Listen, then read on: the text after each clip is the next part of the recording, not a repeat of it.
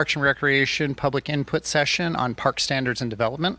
My name is Jesse Rice. I am the City of Pasco Parks and Recreation Director, and I'm going to give a quick overview and introduction before we get the presentation kicked off, and then we'll open it up to comments as well. So a little bit of history and background. In 2022, City of Pasco staff and residents worked on completing a Parks and Rec open space master plan, which is highlighted here in this manual, also available on our website, which involved the community and asking the community what they'd like to see in our current parks, what was missing, features and things like that. And it also identified a set of goals for staff to work on to help implement those changes, improvements, and updates.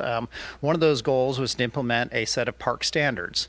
Park standards would be used to help either build new parks, whether those built by the development community or built by the City of Pasco, or as we move forward to replacing some of our aging parks, also use the standards to help update those parks as we moved along, with the goal of providing equitable park access to everyone throughout the community. So.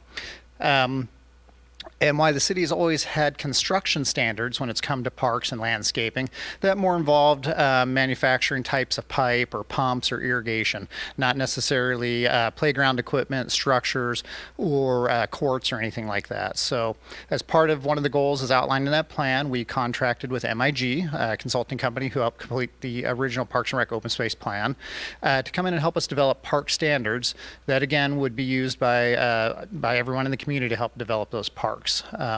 So this evening we are again, this is one of two outreach meetings. This is the one for public or park user input. We'll collect information from this evening, and MIG will prepare that, package it, and then we'll have another outreach meeting with the development community, because they're also our partners when it comes to developing a lot of these parks as as they build new housing areas. So. Let's see. So, and I guess some of the focus of the standards, we're going to talk about are structures and courts, landscaping, playground, and several other amenities. But the idea is that we'll have a simple, easy to use booklet or manual that either city staff or developers can ultimately pull out and open up. And when it's time to build a park based on the size of the park, the location of the park, be an easy to use guide that they can go through and select different amenities from to ensure that that park is built similar but different to other parks, and that they're all designed so that everybody again has fair access to those. And those things might be lighting, could be trailways, could be landscaping, type of courts.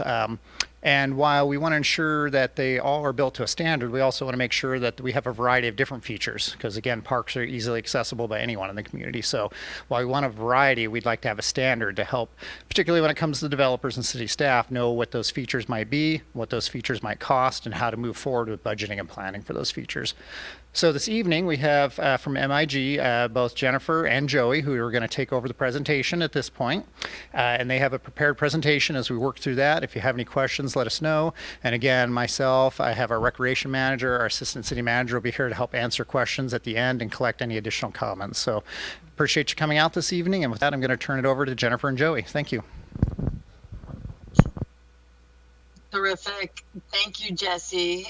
And I just want to add, Jesse, so we're obviously here on Zoom and you're there in person, and we want to make sure we're just checking in fairly frequent on you all and making sure that, your voices are heard. It's hard to tell maybe who's got their hand raised or who wants to give feedback. So Jesse, we're calling on you to kind of help facilitate that piece of it.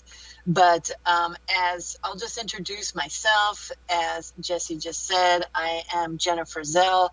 I am a landscape architect, and I'm actually here in Los Angeles, but I was out there in Pasco back in March. And we also have here Joey Nielsen. Do you mind introducing yourself, Joey? Hey everyone, my name is Joey Nielsen. I'm a project associate with MIG, here to help kind of record some of our comments that we're hearing from you all and help facilitate this meeting. So happy to be here tonight and looking forward to the discussion. Thank you.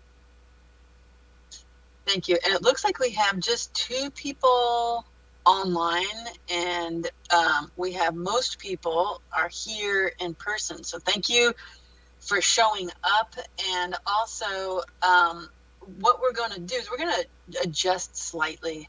We're not going to use the phone and the Mentimeter to kind of record your feedback.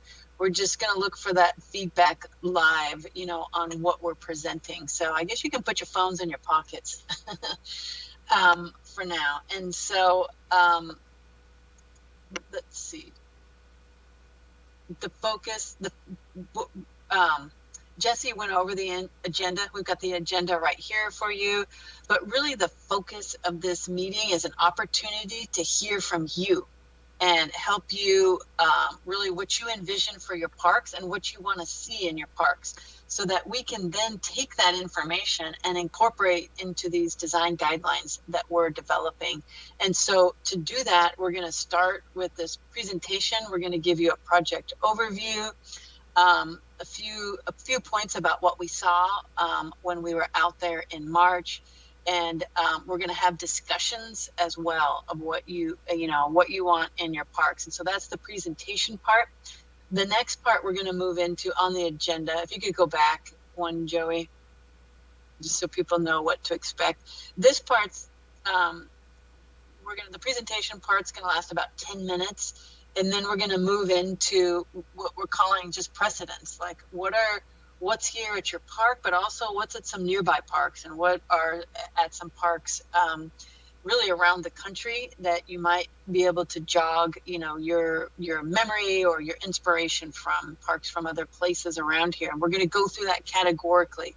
We're going to group them into context and organization, buildings and structures, and then we're going to have discussions and hear your preferences after each of these categories of things. And then what's not showing up on this agenda, but at the end, we want to have more of a free-form discussion where we hear from you, your feedback, and we drill in more specifically about these items so that we can better understand, what's working at your parks, what's not working at your parks.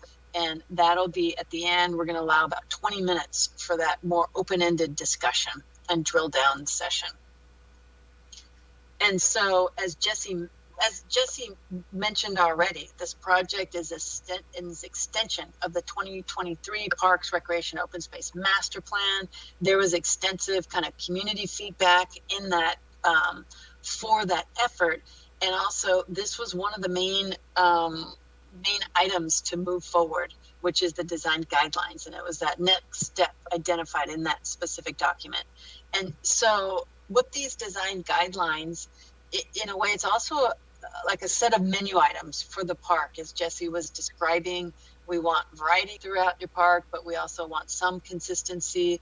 And we want to make sure the community's getting really what they want in their parks, and they're guiding that development. And that what these design standards will do, and think of them as just a tool to help you get those high quality park design projects you want for your community.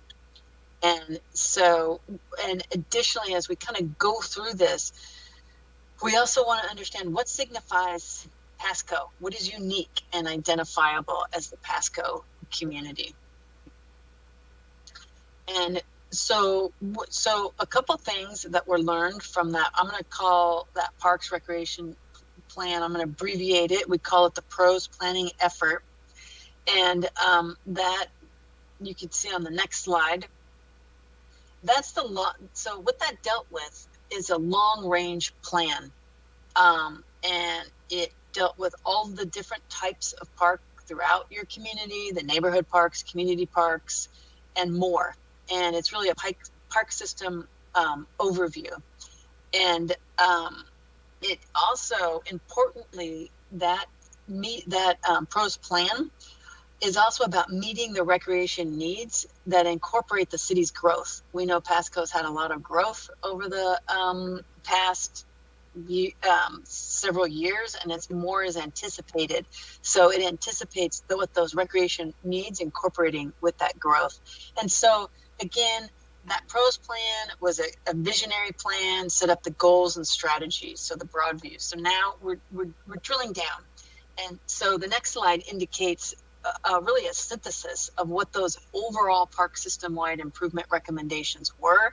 And the first two we see up here are specifically about the neighborhood and community parks and park development within those design guidelines for these facilities. So, and as you can see in the first recommendation is that it's proposed the most important improvements are for those parks that are already there. Like a capacity project just means there's a park, but it may not have the right amount of amenities, and it can be the value to the community can be amplified by adding trees, adding landscape, shelter, different kind of amenities. Those things we're going to dig into this presentation. And it also, that PROS plan also identifies some specific capital improvement projects for a couple of specific neighborhood and community parks. But really, the next slide is clarifies what it is we're talking about and what is within the scope of the design guidelines. It's specifically neighborhood parks and community parks. So a neighborhood parks are those parks you go to probably frequently. You live within a half mile, you can typically walk to that park, and those have design implications of those neighborhood parks. There's a lot more of them. You've got 21 sites in total of neighborhood parks. And then community parks are those draws, and they're intended for use for the entire city. And, they can accommodate higher levels of use and more facilities, more of a draw. So those need something, I would say, just more special in those particular places.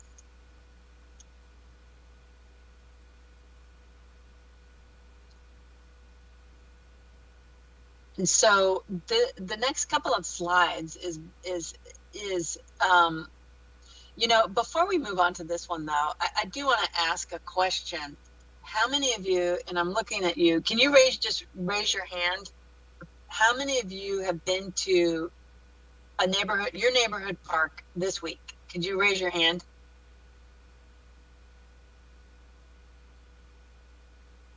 Okay, one. Oh, that's Brent, I think, back there.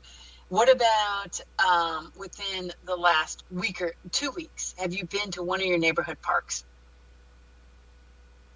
Oh, yeah, a couple more. Okay, what about your community park? Like, have you been to the community park? I know it's getting warmer and it's more park season. Have you been to your community parks within the last week or two?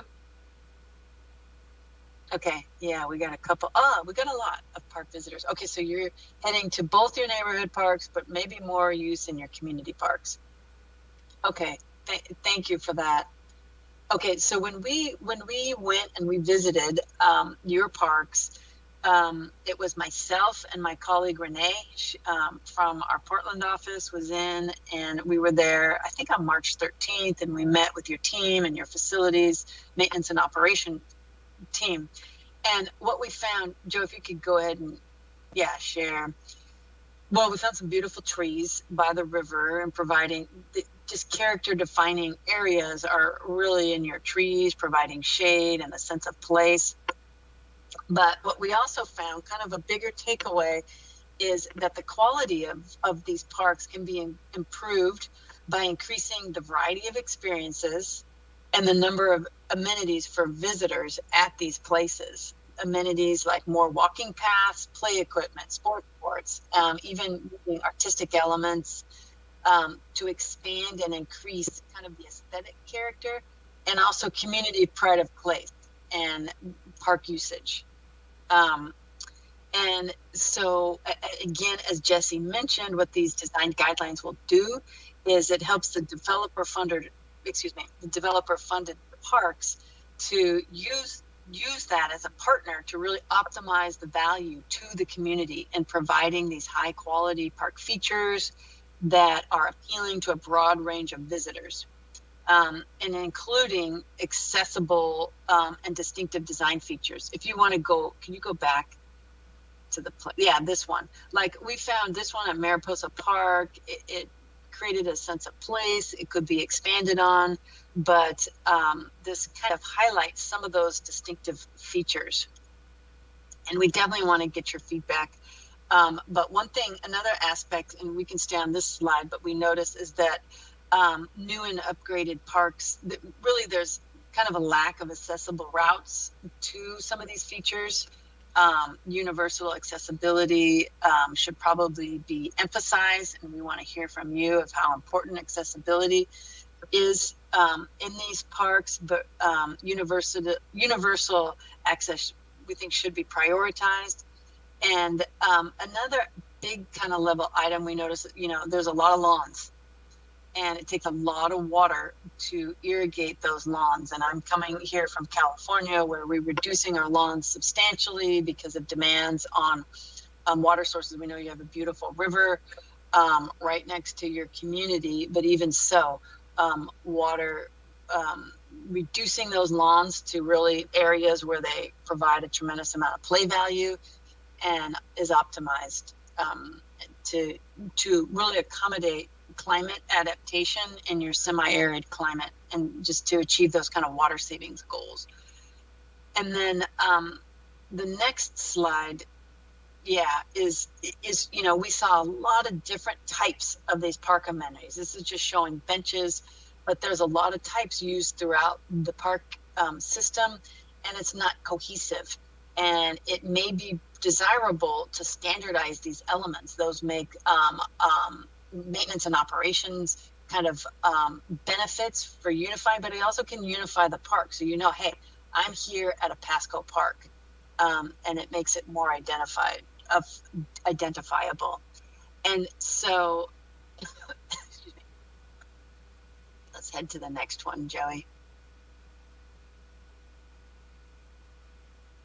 So we'll go ahead and move forward to this piece of it, which are the precedents. But let me see if I'm just going to ask, can we hear from you? If you just speak there from the audience, can we hear from you? Or do you need to pass the microphone around? Yes, I have the microphone. Thank you, Jesse. The first question we want to ask, we show you some of what we found, but we're wondering if you can hear from you, the audience, just generally first, what's working at your parks and in these places? We want to know what's working and maybe what can be improved on. For anybody, what's working? Well, we're out in West Pasco, and we have a very nice park that there's not a lot of facilities on it, but it's a nice big green open space that I do see a lot of kids playing in during the summer. Yeah.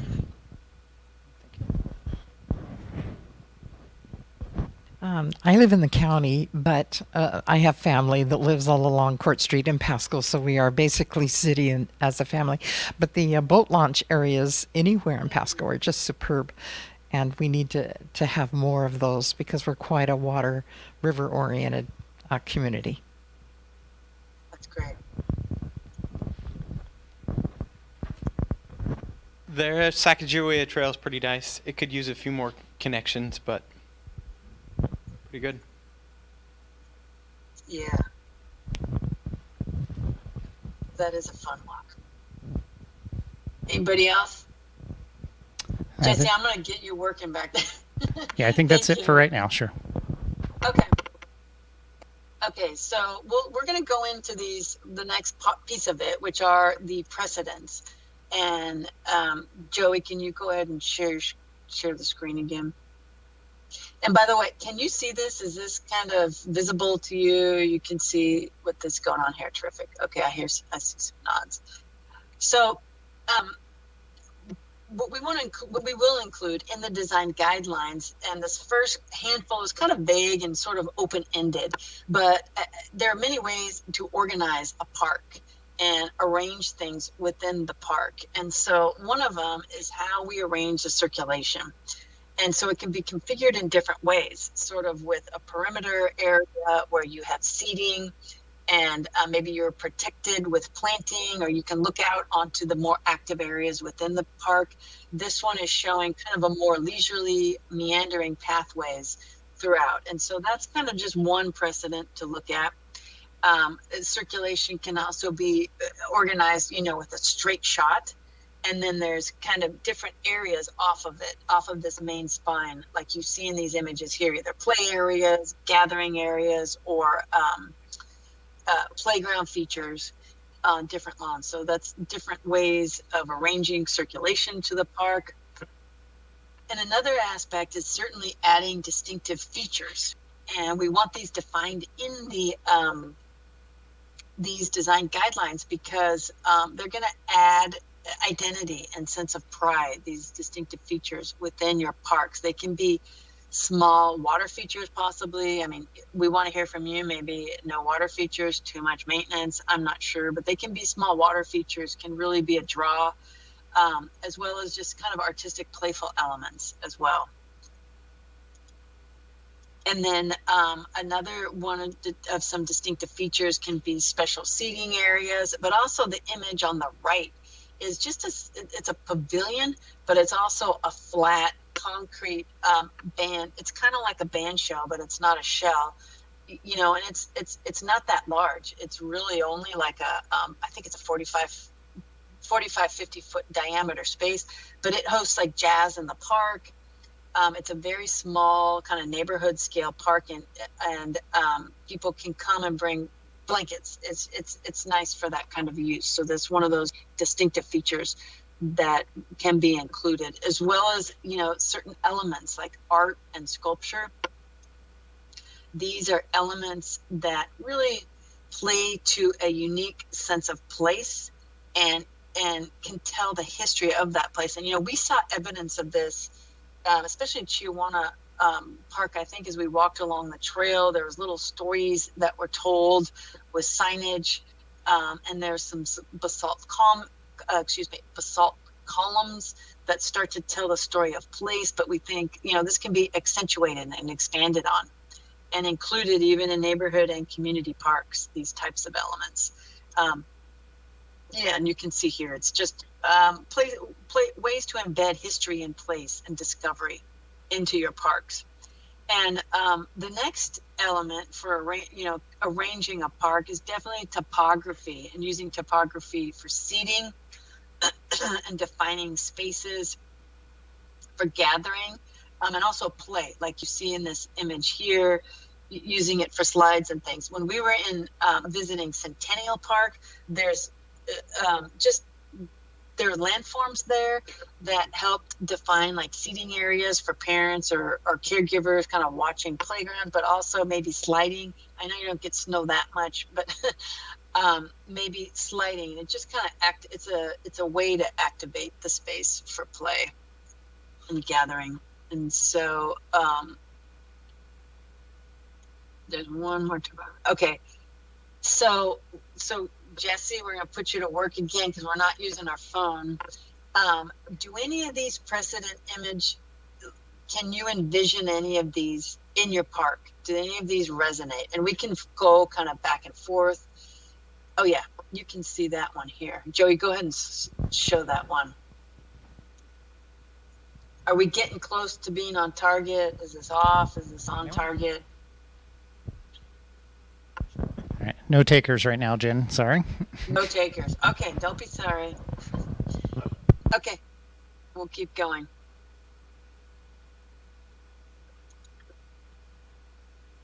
It's when we get to the fundraising section. Okay, buildings and structures. And should we just check in? Should we kind of speed up? Should we speed up? Slow down? I think it's good. Yeah, go ahead. You prepared all the slides. Let's all see them, please. Thank you. Okay, got it. All right. So as far as our buildings and structures, we've got some restrooms, and we want to hear some of your preferences for restrooms. We know you have a couple in your larger parks. You have these permanent structures. You can go to the next one. Yeah, where, you know, some of them are more straightforward, but some of them are enhanced and more special in appearance and location. You've got these types of restrooms, easy to clean, maintenance maybe a little more expensive to put in originally. And this is what you have here now. We want to hear feedback on this, on these structures that house. We know there's some maintenance issues that go along with these these restroom structures housing the porta potties essentially. And your maintenance, you've got your maintenance and storage facilities here, as well as your shade structures and your shade structures for size. You have an existing variety of larger ones in your larger park that allows for larger gatherings, and then you have smaller, more standardized facilities within your neighborhood parks. It's really allows for just one bench or park bench underneath of it. And so we can add variety to and increase the amount of shade that's provided at these parks in different ways. Shade sails, obviously trees, small structure, larger structures like we see here.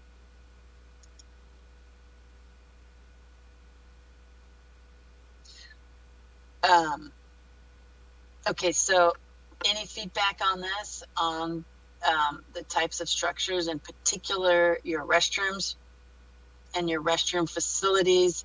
And we want to hear from like your neighborhood park as well as your community park. So the neighborhood park's the small one that you can walk within a half a mile. Anybody?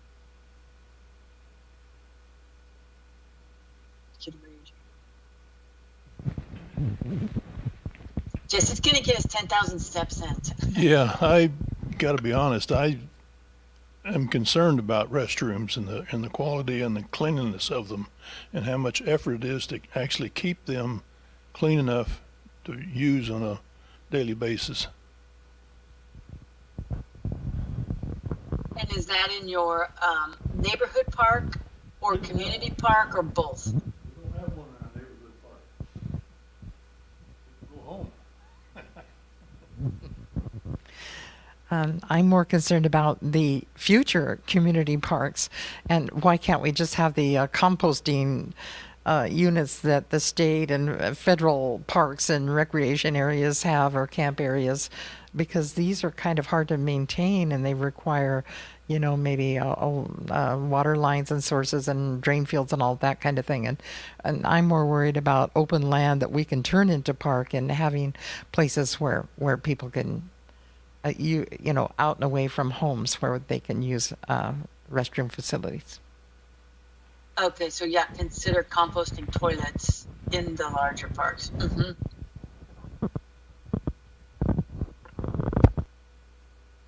Okay.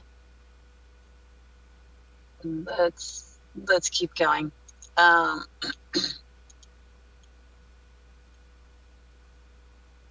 Yeah, site amenity, site amenities. So this includes like just standard benches, and so typically, and what's happening just like across the river from you is throughout the park-wide system, it's standardized. And so we want to hear from you if that's what you're looking for. I would assume, yes, you want a standard park bench, like I mentioned before, kind of eases maintenance and operation and replacement. There's some value definitely in standardizing these amenities. And so these amenities come in different families, where you got the bench, the trash, different amenity families is something that we can specify in these design guidelines. Oh yeah, and you can see there where it's mirrored. If you don't mind going back one, Joey. This shows, your light standards, your benches, your bike racks, your picnic tables, all those are of the same family. So we want to know if that's desirable, because I feel like that's the direction we would be heading towards. And then also there's different types, of course, of benches. There's swinging benches that can kind of make a pretty interesting experience. It doesn't take a whole lot of space, but that can be some playful elements to add to a park.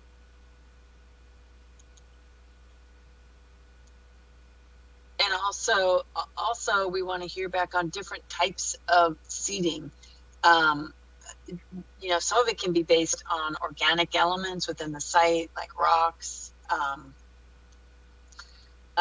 And so there can be some variation within each park where you might have a amenity, and then you may have exceptions to the rule to bring that unique character to different spaces. And this image on the left is very contemporary, but we do want to hear your feedback on that combination between contemporary and more traditional types of site elements. And of course, you do have picnic tables, and some of them are accessible, but we do want to incorporate accessible routes to those accessible picnic tables. That one's pretty straightforward.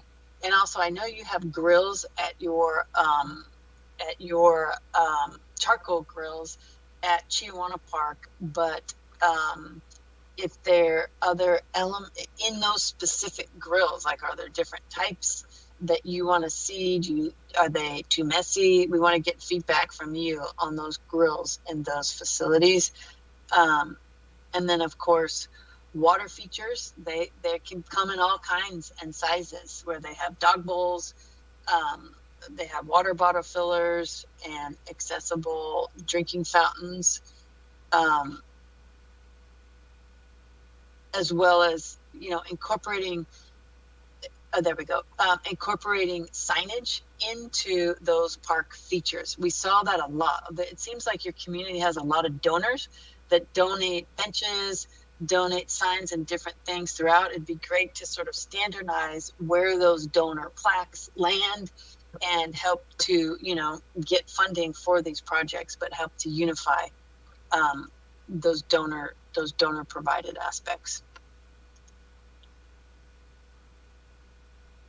And wayfinding, probably we don't need wayfinding at the community park, but I think at the neighborhood park, but wayfinding is certainly something that adds value and orientation at the larger community parks. So we're planning to incorporate those into the design guidelines, and also possibly small features like, especially by the boat launches and by the river, you can incorporate things like viewing binoculars, different kinds of signage that's interactive and maybe has QR codes that can more educational, interpretive signage along these routes.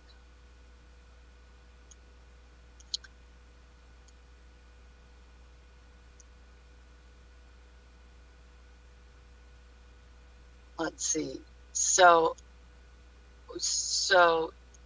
we'd like to this is our chance to get your I think this is an important one, to kind of get your feedback in the room on what we're showing now, and you can even raise a hand, like for seating style, like this simple traditional seating style. Is that something you prefer? Okay, yeah, we got one hand raised. All right, thank you.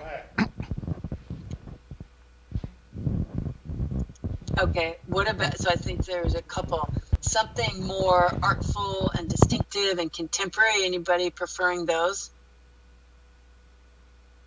Yeah, okay, we got a couple of hands. What about swinging benches? Does that seem preferable? Yeah, Brent. Okay, all right. And some of these small scale features too, like grills. Is what you have adequate? Like these charcoal grills. I know this is at Chihuahua Park, but is that adequate? I know that it seems like they're used for gatherings. Do you have any specific feedback on those types of grills? Is what you have working? Yeah, okay. I'm seeing a nod. And with drinking fountains, like making sure in your community, making sure you have pet bowls, is that something you want to see as well? I don't know, that can be a show of hands. Are you bringing your pets there, and do you need to see pet bowls on those drinking fountains? No? Oh yeah, we got one, yeah, okay. And bottle fillers. Anytime the kids are playing sports, it seems like bottle fillers are important. Okay.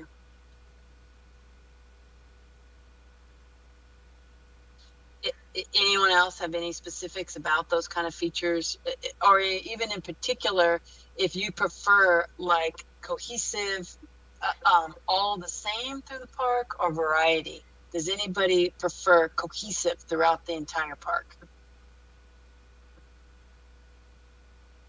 Do you like the variety that you're seeing now? Okay, you like the variety at each park have its own unique character. Okay, good to know. Okay, so I think we can keep moving on. Actually, there's a lot of slides, so let's keep moving on here. To the oh, and you know what? We have one person online here. I don't know. I would love. So, if I can butt in, Yeah. I've been monitoring the comments on Facebook and adding them to the chat as we go. We've seen some support for dog bowls, for swinging benches, and for natural materials. Fantastic. Thank you. We've got all that recorded. Perfect. Okay. And so we'll move on to your play fields. I know you said you saw these open areas and a lot of use of these parks. So there's obviously, we know the priority is to not to stripe them necessarily, the open areas, to allow more different types of use, open-ended play in these smaller neighborhood parks for sure. And so, but for the community parks, that's where this expands, and providing these recreational value within the community parks is desirable. So we would love to get online or from Facebook community as well. What are those activities that you would like to see more visible and permanent within your park? Because there's soccer.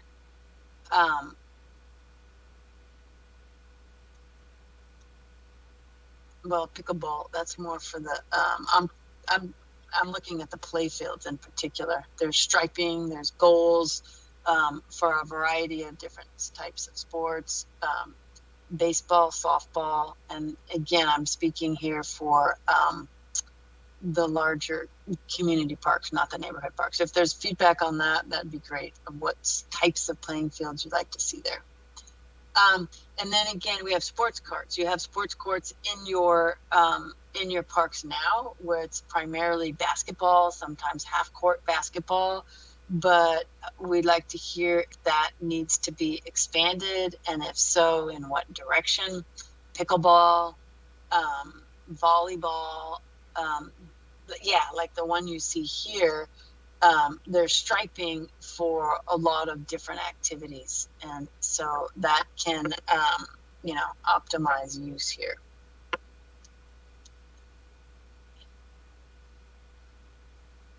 Is there anybody want to offer I don't want to make you, but does anyone want to offer feedback? Like, do you use basketball all the time?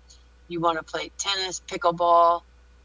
Are there courts that you're not seeing in your parks right now that you want to see striped so you can play these games and your family can play these games? Is there anybody have specific feedback on those types of courts they want to see? No.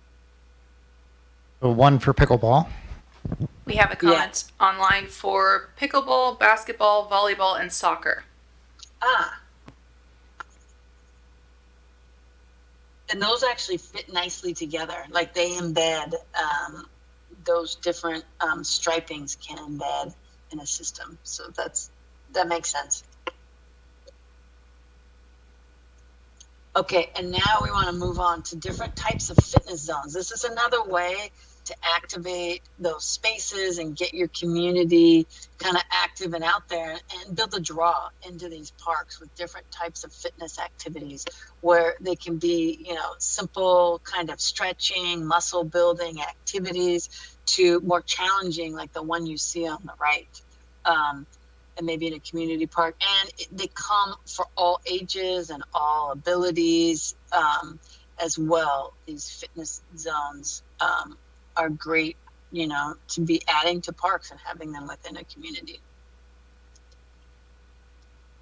And then the other option is for alternative types of recreation. And,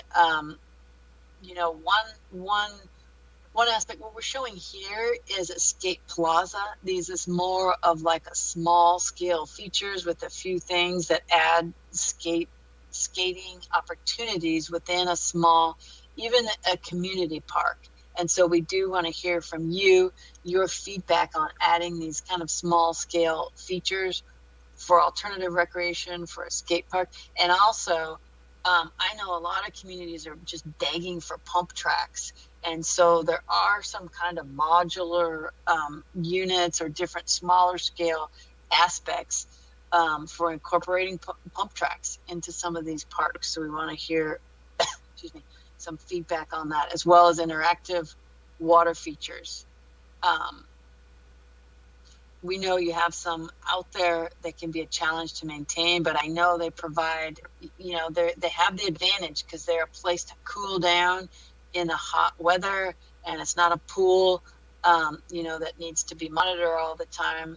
This park, if you go up one, that's a park in Los Angeles, we did, and there's literally like 300 or 400 kids on the hottest days after school that I know you won't have that many. It's not as big as a community, but it's really a great place to gather and cool down. When my kids are little, I took them to these places all the time. And there's other ways of doing it. That one's larger scale, more associated with play and play environments, but using water as an element for cooling and also play. Keep progressing to the next one. Okay, so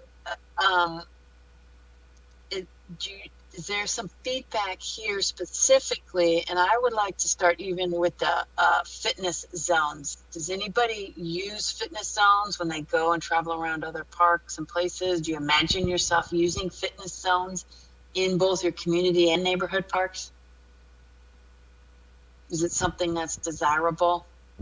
We have one head nod in the audience. Yeah. Okay. So yeah.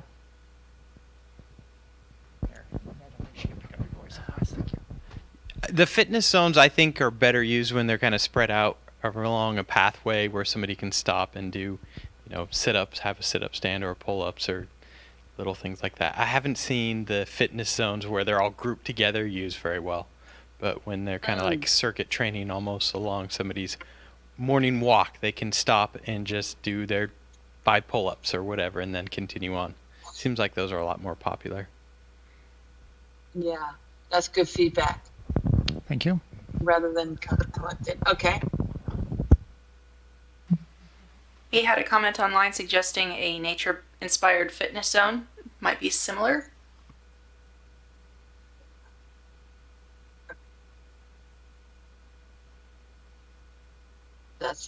That's great. We've got all that down.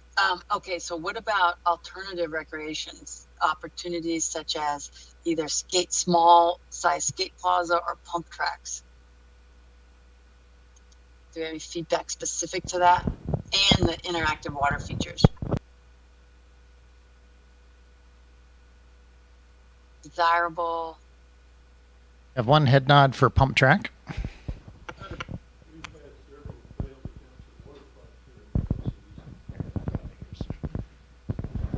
I said we've had several failed attempts at water parks here in the Tri-Cities. Failed as in maintenance. You're talking about maintenance associated with them? I don't know why they shut down. They just operated a little while and all of a sudden they were closed. Yeah.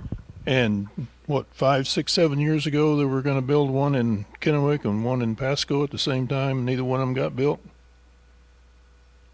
Yeah, but we are currently building one right now in Pasco, out at Road 108 and Harris in the new development area. Yeah, it's currently under construction, due to open about this time next year. Yeah. That's fantastic.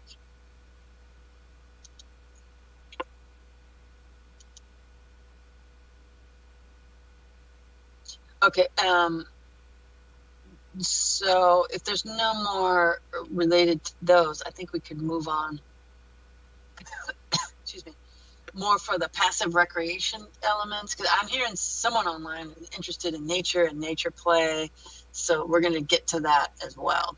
So trails, I think, yes, I think linking trails is definitely desirable, but there's obviously different types of trails, paved trails, just compacted earth trails that will be incorporated into these design guidelines.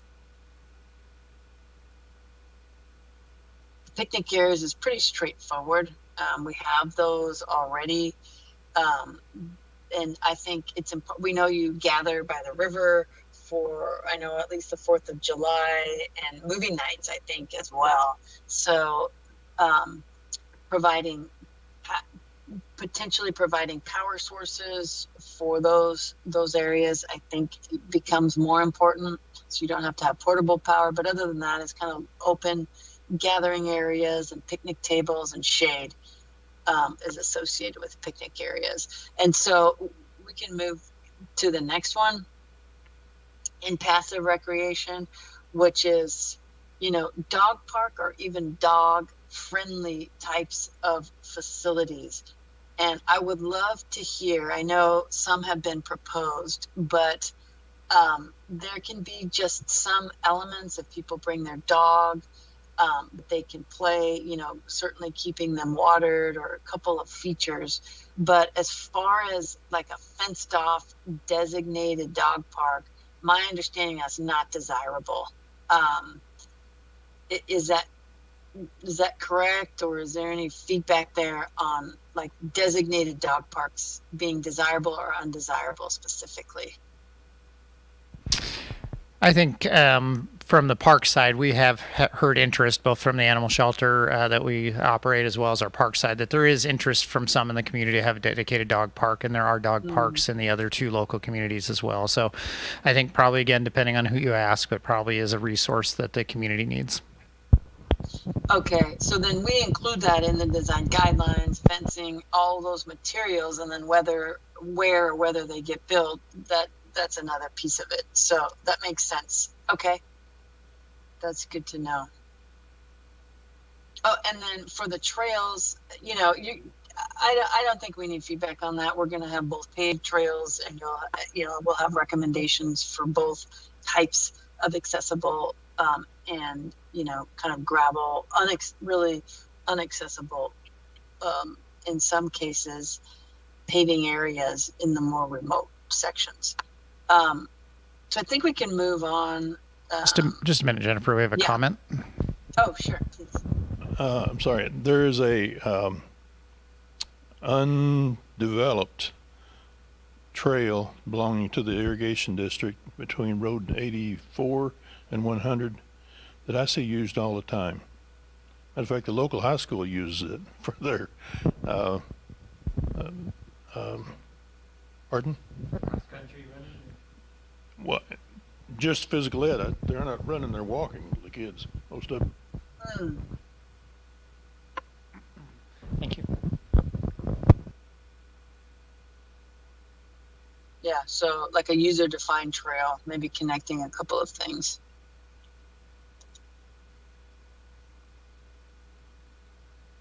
Okay, so let's move, Joey, towards the play. I think this is a really important one, especially for communities and families. It's really nailing down what play features you want in your parks. Of course, there's different kinds of accessible play. We know we heard that this is important for allowing all users and abilities to use their parks. And there's different ways of doing it. You can keep going, Joey. Or progressive. Yeah. There's different ways of doing that. And we plan to incorporate these features into the park, as well as just ground level kind of interactive, accessible features as well. Music.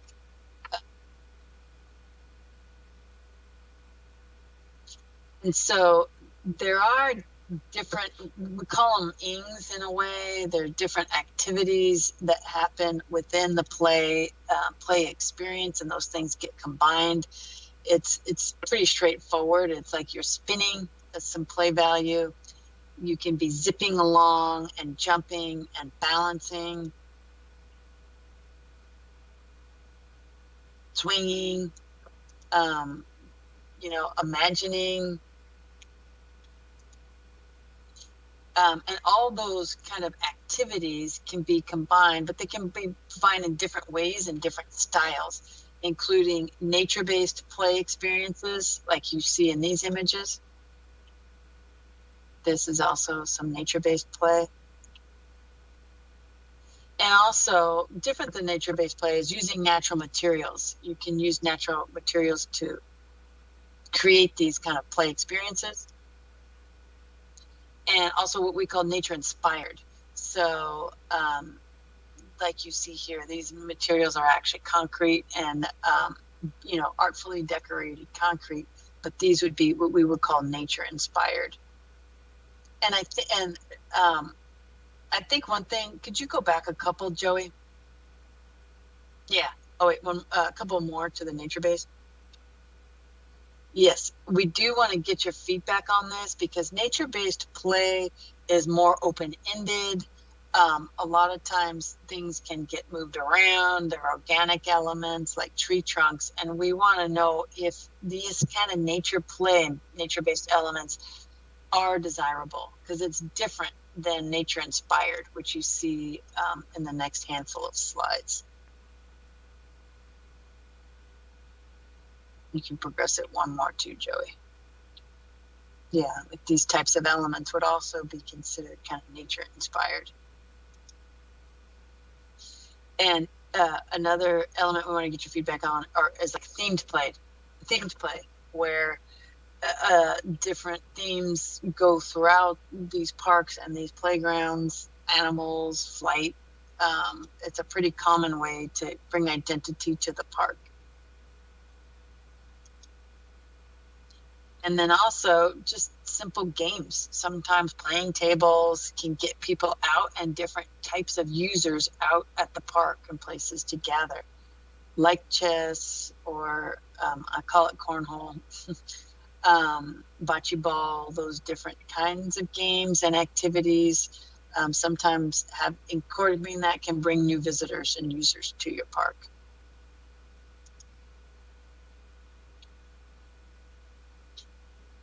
So here's where we're looking for some input again, in particular play and play preferences. If you want to see more traditional types of playgrounds, natural play, that's organic elements. Sometimes nature play is less accessible and prescribed in general, or themed play, or adding games. So I don't know if it's a show of hands or if we're getting some of this feedback online, but let's start with the show of hands too. Is it traditional play structures more favorable? So we got one for that one. Nature play, kind of using natural elements. I see an enthusiastic couple of hands for natural play. And then themed play. Anybody? Yeah. Okay. And then what about games?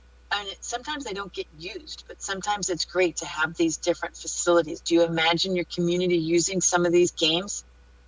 Like, maybe cornhole, bocce ball, maybe. Okay. No. So I saw some enthusiasm for traditional play as well as nature play.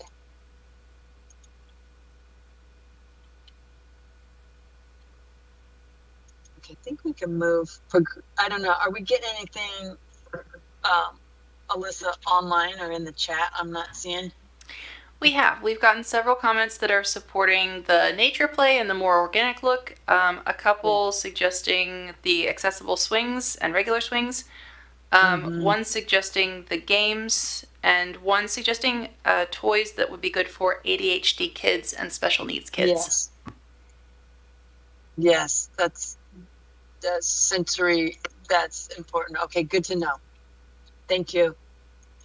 Okay, and so I think we just have one more category of thing right now, and one is plants and landscaping.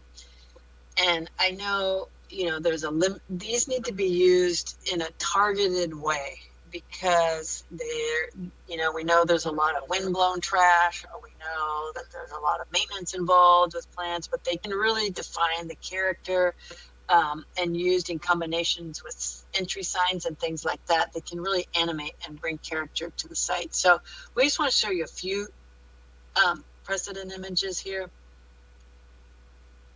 including resilient planting. Yeah, which is more less groomed, more you can see some summer dormancy in a way. You see the seasons reflected here, dry season and more of a wet season and growth. You see in these images.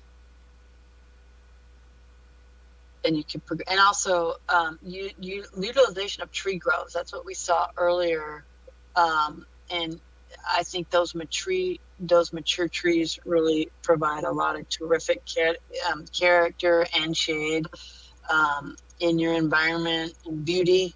I think that's a big good add. I know you're adding a lot of trees to your parks already, but strategic placement of trees for shade and is terrific as well. Possibly tree groves. And also we know the use of mulch, inorganic mulch is important. These rock mulches and combining it with boulders, in combination of landscape areas to reduce water, but also to reduce maintenance use is important. And doing it in an artful way, sometimes that mimics natural systems, but also adds to the character of a place, I think is going to be important to include in these design guidelines.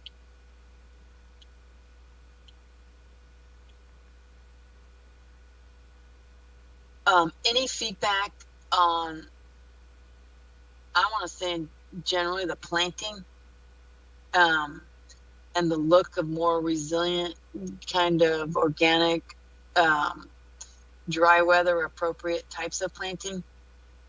I see some nods. Yeah, I know.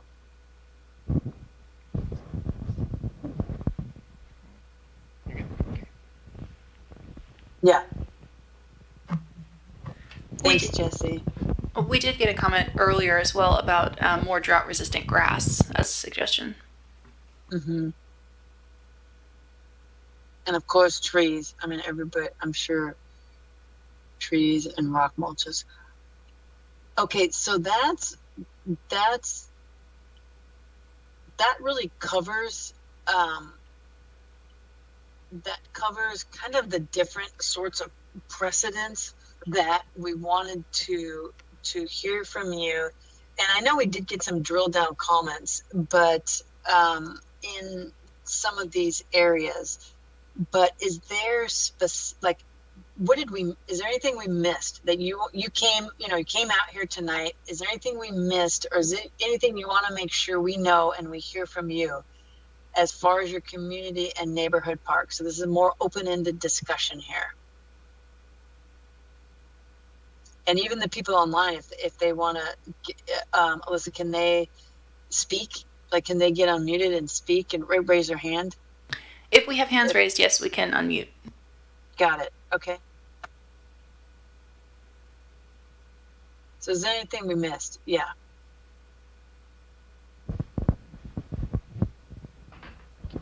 Yes, what I'm noticing is that your neighborhood parks are people-based, and from where our group and our organization and all of our volunteer efforts are coming from our nature-based, based on that river, which is the lifeblood of our entire community, and anything within 200 feet of the shoreline of those are, and most of our community parks are right along the river.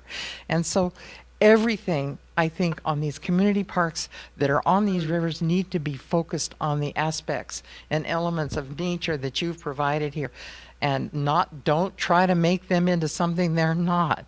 I realize that Howard Amon has done that now and made it into more like a neighborhood type park with all the activities, but Pasco should stay true to its focus on the river itself and the elements that come from that.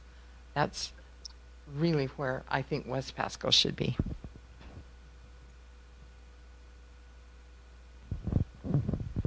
Yeah, thanks for that. And so those, in collaboration with those uses, a kind of passive uses of walking, biking, yeah, in those community parks and gathering, but making sure those are nature based and inspired by the river and the natural beauty all around there. That's what I'm hearing.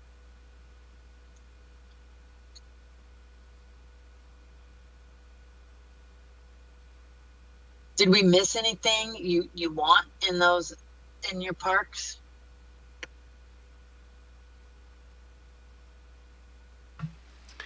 I have one comment online saying connectivity to the parks from neighborhoods and designated park needs to be addressed for multi-mobility transportation needs.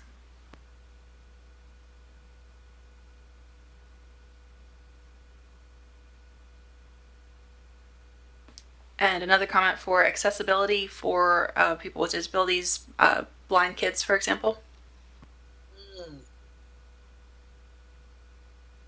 Yeah, for signage and other things.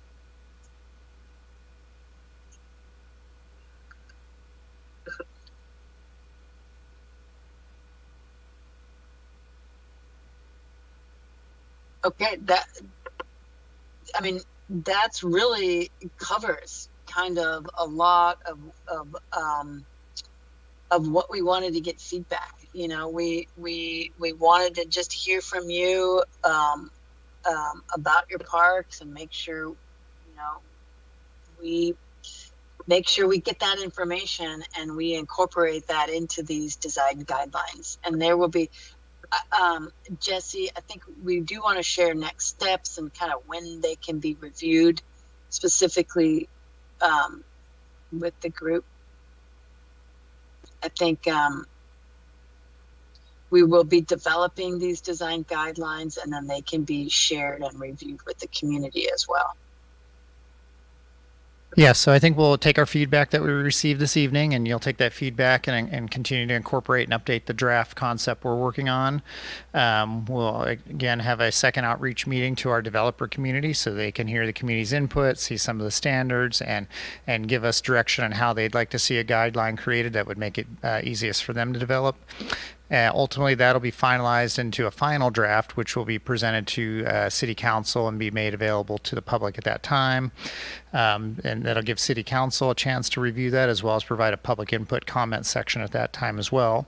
With ultimately looking for a final adoption as we move through to have again a set of standards that will be available for developers, city staff, and citizens to understand as we're creating and developing or replacing new parks, how we've got there and why they're designed as they are. Yeah, that's fantastic. And it's generally, it's an exciting opportunity to really get what you want here in your community and leverage that growth that's happening and incorporate, give it structure and steer the ship in the way you want it to go. So thank you. We appreciate your feedback and your input here. With that, I'll invite those that are joined us virtually, either in our Teams meeting or on Facebook. If you have any additional questions, we'll keep it open for just a couple more minutes here. And if not, you're still able to also use our online form to submit your comments, which we'll also collect and be forwarding to MIG to incorporate into overall comments as well. So thank you for joining us, and we will keep it open until 7:10 p.m. And at that time, we'll shut our meeting down and start working on the results. Thank you very much for joining us. Thank you.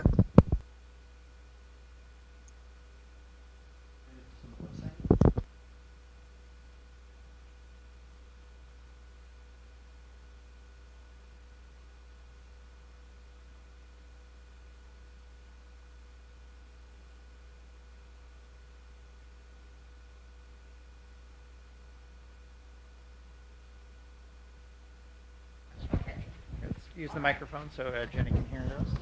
Our group of very enthusiastic retirees have had our eye on this for 3.5 years, and we started north at the Ringgold Fish Hatchery, and then we paddleboarded and have walked and hiked, and now we're doing videotaping and documentaries with Bruce Bjornson. Now Bjornstedt is helping us out with this, and boy, if he isn't famous for good work.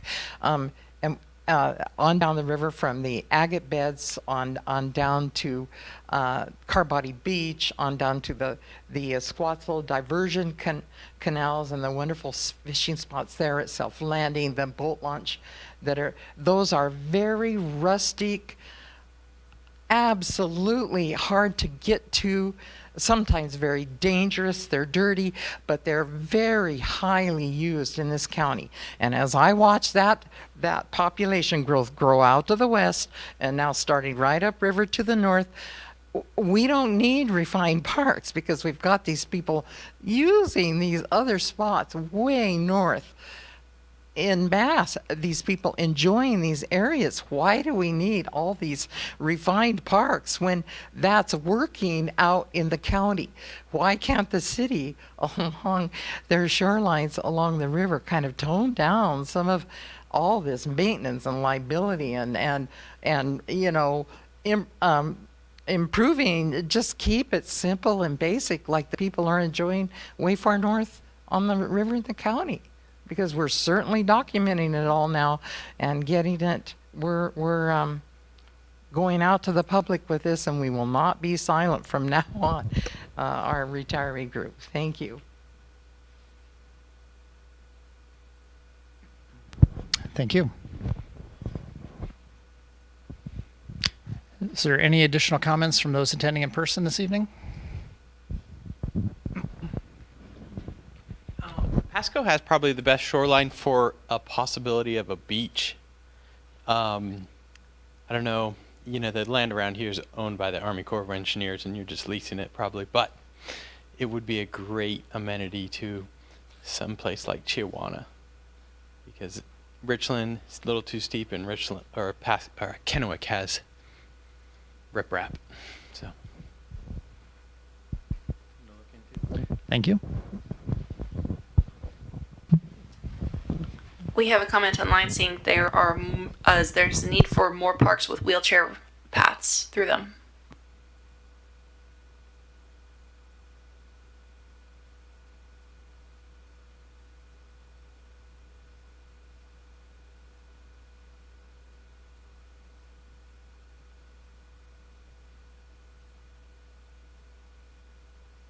Jenny, you're on mute if You're you're, muted, if you're still, trying to talk.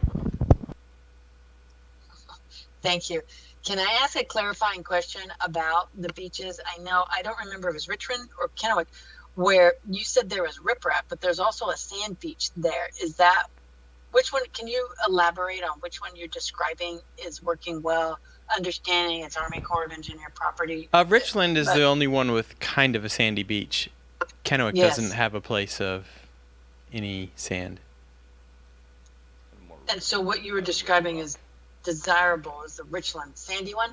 Yeah, sandy. This one, Yeah. Pasco actually has the topography to have a shallow, sandy beach, whereas everyone else, like Kennewick, is mostly dikes from the Army Corps of Engineers and the dam, McNary Dam.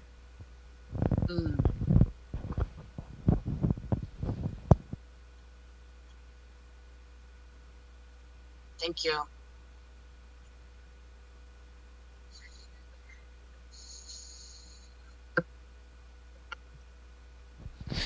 Okay, with that, I don't see any additional comments from our in-person attendees. Melissa, any more online comments? So, all right, with that, I would like to thank everybody for their time this evening and listening to our plan. As I outlined, more steps ahead, so we're no near the final on this, and will be some time for additional public comments. So those interested, please continue to follow along. The City of Pasco website will continue to announce opportunities to do so, and we look forward to seeing you at those. Thank you.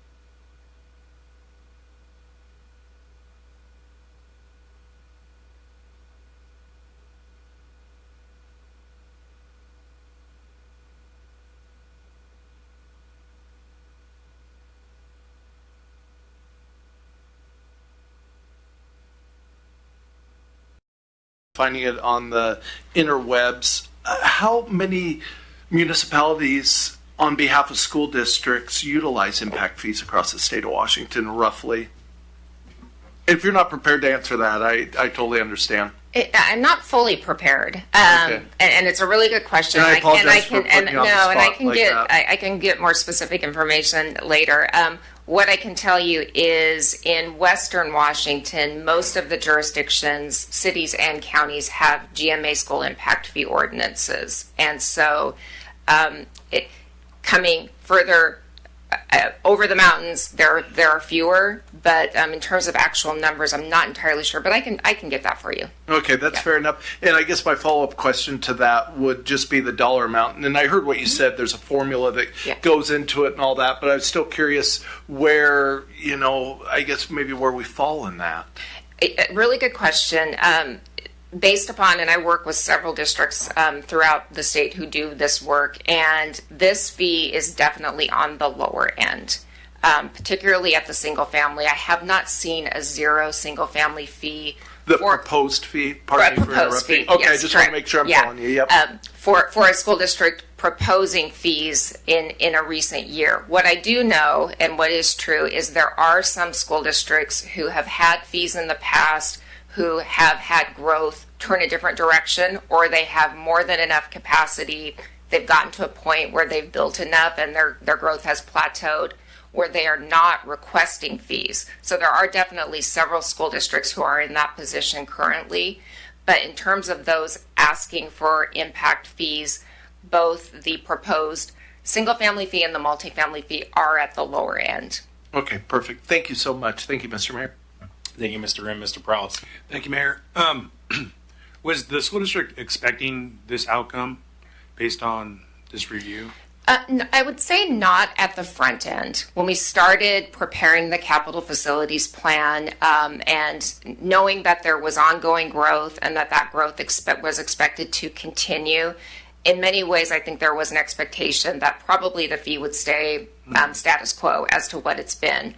But then when we started looking at project status, particularly given the soon-to-be conclusion of the high school projects and looking at what's planned in the next 6 years, still not entirely sure that the fees would drop in the way they have. But then when it was narrowed down to just a middle school project and looking at that middle school student generation rate, that's at the point where it became very evident that the fees would be going downward this year. Thank you. Is there a possibility that the single family home fee could come back? Definitely. In a time frame, you had to go by years. What would that be? 4 years, maybe 6, 8, 10? What we would do is, pursuant to the schedule with the city, in 2 years, the district will update their capital facilities plan again. So they'll take another look at growth. They will see whether or not their existing elementary capacity, for example, is still sufficient over that 6-year period. It may be that they've identified they need to start planning new elementary capacity, and so that project could be added, or a project could be added into the fee formula. That in itself may cause that single family fee to go back up. Now, the school district is to do every 2 years do a review and then essentially redo that formula. Correct. Have we have been doing that every 2 years, or we have not? Yes. Okay. Yes. So is that something the school district does, or is that something that the city needs to talk to the school district to initiate every 2 years? The school district does it, and they are proactive in doing it. It's an important planning tool at the school district level, and they also know that you expect every 2 years to have an updated plan come before you. Okay, and so the next one would be in 2026? Probably towards the end of 2026, just to be on the same cycle that we're on now. Okay. That's all the questions I had. Thank you. Thank you. Mr. Milne.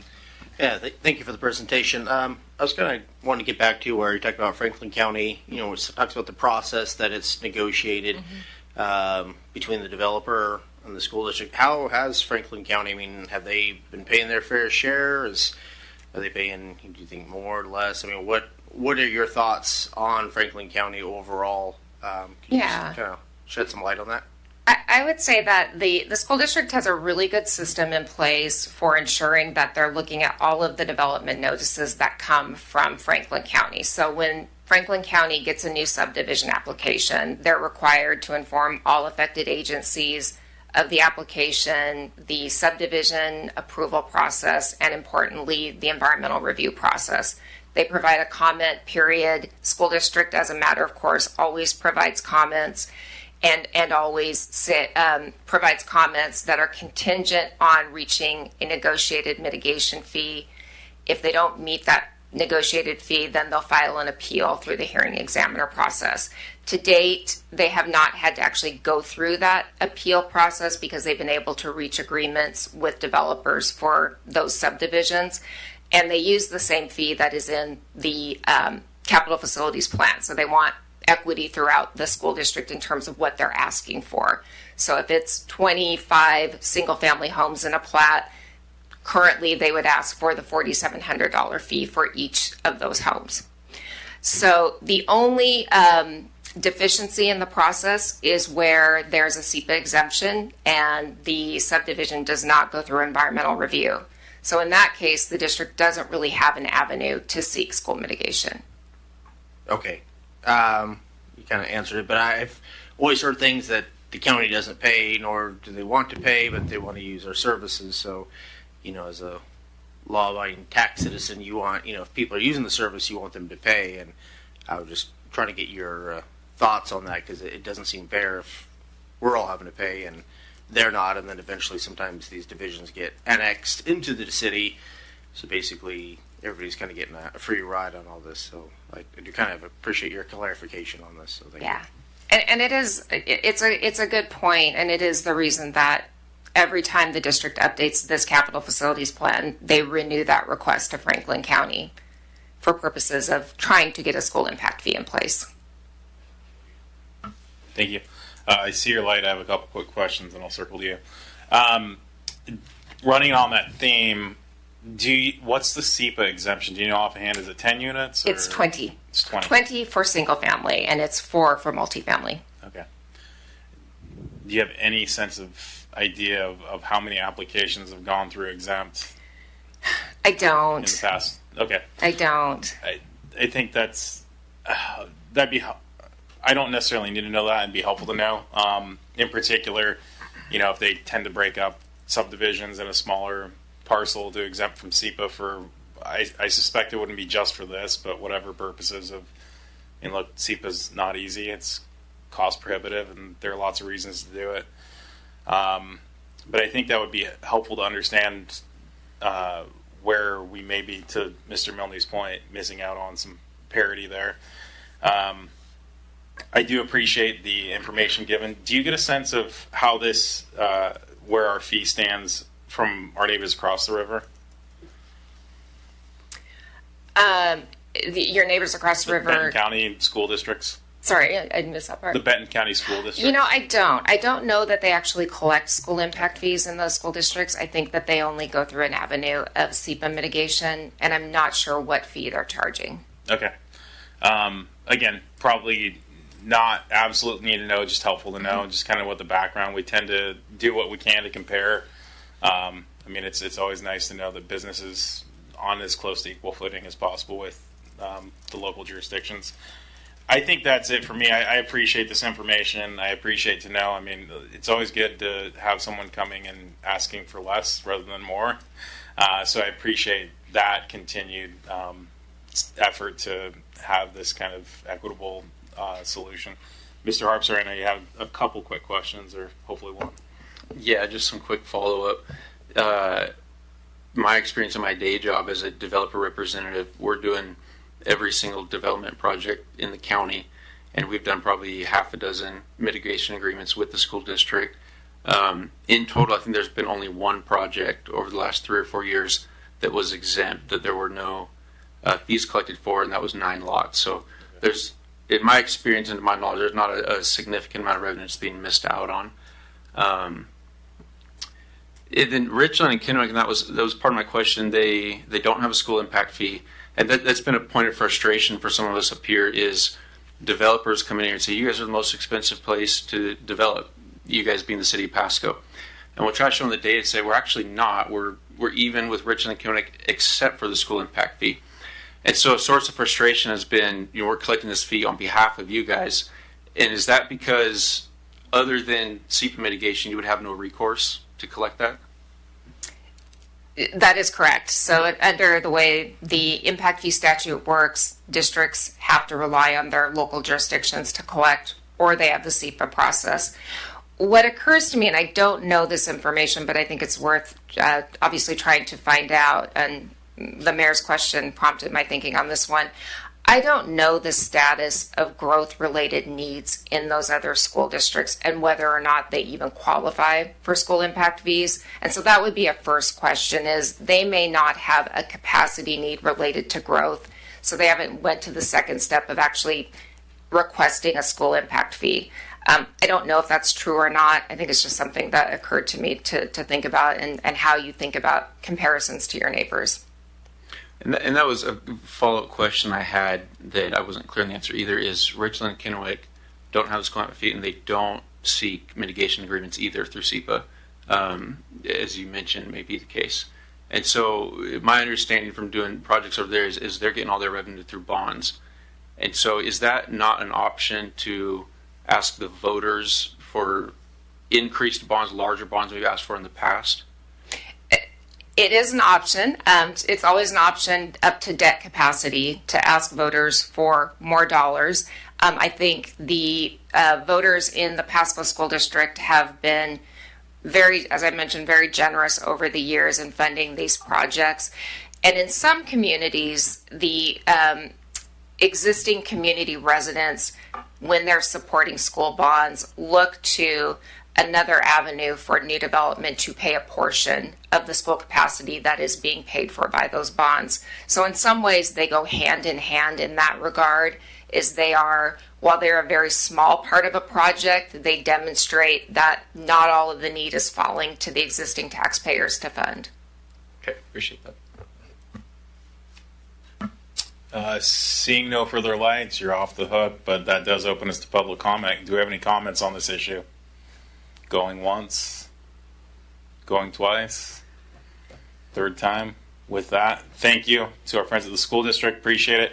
And I'm sure we'll continue to work with you. And again, like I said, I always appreciate someone coming to ask for less, not more. So you get a gold star. Yeah, I know. Man, I'm straight back to kindergarten here. So really appreciate it. Thank you for spending your time. I mean, you're welcome to stick around, but I suspect you have other things to do.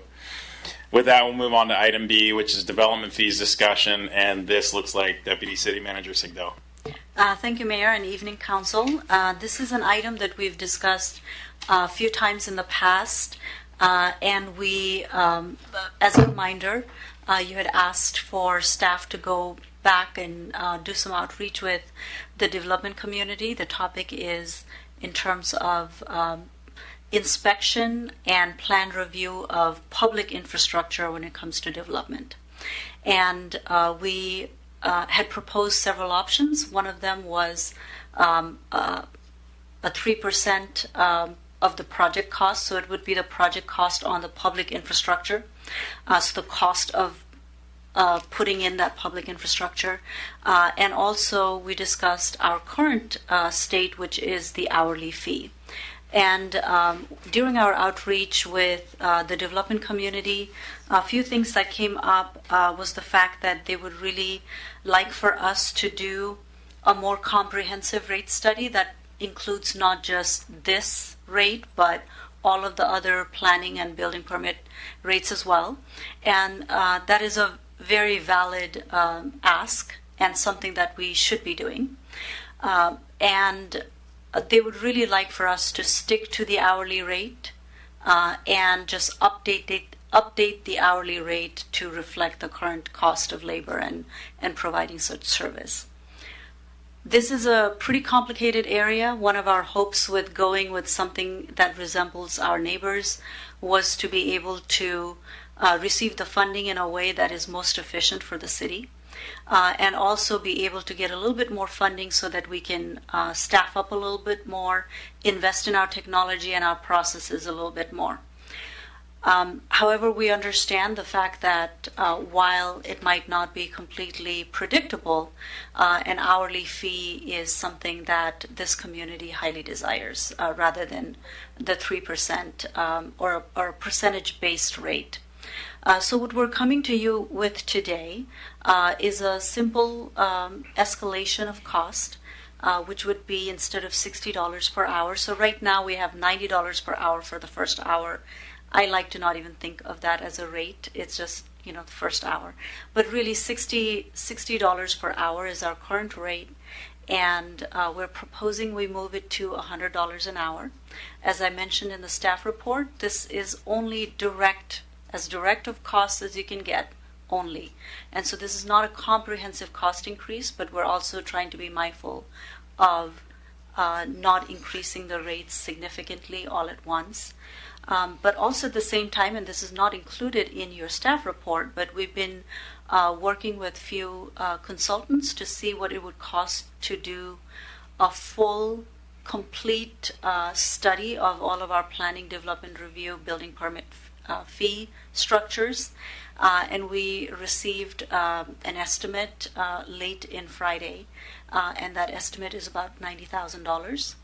I do believe it's a big number, but I do believe that it is worth the effort for the expertise that they bring to the table, and also the fact that we are overdue for a comprehensive review of all of our rates and see what needs to be eliminated, what needs to be changed, what needs to be added.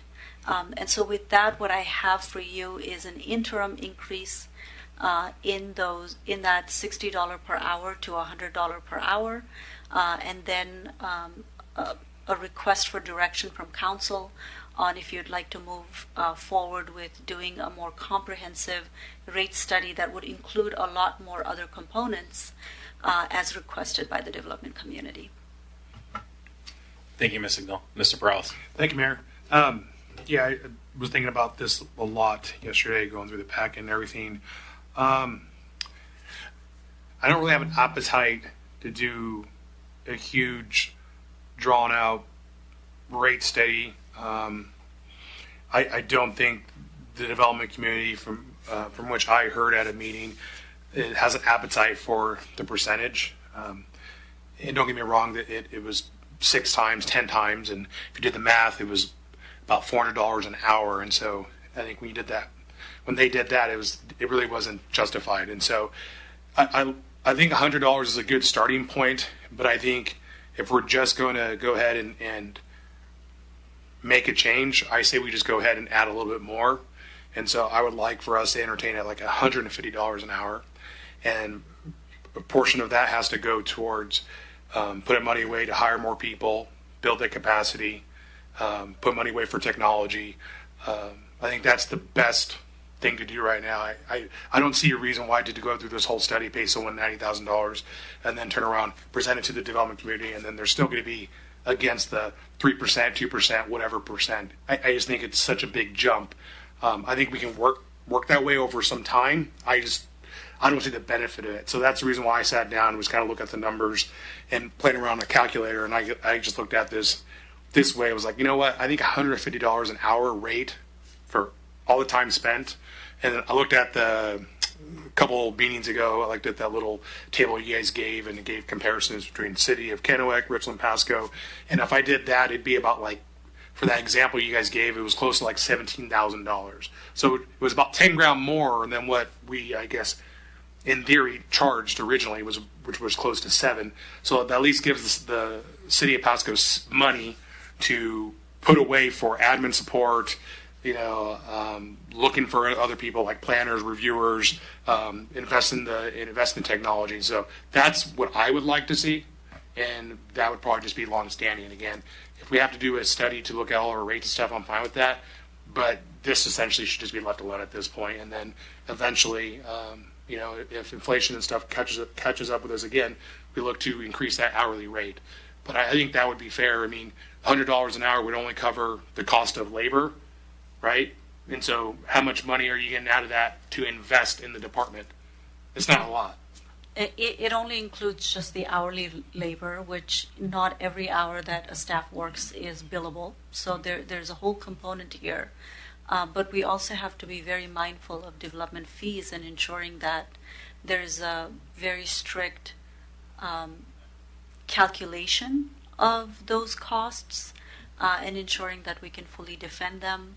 And that is where doing a more comprehensive rate study, because we have managers who don't just do one thing or supervisors who don't just work in one area. So looking at it comprehensively is definitely beneficial, especially given that we've not really done that in the past. Mm-hmm. And we are at a size where that should be an expectation of our customers and our residents. So that is why you're seeing a $90,000 price tag, because there's really nothing to build from and there's a lot to look through. Then I guess why did we go ahead and just suggest a copy in Kennewick then, if we needed to provide a study and provide a nexus and all that stuff? I mean, it seemed like we've been just dragging this on for months then at this point. And I guess why didn't we just get presented with an option just to do a study at that point?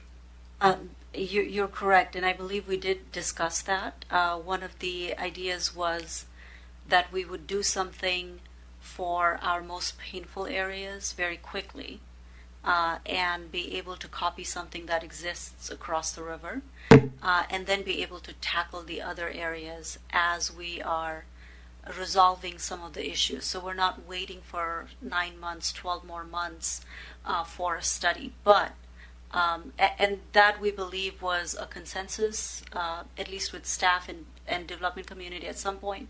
However, the increase in the rates was something that was a lot more surprise than I was anticipating. And so the request now is for us to do a more comprehensive rate study. So the $100 an hour is just to stop the bleeding, I guess? That is correct, yes. That just seems interesting. Okay, and that's what staff believes was best. I think we should go for a little bit more.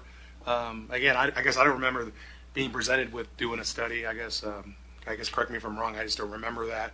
It looked like we were going back and forth with the development community, trying to figure things out, and then now we're having to provide a study to justify what we're doing, which I'm in favor of, but it just seems like we're just kicking the can down the road again. And so we're not really getting anything out of what we're trying to do now.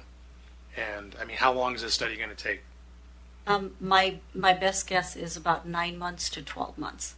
And just to clarify, higher you start taking the rates, more you have to justify your rates. And so more you need better math behind your numbers. So $100 is something that I can defend at any given moment. Mm-hmm. Now you start getting into 150, 200, whatever that number comes up to, then you have to, then there's a whole lot of other components that comes into play, very much like what you would see in our utility rate study. There's so many components and we have to be able to defend every part of that. Right. So $100 or maybe even more, and more than happy to hear from council overall. We can go for that, but we have to be able to really defend it and do a lot more work on the back end to show that. Right. I guess I'm trying to grill you, but we were going to do this percentage, and it went up to 70,000, and we really didn't provide any justification. And now we're let's go and provide the justification. It just seems if we went along with it, we wouldn't be doing this. So, but okay, I'll go ahead and stand down. I still think it should be a little higher. I stand with $150 an hour right now as an interim rate, and then we do the study. Thank you. Thank you, Mr. Prowse. Mr. Harpster. Yeah, thank you for the presentation. Appreciate your time spent on this, especially being that it's not your primary role. With the discussion happened just now, I want to make sure I understand this. $100 is easy to explain, for lack of a better term, for a temporary stopgap solution for as long as it takes to do a rate study. And what was proposed as one option a few weeks ago on a percent base, that would have required the study, correct? Not necessarily, Okay. because that's something that is a practice that we've seen in other places.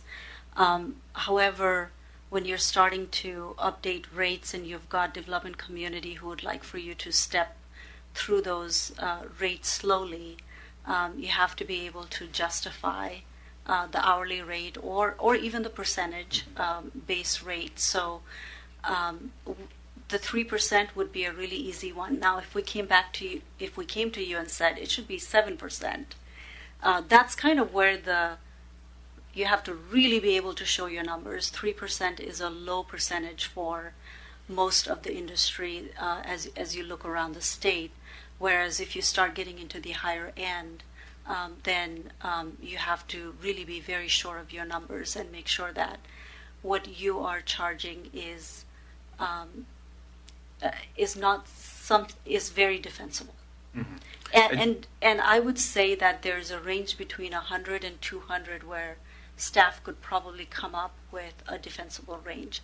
We're only proposing 100 at this time because right now the dollar amount is 60. If council would like to do the rate study, more comprehensive rate study, then you've got about 9 months, 12 months, and then we can come back to you with something that is much more studied and defensible on all fronts rather than just this one. Okay, appreciate that. Yeah, I think I share Mr. Prowse's confusion that 3% was going to be a massive increase. And so going from current rate to 150 doesn't seem like that much. And I was nervous when I opened up the agenda thinking, I hope it's not $400 or more. And so I was pleasantly surprised to see it wasn't anywhere near that.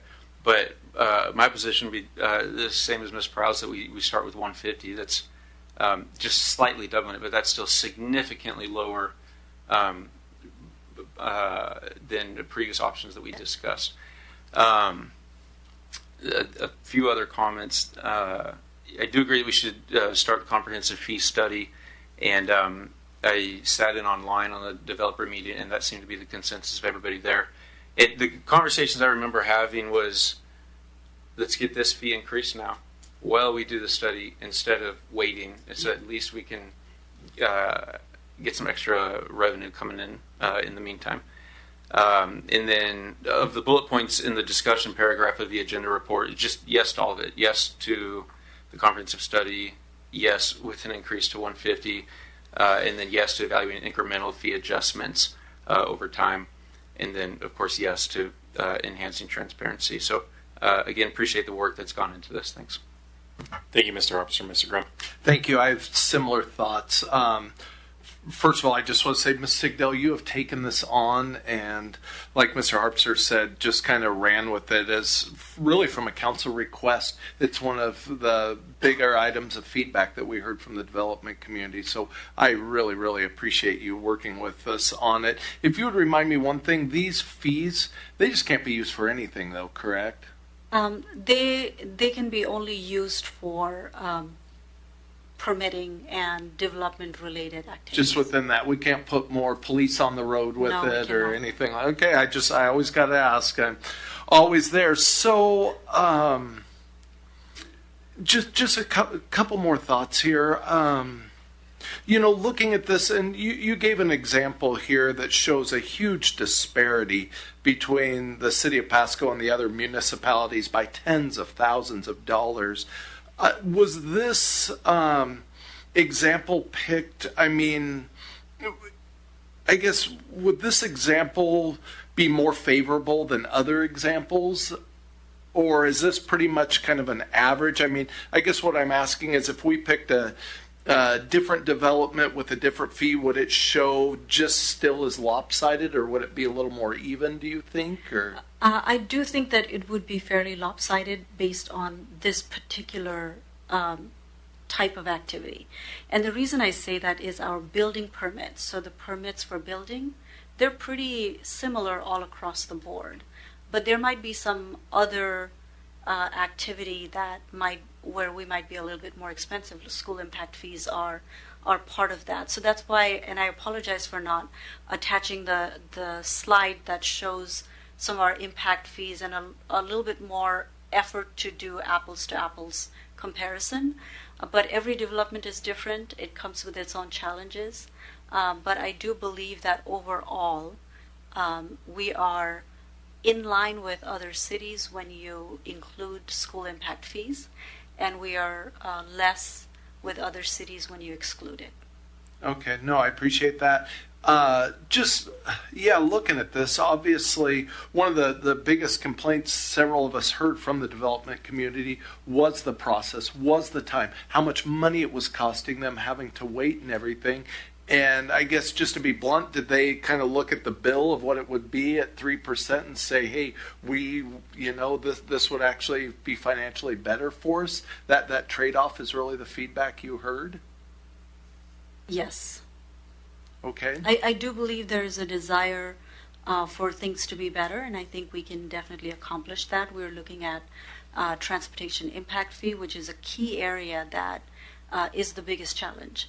And so if we are to reduce the scope of the traffic impact analysis, because right now it includes everything and anything, a large volume of projects might be included in that. They might be big dollars, like sometimes Road 76 overpass, and those are big dollar projects.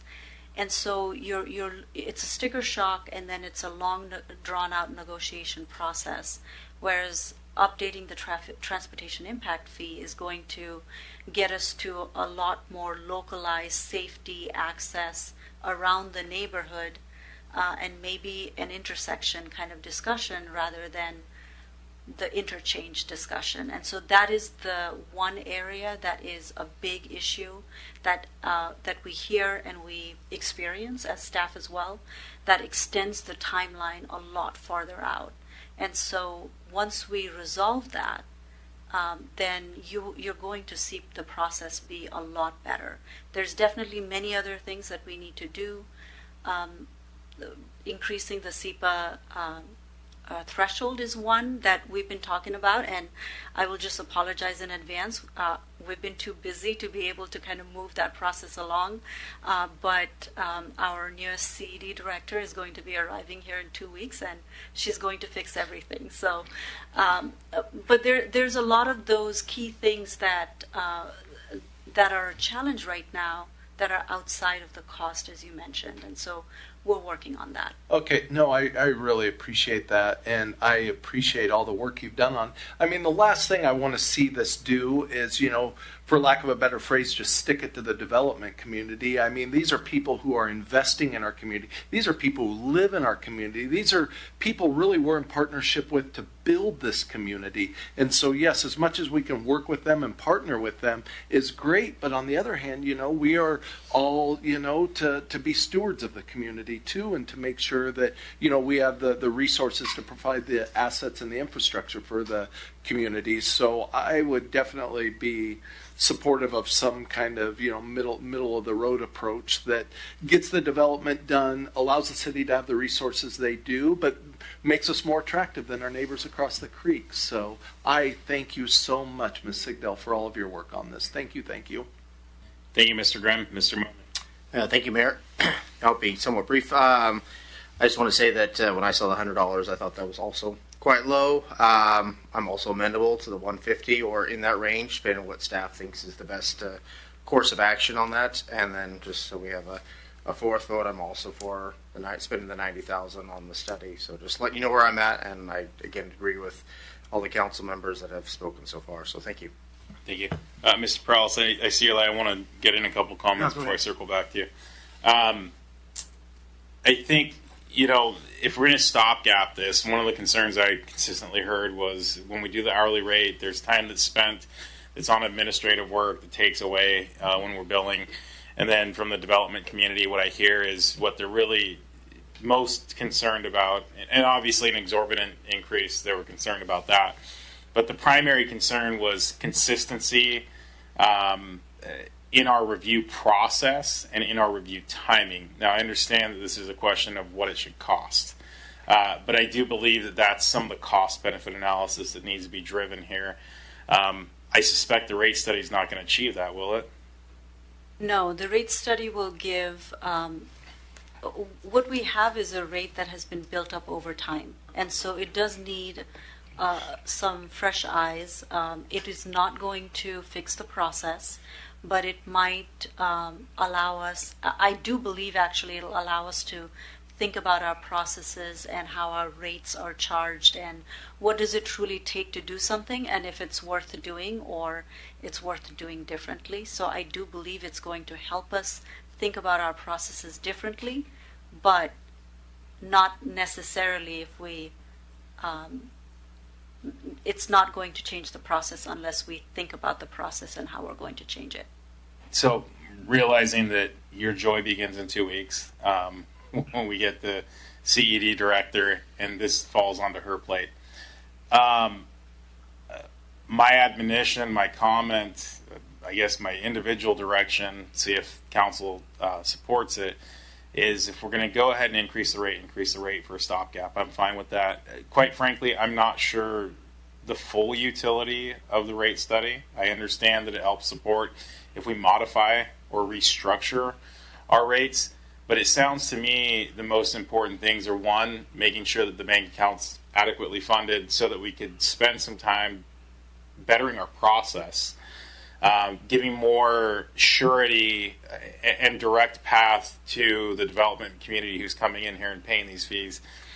I think I would be more inclined to increase the rate, hit the stopgap, and put that same effort, maybe not into a rate study, but into a process, streamlining. I can't remember the stupid crap they do out on site, the Kaizen stuff or whatever, like the Six Sigma. I mean, I didn't buy into it, but some sort of study like that where you're looking at your process, determining what's broken and what's fixable. So I think for me, if 150 is justifiable, and I don't know that it is, and I don't know that it isn't, and that allows us to set aside some money or utilize that to look hard at our process while making sure we're not expending too much. My preference would be to increase the fee, hold on the rate study, look at the process study or study the process, maybe whether that means hiring someone to do that or whatever, purchasing new technology. I think we need to get that process moving before justifying an even greater increase. So I'd like to see an increase to get the support. Does that make sense? Yes, it does. And Mayor, that is an effort that it's been ongoing, but it's a really big ship to turn around. I understand. We are working through some of the staffing and locations and also our technology, which is quite old and doesn't quite meet our criteria, but it's not easy right now to move on to something new either. So we're trying to find a good space to maneuver in some and have a long-term plan. So I do want to assure you that that's on top of mind for staff. And I appreciate that. And I guess just my kind of parting comment is if we can bank the money to fix that or streamline or improve that, again, to me, that seems to be a priority rather than really understanding the rates, especially if we were bringing at least to quasi-market value. If we're losing out on money, like so be it. It's not going to bleed us. But if we have more money than we have today for the same efforts, that's money that we can use either for staffing or understanding what part of our process absolutely needs to change, what should change, and what can change. And I think, again, from my perspective, from what I'm hearing from both staff and the development community, is that's almost a higher priority. So we can recover our funds and work towards that. Again, that's my personal kind of direction, but again, you're asking about a different study that sounds like folks are supportive of. I'll stand by whatever we decide. Mr. Prowse, a couple quick questions. Thank you, Mayor. No, I'll put a bow on it. I mean, so I pulled up Northwest Co-Professionals. It's probably not apples to apples, but I mean, one of their rates for commercial fire plan review is $125. Isn't that, I mean, they're essentially an arm of that same department, right? CED. And we're only going to charge $100. Again, maybe not the same thing, but I mean, residential plan review is $85. I mean, I want to be able to cover the cost of the labor, at least put some money away, rainy day fund, so we can employ more people, do marketing, do whatever we got to do, upgrade technology. I mean, if we're going to go through a percentage, then if I understand, again, across the river they're doing 3%, 2%, 1%, then 0.5%. I mean, we have to increase this, but again, I'm not in favor, I guess, at this point for doing a $90,000 review for some consultant that's going to take 9 months, and then before we know it's going to be a year, and then we're still talking about this in 2026. I think we need to get presented with some different options other than that. And if that's the case, then I would like to see something coming back to us. What rates are we talking about then? But it just seems like we really need to put money into that department, and $150 is a drop in the bucket. I'm sure those developers would be okay with that. They were concerned about the percentages and it going up to $60,000 to $70,000 to $80,000, $400 to $500 an hour. That's what they were concerned about. That's what I heard. That's what they've talked to me about. And I think $150, they would be happy with that. $200 probably wouldn't even bat an eye. I mean, we're charging $60 an hour, $9 for the first hour. I don't know who made up those rates, but man, they really put us in a hole going forward. And so that's the whole point, I guess, why I'm so passionate about it. Let's do something correct so that at least it makes it so that we're stable for years to come. If that's a study, then be my guest. But I'm just not in favor of these consultants. I don't know why we waste our money on them. Thank you. Thank you, Mr. Prowse. Mr. Harpster. Yeah, I was just going to add my support for the mayor's position on maybe spending some of that $90,000 on working with staff. So again, like you said, whatever council wants to do, I'd be open to going with. But I just think it's an interesting idea instead of doing a rate study to. I know, as you said, Mr. There's already a lot of effort going into that with the Lean Six Sigma stuff, of which I'm a certified expert. Thank you very much. But maybe some more effort could go into that. And I'm sure we can't do both. And so I think my priority, if we had to pick one, would be more time spent with staff and not preparing, but bettering their processes. But again, if we could only pick one, that'd be my priority. If that's not the way council wants to go, then I'd still be in favor of the rate study. Thank you. I'll watch out for my black belt friend here. So you don't have clear direction at this point, and you need that. I guess the question is, do we believe that 150 is a justifiable market rate, or do we need more information on? Do you need to uncover more information on that? No, we can definitely get to 150. Okay.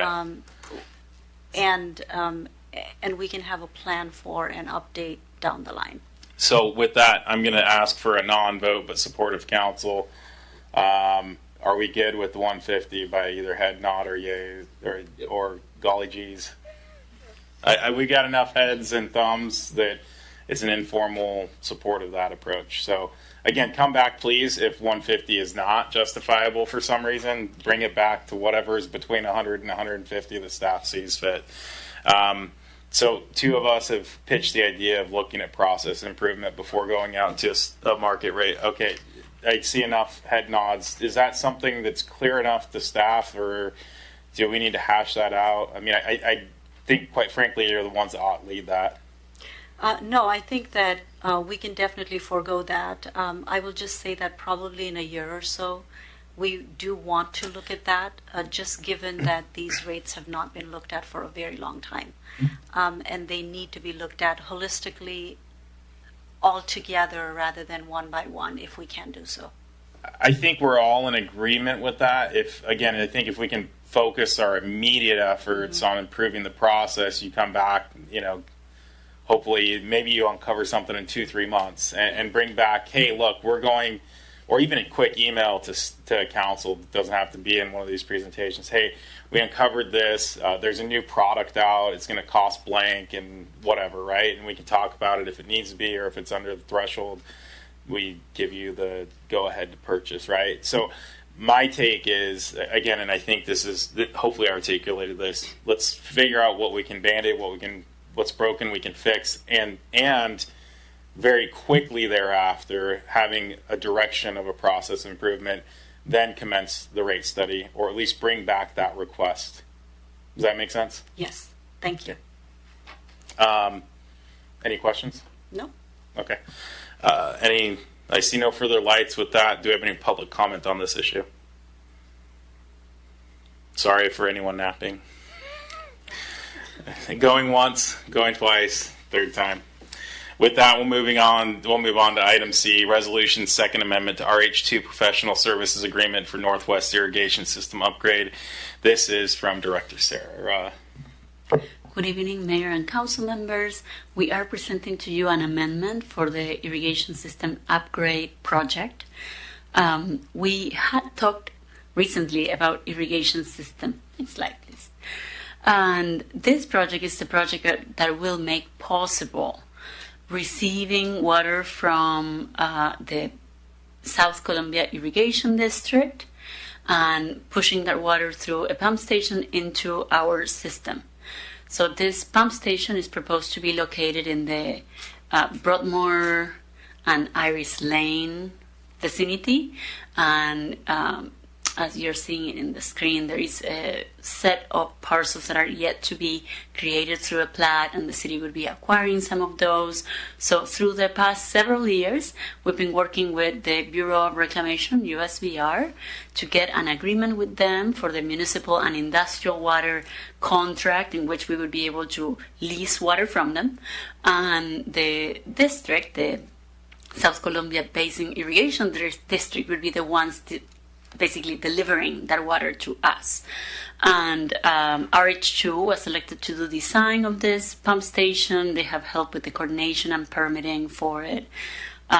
We had worked through the special permit to locate a pump station within a residential area. And due to the extensive work that has taken place and some changes with planning requirements and permit requirements, we are in need of increasing the dollar amount for this design to allow for stepping back from a 90% we had prepared, go back to 60, and accommodate the changes that are needed to make this project happen. We are very close to having the M&I contract in front of you. Actually, it was preliminary scheduled to be tonight in front of you. There were some edits that were expected, so we are expecting a new draft agreement from USBR, and we hope to be back with that agreement to you in 2 weeks.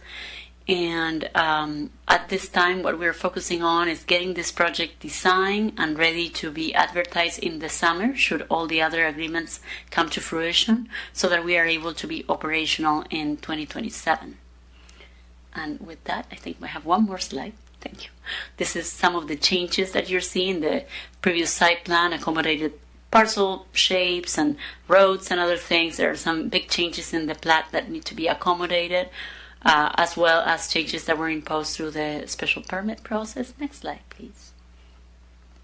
And finally, a summary of the original PSA and the changes that are needed. Again, this new PSA would get us through support during construction.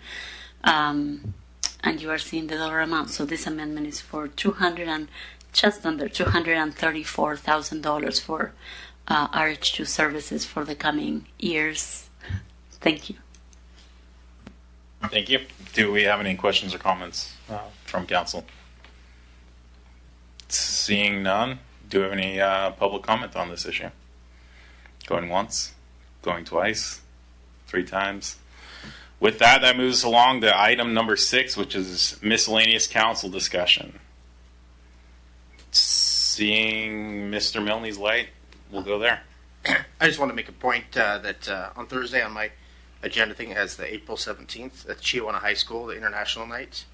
And I'm hosting a Japanese exchange student, so I'm sure I will be there. But just letting everybody in the community come out, and these things are really good to get to know different cultures, and yeah, very excited about this. So just wanted to share it. That was my point. Thank you. City Manager, I skipped you. I didn't see your light at first, sorry. It's okay, I was a little slow on it. Good evening again, Council. Deputy Mayor, thank you for announcing International Night. I did get an email out to Council from Kim Lerman today that you all should have, gives you a little more specifics. So, following up on the Mayor's comments last week, I wanted to just another reminder on the spring egg extravaganza. That's a Jesse word, but it'll be Saturday the 19th at the Pasco Sporting Complex. The city is partnering with God's New Generation Church.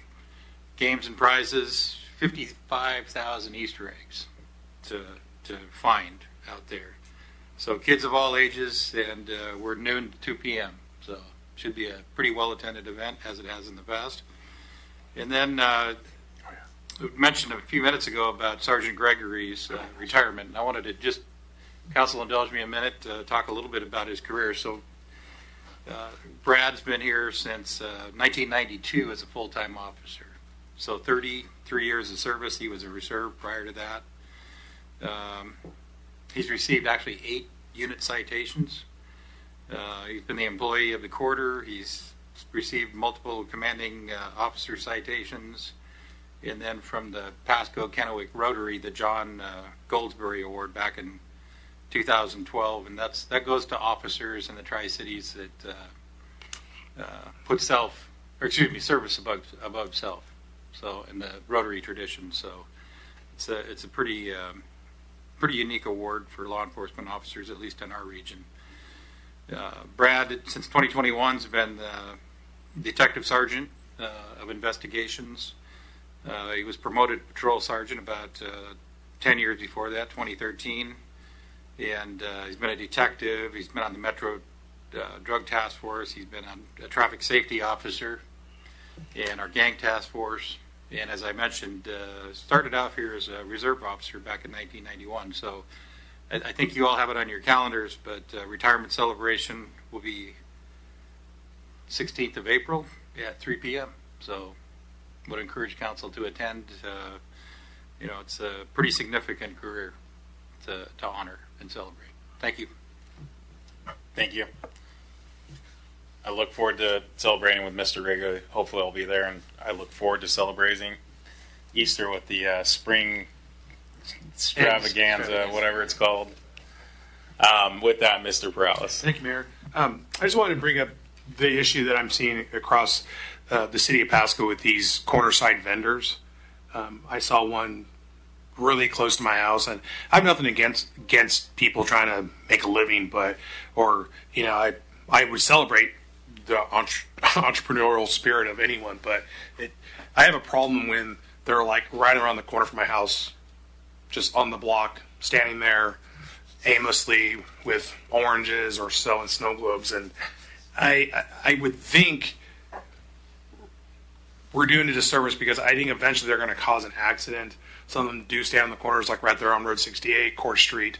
And so I just wanted to field the council for direction to the city about what we're going to do about this, because they're selling oranges. I don't know if they're insanitary to sell. Again, I haven't bought in anything, but I think we're doing a really bigger disservice to the brick and mortar businesses who pay utility taxes,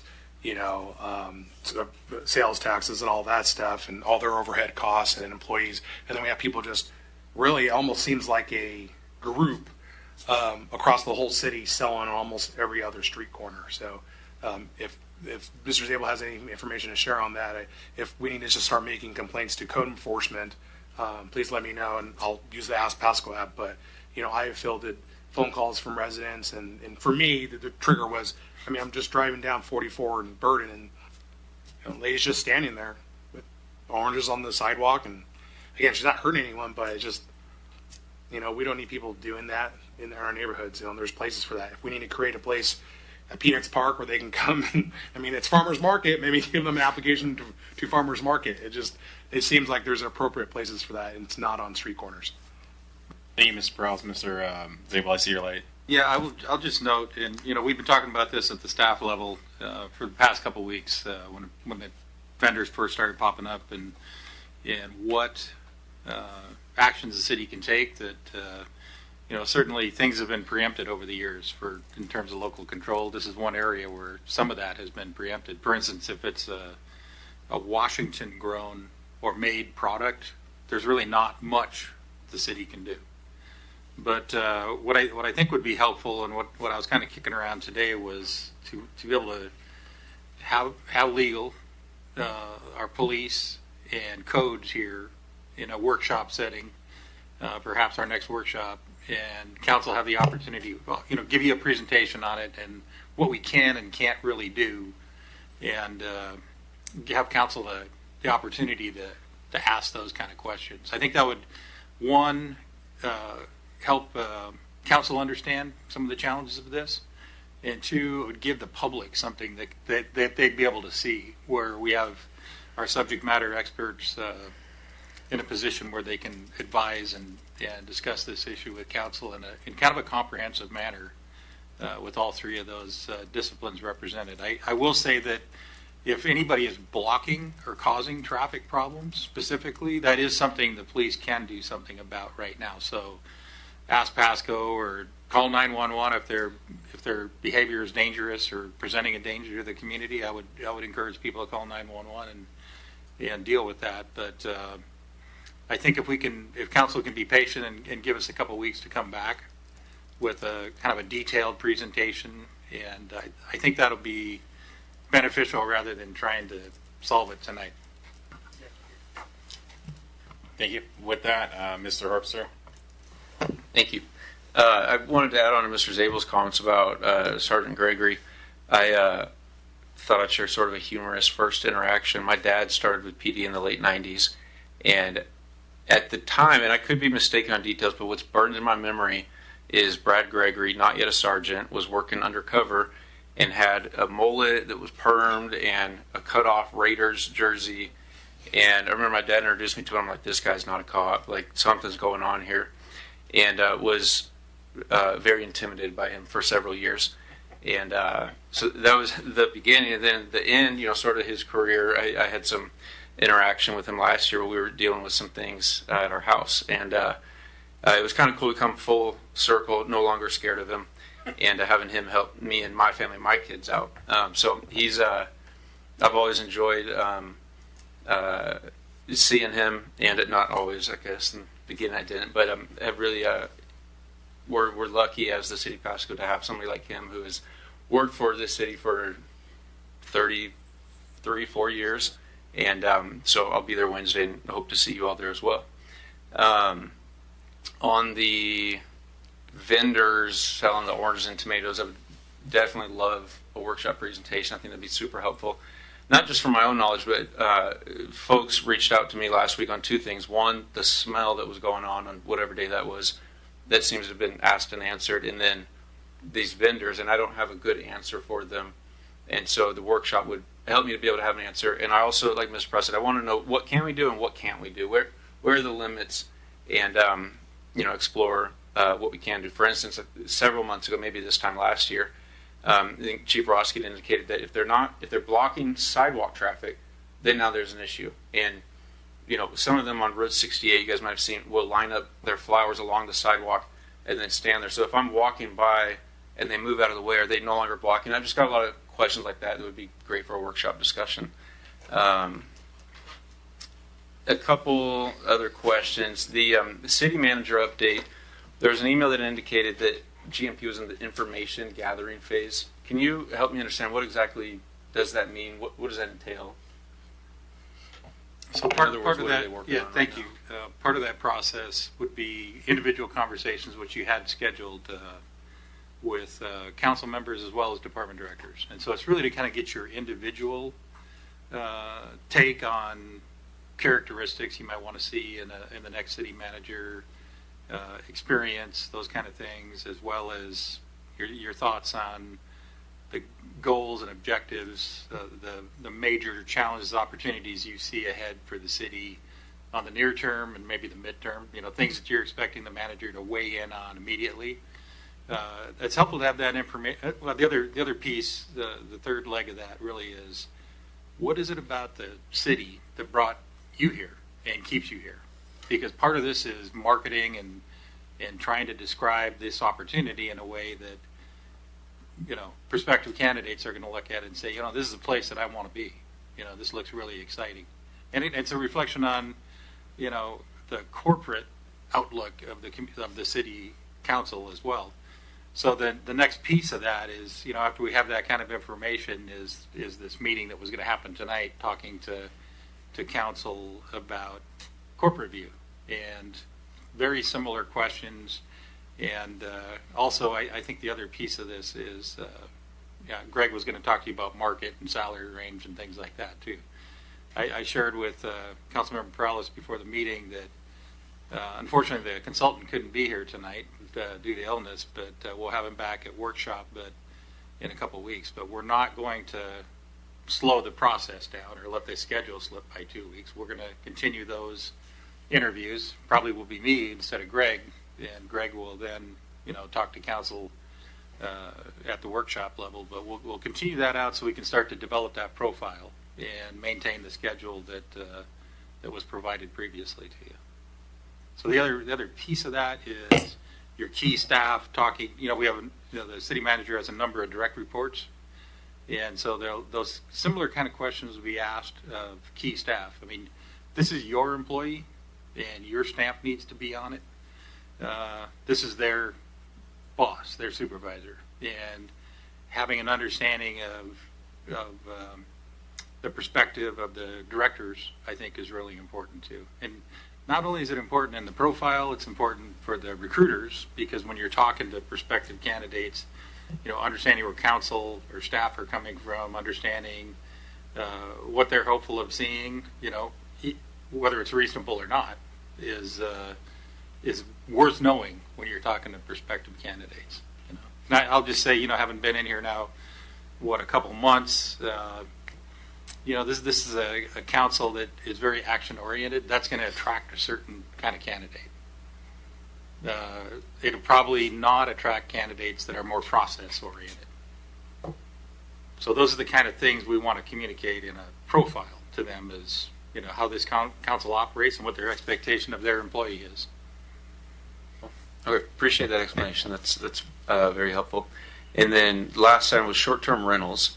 It's been like 8 or 9 months since we first gave direction to staff to prepare a presentation on that. And I know we've discussed it via email a couple times, but what progress has been made to that and so far, and when is staff currently anticipating to bring that to council?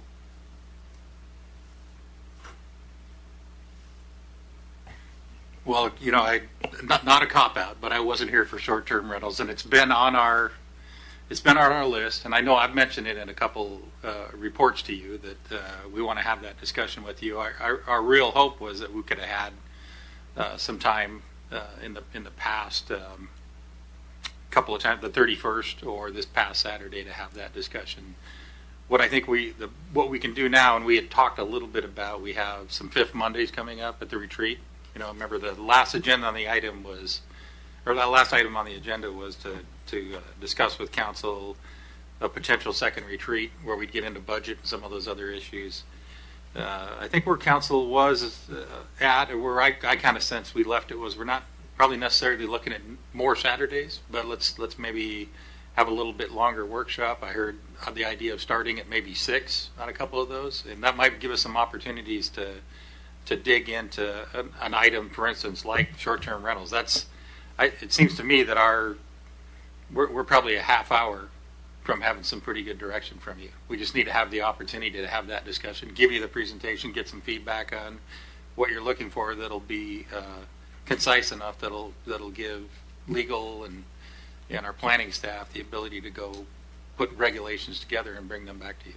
Yeah. So I would suggest, if council, following up our conversation on Saturday, if their desire to try to move up next couple workshops, maybe not the next one, but the one after to 6, maybe that's a great opportunity to add that as an item. Yeah, I for And one some would of the love other- to do that because, like I said, it's been 8 months, and I bring this up because yesterday, front page of the paper was the headline: "Why 2,000 workers were just hired at Northwest's only nuclear power reactor."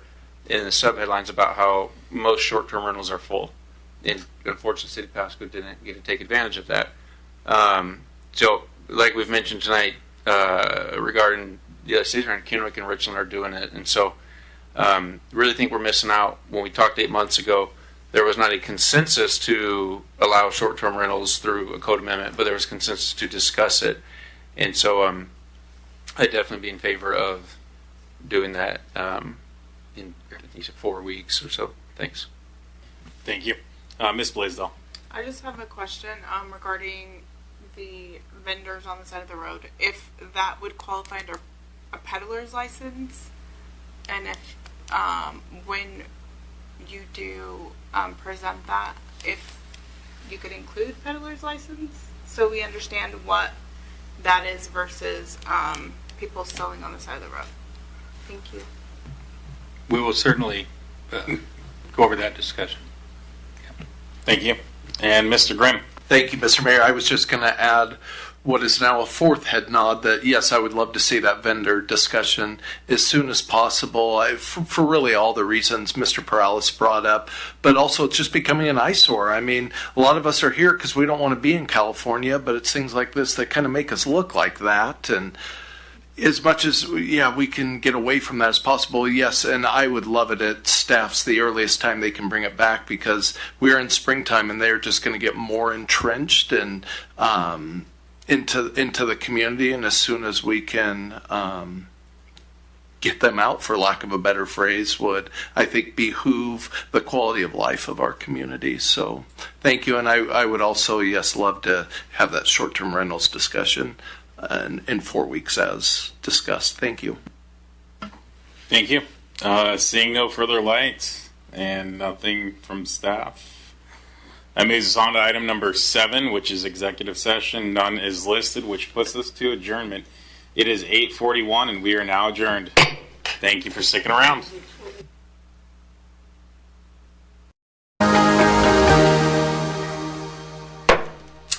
Well, good evening, everybody, and welcome to the City of Pasco Council meeting. The City Council thanks you for being part of our city government. At meetings, the City Council takes formal action on items, holds public hearings, and conducts other business of the city. Agenda packets are available at the City of Pasco's website at www.pasco-wa.gov/agenda.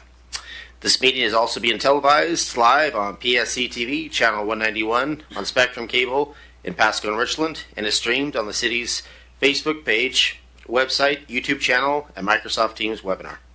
This and previous council meetings video is available on the city's website. Lastly, the public may submit their comments and or questions by contacting the city manager, city clerk, or by using the Ask Pasco app. And with that, we are going to do a roll call. Councilmember Barajas. Raha is supposed to be online, I believe. Councilmember Blaisdell. Here. Councilmember Grimm. Here. Councilmember Harpster. Present. Councilmember Perales. He is also supposed to be online. Okay. And then Mayor Serrano is excused. And Mayor Pro Tem Milne. And I am here as well. So yeah, I know Mayor Serrano's with city staff, interim city manager, and they're at a conference to promote the city of Pasco. So very pleased that they're willing to do that for us. So did we get response from the other two councilmen? Are they online or?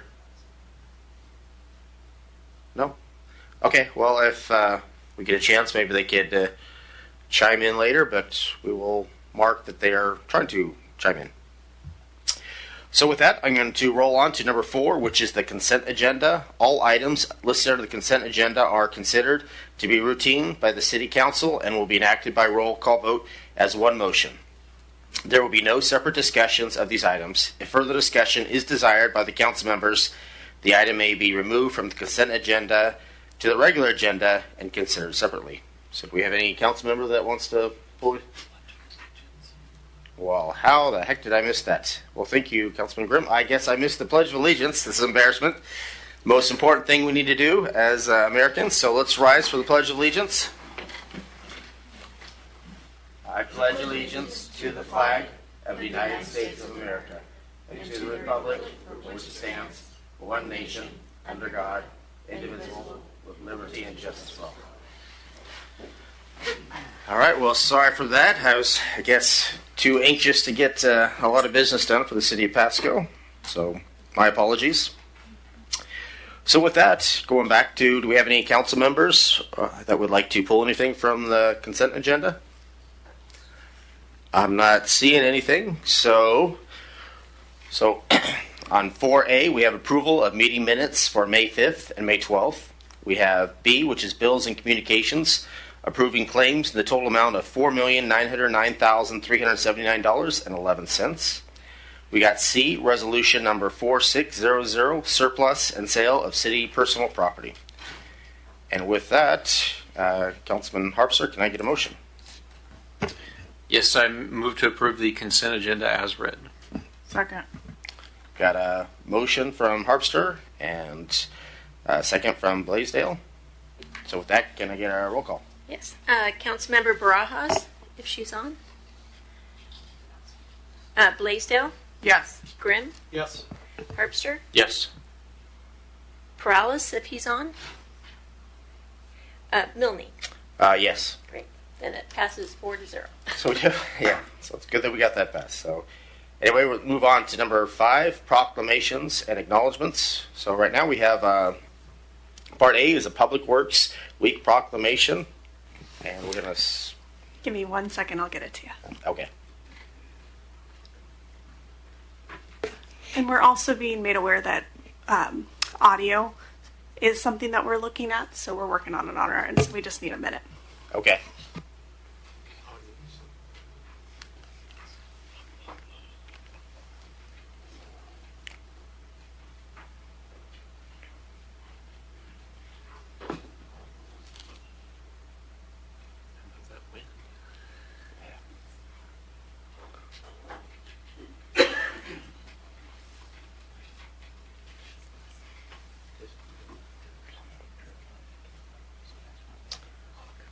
Thank you. Before I read the proclamation, did Director Maria Serra, did you want to have any words, or do you want me to go right to the proclamation?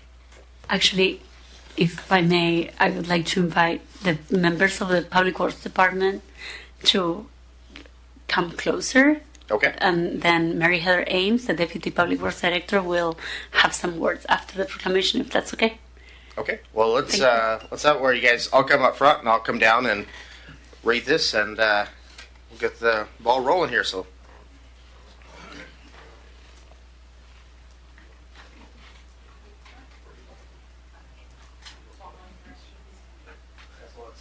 Stand here? Yeah, stand in front of the council.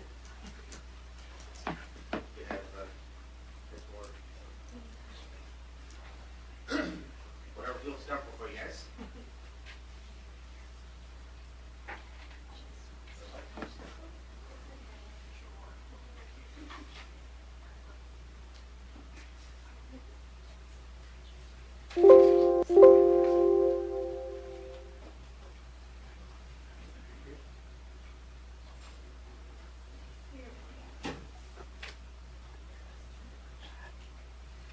Thank you. All right. Hopefully everybody can hear me just fine. So I'm pleased to pronounce that May 18th through the 24th of 2025 is Public Works Week. And whereas the Public Works professionals focus on infrastructure, facilities, and service that are vital importance to sustainable and resilient communities and to public health, high quality of life, and well-being of the people. And whereas these infrastructures, facilities, and service cannot be provided without the dedication effort of public work professionals who are engineers, managers, and employees of all levels of government and the private sector who are responsible for rebuilding, improving, and protecting our nation's transportation, water supply, water treatment, and solid waste systems, public buildings, and other structures and facilities essential for our citizens. 100% true. You guys are doing a great job. Whereas it is the public interest for its citizens, civic leaders, and children of Pasco to gain knowledge and maintain an ongoing interest and understanding of the importance of public works and public work programs in their respective communities. And whereas in the year 2025 marks the 65th annual National Public Works Week sponsored by the American Public Works Association, Canadian Public Works Association. Now, therefore, I, Mayor Pro Tem David Milne, in the city of Pasco, Washington, do hereby proclaim May 18th through 24th Public Works Week. So it's a great honor, and you guys do a great job. So thank you. And so, should I give this to you, or all right? So.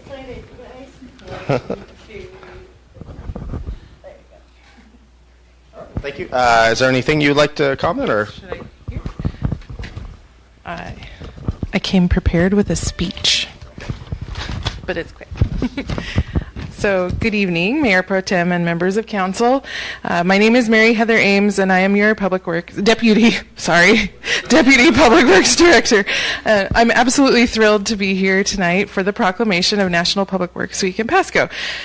I've been a fan and supporter of public works since I learned what it meant while working as an intern watering street trees and entering customer concerns in a database during the summer before my senior year in college.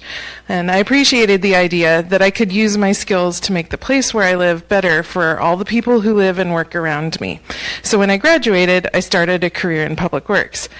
The theme for the National Public Works Week this year is people, purpose, and presence, which really resonates as public works professionals. Each of the people here find their purpose in meeting the needs of people.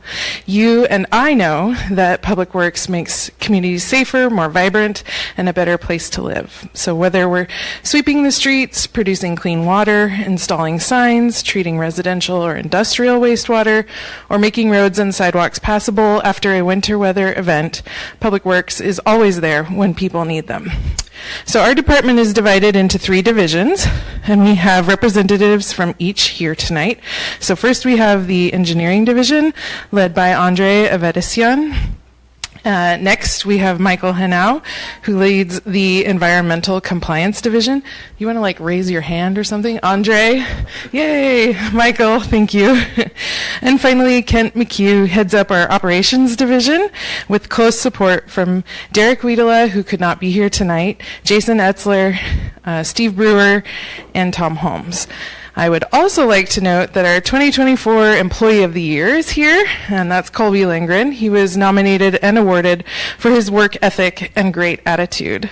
So on behalf of this entire group, which includes the one unmentioned person, Ryan Mahaffey here, on behalf of this entire group and our Public Works Director, Sarah, I would like to thank you for the recognition and support both this week and year-round.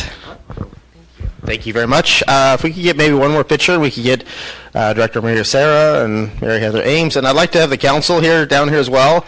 Sometimes they're up higher and they kind of feel disjointed. So if we could get everybody down here, that way we could show that we're one big community. So if we could maybe have you guys closer here, where it says, yeah, well, if you two could be in the middle. If we could have the council members. We got, all right, we got Grimm and Harpster, so got the whole gang here.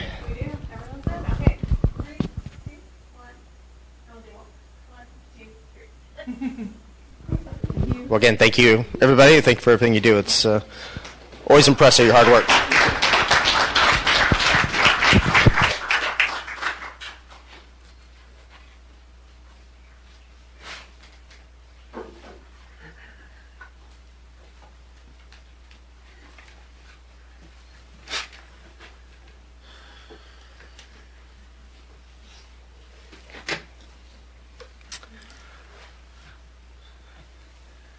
All right, we'll wait a quick second here.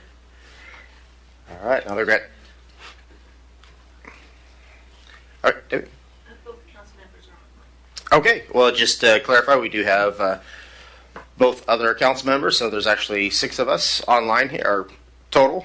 So with that, done with 5A, we are going to jump into 6, which is public comments. So the public may address council on any items unless it relates to a scheduled public hearing. This item is provided to allow the opportunity to bring items to the attention of the city council or to express an opinion on an issue. Its purpose is not to provide a venue for debate or for the purpose of questions with the expectation of an immediate response. Some questions require consideration by council over time and after a deliberate process with input from a number of different sources. Some questions are best directed to staff members who have access to specific information. Citizen comments will normally be limited to 3 minutes each by the mayor and the city clerk. There's a timer up here. These with lengthy messages are invited to summarize their comments and or submit written information for consideration by the council outside of formal meetings. Lastly, when called upon, please state your name and the city of county residency into the microphone before providing your comments. And I have heard that we do have a Hispanic interpreter, so if anybody needs his services, I believe he's right over there. Was that correct? Yeah, okay. Just making sure I want everybody to be heard. So with that, anybody who'd like to give public comment?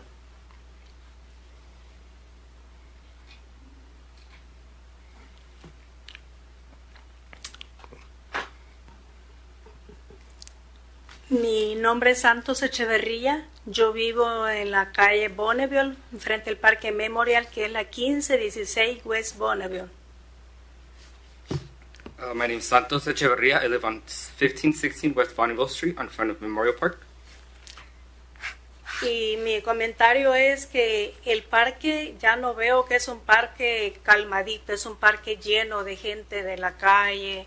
Hay mucho fuego en una parrilla de 10 a 11 de la noche, mucha gente en la calle y muchos carros ahí viven por 2 años con tanates adentro, se hacen pipí afuera, un desaseo. Vienen muchos carros en la noche y paran allí, se detienen, no sé qué está pasando, pero para mí ya no me siento que es seguridad el Parque Memorial. Y quiero saber si así va a seguir o así es, o hay reglas o no hay reglas. My concern was with Memorial Park and how it's not a calm park anymore. It's lately full of street people, and there's a lot of fire. They have a fire pit going from 10 to 11 p.m. There's cars out there that have been there for 2 or 3 years. There's a lot of people peeing outside. I wanted to know if this was something that was going to keep going because I don't feel secure anymore. Okay, thank you. I wasn't aware of that, so I appreciate you bringing that to the attention of the city council, and we'll definitely direct staff and see what we could do. So thank you.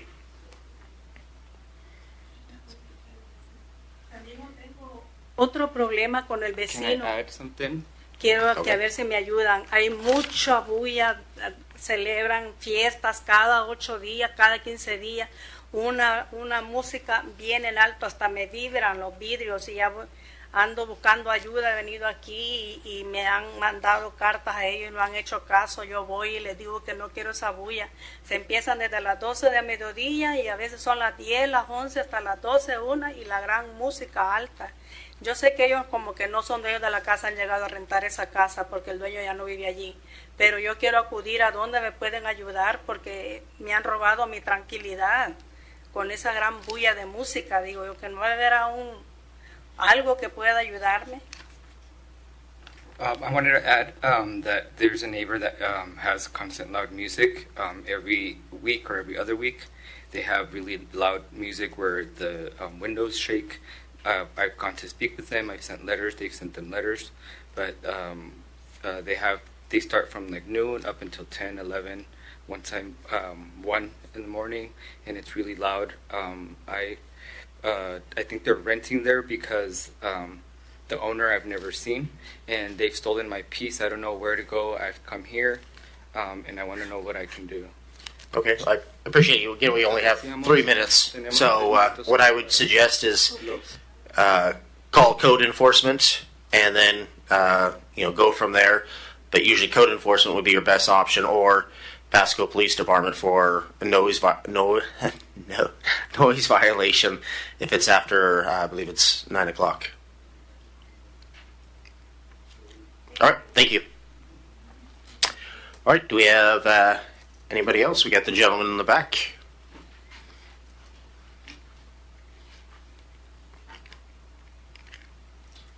If you could push the red button, or the button there. Yep, now you're on. Good to go. All right. My name is Brian Tuckisvik. I live at 4202 Road 105 in Pasco. Okay. I'm here tonight because I wanted to express my family's concern on the increased residential density and zoning for housing in the area and how it affects our current low-density neighborhood. My wife and I moved from a smaller neighborhood to our neighborhood in Wilson Meadows because of the larger lots and the space between homes. There's currently a neighborhood going in behind us that's really small with duplexes, townhomes, and very small residential lots that are very disproportionate to the lots that we have in our current neighborhood. My concern with that is because we wanted the space and the peace of mind that Wilson Meadows has delivered on all counts, really. Currently now the equipment is rattling our homes. We get the dust and the view and the beeps of the equipment going through and doing all the construction, and that's going to be taking place for probably the next 5 to maybe even 10 years, depending on how long it takes. It feels to us like the neighborhood we moved from is coming right back to us. The reason I came down here, and I know that that's not everything that's the city's responsibility. I know the state is driving some of this with their current growth management plan or their Urban Growth Act. But what I wanted to offer was, after looking through some of the residential zoning documents, I wanted to offer there's no bridge between low density residential and medium density residential. And my concern, even from the start of this planning, it was that there's no transition. There's no ease of from smaller lots to bigger lots and vice versa. It's just, cram-packed right behind us. So what I was going to offer was a addition of like an R1 to R3 zoning classification that could allow for from bigger lots that could blend in with the smaller lots that would help maintain the characteristic of our neighborhood and also ease that transition from the bigger lots to the smaller lots. Unfortunately, we feel like we're the ones getting left holding the bag. The city's going to make money on property taxes. The developer's going to make money on selling the homes. And my increased property tax, I get to watch a small, tight, packed neighborhood go in behind me. I don't feel like that's a good deal for me and a good return on investment as a taxpayer. Road 68 is super busy. I see Road 100 being just as busy because the growth of the city is moving to the northwest corner. And I just feel like, from my point of view, things are closing in around us. So I just ask the city consider a zoning density that would allow for low density and medium density blended in a zoning category that would help ease the congestion and allow for a general transition of residential zoning to help maintain the character and the quality of life that we have. So looks like my time's up. So thank you for your attention and your. I will say that there's members on the council that agree with you 100%. I don't want to get into a debate, but you're more than welcome to contact me. Okay. I'm pretty much on your side on this, but if you write it out, definitely and send it to the whole council so we're all transparent. But okay. Again, there is. It's not just. We want certain things. Again, you move to a certain area, you want the best you can for your community and your own family. So just letting you know that as a council, the majority rules, but there is people up here that think the same way you do. But please feel free to, I'm willing to definitely more time, kind of explain things a little bit better. Okay. But please reach out to me, okay? Yeah, absolutely. I will do that. Thank you. 3 minutes goes by quick. It does. Thank you. All right. Do we have any other public comment? I think we got the two ladies in the back, and then we'll jump to Mary there.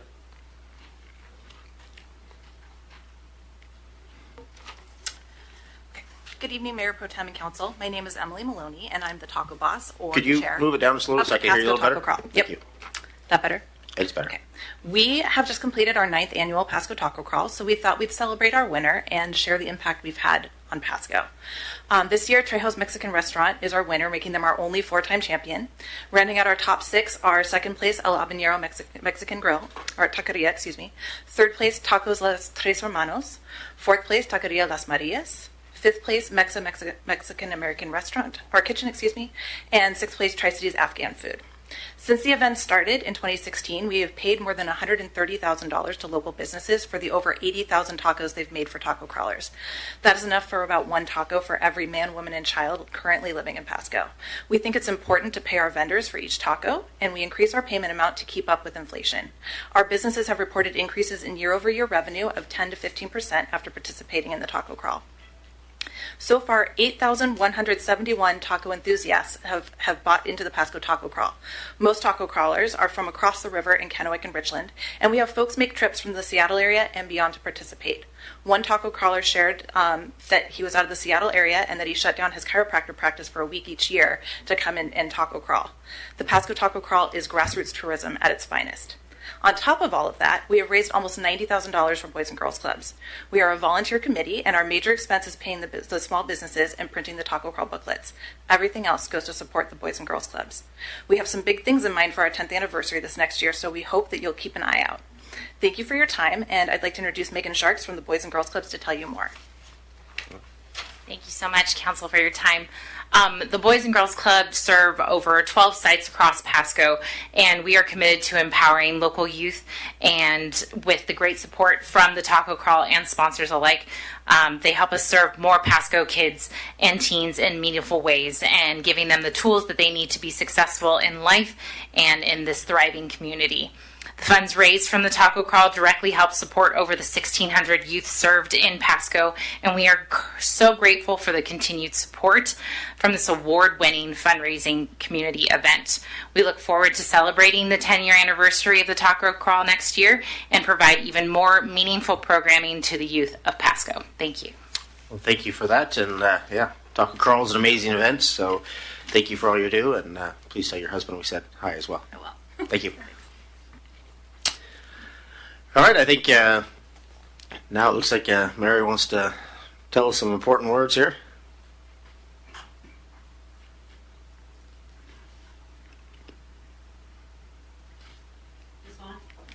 Not yet. Now it is. It's on. Mary Mahoney, Pasco resident, to Pasco via RCW 42.56. Add the following to my comments made to the Pasco City Council on 5/5/25. Provide the fines paid by Pasco and spot zoning developers Hayden Homes for killing our 8 floodplain American bald eagles and their eaglets. I have over 500 photos. And provide a permit number 404 that allows Pasco to develop our floodplain and destroy our wildlife habitat and more. Regarding the Pasco Aquatic Center, provide ex-Pasco Mayor Matt Watkins and or Watkins Endeavor LLC provide his total travel costs for the search of the Wow Factor wave machine that costs anywhere from $22 million to $280 million, include passport entries and trips on cruise ships. Reminder is that Yakima's Aquatic Center opens in June for a total cost of $10.8 million. Provide the YouTube video of the Pasco City Council meeting on 4/1/19 with comments made by Pasco City Attorney Lee Kerr. Include a copy of the termination agreement regarding the contract between WSU and Animal Control. Mr. Kerr stated he would provide a copy of the termination agreement, and Mr. Kerr has not provided that copy. Provide all communications between Pasco City Attorney Lee Kerr and the Washington State Bar regarding Mr. Kerr's self-reporting of his authorization of no due process at Animal Control, now called Tri-City Animal Services. See the YouTube video 4/1/19. For the year 2024, provide the number of dogs and cats that the Tri-City Animal Services has sent to WSU for research and the money that WSU has paid for those dogs and cats. contact the Washington State Attorney General and Pasco City Attorney Lee Kerr and provide the results of the 48 counts of animal cruelty, the theft of $375,000, and the missing rainy day fund. See Chambers, Howard, Hernandez, and Zeiler. Provide all past and present LID and or ULID designs for my Pasco property, include LID and or ULID start dates and costs, include also all Pasco officials' communications regarding harassment and retaliation to me and to my property. I reserve the right to amend this request upon further discovery. Reference number P001447-051625. My comments are for the record and to put Pasco on notice. Thank you. Anybody else in the audience that would like to comment on anything? All right, I'm not seeing anybody jump up. So with that, we're going to move on to number 7, which is reports and committees from our council. We got Councilman Grimm. Oh, thank you, Mr. Mayor Pro Tem. Attended this last week, the groundbreaking for the CBC new housing unit for student housing. Dr. Woods hosted, I don't know, it seemed like there were 50 or so people there for this new housing unit right on the corner of Argent and 20th there. Going to house 156 students. Apparently there's a waiting list already, and it's affordable housing for kids going to school, and looks like they're just doing great things over there.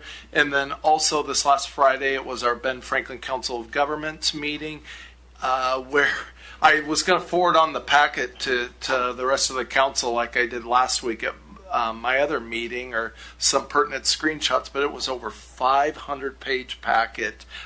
Few of the kind of highlights were Daisy did a presentation on safe routes to school, just looking at every school in the entire Tri-Cities area and looking at the safest way and mechanism of getting kids to and from school, and all the way down to looking at where maybe trees need to be added in high concrete areas to make it more, I guess, appealing to kids to walk to and from school. It was very, very comprehensive. And speaking of comprehensive, we also talked about the comprehensive action plan, which really just has a lot to do with traffic in the area and accidents in the area. And just a couple things worth noting is this says statewide crash numbers mirror the data of Benton Franklin counties.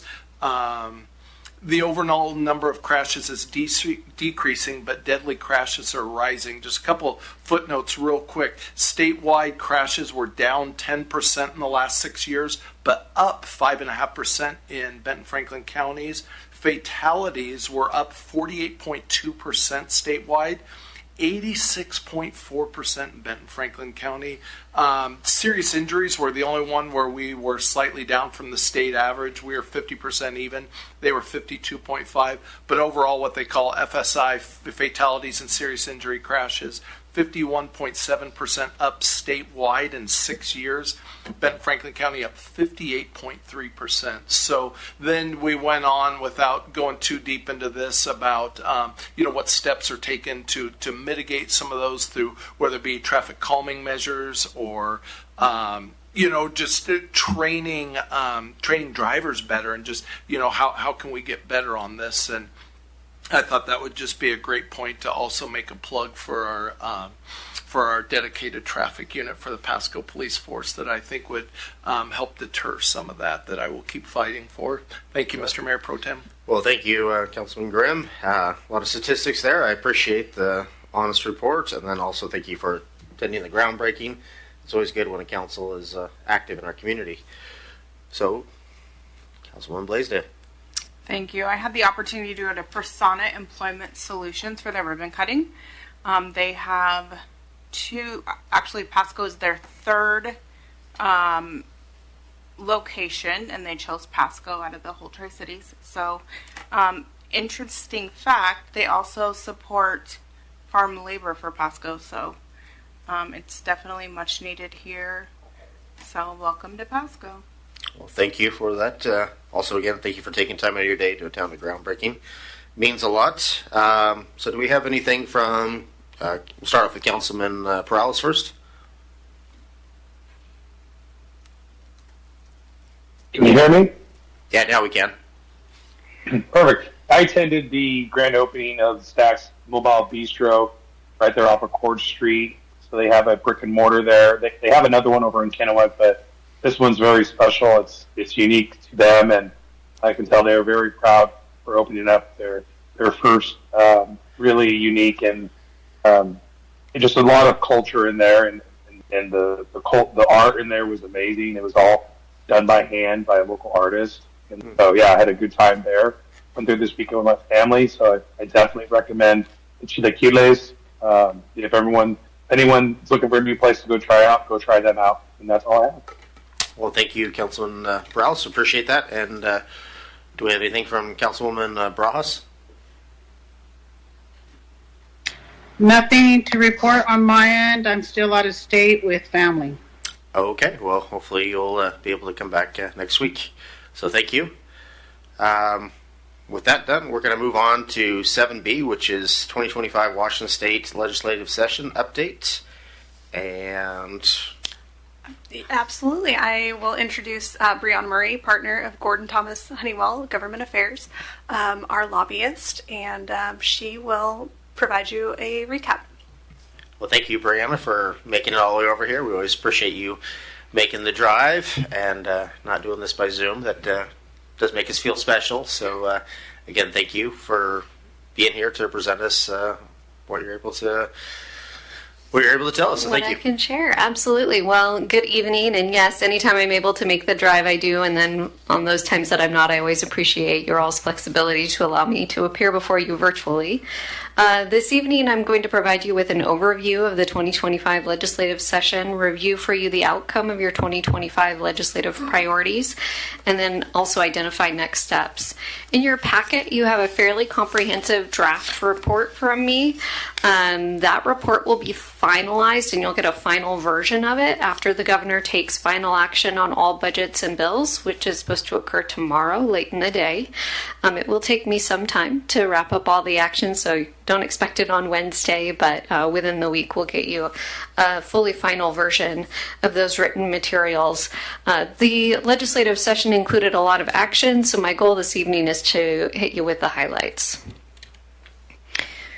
Start with an overview of just the high-level context for the 2025 legislative session. You'll recall from some of our previous discussions that the legislature operates on a 2-year cycle, and this legislative session was the first year of that 2-year cycle and was a long legislative session scheduled to last 105 days. During long legislative session, the legislature focuses on developing their biennial budgets, operating capital and transportation. Unlike the city's budget, they separate out capital and transportation. Transportation's in a separate budget, and all other construction is in capital. In addition to doing their budgeting work, they also consider all legislation. There were over 2,500 bills introduced this session. 431 of those passed into law. And so far, the governor has not vetoed any of them. Any legislation that was introduced that did not pass into law automatically carries over and will be considered in 2026. The political context of the session is important to understanding why what occurred. And following the November 2024 elections, we saw 24 new legislators join the Washington State Legislature. That was significant turnover, about 30% for the Washington State Legislature, and is on par with what we've seen the last 3 biennia, which means in the last 5 years, we've seen over 50% of the legislature turnover to be relatively new elected officials. Also, this year was the beginning of Bob Ferguson's first term in office. Democrats not only had control of the governor's office, but they had strong majorities in both the House and the Senate. The House was 58 Democrats and 40 Republicans, and the Senate was 29 Democrats, 20 Republicans. As the majority party, Democrats controlled not just what bills and budgets advanced, but also floor schedules, floor action, and generally set the priorities for the legislative session. So that's the broad context. The other really key component of the shaping of the legislative session was driven by budgets. Leading into the legislative session, we heard legislators indicate, a lot of the budget writers indicate that the state was facing a multi-billion-dollar budget shortfall. As the legislative session carried on, the budget shortfall began to be articulated by a variety of different numbers in the $10 to $16 billion range. The shortfall is articulated as being driven by slowing revenue growth and rising caseloads. One of the key components of the rising caseloads was the collective bargaining agreements that each of the state's unions negotiate each year that are then funded, as well as other statutory obligations that the legislature had passed but not yet fully funded. So some of the rise in cost was actually commitments that the state had made to fund certain things that had never received funding before. There were how to address this budget shortfall and the debate over whether or not there was a budget shortfall really was all consuming throughout the legislative session.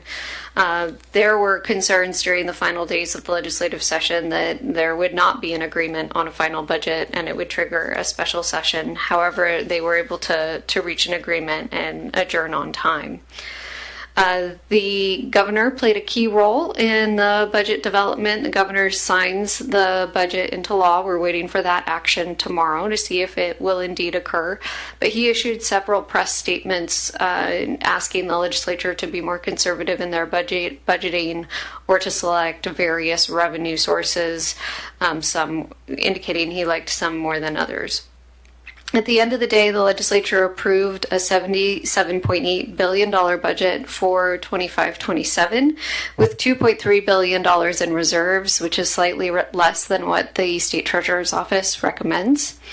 As part of that, the legislature raised $4.3 billion in new taxes for this fiscal biennium.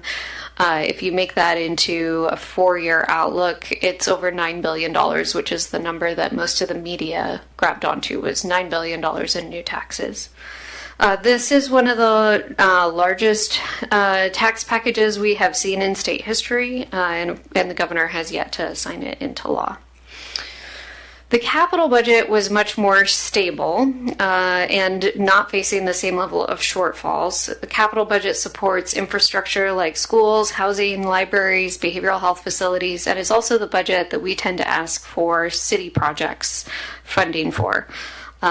Within the capital budget, while there was not a shortfall, it was more constrained than in previous biennia. In 2023, $231.8 million was allocated to various community projects, and this year we saw $30 million less, $201.3 million. The average local and community project award going out to various communities was $604,000. I want you to remember that number when we get to the next slide and we talk about how well you all did, because it was better than average.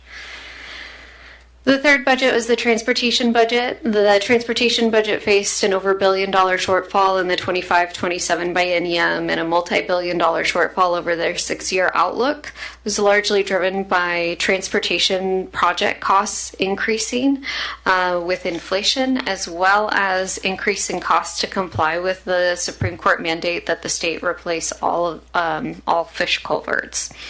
The legislature ended up balancing that budget with $3.2 billion in new revenue sources, including a 6-cent gas tax increase. In addition to raising revenue to have that budget balance over the next 6 years, they also delayed several projects that they had already committed funding to. At the end of the day, they did not fund any new projects and approved $15.5 billion for the current biennium. So with that political and budgetary context in mind, I want to transition into talking about your specific legislative priorities and funding requests. You all had 2 capital funding requests. The first capital funding request was for MLK Community Center Phase 3. This was a request for $900,000 to renovate the southwest building of the MLK Community Center. The final capital budget, which is scheduled to be signed into law tomorrow, appropriated $927,000 to that project. Before you get too excited about that extra $27,000, it's allocated so that you can pay the Department of Commerce admin fee. The second capital funding request you all had outlined was a request for $500,000 for Road 80 neighborhood improvements. That exact amount was included in the final capital budget, and I believe because it's below the $500,000 or below, that admin fee doesn't apply. You all outlined 3 different transportation funding requests, $5 million for the Road 76 project, $3 million for the US 12 A Street traffic study, and $3.3 million for Lewis Street underpass demolition. We did some great lobbying and education on these 3 projects, not just me on the ground on a day-to-day basis, but several members of council made the trip over to Olympia and participated in advocacy for those 3 projects. At the end of the day, the transportation budget didn't fund any new projects, and so the city didn't receive funding for any of those. Neither did any other community in the state, so don't feel too bad. The one note I will make is, as a reflection of the advocacy work that was done, the Senate put forward a transportation proposal that would have funded new projects. It relied on a significantly higher gas tax increase, as well as transitioning the culvert obligation, the obligation to replace all the state-owned culverts, to the capital budget, and defunding several capital budget programs, including the Public Works Assistance Account. And it relied on a pretty hefty transfer from the operating budget to the transportation budget, which would have had to be backed by a larger tax increase to fund the operating budget. So by doing all of those things in the Senate's proposal, they were able to put forward a list of new projects that would receive funding, and the Lewis Street underpass demolition was included on their list of projects that would receive funding. At the end of the day, the legislature chose to be more modest with their tax increases than what the Senate had proposed. I wouldn't describe the tax increases as modest, but more modest than what was initially proposed. And so that was not those new transportation projects were allocated funding. But I just want to highlight that as a reflection of making progress. I know it can be frustrating that you all spend your time and energy to make trips over to Olympia. You see me spending time and energy, and city staff spending time and energy, and then to not get allocated funding can feel very frustrating. And I want you to know I certainly feel that as the person on the ground pounding the marble to make it happen. But looking at these little measures of like we are being heard and we are seeing progress help with that. In addition to your funding requests, you all have a series of policy statements that direct our advocacy on policy issues, and I want to express great gratitude also to city staff who assist me in reviewing the various different bills that are brought forward and ascertaining the impact specifically to the Pasco community. It could go on a variety of different policy areas, but this evening, with the short amount of time we have together, I wanted to highlight a few items for your consideration. The first one is around local community decision making. Over the last several years, we have seen the legislature advance this trend of preempting local control, particularly in the space of land use, in the notion or in the vein of trying to increase housing availability. We saw that trend continue this year.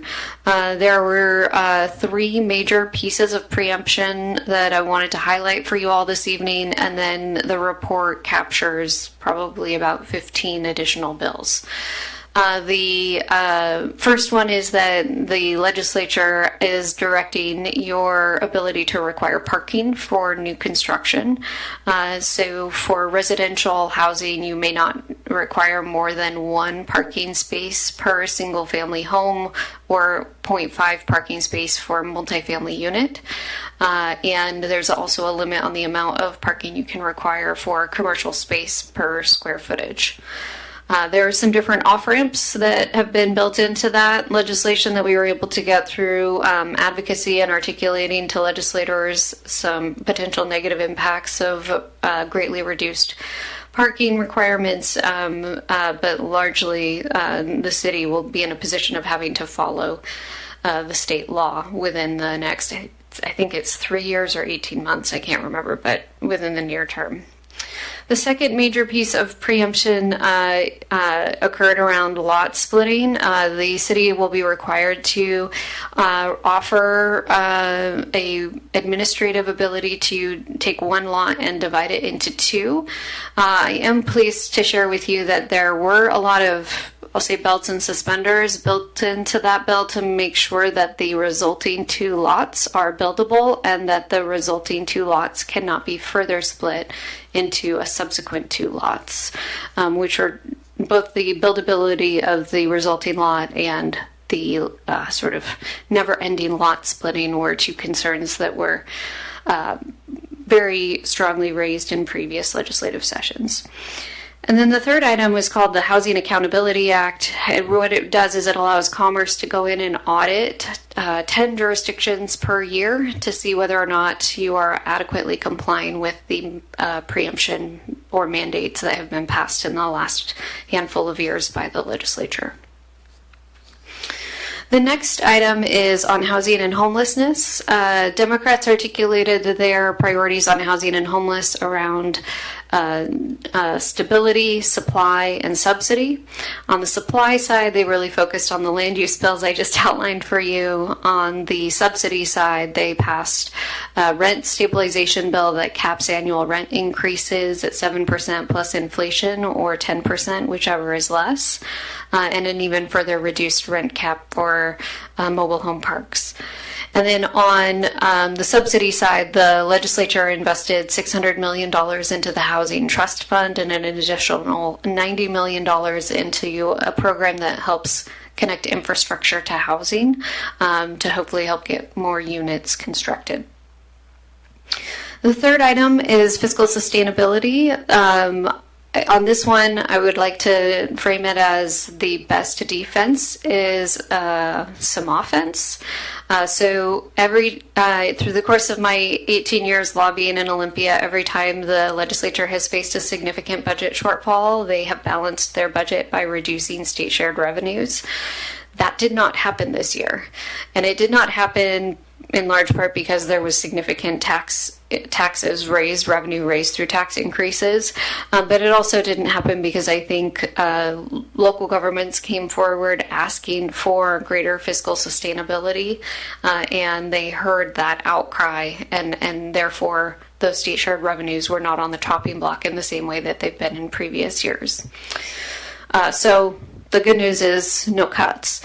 The other piece of good news is a small amount of flexibility with your existing real estate excise tax revenues that allows you to spend some of that revenue on operating and maintenance rather than on new capital expenditures. So a little bit more flexibility with the dollars that you have. And then I'll just note that you all have had debate over the years on the 1% property tax cap. And so that was not an item that we weighed in on in any way, but the legislature had a robust discussion but chose not to advance forward any changes on that cap after the governor indicated he would be inclined to veto anything. Finally, on community safety, the legislature's biggest action was that they allocated $100 million to a grant program to hire law enforcement officers. To be eligible for that grant program, you do have to have either you or the county have to have an ongoing revenue source to support those positions. I'm not actually sure whether you all have one of those ongoing revenue sources in place, but if you don't, they provided you with councilmanic authority to increase the sales tax locally in order to provide that ongoing funding and take advantage of the grant funds.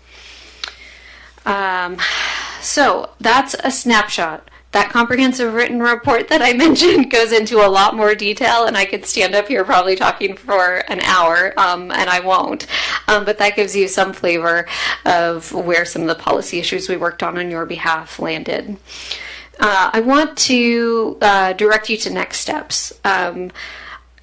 We had great success within the capital budget, getting 2 appropriations and between the 2 of them, greater than average dollar coming into the community compared to many others.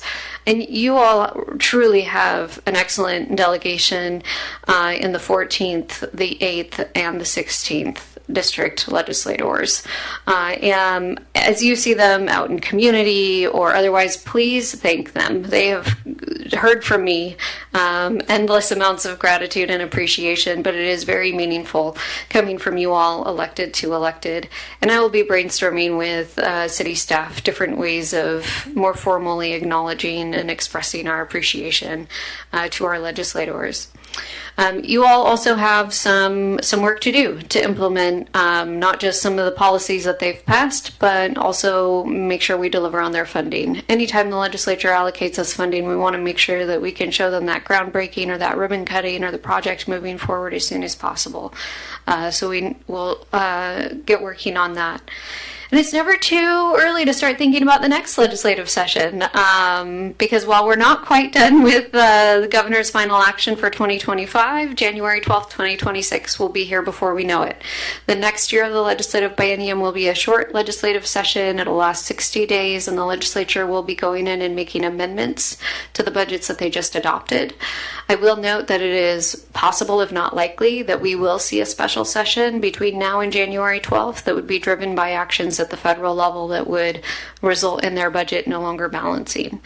One of the things that was new this year in the budget is that the legislative budget writers are going to be receiving monthly fiscal reports from the Office of Financial Management on the status of revenue collections and expenditures so that they can call a special session quickly if the budget really starts to get out of balance in an effort to try and avoid getting to a $15 billion shortfall number like we saw this last year.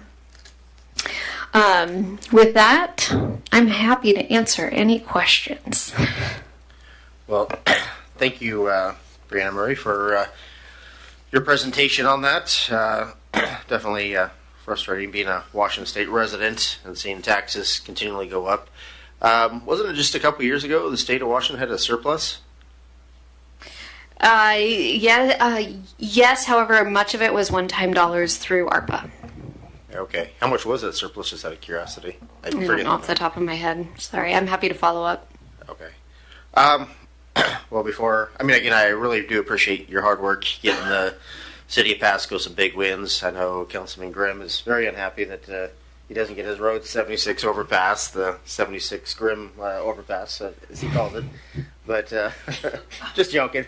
But anyway, I did want to let my other colleagues say a few words, but I know as a resident it is very frustrating to constantly see tax, and we tax our way out of issues. I know this isn't your doing, and again, I know our legislative groups very well, and I know they are trying. It's hard when you're in the minority and you have the majority choosing what and how whatever you think gets passed and what gets even read. So I do understand it. I'm just saying, and I'm sure you hear it all the time, that it's very difficult to be taxed every year. Then you wonder if you can continually stay in this state of Washington when it gets to retirement age. Just seems to be so difficult. But I do love the state, do love the trees, do love living here. I'm proud to be a Washingtonian. Just always frustrating that our state seems to want to tax their way out of stuff versus actually find better ways. And then, again, I would want to make a comment that what also is frustrating is we don't get money for some of these things that would alleviate traffic, like the Road 76 overpass, and yet the council then is blamed for not thinking ahead, and yet in reality we're asking for the state's help. They say no, and then you have heavy traffic, and then people say, well, what did the council, why did they resolve these issues when they had a chance? And it's because of stuff like this. So again, I realize you're doing your best. Again, I do want to say I appreciate it, just that as a councilman and as a citizen, it's very difficult to constantly hear no, and then you get blamed for it as personally as far as you're not seeing into the future. So yeah, One comment I want to make in response to that is that I really view our work together as identifying a legislative agenda where we can accomplish things for the Pasco community in the political environment we're in. You all on this dais can't control who has the majority in Olympia. I, single-handedly, as your advocate, cannot influence whether or not they're going to increase taxes or not. But what we can do is take advantage of different opportunities as they come about in the various political environments to make sure that there are investments being made in the Pasco community and do the best we can within the environment that does exist. And I do think that the legislative agenda we put together accomplished that. While we didn't get anything on the transportation front, we did on the capital front. I think we were asking for the right dollar amounts for the fiscal situation that the state was facing and the majorities that existed. So I hear your frustration, and also would encourage you to think about the approach to the city's legislative program as one of looking at how to make progress for the community in any environment. Well, thank you for that. Again, sounds like we're on the same boat there. But thank you. We'll turn over to Councilman Gribb. Thank you, Mr. Mayor Pro Tem. Thank you, Ms. Murray, for everything this season. Really, my sentiments are nearly identical to the Mayor Pro Tem's, and if I didn't have so much opportunity for personal interaction with you over the last legislative session, I probably wouldn't have turned on my light. But no, thank you for giving me every opportunity to advocate on behalf of the city and the mayor and the Mayor Pro Tem also when we were over there. All the meetings you set up, and then me springing on a last-minute visit that you still accommodated and was able to connect me to senators and legislators and everything. Really appreciate it. Yeah, of course, I'm disappointed, as I would think most Washingtonians are. I mean, the highest tax package ever, so hard on the working class, the middle class, lower income workers. But, I think about those transportation projects not getting passed, but the way you word it, it's hard to imagine we could afford any more taxes at that point, and if that's all where it's coming from. And I am grateful that the governor threatened to veto the property tax increase and threw the majority party a curve, and I know that was kind of one of the scenarios playing out for most of the legislative session with the new governor, exactly how he was going to interact with them, and the fact that he stood his ground on a few key issues that I really appreciate. I think it made it a much more contested legislative agenda than perhaps we had, and I saw by the final number of bills that got passed. To me, that's a good thing when they pass less legislation out of Olympia. But, I just wanted to say in the time I was over there, it looked like you were very well received, you were very well respected and working hard. And even like I sent that picture of my daughter getting a selfie with the governor, and there's you and your assistant in the background working hard as I looked into the finer details. Just says so much about your work ethic over there and what you're doing on behalf of Pasco. So thank you so much. Well, it's truly my pleasure. I love what I do, and I invite any of you to make the trip over to Olympia at any point during session, and happy to host you and get you connected and see part of our world. Thank you for that. Do we have any other councilmen or on the dais here? No. Do we have any from Mr. Perales or Bras?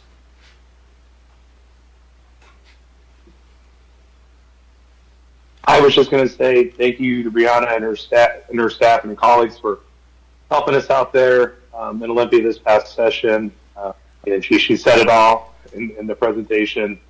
I think a lot of things from this last session. Many people in the community, many people in office, like Mayor Pro Tem Milne said, are not very happy. And I think it's just, I think at the end of the day, maybe this time, with what we've seen come out of Olympia, people will start to wake up, engage with their local council members, engage with the representatives, to start going in a different direction in regards to policies. And I'll commend the governor for fighting back on a couple of these bills and what have you. But I think we're going to have come to Jesus moment in the next couple of years with these rising taxes and stuff. I'm sorry to go on a tangent, but definitely it struck a chord when listening to the presentation tonight. So again, thank you, Brianna. Thank you to Gordon Thomas Honeywell for all the hard work you guys have been doing. Appreciate it. Thank you. Thank you for that, Councilman Perales. Councilwoman Bras, do you have anything to say?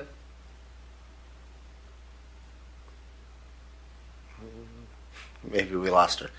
Anyway, since it's quiet, I guess we'll move on. Again, I do appreciate you taking time out of your day and driving all the way over here. And again, thank you for your hard work. I've seen you in action when we were there a few months back, and I know you are really trying hard. I try not to be negative, but it's very hard to read the news constantly and say, like, oh, crap, here comes something else. And especially when you go to other states and then you see gas so cheap, and then you come back to the state of Washington, and it just seems like we're being gouged. So, but again, thank you for everything you do. I do want that to be the main point.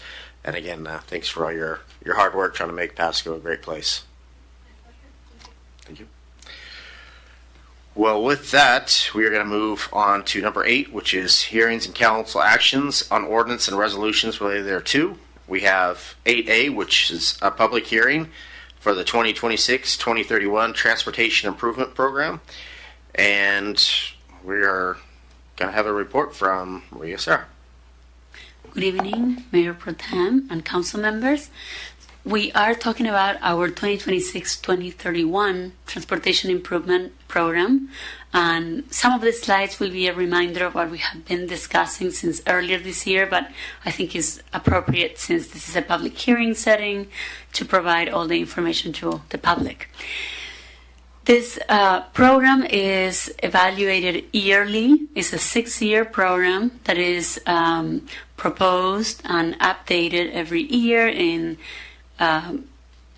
consideration of RCW 35-77-010. The deadline to get this program approved is July 1st of each year, in this case 2025, and it must include bicycle and pedestrian facilities, as well as be consistent with our comprehensive plans. Next slide, please. As we have talked in the past, this Transportation Improvement Program includes the names and scopes of the projects, the estimated cost, a proposed schedule. Those costs are then divided between the cost of each phase of the project, so design, right-of-way, and construction. For those that have all those phases, it also includes plans and studies, as well as programs, which are annual programs that are recurrent activities done to improve our transportation system. And it must list the anticipated funding sources. Many of those are not secured at the time the program is passed. Others have been secured and are indicated as such. This TIP is showing the projects that are anticipated to be delivered by the city. It does not include projects that are to be performed by private parties. And of course, we pay special attention to our federal and state funding, because this list is the base for the State Transportation Improvement Program, which is the way that we access those awarded funds through federal and state agencies.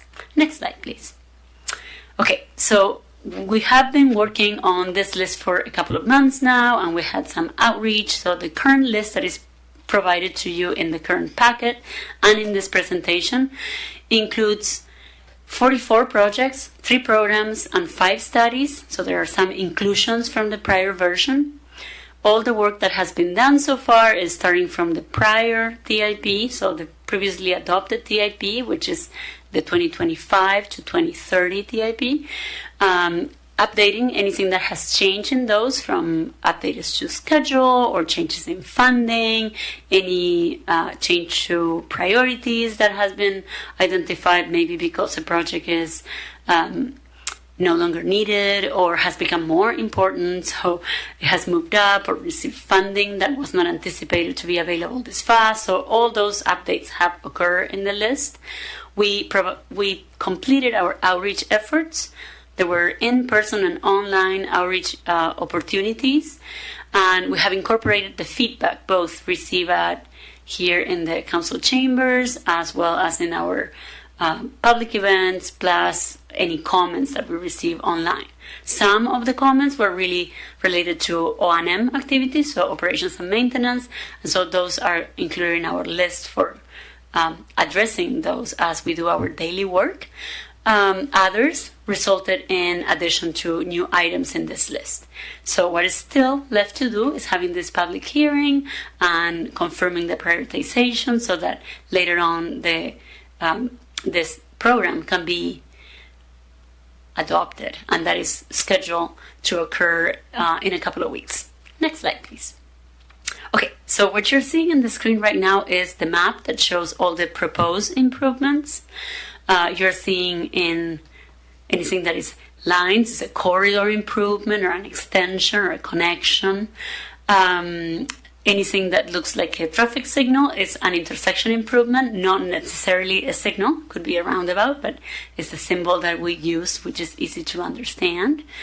And you are seeing all projects that have a location, and that includes also studies that have a location. There are some programs that are citywide, and those are not really represented in the map because of how difficult it is to identify that it's across the whole city.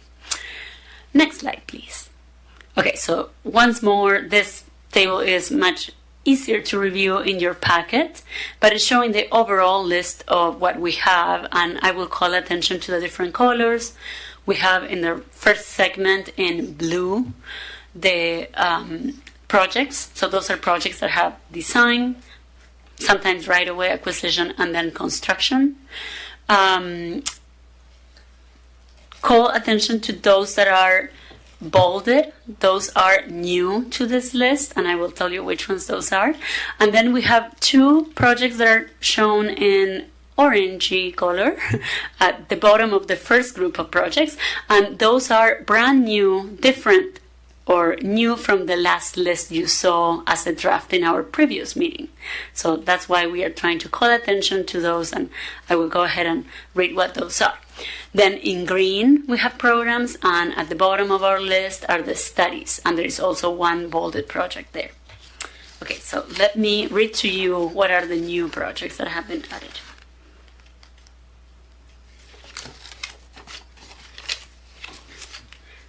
Okay, starting with project number 16. This is the Road 68 Pavement Preservation Project that is new to this TIP, did not exist in the previous TIP that was adopted by you all.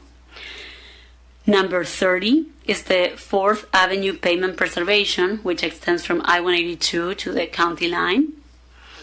And then in orange, in the first group of projects, is the brand new project. You have not seen this one before in any draft list. That is project number 43, is the Road 44 FCID Canal Crossing. That is pedestrian facilities to cross the canal. It's a gap that has been identified and mentioned in prior meetings. And then item 44 is Core Street Safety Improvements Phase 2. And this was as a result of comments that we received during our meetings. It's pedestrian and bicycle facilities along that corridor extending between Road 68 and Road 96. And this is because there are safety improvements proposed in our current TIP that extend on either side of this segment, but this segment was not identified yet, and it's planned to be incorporated in this program should you desire to do so, likely in the later years of the plan. So it's a brand new project coming to add with the new time frame that we have in this program versus the prior one. And finally, the other new project to this, it is a study to this program is number 51, Road 68 and Taylor Flats intersection study. That is an intersection that didn't used to be city jurisdiction. It is now partially city jurisdiction, and with increased volumes and the configuration of the intersection that has 5 legs, it is likely we will have to find solutions for increasing safety at that location. Okay, so next slide is the same list of projects, but in this case you are seeing the schedule in which they've been planned to be delivered. And along with that, you are seeing also the status of their funding. That's the very last column. And what you're seeing is that the vast majority of priorities 1 have funding secured, and that carries us pretty much to number 10. So there's at least 10 projects that are either fully funded or substantially funded. And then we have other projects that have partial funding and so on. So that is the current proposed prioritization of the projects and schedule.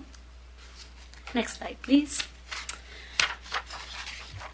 And then this is our schedule that we had discussed earlier.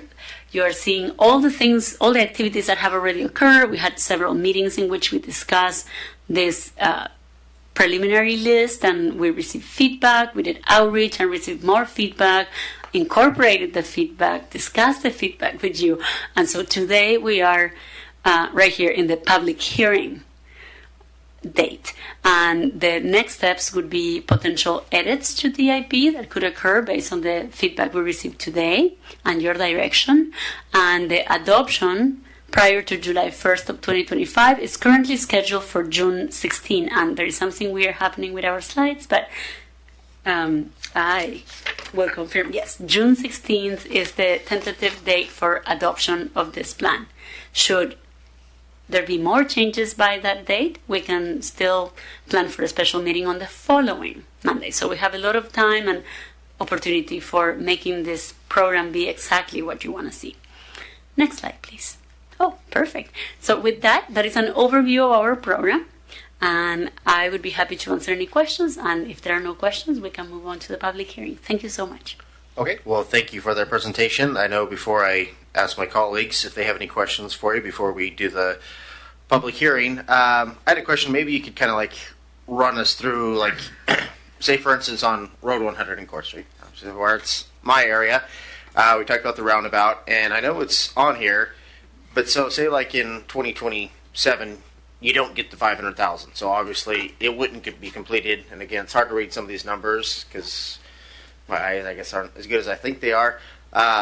You're talking 2030 or 2031 for that to complete it. So what if there's another budget crisis? I mean, how does this work basically just for the people at home? We see it on the list. We see that's when it would happen or what should happen.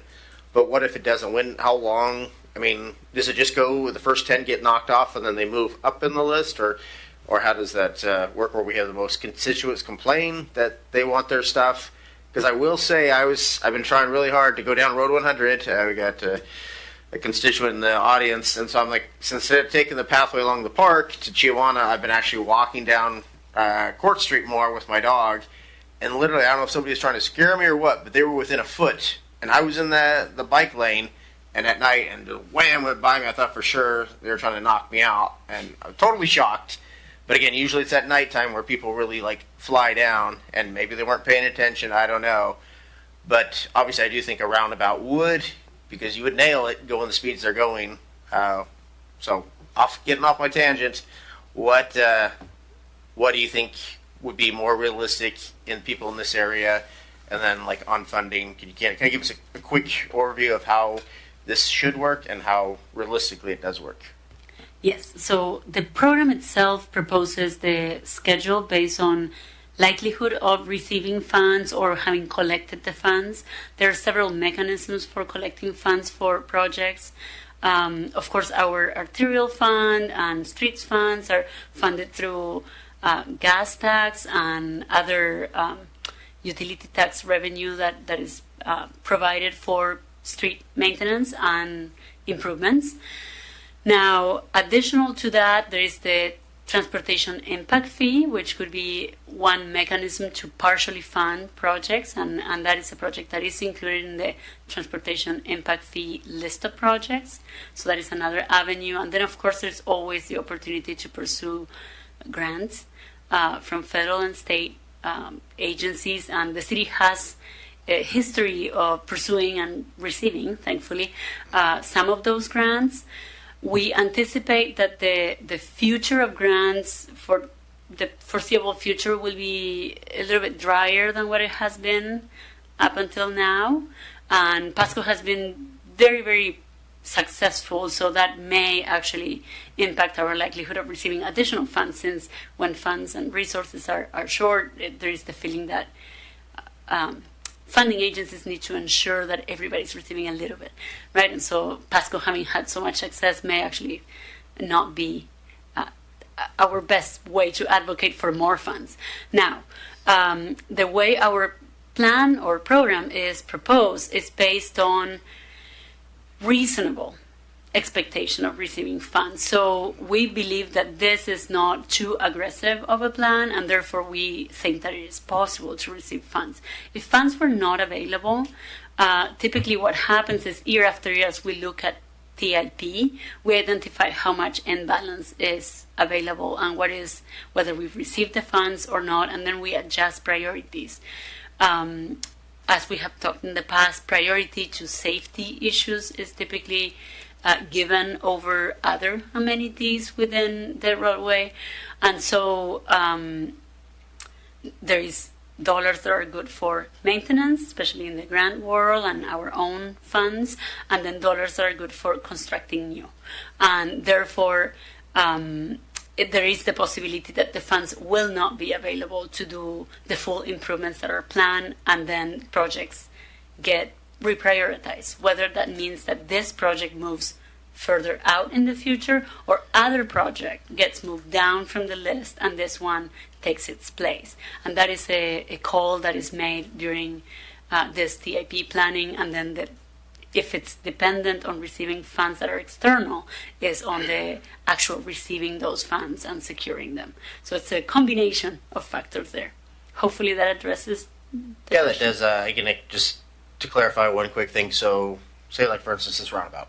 I always love the idea, always wanted to see it. And again, it's hard sometimes to rally people to a cause and to attend these meetings. But say you had 20, 30 people come to a meeting, everybody said the exact same thing. Would that like up the scale, or would it mainly just be the same? I mean, if everybody comes out and says, this is what we really want, we want Court Street, Road 100, roundabout, does that like jack it up, or does it mainly stay the same? I mean, I'm just asking, I understand. So yes, we appreciate public input. I cannot underestimate the amount of data that is used to prioritize things. And so as an engineer, for good or for bad, I make decisions based on data. And so we take into consideration crash data, analysis on volumes, and then prioritize based on that. Similarly, as we talk about different treatments for addressing an issue, we look at the possibilities of how to solve that and evaluate which alternative is the one that produces the best results. At the same time with, balancing use of resources. And so that is a equilibrium that we try to have. And yes, we value input. We want to know where people are experiencing issues, but certainly at the time of prioritizing, we're also looking at data. Okay. Well, again, I know sometimes you have data and how many people get hit and stuff like that moves it up, but then at the same time, we don't want anybody getting hit. So again, this is another frustration. You can only do so much with so much money, but as council, I will say if you walk down Court Street at night on the pathway, where there's some people that, if there was a cop there, man, he'd be given ticket after ticket after ticket, because it's sometimes it feels like a racetrack, and I'm not wearing a helmet. So, but anyway, so I don't want to talk all the time. Let's go with Councilman Grimm, and then we'll work this way. Thank you, Mr. Mayor Pro Tem. Thank you, Director Sarah, for your presentation. Thank you for all your work on this. And I know why we have been successful in getting so many grants. I've had a couple of different little birdies tell me you are excellent at writing grants. So thank you for all the funds you're able to get us for the city of Pasco. And I look at this list and, holy smokes, we are a growing city, and there's just a vast amount of projects. It's almost just pretty overwhelming, just the financial impact and just the needs of the city. And so I really appreciate you prioritizing and getting these all the way down. Even the very last one, I mean, it's like number 52, but just the sign reflectivity analysis implementation, how important that is. I mean, I've seen the new signs with the red strips down and the larger stop signs. Those things really do help. And there's so many, crashes at intersections, like I was just talking about earlier in my reports, the comprehensive safety plan, that I think those things really will help. So I appreciate you including that on the list. I see over there, just in my district, the traffic analysis for US 12 and just how important the need is over there. I mean, there's so much focus on West Pasco, but just over there, I mean, there's a huge need with congestion, and we've had some serious accidents over there. I just want to ask a specific question, though. Up towards the top of the list, I see Court Street.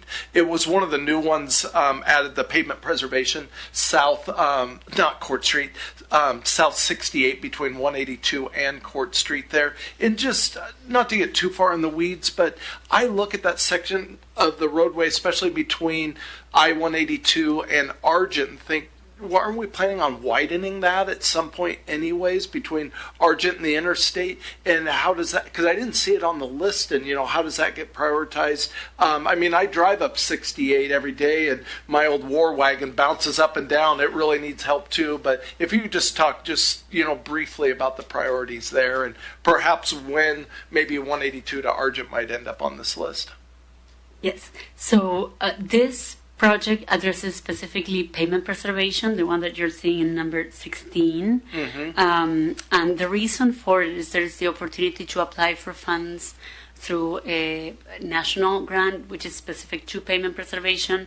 This is, I believe, the last corridor that the city is to overlay, utilizing the funds through that program. And so we incorporated it because we had already kind of tackled the other corridors that were eligible, and that is NHS corridors, so National Highway System corridors. So that you're seeing that project there. We have areas that have been recently incorporated and others that were city. So it's a combination of kind of joint jurisdiction, which sometimes made it hard to do pavement preservation. And therefore, now that the vast majority is city, we have worked with the county, and we have collected information, and we're able to address those needs for pavement preservation specifically. As far as widening, we did find that the prior TIP did not include a widening, but our CIP did, and we did some research, and we believe it was prudent to wait until our transportation system master plan was updated, which is underway, and determine whether that project was adequate and consistent with our patterns of development, and whether that needed that additional lane or not. It was going to be a pretty expensive project, and knowing what we know about grant funding, we thought that it wasn't very prudent to add it to this list yet. Of course, if this is something that you really want to see added, we could add it. It could be, our addition maybe after item 44, could be item 45, and then we have it in the list, and we keep an eye out for it and see what the results of that TSMP tells us, right, with the new land use and volumes and so on, to identify exactly what is needed. That is in areas it is 2 lanes, in areas it's 3 lanes, and so if we were to widen, like, is this a 5-lane corridor? 5-lane might be excessive. And then 4-lane has the problem of the left turns, right? So there's some further analysis that are going to be needed to support the widening as we understand it. And I do have my engineering manager in the audience in case he wants to add anything. But I think that's why we have what we have today in the list. Okay, no, thank you. I appreciate that. Yes, and I'd much rather have an overpass than, that wide. No, and I appreciate all your work on it. And I've got an idea for pavement preservation, too, that maybe I can catch you and the city manager offline and try to work through or whatever to preserve more of our roadways. So thanks again for all your work. Well, thank you, Councilman Grimm. And just in case you don't know, we do appreciate all the work. We appreciate all the grants. I know sometimes members up here on the dais don't say it, but I know we all do really appreciate you guys, everything you can do to make Pasco a better place and the roads better. It's always appreciated.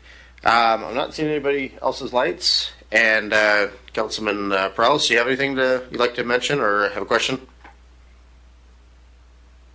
I have a comment. I sent the email off earlier. I just want to put it on the record. I would like to see a potential project, a enhanced crosswalk at Road 44 and Hilltop Drive. And really, across the whole city, I think we should be partnering with the school district to find funds to enhance our crosswalks for our kids.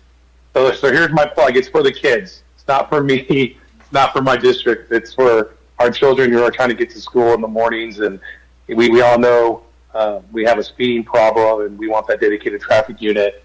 So, but this came across my emails, and I've had phone calls about this intersection, but I really just want to say we need to be doing this, enhancing our crosswalks across the whole city. So I'll go ahead and put that on the record.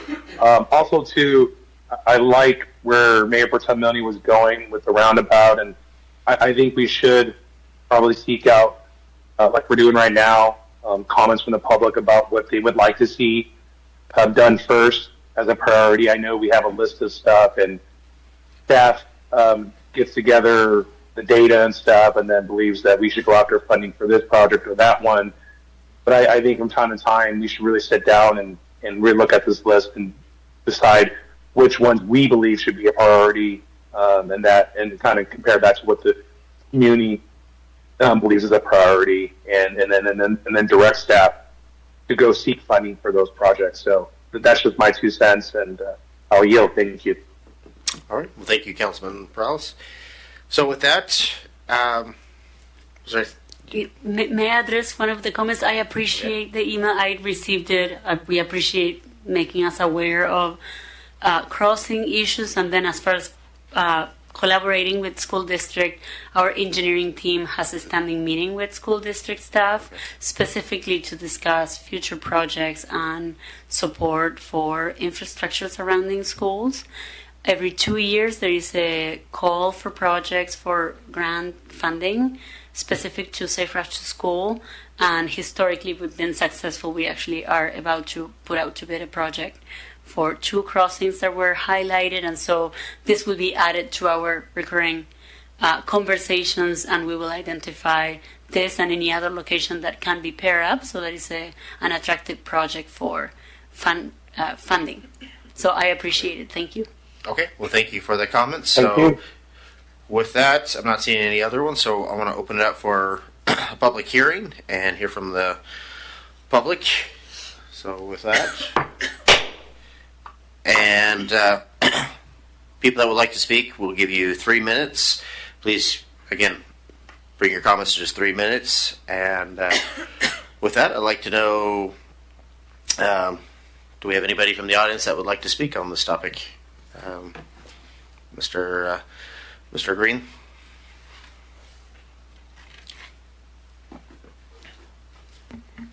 My name's Dallas Green. I live in West Pasco. Real quickly, Project 20, Road 100 and West Court intersection. I recognize the comments tonight about roundabout or stop or signal, and I really believe living nearby, we should look at a roundabout. It will allow flow, but also slow traffic. I think a signal, because I'm a traffic engineer in my dreams, not in real life, I think a signal will allow people with a steady green at night or whenever just to bomb down that street. So if we have a roundabout, that works 24/7. Project 28, pedestrian bike safety on West Court between 96 and Harris.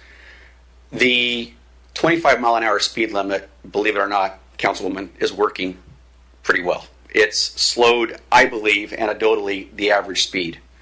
But we still need the radar feedback signs that the council voted for, and also the striping. And I know there's some engineering involved in that, getting some approvals done in that, but we are now in the spring season. As you know, that path is busy. It's busy at night, it's busy during the day, and people are inches away, and he's not kidding when he sees it. Coming up on that, look at that project, $7 million, that's number 28. That's a lot of money that we hope to get someday. And I think that's kind of a pie in the sky. And, you know, as you know, I've brought a lot of residents to these meetings, 50 some at a time. They're terrified of Sylvester Street. I don't know anyone that goes down Sylvester and thinks it's a workable street plan. And residents on that street don't like it. You have vehicles delivering FedEx, UPS, whatever, they're having to stop in the roadway. And we just cannot allow that to be repeated, not just on West Court Street, but anywhere in the city. So if Project 28 moves forward, I do believe there should be some public input, and that needs to be considered in what's done, as well as looking at stats. But we need to make sure that we've got something that's workable for all parties, the users of the trail as well as the residents. Last thing real quick, I think the traffic improvement plan, is always kind of a reactive thing, fixing problems. And I really want to address, what are we doing with developers to make sure we're not chasing the problem 10, 20 years later?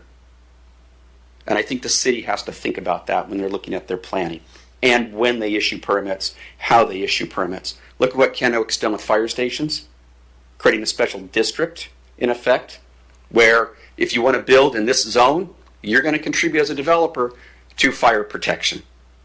You're also going to contribute, in my book, to traffic flow. We notice people 300 and some feet out. Why aren't we making those developments pay for traffic impact 300 and some feet out or more? And I think it's going to really start at the planning level with your input. Thank you. Do we have anybody else from the audience that would like to talk about this? My second call. And third and final call for public comments regarding the topic. Not seeing anybody. So again, thank you for that. So we're going to close the public hearing. And with that, we'll move on to number 9, ordinances and resolutions not related to hearings. And we have number A, resolution number 4601, setting a date to consider a notice of intent to commence annexation proceedings for SG Management LLC and Oregon Farms LLC annexation. And again, we got it's going to be a report from Haley Miller. Thank you, Mayor Pro Tem. Good evening, Council.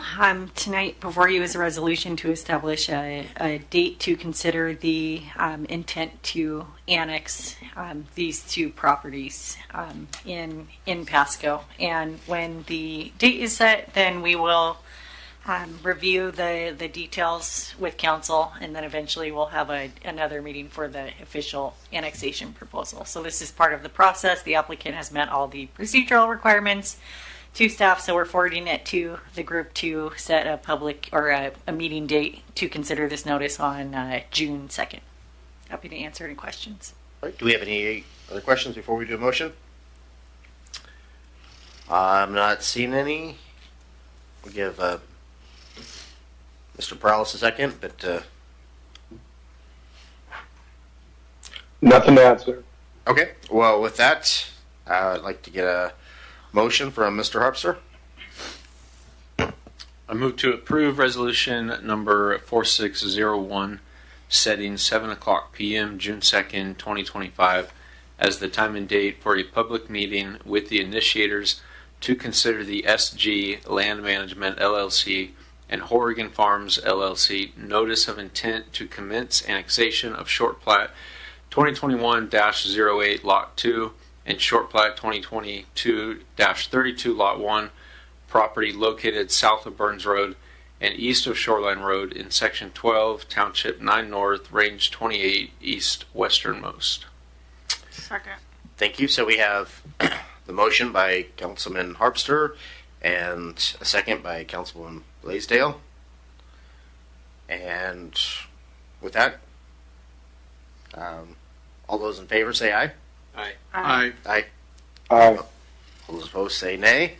Looks like that one carries unanimously. So we're going to go on to B, resolution number 4602, setting date and time for right-of-way vacation public hearing for Wanderack. And again, Ms. Miller. Thank you.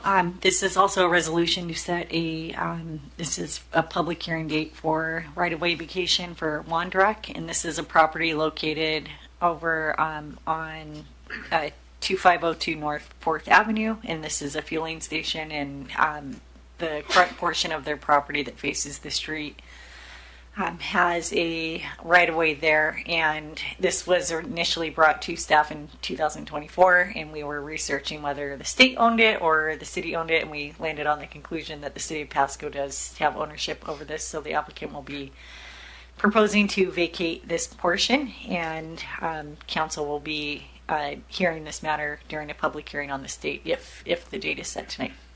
Happy to answer any questions. Okay, do we have any questions from council? I'm not seeing any.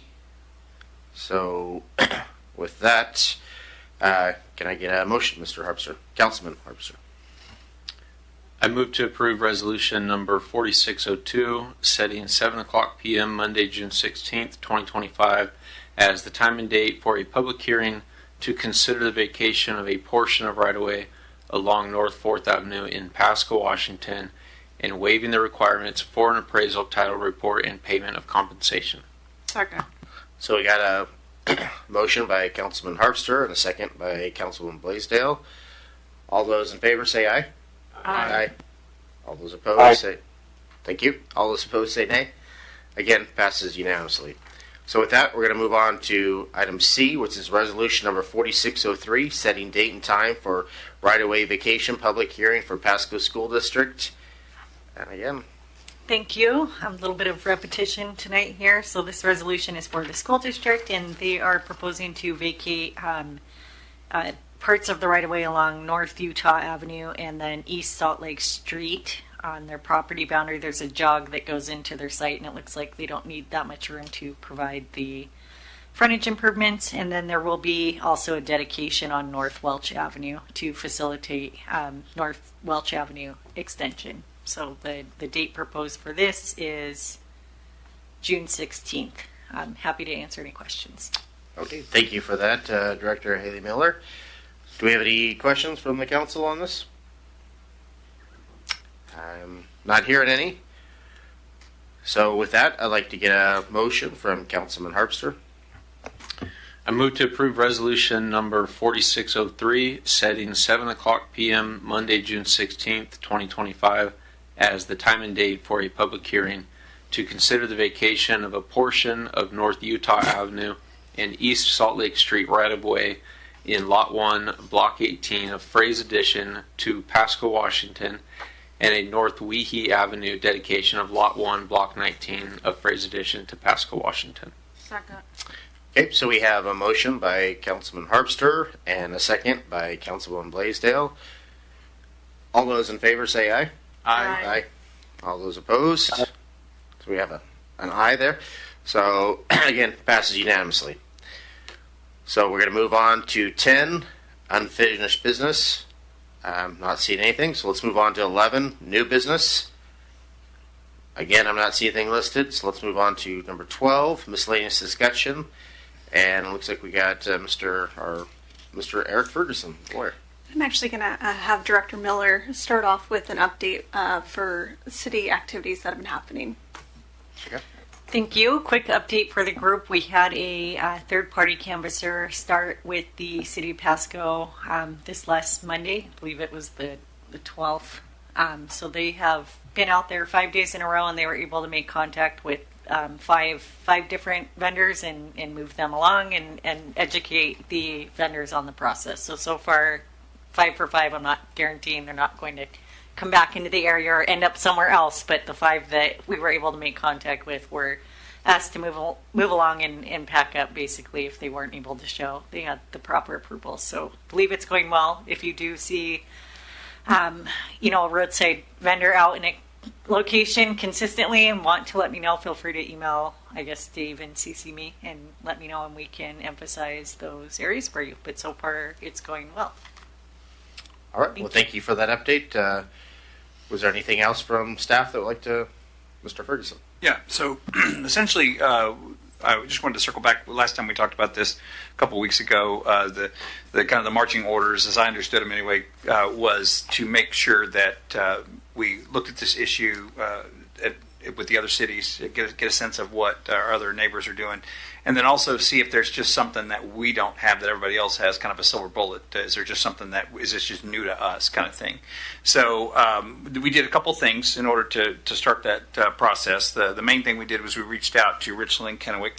Didn't hear back from Richland, but I did have an extended conversation with the city attorney for Kennewick, which was kind of a nice treat. We were able to really dig into this issue quite a bit. And essentially, I think the article, a lot of folks saw the article in the paper and it talked about kind of what their approach is. But essentially, excuse me, they're not too worried about it. That was kind of the takeaway that I got. And that's not from the city attorney. That's not his his assessment. That's just based on the conversations that it sounds like that have been dealt with. It sounds like that it hasn't been as prolific. Maybe I don't know if that's the right use of that word in this sense, but it also it seems to be the issue that they were addressing they felt it was more related to seasonal aspects in terms of that it goes away pretty quick after this kind of the spring kind of run at it, and then they really weren't getting a whole lot of complaints. It sounds like that. I don't mean to be putting words in their mouth. This is just kind of my assessment from the conversations in the article, but. So it doesn't sound like they're in any hurry to try to do anything about it, and they're just going to kind of stand down and stay where they're at. The other thing that we did was I took the effort to get on what's referred to as the WASAMA listserv, which is the Washington State Association of Municipal Attorneys, and put out a very specific inquiry related to this. It's one of the few times where we can do that where we don't have to worry about any kind of privilege, because obviously this is a big issue that we're not seeking legal advice. We're just trying to gather policy advice online. So I received a whopping 0 responses from about 200 to 300 attorneys statewide. So normally someone will just ping you and say, how's the weather over there? But I didn't even get that. So yeah, I was disappointed in that. I thought for sure that there would be a little more out there. One of the things that did come out of my conversation with the Kennewick City Attorney was that apparently their current city manager was the former city manager in Battleground, and she was she had stated, he told me that she'd stated that they had tried to address something like this in Battleground and to take a peek there. So we did. We went to Battleground, looked at their statute or their code sections, and unfortunately, it not really helpful. It's. I see why people might think that it would be a little more helpful because of the way it's titled. It's called mobile food units, and so it looks like it might be a little different than what we're normally looking at. But essentially, when you read it, it is essentially the exact same thing as what we do under mobile vendors. Now, the one little nuance, they have this. Description of where a mobile food unit has to be must have quote wheels and be attached and be readily movable. So clearly that's not anything remotely close to what we're talking about with this situation. So anyway, I guess a long way to say that Battleground wasn't a whole lot of help. We didn't. That wasn't really what we were looking for. So with that being said, really what we're stuck with is kind of on our own in terms of like really kind of pioneering this and seeing, okay, what would this look like and what do we have? So to that analysis, that's really where kind of the legal analysis kicks in. And this statute is very interesting. It's very broad.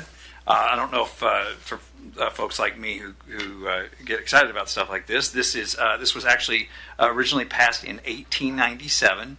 That is 9 years after statehood for those that are keeping track at home. And it was really interesting because the title of the act in the Session Law of 1897 stated that it was an act to permit farmers, gardeners, and manufacturers to dispose of the products of their labor. So that was essentially the overarching title of it. It's changed a few times in terms of adding some language. They struck some language that talked about that they struck out a bunch of fish and milk and poultry and stuff like that. But long and short of it is it's really been around for a long time, and pretty much it's standard form. It shall be lawful for any farmer, gardener, or other person without license to sell, deliver, or peddle any fruits, vegetables, berries, butter, eggs. So it's still pretty close to the way it started, and there's been a few iterations. But really, what it comes down to is the statute that we start with really is an exception to, and these are rare situations when the legislature. Maybe not so rare anymore, but they used to be rare situations when the legislature would really preempt local government's authority to regulate certain things. And so this was kind of an extraordinary thing that really limits the local government's ability to regulate something. So it really just takes it off the table the way it's drafted. So it's a very strong, broad statement right at the get-go. I'll just refresh everybody's recollection here. It shall be lawful for any farmer, gardener, or other person without license to sell, deliver, or peddle any fruits, vegetables, berries, eggs, or any farm produce or edibles raised, gathered, produced, or manufactured by such person, and no city or town shall pass or enforce any ordinance prohibiting the sale by or requiring license from the producers and manufacturers of farm produce and edibles as defined in this section. So that's a really broad statement there, and so broad, in fact, that that's why it's accepted in our mobile vending stuff. So, and as we talked about last time, this is really this one little narrow area, which is we're not talking about folks that are selling food, any kind of food products that's been produced or manufactured in any way. We're talking about produce, and that's not as clear either in some of our analysis in terms of trying to analyze, does that include flowers, which we do believe it does based on the statute. So anyway, long and short of it is, what it really comes down to is we're really talking about this narrow little area we know we can't regulate. The statute couldn't be clear that we can't require a license on private property.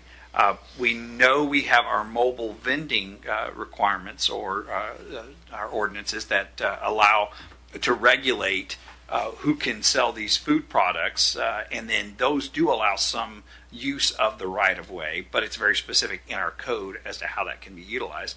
Then we have people who sell certain things along the roadway that we know we can regulate that, like products, things that they may sell, kites or what have you. Other items. Excuse me. So we know that those can be regulated. So this is just one of those really narrow situations where you have a statute that says you otherwise can't regulate this activity, but you do have, these are your rights of way. This is the local government does have the ability to regulate what goes on in the right of way. So it's a nuance. I will say this though, the one thing that really, one of the things that we started to look at, well, would there be a way to have, say, a permit for this type of activity, since you're essentially giving someone the ability to be in your right-of-way to sell, to engage in this activity. And we know we can actually regulate this activity on private property if somebody calls the police department and they come out and say, get them off of my property, right? That's trespass, right? So what would be the equivalent of a civil situation where the local government may or may not be willing to give its permission to be in the right-of-way? So our thought was, well, maybe this would be some kind of permit, not a license in the sense of like a business license, but some kind of a permit to do a certain activity in a certain place. And that's not going to work. If it's specifically related to this activity, a permit and a license are going to be looked at interchangeably. One of the Cornell Law School, they have a website that does a lot of definitions, and license is defined multiple different times in the RCWs, not in this particular section, so it kind of amalgamates them all. But the definition that really seems to be stated over and over again is generally a license is permission granted by a qualified authority permitting a licensee to do something that would otherwise be prohibited. License may also refer to the physical document granting such permission, sometimes referred to as a permit.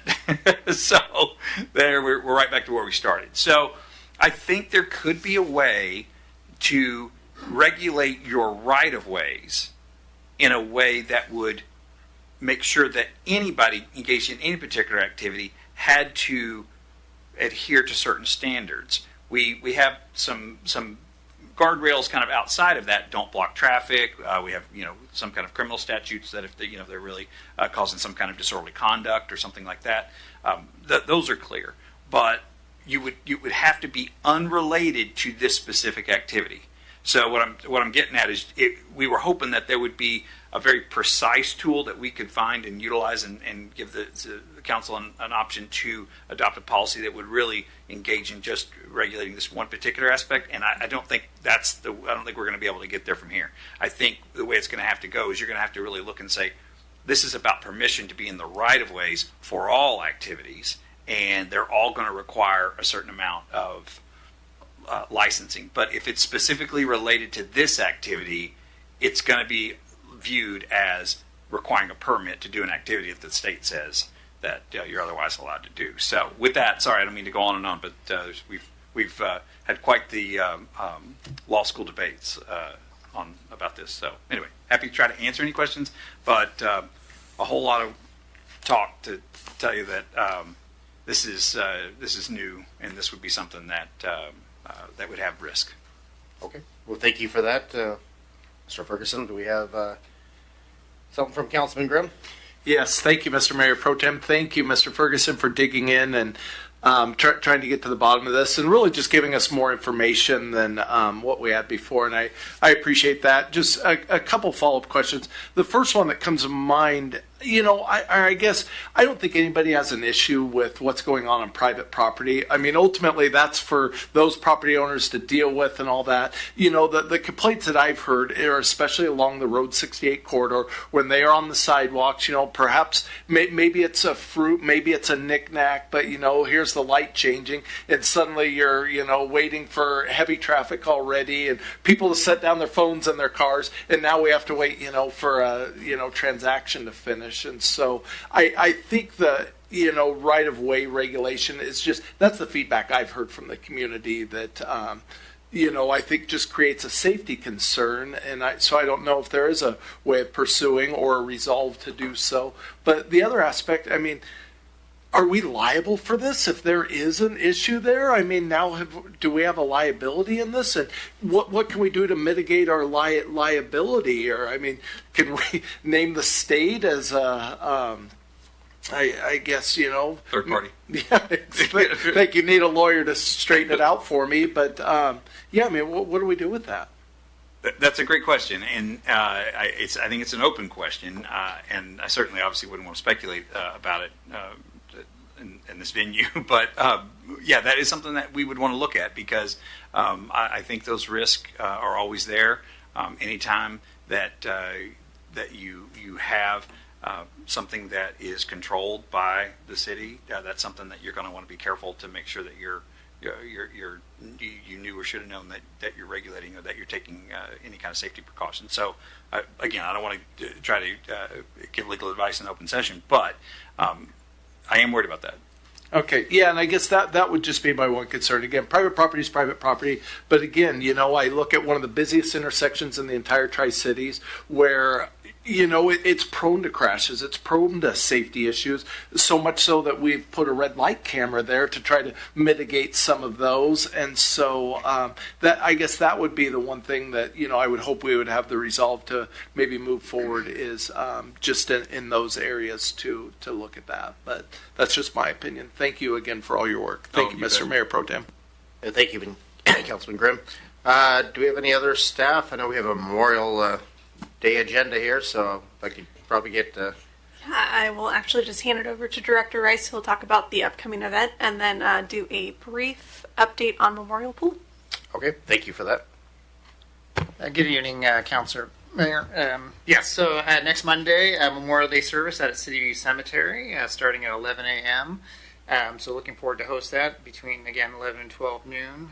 We'll have one of our own staff as our primary speaker, as well as the mayor to kick that event off. So also make note that no council meeting next Monday, because that will shift to Tuesday as well.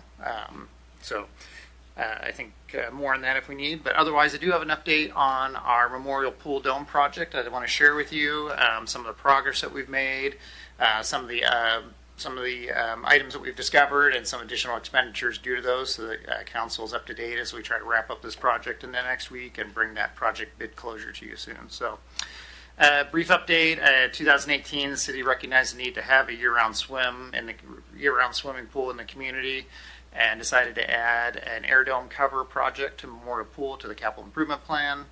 2024, City Council approved the purchase of the pool dome cover, so manufacturing could begin for delivery in 2025.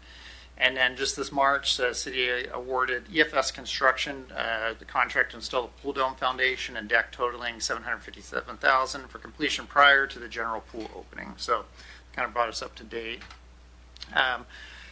As with several projects, particularly something that was built in the 1950s and has been remodeled through the years, there are several unknowns that have been discovered since construction started, resulting in about 64,000 of approved or pending change orders to allow planned public opening of the pool. The change orders will be presented as part of the project acceptance, but wanted to review them now as we are incurring the costs as the project completes. Further delay to the pool usage impacts our lifeguard training, resulting in delays to general pool opening and swim lessons. So if we hadn't kept moving forward, it just kind of cannonball right into the middle of summer, which we've been trying to avoid, especially with the start of our swim lessons. So a couple examples of these. Shade structure. We had a pretty large shade structure that was installed several years ago. We found that the contractors found the foundation encroached in the pool decking area that we needed to replace. And not only did it encroach, it was a very large chunk of concrete holding that in, so it required additional labor and equipment to remove. We found an unknown manhole in the parking lot requiring a reset for future access and maintenance. We think this is from the 2009 construction project when we did the last remodel there. So you can kind of see it buried in the middle, but that required resetting and setting to the level of the parking lot so we can maintenance that in the future. The previous pool remodel backfill was unstable. You see it's a combination of this pea gravel and the sand. It was continued to fall in, so it required additional labor and forms to stabilize for the new pour. They located the original abandoned pool deck, which I think would have been from 2 remodels ago. As you can see, this rebar on the left side of the picture that needed to be cut out and removed. Not only the removal, but then we needed to procure additional concrete to help fill that back to the deck level. And then a couple of additional things. We paid for a couple of extra work days or overtime for they're working 4/10 schedule, so either Friday or Saturdays to help round out those days, keep the project moving. Additional labor materials to support the installation of the bulkhead, which is ultimately the pool lane divider that we'll use when the dome covers on to expand swim opportunity. Discovered unknown fiber optics line, gas line, and fence line that all intersected together in the same spot, so we've worked on moving those things around. Labor and industry required some electrical bonding to reduce stray electrical current throughout the system, and then some additional electrical changes related to changes in the foundation. But the project is on track to be completed by May 26th. Facility staff have been given the go-ahead to start draining the water out of the pool and then filling up this week. Recreation staff will perform lifeguard certification in the following weeks. We'll slip in a quick swim meet, and then the pool will be open to the public on June 14th. Everything progresses as planned this week. And then pool dome delivery will be in September with installation to follow right after the end of the swim season in October. So far on track, but as council has asked before, they'd like to hear about some potential changes before we expend them. This is kind of like the middle ground because I'm expending them, but I'm giving you the heads up that I'm spending them. So hope to be a little bit more project timing where we can stall the project and seek permission first, but doing the best we can to tell you what's going on. With that, any questions? Do we have any questions from the council?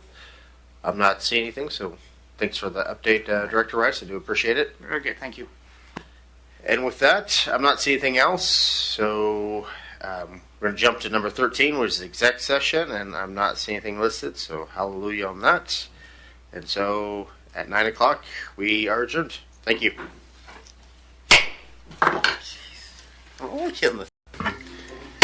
Good evening and welcome to the City Council special meeting of Tuesday, May 27th, 2025. I know it is odd for us to meet on Tuesdays, but yesterday was a Memorial Day, so hopefully you all celebrated that and remembered those who have fallen before us. With that, Ms. Clerk, if you'll call us in. Yes. Council members Barajas. Present. Blaisdell. Present. Grimm. Okay. Harpster. Present. Perales. Here. Mayor Pro Tem Milne. I'm present. And Mayor Serrano. I am here, and I apologize, I did skip over our typical read-in, so for those following along, their agenda packet's available on the back of this table right there, next to Mr. Grambois, who's there presently. For those following along, www.pasco-wa.gov/agenda. The meeting's televised on PSC-TV, channel 191 in Spectrum. In Pasco and Richland, it's streamed on the city's Facebook page, website, YouTube channel, and via Microsoft Teams. This and previous council meeting is available on the city's website.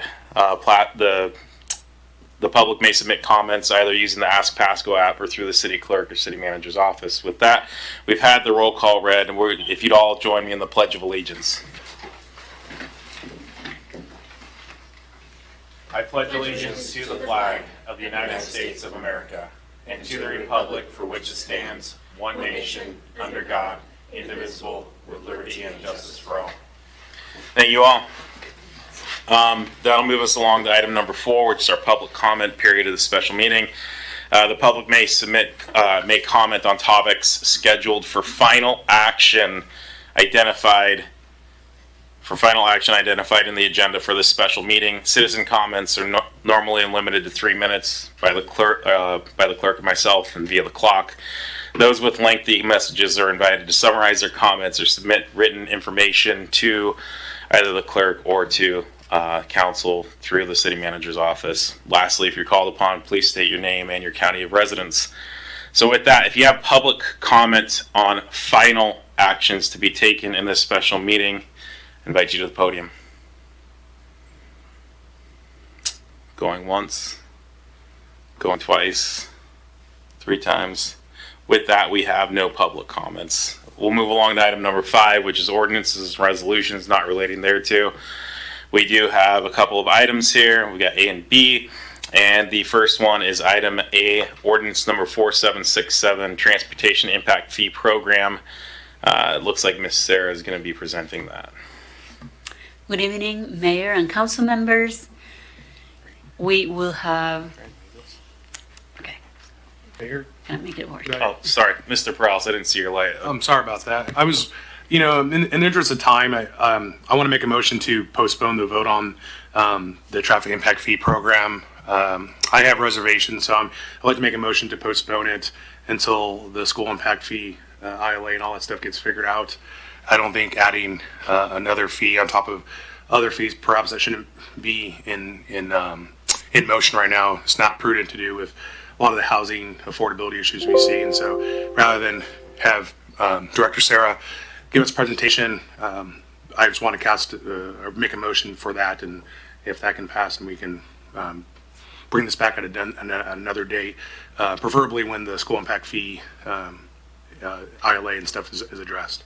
Okay, so we've got a motion to table this vote until the school impact fee ILA is addressed. Do we have a second, Mr. Harpster? I'll second with discussion. Okay, so we got a motion and a second. Let's open the floor for discussion. I would just say I concur with Ms. Prowse's comments. If there's a way that we could vote on it this evening and ensure a specific date that it does not go into effect till, I'd also be open to that, but I think the easiest path may be to just postpone it until such time as Mr. Prowse mentioned. Thanks. Thank you. Do we have any further discussion? I will note that I believe I was CC'd on an email from Mr. Grimm indicating similar thoughts. I don't want to speak for you, Charles, but I don't hear you. Mr. Grimm, can you hear us? And if so, oh, there we go. Thank you, Mr. Mayor. Yeah, my thoughts are pretty much spoken in the email. I just don't think it's fair to the developers of the Pasco homes that both these on the books at the same time. And just in case there's a hiccup at the school level or something, I would be concerned about passing something totally dependent on them, on a certain date for them. Yeah, that would be my chief concern. Thank you. Thank you, Mr. Grimm. Mr. Milne. Yeah, thank you, Mayor. So if we were to table this, do we have an idea of like how long this would be tabled or what would be recommended? I'm not sure if you're aware of. I mean, when would you say realistically that this would come out with what Mr. Councilman Perales is talking about? What kind of time frame are we looking at? Well, just from a procedural standpoint, the one of the things you have to do with an ordinance is it has to have an effective date. You can make that date very well into the future, but that's why they call it an effective date, not an effective event. So you can sometimes make things condition precedent so that things have to happen before something else takes place. But the problem with this situation is that the ordinance is going to modify large portions of the code, and so you really would need to have an effective date, say January 1, 2026 or something like that, if you went forward on one of these options. So it really, from a procedural standpoint, if the council wants an absolute guarantee that something's going to happen prior to moving forward, then tabling it would be the preferred route, I would think, because if you pass something and make it effective, then you may have to come back and unpass it later on. Okay. Well, thanks for the clarification. Thank you. Thank you. Hearing that, I liked Mr. Harpster's idea of utilizing a condition precedent, but hearing from our legal counsel that's not advisable. I do think it makes sense to sit on this until we have things worked out with the school district. I appreciate the points before me not needing to re-raise them. Any further discussion? If not, let's go ahead and do a roll call vote on this one, Ms. Clerk. Sorry, just to remind folks, because it's been a while since the motion was made, this would be to table this to a date. Do we want to set a date post enactment of the school district, like the first regular meeting? I guess that's technically a modification. So at this point, it's just open-ended. And then we can direct staff the time according to if we move. It sounded like, correct me if I'm wrong, Mr. Prowse, but I thought the motion was to table this until such time as the school impact fee amendment can be effective. Is that correct? Okay. And you can make that an event. Okay. Sounds good, Mr. I would just say, yeah, my suggestion, this is the way council wants to go, would be to just schedule them both for the same night. You can deal with the school impact fee. That'll have an effective date. You can match the effective date of the school impact fee, the effective date of the traffic impact fee. Are you requesting that in the motion, or is that something we can direct that's adequate direction? I think if there's no objection to council, I think we can staff can just bring it back at the same time. I don't know, we necessarily need that as part of the motion. Any objections to that approach? Okay, so with that, I think we know what we're going with. We got to vote here, Ms. Clerk. Okay. Councilmember Grimm.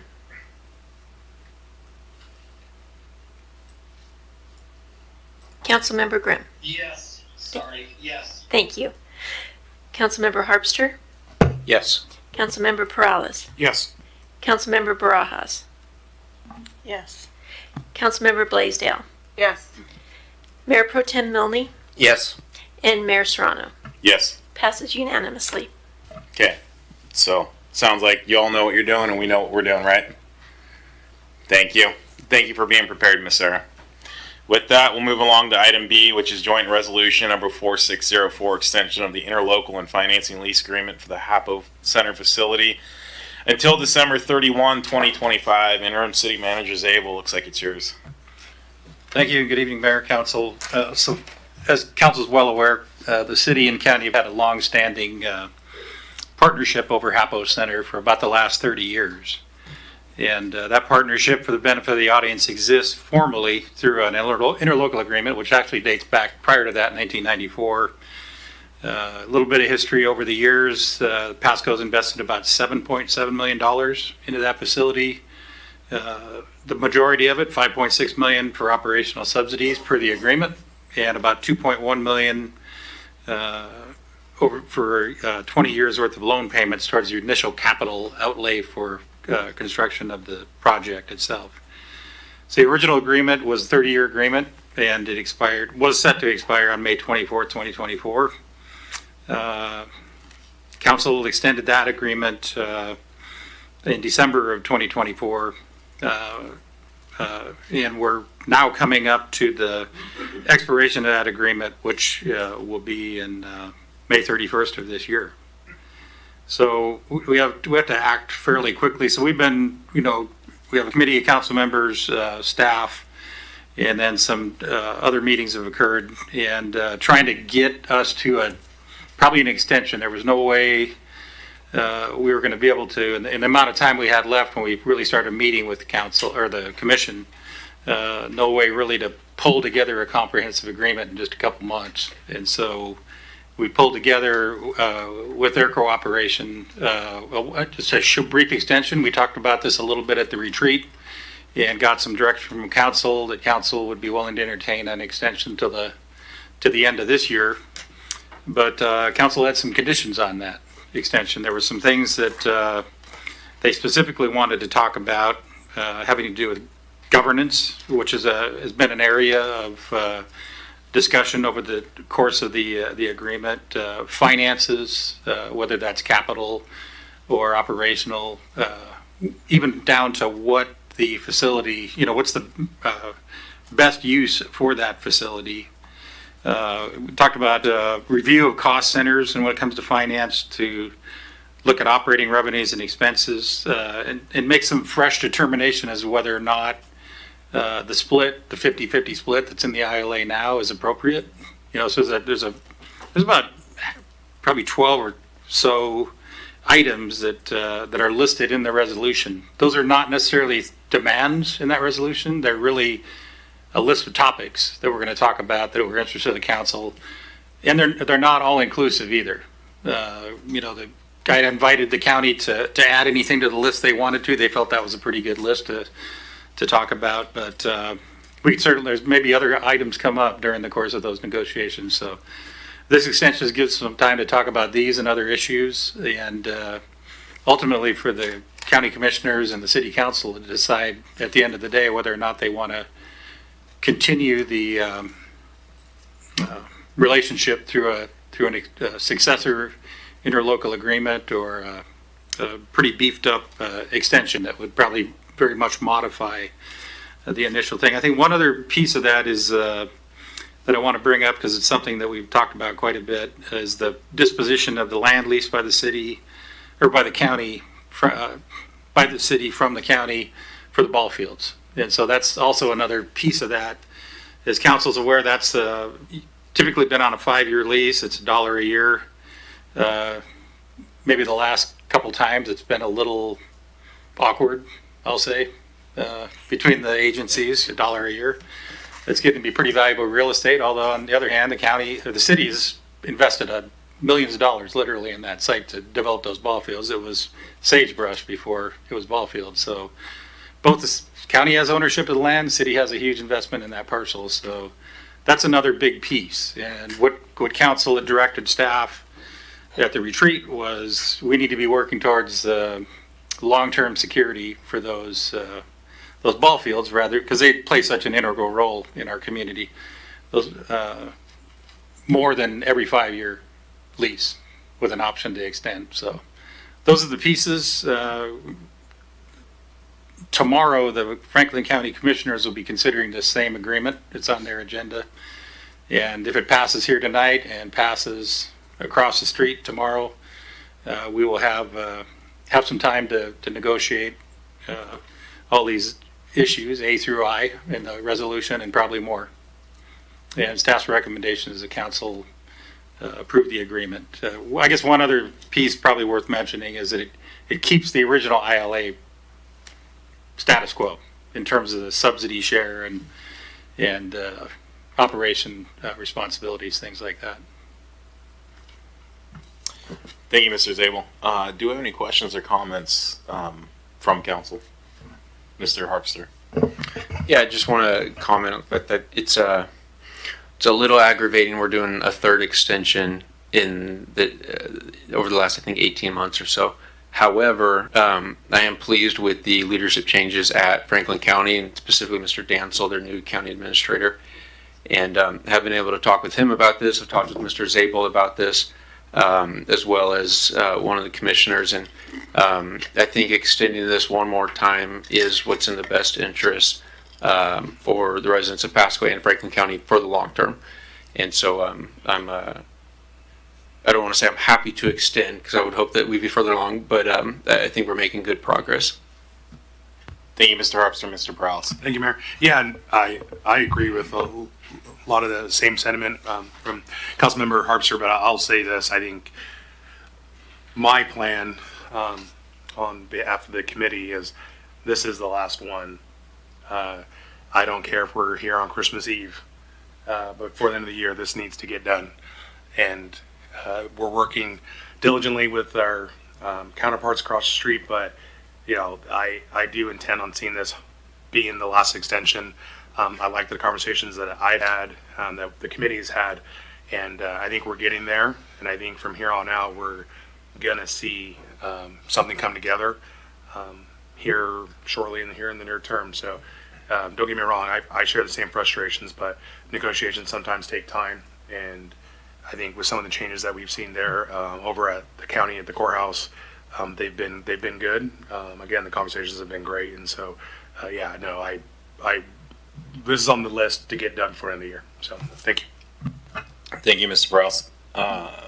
Ms. Prowse. This is a question more for staff, and I'm looking at Ms. Sigdell. We've extended this a couple times.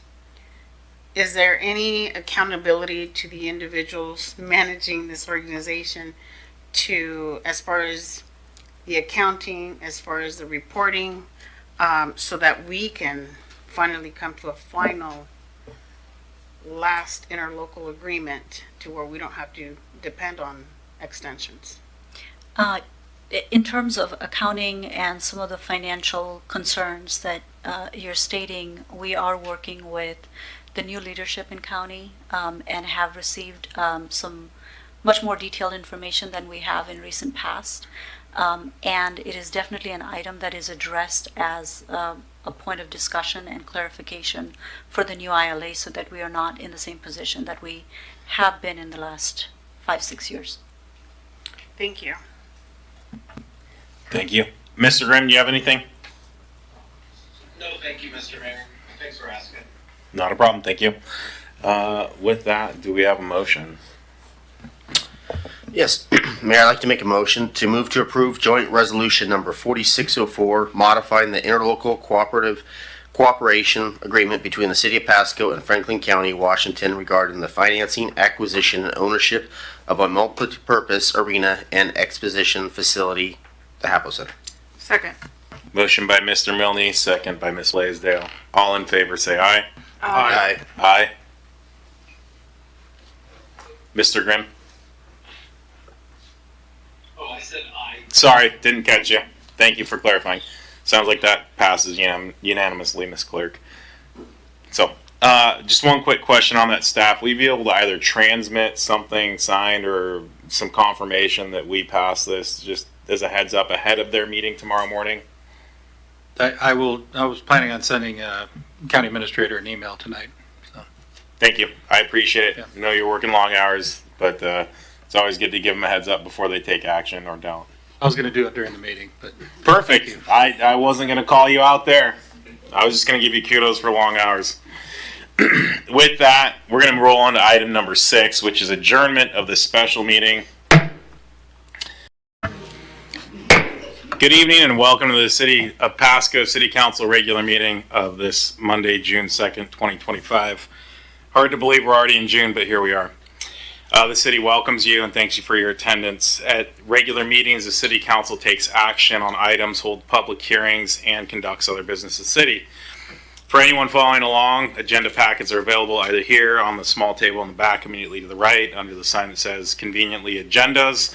If you're online, www.pasco-wa.gov/agenda is where you can find it. This meeting is being televised on PSC-TV channel 191 in Pasco and Richland via Spectrum Cable, and is streamed on the city's Facebook page, website, YouTube channel, and via Microsoft Teams webinar. This and previous council meeting is available on the city's website. The public may submit comments or ask questions by contacting city manager, city clerk, or by using the Ask Pasco app, and of course during our comment period tonight. With that, Ms. Clerk, if you'll read in the roll. Thank you. Council members Barajas. Present. Blaisdell. Present. Grimm. Here. Harpster. Present. Perales. Present. Mayor Pro Tem Milne. Present. And Mayor Serrano. I am here. Thank you. Thank you. If you'll all please stand with me for the Pledge of Allegiance. I pledge allegiance to the flag of the United States of America and to the republic for which it stands, one nation, under God, indivisible, with liberty and justice for all. Thank you all. With that, I'll move us along to item number 4, which is our consent agenda. We have a handful of items. All items listed on the consent agenda are considered to be routine by the City Council or enacted by a singular vote, by a singular motion. There will be no separate discussion of any of these items unless one of the council members asks for removal and further discussion. Then it would be removed to a later portion of the meeting via the regular agenda. So with that, item A is approval of meeting minutes for May 19th and May 27th, 2025. Item B is bills and communications, approving claims in the total amount of $4,387,389.29. And item C is resolution number 7605, the 2025 to 2029 Tri-Cities Home Consortium Assessment for fair housing. With that, do we have anyone seeking to remove any of these items? Hearing none, Mr. Milne, can we get a motion, please? Thank you, Mayor. I move to approve the consent agenda as read. Second. Motion by Mr. Milne and second by Ms. Blaisdell. Ms. Clerk. Councilmember Barajas. Yes. Councilmember Blaisdell. Yes. Councilmember Grimm. Yes. Councilmember Harpster. Yes. Councilmember Perales. Yes. Mayor Pro Tem Milne. Yes. And Mayor Serrano. Yes. It passes unanimously. Thank you, Madam Clerk. With that, we'll move on to item number 5, which is proclamations and acknowledgements that are not listed. Moving along to item number 6, we have public comments. Now is the opportunity for the public to address council on items unless it relates to a scheduled public hearing. And we have one of those listed in item in section 8. So as long as you're speaking on something not addressing that item 8, you may address us at the podium. This is the opportunity for folks to bring items to the council, to our attention. Excuse me, to provide your opinion on an issue. It's not an opportunity to provide for debate or expecting some sort of immediate response either from staff or from council, as some questions do require deliberative information and further consideration.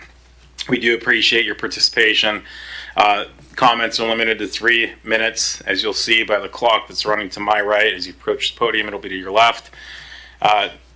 And those with lengthy messages are requested they summarize them, and then you're always welcome to submit further comment, again, as I mentioned, via the Ask Pasco app, city manager, city clerk, or if you have handouts, you can hand them to the lovely city clerk, who will then pass them down to us. When you approach the podium, if you can provide us your name and your county of residence, that'd be great. So with that, I'll make a couple of calls. This is the first call for public comment. Go ahead.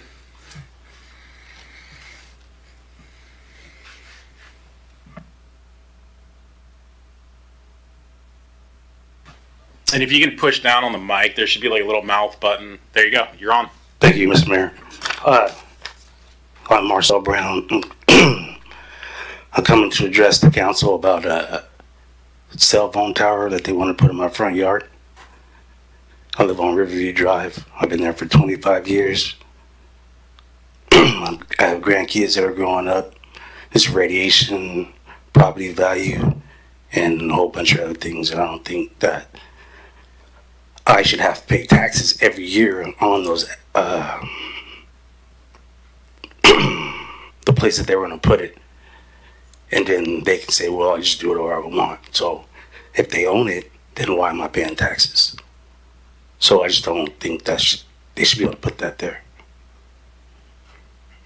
That's about it. I just don't want it there.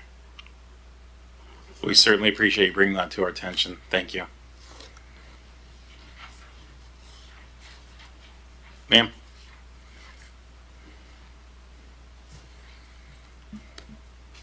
It looks like a mouth with a couple of lines. There you go. I'm also the grandparent, but I don't live there anymore. But, you know, the effects we really don't know about. We just want you to really consider it. I have 6 grandkids living there, and they're real young. So just please consider that. Thank you, ma'am. Do we have any additional public comments? Ms. Mahoney.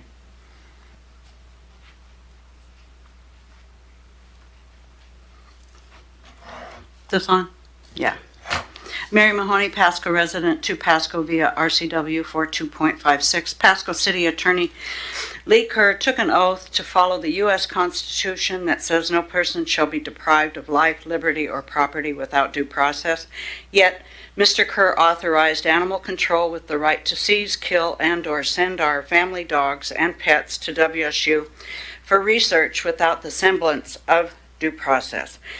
So Mr. Kerr did not tell the truth when he took his oath to follow the Constitution and to comply with due process. See files for Bell, Jake, Kilo, and thousands more. Further, Mr. Kerr falsely stated he would provide a copy of the termination agreement between WSU and Animal Control, now called Tri-City Animal Services, or TCAS. Mr. Kerr did not provide the termination agreement, and Animal Control continues as an animal research provider to WSU, and also as a high-kill facility with no spay-neuter program and no adoption program. See Tri-City Animal Services rehire Angela Zeiler's quote, "The dogs euthanized at WSU were ones we would have had to kill anyhow," end quote.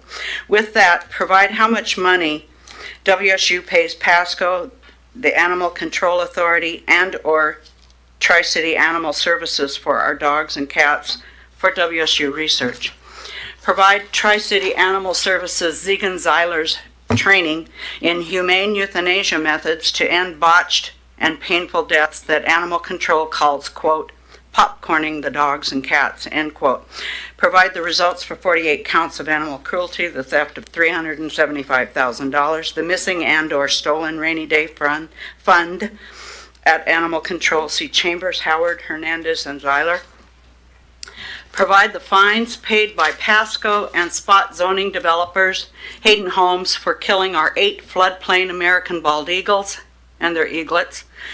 Provide a permit number 404 that allows Pasco to develop and destroy our floodplain. Provide all past and present ULID and or LID designs for my Pasco property with start dates and costs. Include all Pasco officials' communications regarding harassment and retaliation against me and my property. See requests made by me on May 5th and May 19 to Pasco regarding payments to ex-Pasco Mayor Matt Watkins regarding his directorship or his LLC and Watkins Endeavor LLC. How much are we paying him? And Pasco's cap bonds. My comments are for the record and to put Pasco on notice. Thank you. Do we have any additional public comments? Yes, ma'am.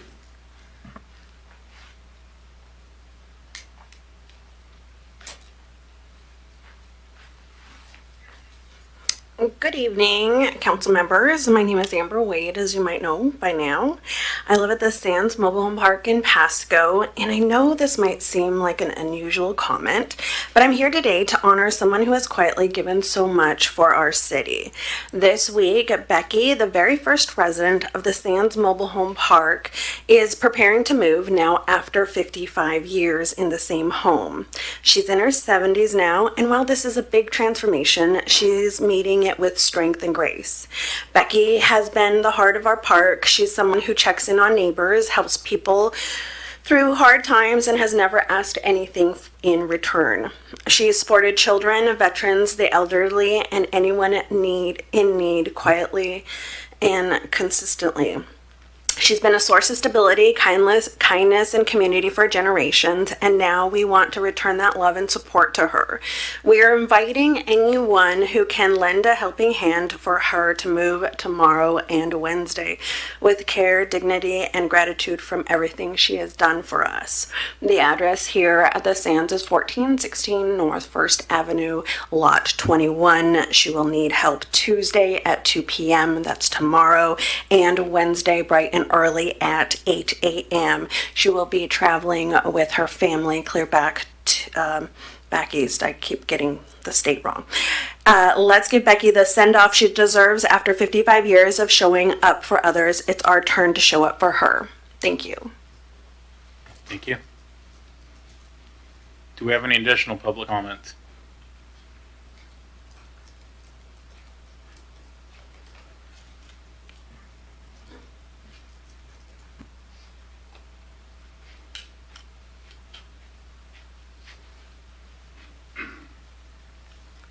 Good evening. My name is Frankie Hurley, and I live around the corner from Marcel Brown. And I also object to having a telephone tower put on my property as well. And if Verizon decides to put the telephone pole on his property, what's going to stop them from cutting into other people's property? And we also know that the tower, the poles, irradiates some type of poisoning, and so I would totally object to that. And I think each property owner should be able to object to that and have you all address those concerns. Thank you. Thank you, ma'am. Do we have any additional public comment? Going once? Going twice? Going a third time? Thank you. Appreciate those comments. With that, we'll move on to item number 7. There's a single item. Item A is verbal reports from council members. Mr. Prowse. Appreciate it, Mayor. Sorry, I've not been talking all day pretty much. I met with the Housing Authority of the City of Pasco and Franklin County.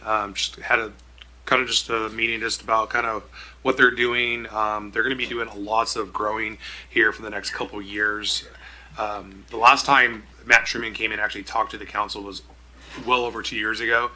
So I reached out, we had a meeting, and just they're going to look into perhaps buying some land, and they're going to need partnerships and working with the city to get permitting and stuff. So it was a really enlightening meeting, and yeah, he's looking to start really expanding their housing stock. So it was a productive meeting, and I think as of right now, he wants to extend an invitation to perhaps come and present to the council, give an update. I mean, it's been 2 years since he's been here, and just kind of tell us their plans for the future.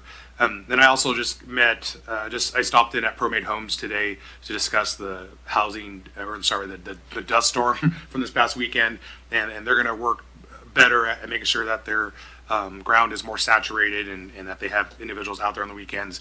But at that point where it was really windy, you can put water in all day. It was so windy, the water was just kind of just flowing in the air. So I know a lot of people were upset on social media, people who reached out to me, maybe other council members, but ProMade is going to do better. And so I guess we'll just find out on the next dust storm. Thank you. Thank you, Mr. Prowse. Ms. Blaisdell. Sorry. Thank you. I attended the Visit Tri-Cities board meeting last week. Hector Cruz shared that the Washington Recreation Park Association had the opportunity to visit downtown Pasco and eat some good tacos. So they were pretty impressed with downtown Pasco. Also, I attended the District 2 Community Police meeting. Areas of concerns were racing and mini bikes as the weather gets warmer. And I also attended Farmers Market this last Saturday, and I believe that'll be going on every Saturday until October. Is that correct? So, and that's from 9 to 1. Thank you, Ms. Blaisdell. Mr. Milne. Thank you, Mayor. On Thursday, I had got to come here to City Hall, and we had some students from Virgie Robinson Elementary. They got a tour of City Hall and the police department, and I got to play mayor, and they had wanted to know all about council and told them all about it, and I had 2 classes, and it was quite a lot of fun, and the students got to sit up here at the dais. Everybody wanted to get the mayor's spot. My spot wasn't as everybody wasn't fighting for that one. So but anyway, it was good. It's been a couple hours, and again, hopefully represented the city well. And then on Friday night, I did attend the TCRA graduation with the local firemen, and it was really good. Had a good turnout. I was also Councilwoman Brajas was there as well.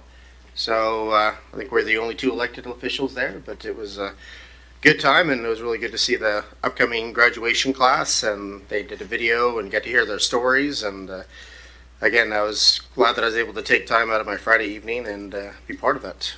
That was me. Thank you, Mr. Milne, and thank you for covering that event. I'd hoped to come to see the kids, but duty called, and I got to see the beautiful city of Spokane. That's certainly not as good as the city of Pasco, but I won't pull punches. Ms. Brajas. Thank you, Mayor.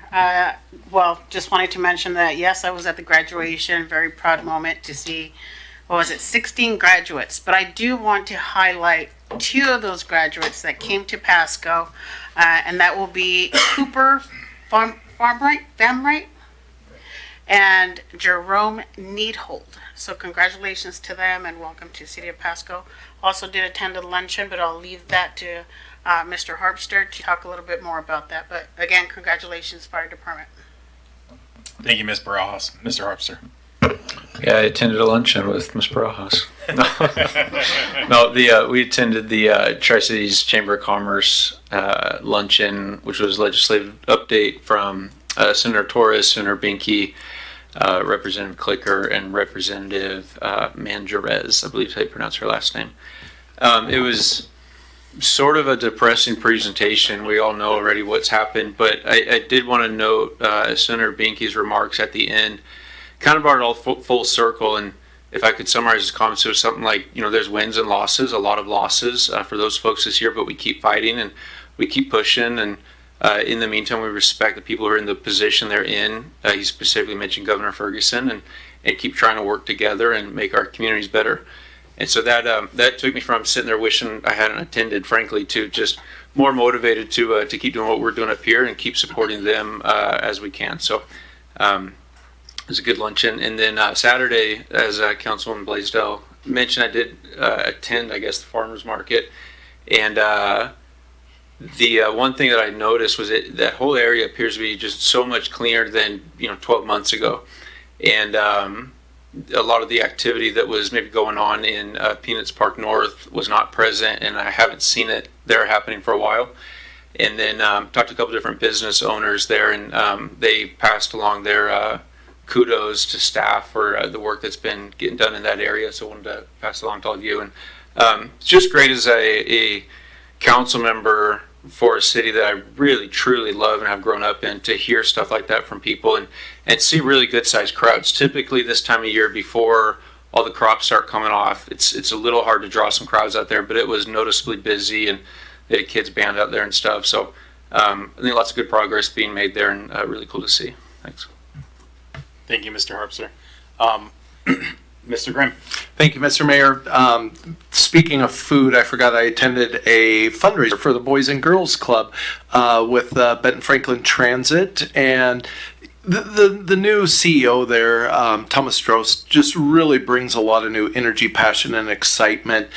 Some of you may have seen online that they are starting express trips to the Tri-Cities Airport, and more kind of investment as it directly relates to Pasco. He has envisioned this perhaps a little bus, as he calls it, the shopper, that maybe just takes little trips around downtown Pasco, connecting people with close residents to kind of the downtown shopping areas. So he really comes to the table just with some great ideas, great enthusiasm, and even for somebody like me, it's inspiring to be around. But Boys and Girls Club looks like they had a very successful fundraiser, investing in the lives of so many children in our community. So great turnout and great to be a part of. Thank you.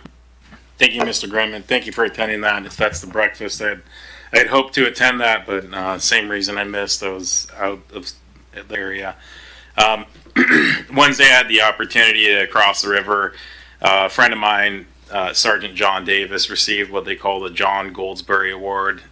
This was by the Rotary Club, and really the ultimate goal is to not promote in the sense of giving him a promotion, but promote an officer who embodies service above self. So when I heard he was going to be honored with that award, my wife and I attended, not so much in the mayoral capacity, but it's great to see folks throughout the community recognizing our great officers, both for fire and police. And so, shout out to John and his great work and his team, and folks at PD and the folks at fire. Thursday, I attended a National Parks Committee meeting. If you're not aware, they're doing some work to the B reactor, so tours are temporarily stopped for about, I think, 2 years.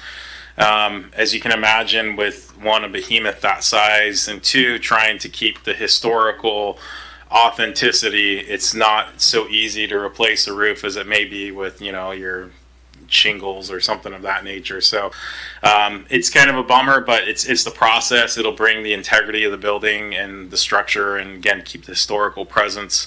I think what I'm hearing is it's like a 50-year lifespan that it should add to the B reactor. So once the work's done, it'll be back up for quite some time, God willing. Let's see.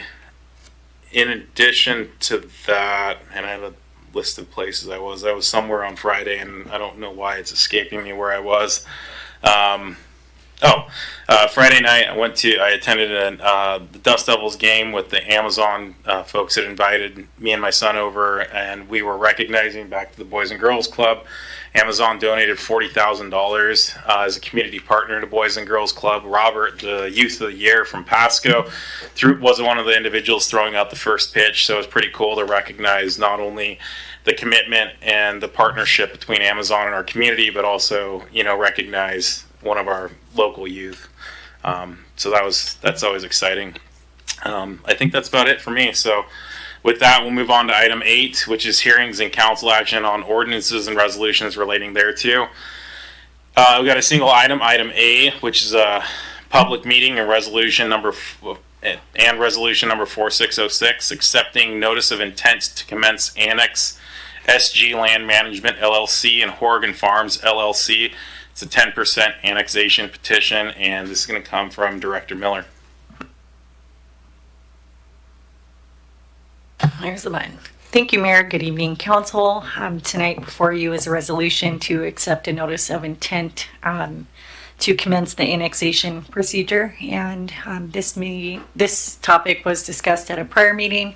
And the purpose of this meeting is to set the stage for the next steps in the process, where staff will take in the annexation application and begin reviewing it. And then eventually the specifics of this application will be brought forward back to Council.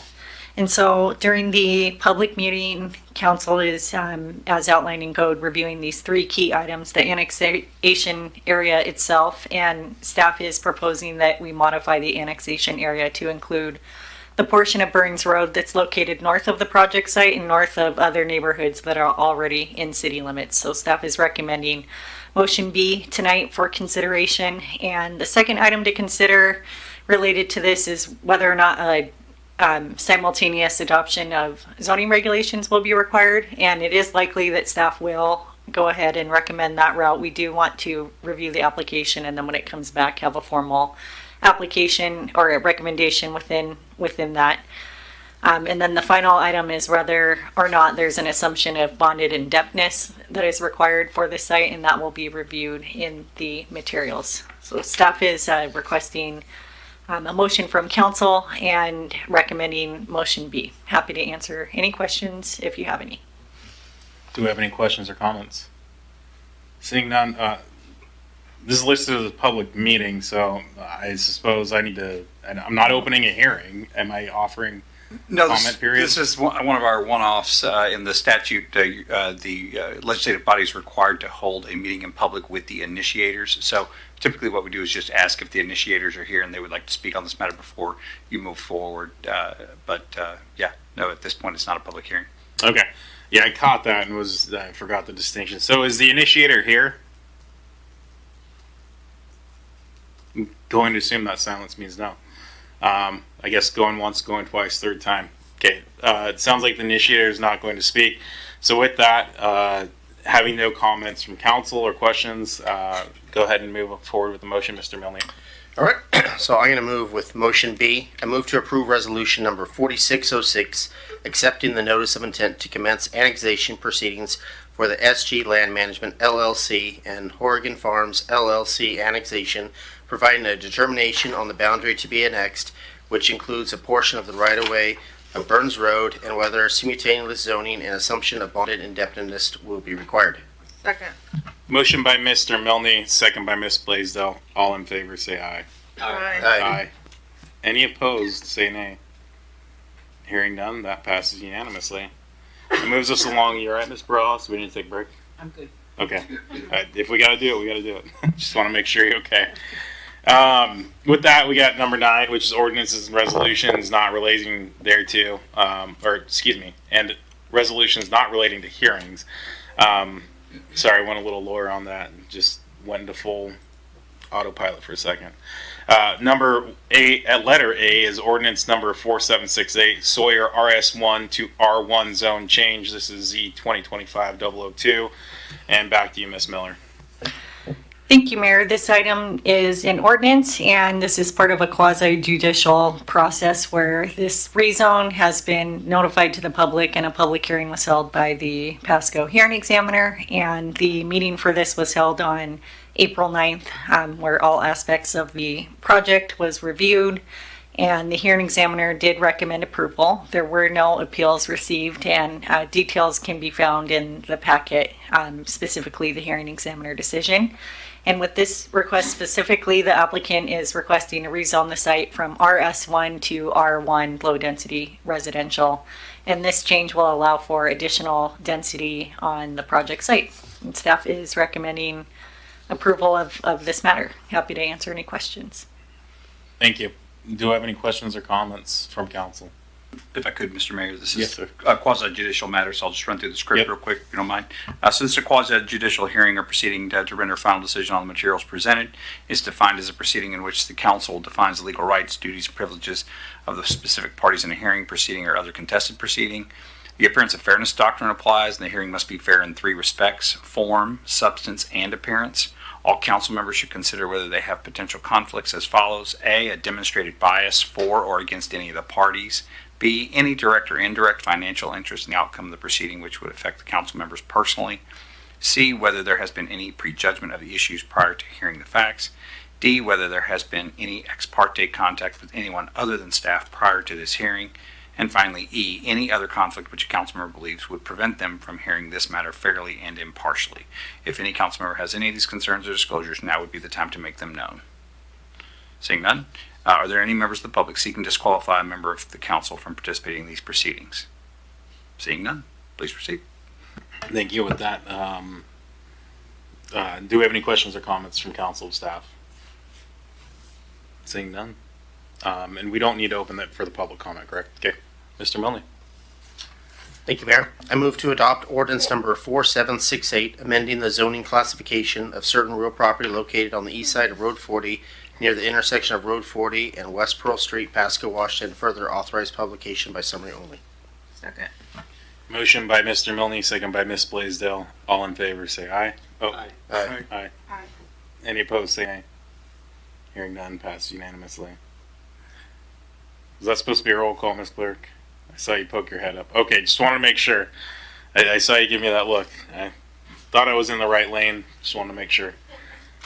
With that, we'll move along to item B. Do you want to go ahead and kick us off with the quasi-judicial? Sure. Yeah. So same pretext that we just or premise that we just moved forward on, except just a reminder that any council member should consider whether they have potential conflicts related to demonstrated bias for or against any of the parties, any direct or indirect financial interest, whether there's been any prejudgment of the issues prior to the hearing, whether there's been any ex parte contact with anyone other than staff, and finally whether there's been or if there's a council member believes there's anything that would prevent them from hearing the matter fairly and impartially.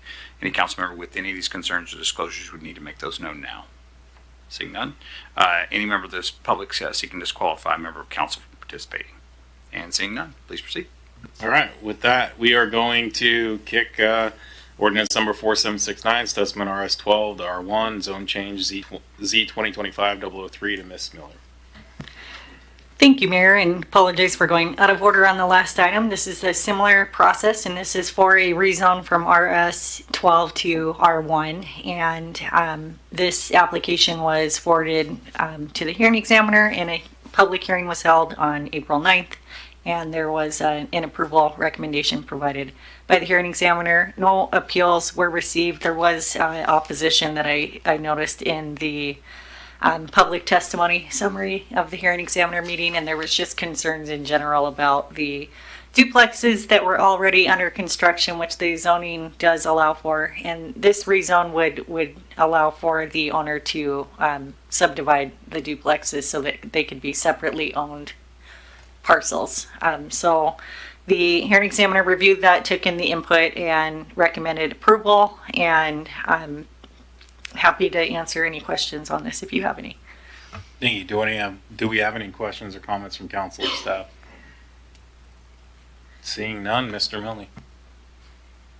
Thank you, Mayor. I move to adopt ordinance number 4769, amending the zoning classification of certain real property located in the corner of West Sylvester Street and Road 34, and further authorized publication by summary only. Second. Motion by Mr. Milne, second by Ms. Blaisdell. All in favor, say aye. Aye. Aye. Any opposed, say nay. Nay. Nay. So did I hear 3 nays? Is that correct? Okay. And did you catch those? And then Mr. Milne. So our bookends and then Mr. Milne. So Perales, Milne, and Grimm. Okay. With that, it passes on a 4-3 vote. Moves us along to item C, ordinance number 4770, amending sections of the Pasco Municipal Code regarding work exempt from permit. It's going to stay with you, Director Miller. Thank you, Mr. Mayor. This item was workshopped last week with the group, and this is a great slide. Thank you for pulling this up. Staff is excited to work toward exempting these different uses in the code. So Pasco has, over the years, which they are permitted to do, has required permits for certain activities that are exempted on a national scale through the International Residential Code and the International Building Code. And so with this code change, it would enable the residents to bypass the permit process with Pasco, save a trip, and be able to construct these different items listed or, related to roofing without coming in and getting a permit. So this is a very exciting step for Pasco, and I feel a little guilty taking this near the end because I did not start this. I do want to give credit to our deputy city manager, Richa, and then the staff who worked on this. But we're looking forward to saving time for our customers, and we do have a flyer that is prepared that outlines these new stipulations. So we intend, if this is adopted by the council, to educate our customers who are calling in. We'll have a cheat sheet that says here's what you can and can't do. If customers do need additional support with locating sheds in their backyard, or if they're not sure where their fence will be located, we will have our front permit staff help them. If the questions become more complex, we'll transfer them to a planner who can help them with the spatial regulations for the site. So we believe with outreach to our customers and educating that we can assist customers in building these correctly and in the right location. If for some reason there is an issue, that would be something that we would work with the property owner on through code enforcement if it does come to that, and if something is built over an essential water line or sewer line. But we will educate people when they call where they can locate these structures in their property to alleviate hopefully most of those cases. Thank you. Do we have any questions or comments from council? Mr. Grimm? Thank you, Mr. Mayor. Thank you, Director Miller. I am absolutely over the moon by this. I know this council has been, had some frustration here and there about goals and agendas not maybe being done in the time we would appreciate, even though we've thrown a lot at staff. But this is one, thank you each and every one of staff who worked on this, because this is just a big win for the citizens of Pasco. And I was going to bring some red tape, Mr. Mayor, that we could ceremoniously cut, but I did forget that. Probably a good thing, but no, and I appreciate staff talking through some of the potential issues of, somebody building something that may end up in the right of way or something that could bring a real issue down the road. But overall, I think this is a big win for the people of Pasco, and we'll obviously free up some staff help, I think, as this says, to be utilized for a higher mission, and just a big win all the way around. So thank you so much, every member of staff. Deputy City Manager Sigdell, I know you worked on this a lot, and thank you, Director Miller, for bringing it across the finish line. Thank you, Mr. Mayor. Thank you, Mr. Grimm. I'll definitely echo the sentiments of gratitude. I know it's something that we've talked about, trying to figure out how to right size some of our code provisions. So thank you to all staff who worked on this. And Ms. Miller, welcome to the team. And you get to carry the torch across the finish line. So you're the heroine of the day. Seeing no further lights, can I get a motion, Mr. Milne? Thank you, Mayor. I move to adopt ordinance number 4770, amending Pasco Municipal Code sections 16.05.050, 12.040.100, 12.04.120, 19.10.070, and 25.180.050 regarding work exempt from permit and further authorized publication by summary only. Second. Thanks for the quickness on the mic there, Mr. Graham. No personal investment there. So we've got a motion by Mr. Milne and a second by Mr. Grimm. All in favor, say aye. Aye. Aye. Any opposed, say nay. Hearing none, that passes unanimously.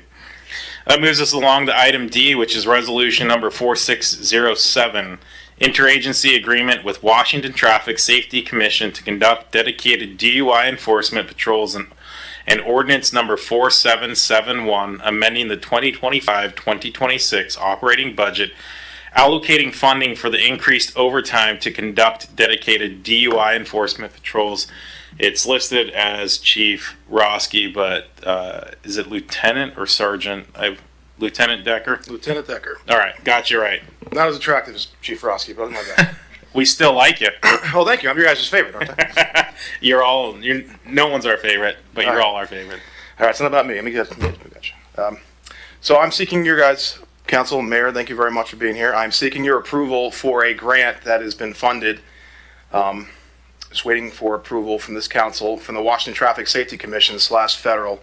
It's a grant that we had sought previously for a year program. We weren't part of that.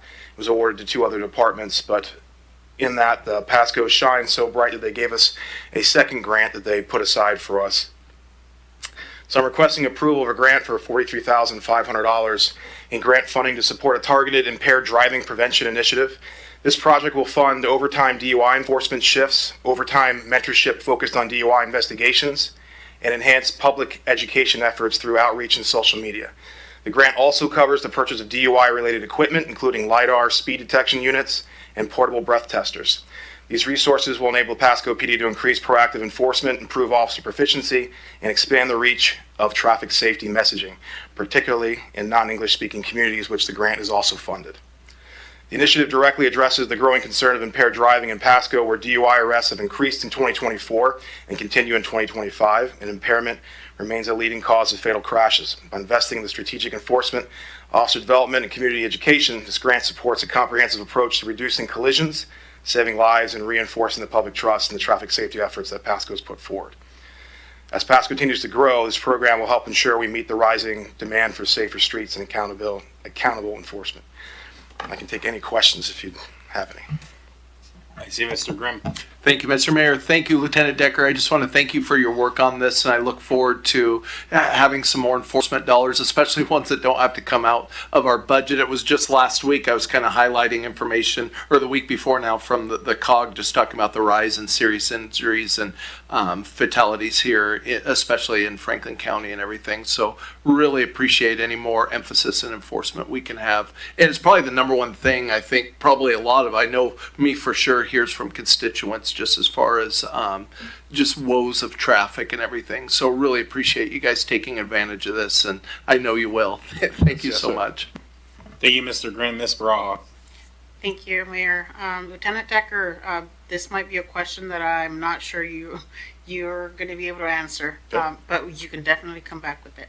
Just a quick question in regards to around the last 2 paragraphs on the discussion part. It says that there is external funding with no local match requirement. Can you just elaborate a little bit about that and what it means? I can address that if you'd like.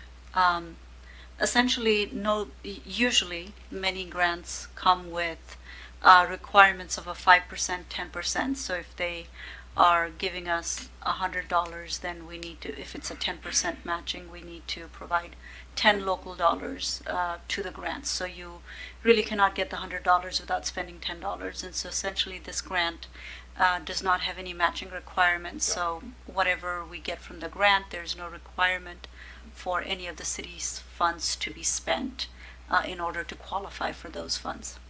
Thank you. That's what I needed. Every dollar they give us is a dollar we can spend.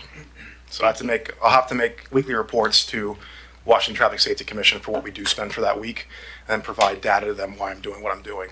So the benefit to this is, I'm sure we're all familiar with the Teen Target Zero program. That I run based upon their data and what they want us to do enforcement. With this grant, with the data I have, whatever the need for Pasco is where I can push the resources to. So it doesn't have to be targeted what they want. I can push it to where our data says we need help doing this, and use that money for those resources. Perfect. Thank you. Thank you. Just a couple quick things and then hopefully roll into motion. Do you anticipate this is going to be more, I know it's enforcement, do you foresee it being like stops with, like a reader board or active patrolling? Both? It's everything. So this grant covers everything from getting new equipment for those officers that are out there so they have it, so it doesn't affect patrols resources from what we already have. So it gives them new equipment so them to go out and hunt down impaired drivers. It covers everything from social media, paying them to be in overtime to do social media posts, to go out and do interviews with the radio shows, to do Spanish-speaking radio, that kind of thing, all in overtime, to do a whole board from everything from social media to putting the reader boards out, those kinds of things. But the majority of it, the bulk of that money, is for straight enforcement. And as of right now, we're a little behind because of just the way how things lagged with getting that grant in. So I actually have, once this kicks in, I'll actually be able to put out extra patrols once this starts. So it won't impact the staffing at Pasco because it's an overtime detail that we will be scheduling out. So it's going to do everything. And it'll run all the way until the end of September 30th. Excellent. Well, I appreciate that, and I look forward to seeing the quarter end report or whatever September 30th turns out to be. We really appreciate the work y'all do in keeping our community safe. I see no further lights, so Mr. Milne. Thank you, Mayor. I move to approve resolution number 4607, authorizing the interim city manager to execute the interagency agreement with the Washington Traffic Safety Commission and the Pasco Police Department for grant funding to support DUI overtime. Second. Got a motion by Mr. Milne, a second by Ms. Blaisdell. All in favor say aye. Aye. Aye. Any opposed say nay. Hearing none, that passes unanimously. Now to the second one, Mr. Milne. Thank you, Mayor. I move to adopt ordinance number 4771, amending the 2025-2026 biennial operating budget by providing supplement thereto to provide additional appropriation in the city's general fund, allocating funding for increased overtime for the police department to conduct dedicated DUI enforcement patrols, and further authorized publication by summary only. Aye. I'm guessing it's a second. I mean, it can be both. Second. But, I second that, yes. Okay, I wanted to say that. Well, you can have both if you just sit tight a second. We got. It's okay. We all are. It's a Monday. So Mr. Milne's got the motion. Ms. Barajas has the second. Do we have any discussion? If I know typically we don't do that, but since this is the second motion on the same topic, I just want to make sure we didn't need to cover anything. Seeing none, all in favor say aye. Aye. Aye. Any opposed say nay. Hearing none, that too passes unanimously. That rolls us into item number 10, which is unfinished business. There is none listed. Moving along to item number 11, there's a single item, item A, that's new business. Designating voting delegates and alternate delegates for the Association of Washington City, or the AWC, annual meeting scheduled for June 26th, 2025. Interim City Manager Zabel, looks like you're taking this. Good evening, Mayor, Council. So the AWC annual meeting will occur, as the Mayor mentioned, on the 26th, and that's kind of sandwiched into the Association of Washington Cities Conference, which is going to take place at Three Rivers between the 24th of June and the 27th of June. So the annual meeting itself, a little bit different than the meeting. Meeting, you just need to register and you're in there, but the annual meeting, you need to be actually designated by the council as delegates or alternates to be able to participate.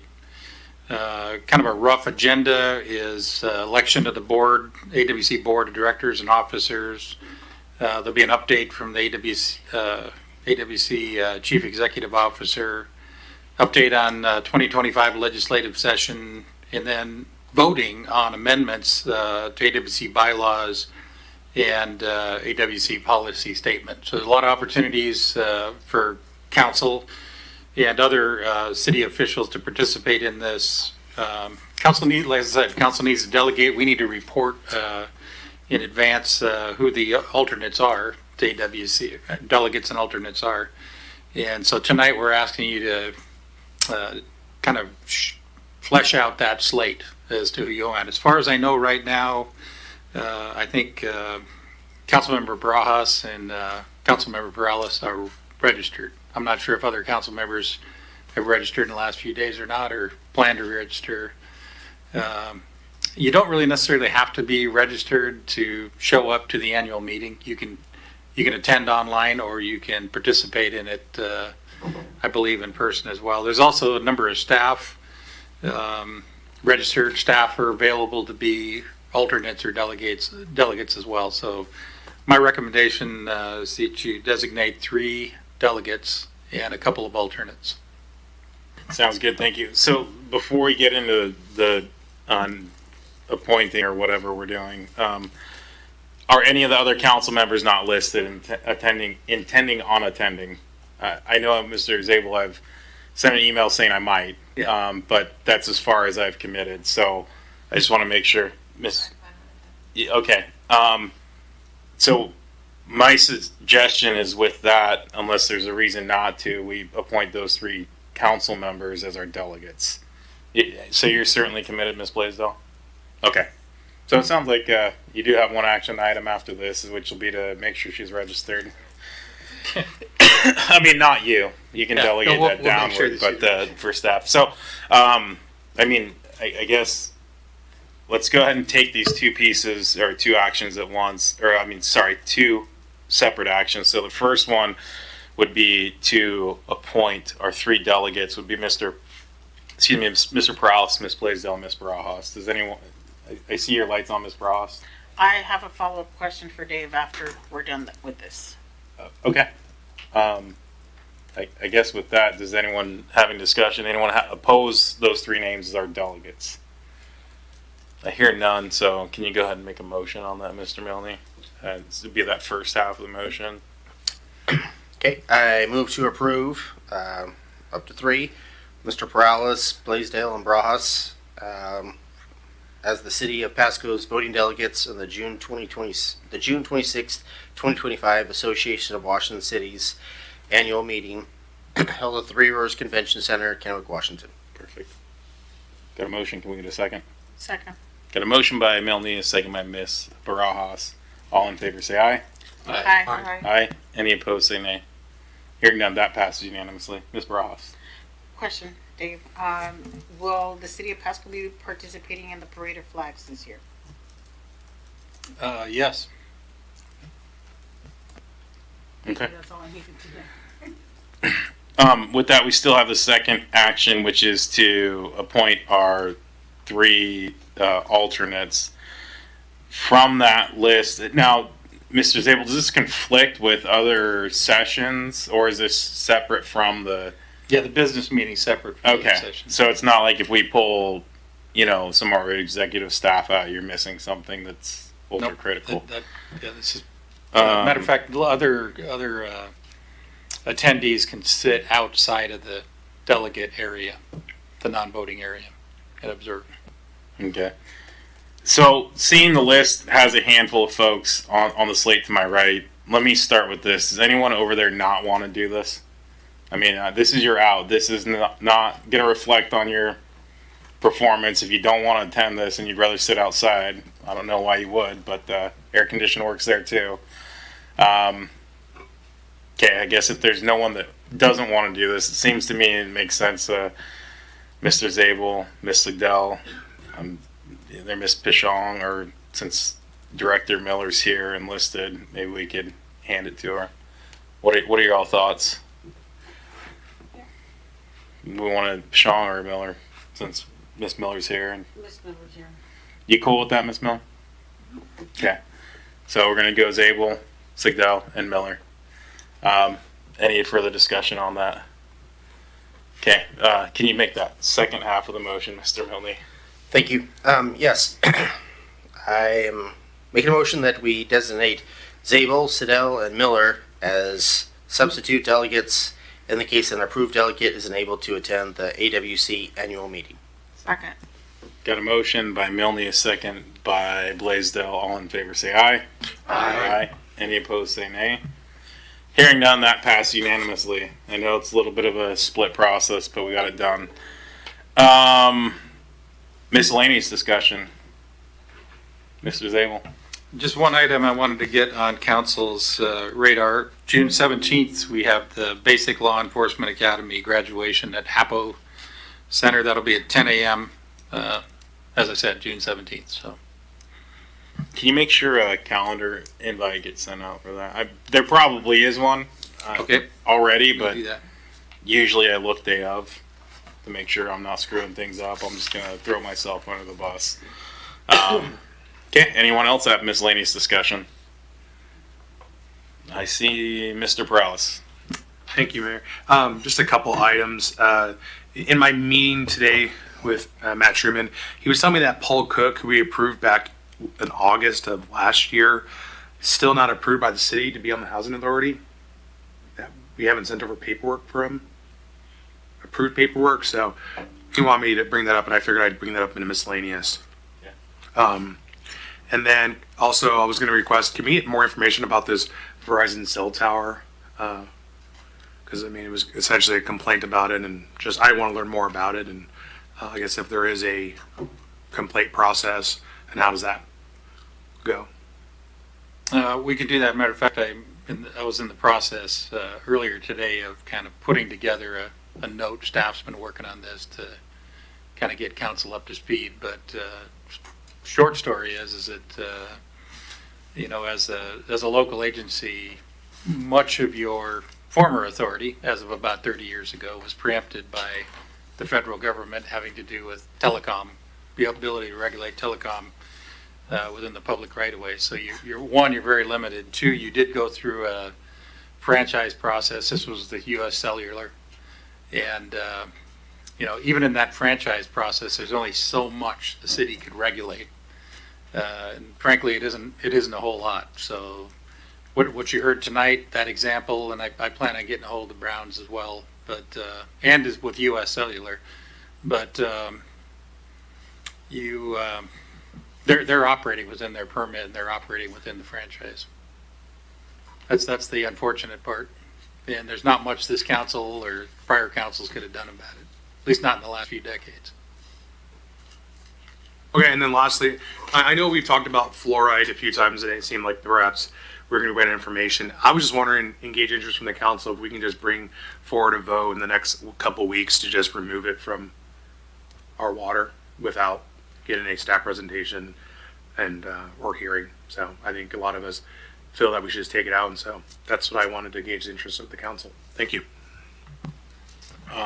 So I'll speak to that before I get to you, Mr. Grimm. I'm certainly in favor of removing it, as insofar as I think my concern with jumping ahead of staff's presentation is if there's an indication of a high cost or a prohibitive issue of removing it, I'd want to be informed of that, or if there's some sort of process that would implicate other water quality issues, I guess. I don't know enough about it, but again, if staff's done the research and they say, hey, look, it's as simple as running it through a filter again and not going to cost us a bunch of OT and that sort of thing, I'd be okay with that. But I do think the presentation potentially could present those types of concerns or address them. Mr. Ferguson. Just for the council, mayor and council's edification, I have not even looked at the legal ramifications of any of that. We've been obviously busy with school impact fees and vendors and all these other larger projects at council, as well as the packet items that we do have to do on a regular weekly basis. So we haven't even looked into the legal aspects of that yet. So just FYI. Okay. So I think I'll just take my position. I don't necessarily need a formal presentation if staff's going to run it to the ground and give us the information. But that's my take. Anyone? Yeah, Mr. Zabel. Yeah, I will just throw this out here because this is something that's come up before in the city back probably 8 years ago or so. I think we had maybe 2 different presentations about it, and it's a health issue, you know, and there's 2 sides to it. I honestly don't think the cost or the procedural issues are that significant. We'll probably save $50,000 a year in chemicals, right? That's basically, and the water plant operator's job is probably going to be a little bit easier. I'm not sure what we'd have to do for off the top of my head, and Director Sarah's not here, but in terms of modification of any kind of equipment, but I don't think it would be very extensive. But I think the thing I would just caution the council what the city attorney set aside is that there'll be a lot of interest in this. There was before, because there's people that are strong believers in fluoride for dental health, and there's strong believers opposed to fluoride. And you're probably going to want to give them a little bit of some runway to address you. And my fear, and certainly council can do what they want, but my fear is if you just make a decision without inviting input from those groups, it could just come back and bite you, and they'll probably give you input anyway, for a while, and I don't think it does a whole lot of harm to let folks talk. So. Okay. I guess with Okay. Mr. Grimm, is your light still on or newly It's on? both. Or both? Well, it's both. Let's address fluoride, and then we'll go Okay, back to yeah, I guess I'm good with what the rest. I was just kind of writing a note that yes, to the best of my recollection, it was yes, just asking for staff to put together a resolution or whatever it took to remove it. But with that, yes, if we were looking for some information or whatever that might be helpful, my stance is probably with you, Mayor. If there was some information they thought would be helpful in the process or whatever, I would definitely be amenable to that. And I think too, our legal Mr. Ferguson, his advice is this was still planned for another month or so down the road. So yes, the fact that he hasn't gotten to it yet, I think there's some grace there. Totally understand. So thank you. Okay, Ms. Barajas. It's on that same issue. You're correct, Dave, on saying that it was about 8 years ago, if I'm not mistaken.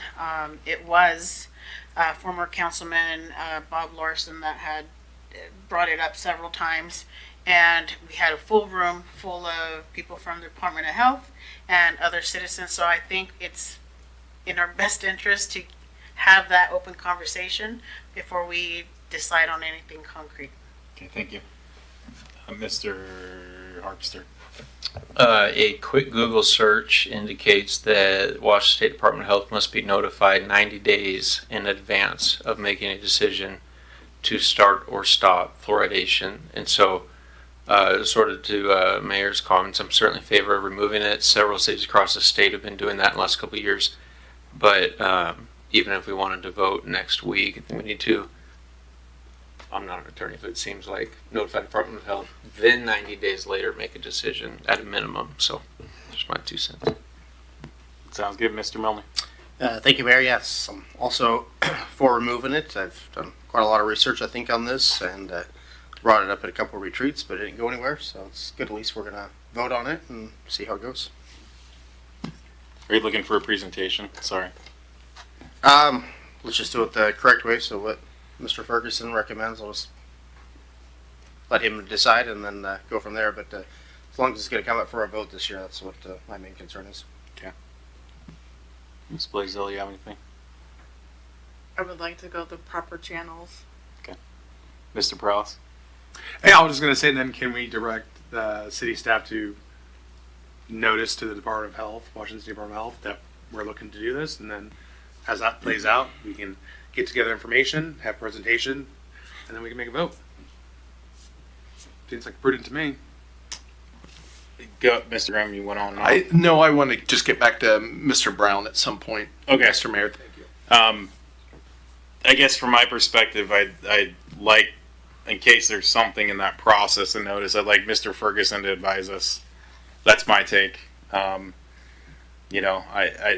feels like it's, if there's a process, if we're just going to unilaterally say we're going to start it, that's great, but I don't know that what it takes to bake it out. Now, if it can be elevated up the sheet, that's great. That's my take. Does anyone have any different opinion?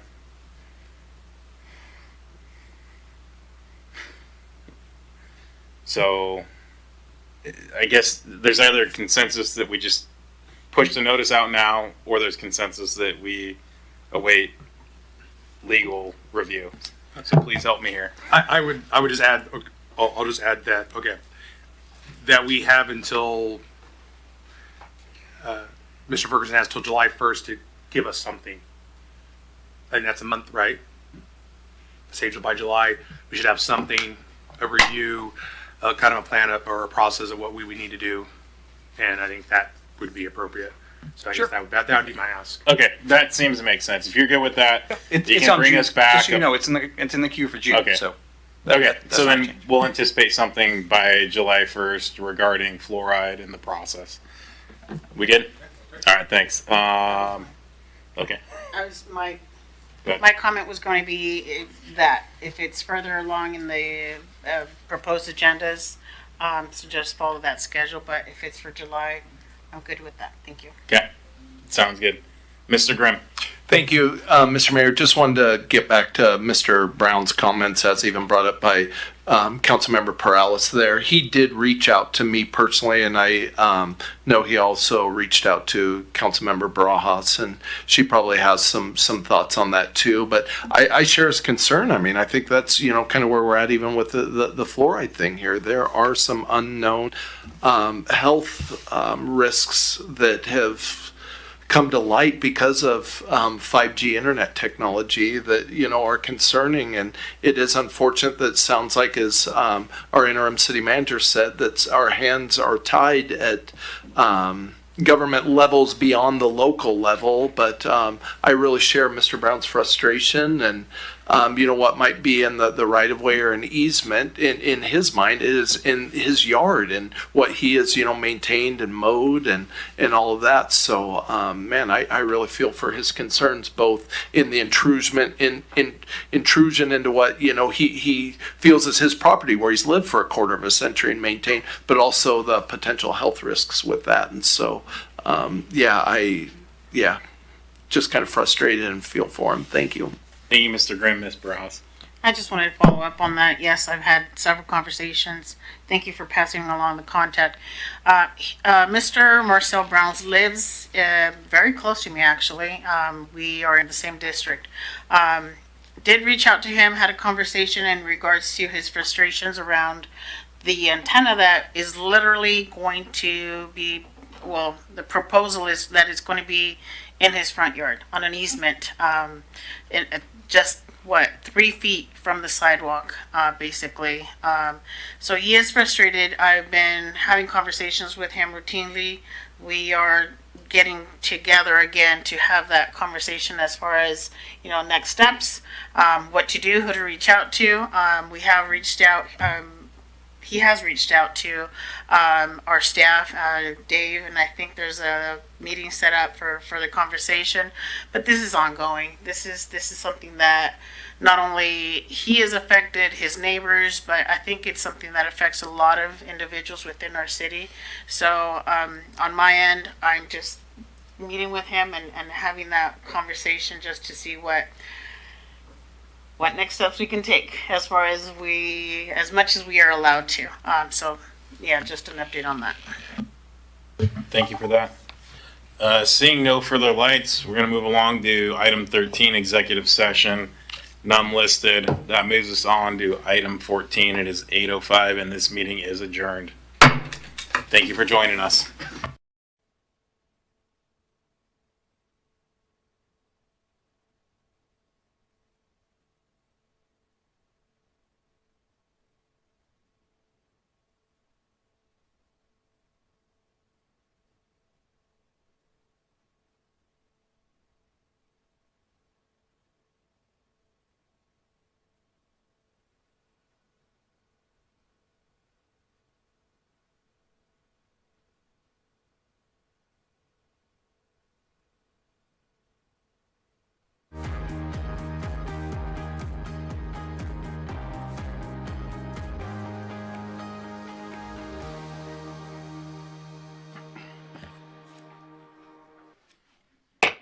Good evening and good evening and welcome to the City of Pasco Council regular meeting of Monday, March 17th, 2025, and happy St. Patrick's Day. It's good to see a lot of young faces in the audience. I think you brought us down to a median age of less than 80, so welcome and thank you. We do thank you for being part of your City Council, for attending this meeting. The agenda packets are available on the small table to the right as you enter under the sign that says agenda. For anyone that's following along online in the ether, www.pasco-wa.gov/agenda. This meeting's televised on PSC-TV channel 191 in Pasco, in Richland on Spectrum Cable. It's also on the city's Facebook page, website, YouTube channel, and via Microsoft Teams. This and previous council meetings video is available on the city's website. The public may submit their comments, other than outside of the comment time, via the Ask Pasco app, through the city clerk, or through the city manager. With that, Ms. Clerk, if you'll read the roll call. Certainly. Council members, Barajas. Blaisdell. Here. Grimm. Here. Harpster. Present. Morales. Mayor Pro Tem Milne. And Mayor Serrano. I am present. Thank you. Leaves us all here. If you'll please join me and stand and join me in the Pledge of Allegiance. I pledge allegiance to the flag of the United States of America and to the republic for which it stands, one nation, under God, indivisible, with liberty and justice for all. Thank you. So with that, we do have a consent agenda. That's item number 4 for anyone following along. The consent agenda, all items listed on the consent agenda are considered to be routine. They're adopted by the city council in the one roll call motion. There will be no separate discussion for any of these items unless a council member desires to remove and place further along in the agenda. So with that, we have a handful of items on the consent agenda. Item A, approval of meeting minutes for February 28th, March 3rd, and March 7th, and March 10th. Item B, bills and communications, approving claims in the total amount of $3,743,876.74. Item C, resolution number 4575, change order number 3 for wastewater treatment plant phase 2A construction with Apollo. Item D, resolution number 4576, memorandum of understanding between the Bureau of Alcohol, Tobacco, Firearms, and Explosives, the ATF, and the City of Pasco. Item E, resolution number 4577, memorandum of understanding between the Bureau of Alcohol, Tobacco, Firearms, and Explosives, the ATF, and the City of Pasco for the NIBIN Enforcement Support System, or the NESS. Item F, resolution number 4578, memorandum of understanding with the Washington State Department of Commerce and the City of Pasco for participation in the Domestic Violence High Risk Team, the DVHRT. Item G, resolution number 4579, letter of agreement between the Geiger Institute and the City of Pasco for implementation of the Danger Assessment for Law Enforcement, or the DALE, D-A-L-E, model. Item H, resolution number 4580, service agreement between Hanford Mission Integration Solutions, or HMIS, and the City of Pasco for use of the Emergency Vehicle Operations Course. And finally, item I, approve Visit Tri-Cities Tourism Promotion Area Reserve Funding Request and 2025 Work Plan. With that, before I get a motion, do we have any discussion or desire to remove any of these items? Seeing none, Mr. Milne. Thank you, Mayor. I move to approve the consent agenda as read. Got a motion by Mr. Milne and a second by Ms. Blaisdell. Can we get a roll call? Councilmember Grimm. Yes. Councilmember Harpster. Yes. Councilmember Morales. Yes.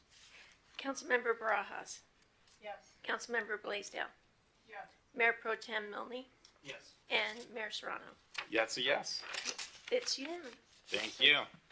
With that, that moves us on to item number 5, which is proclamations and acknowledgements.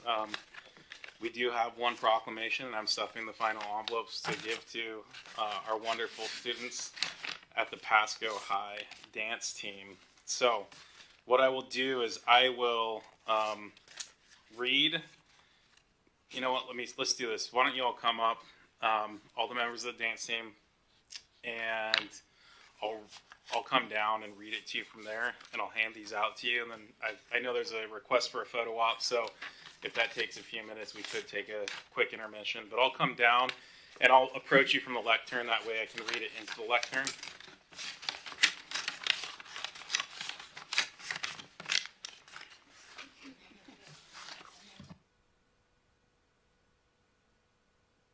I'll stay here, and then I'll hand it over to you.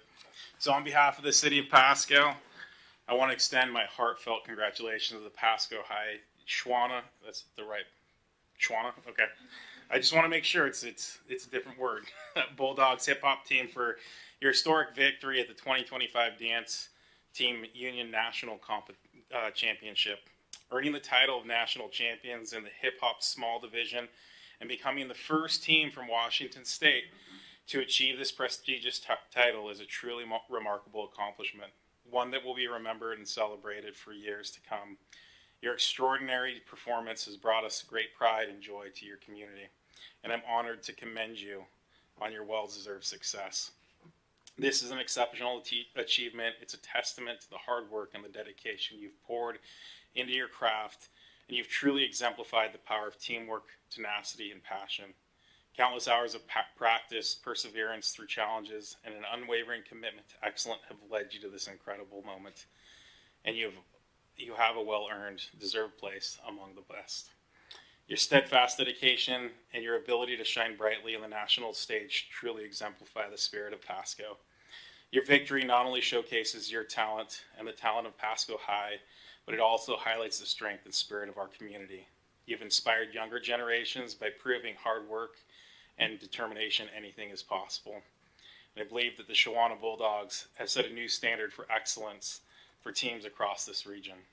As the mayor of Pasco, I would like to extend my sincere appreciation to each one of you as a member of the Shawana Bulldogs hip hop team, to your coaches, to your mentors, to your supporters, of course your family. Couldn't do it without them. I encourage you to continue pursuing your passions with the same enthusiasm and determination you currently do. I congratulate you. Thank you for representing the city of Pasco throughout the nation and certainly throughout the Pacific Northwest. I've got letters for each one of you, but I understand the photo op has been requested, so I'll come down. And what we'll do is I'll come down to you, and then council will stand behind us, and we'll do that, and I'll get you your letters. And then if we need more time, we'll take more time for photo ops. Other than that, you're free to go for the night. So with that,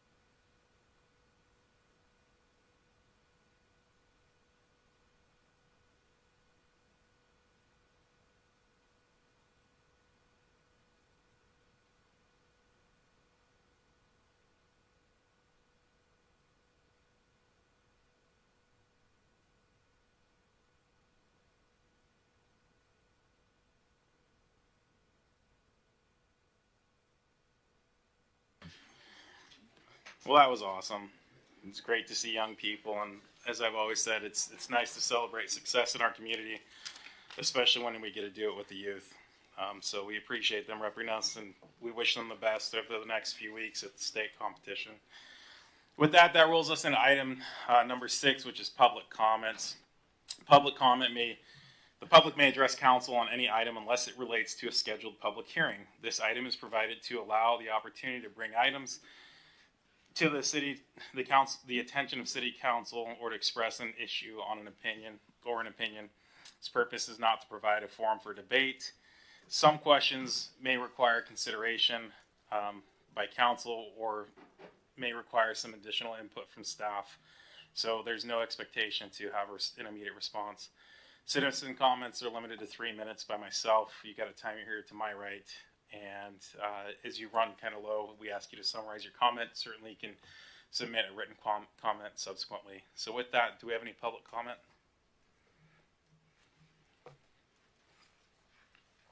And if you can give your name and city of residence for the record, please. Good evening, Mayor, Council, and staff. Thomas Grandbois, Big Maple Properties, 108 North 4th Avenue in Pasco.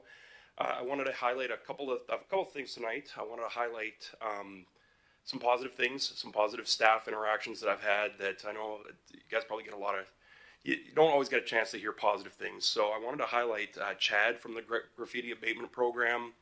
The other day there was some graffiti in our alley, and we got a hair up our, you know what, and we decided to go through the Ask Pasco app, which is amazing, and we tagged, I believe, 30 pieces of graffiti within our immediate area, and within 3 to 4 days, Chad had knocked them all out. So I really want to recommend everybody, to all the people watching at home, if you do have graffiti, please just use the Ask Pasco app. It's fantastic, and the turnaround time is incredible.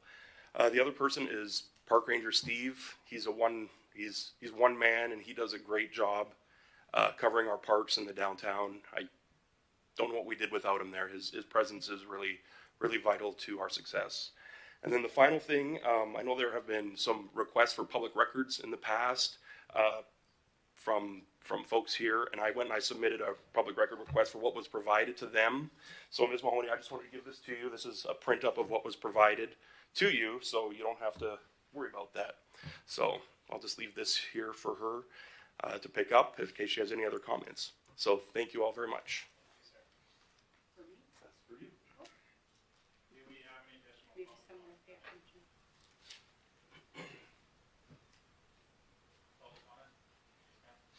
Oops, sorry, my mic was off. Ms. Mahoney. Go ahead, ma'am.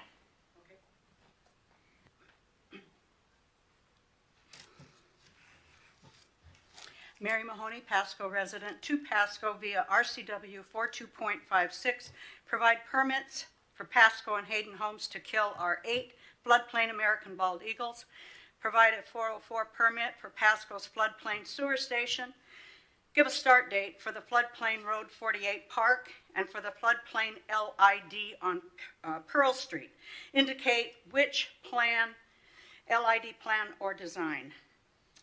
What's the total cost for the Pasco Aquatic Center, including Matt Watkins' Wow Factor wave machine, which comes in at a cost of, who knows, $22 to $280 million. Pasco's CIP budget is over $500 million. How much is going for homeless shelter for people with and without pets? How much of the CIP budget is going for a low-cost spay-neuter clinic anywhere?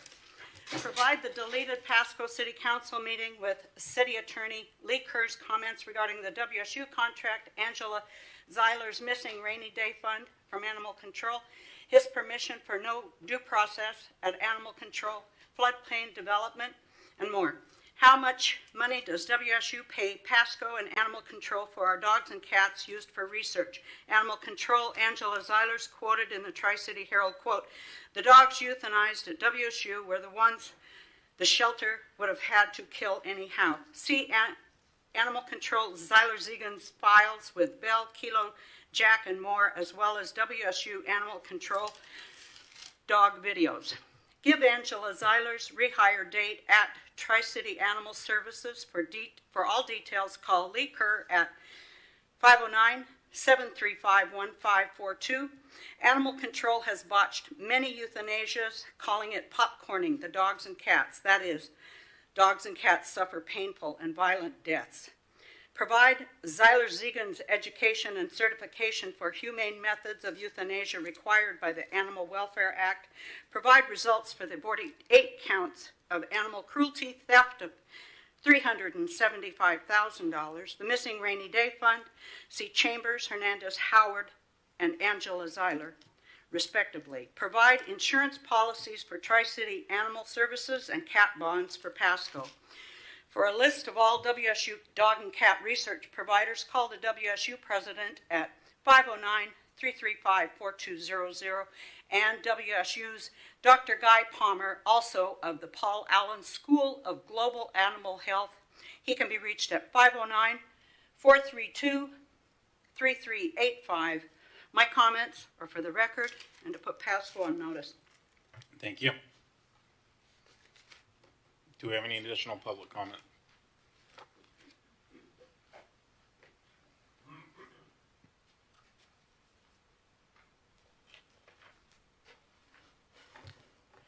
City Council members, my name is Amber Wade, and I have lived in this community since 2001. I'm here today to again address the ongoing water issues in our mobile home park at the Sands Mobile Home Park located on 1st and Court Street. Recently, it took me 30 minutes to fill my bathtub. That is completely unacceptable, and it is not just me. Other residents have experienced low and inconsistent water pressures, and we have taken measurements to confirm this issue at multiple homes.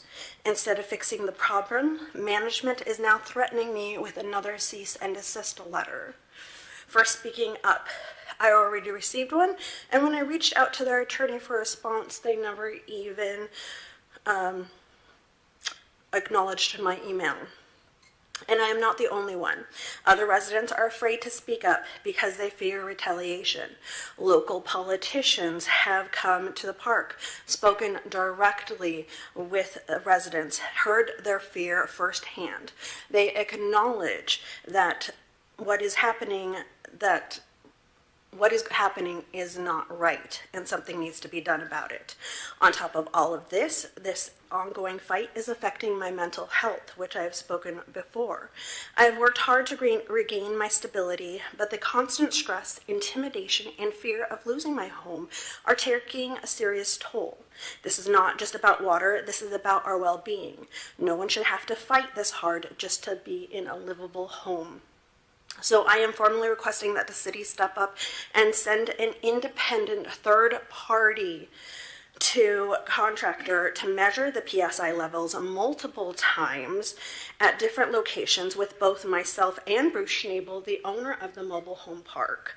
So we need transparency, fairness, and a real solution. This is not just about me. This is about holding mobile home park management accountable and protecting all residents who live under these conditions. What steps will the city take to ensure that we have consistent water pressure and that the residents like me are not threatened for speaking up? It should not take somebody 30 minutes to fill up their bathtub on any day. Thank you, ma'am. Do we have any additional public comments? Going once, going twice, third time.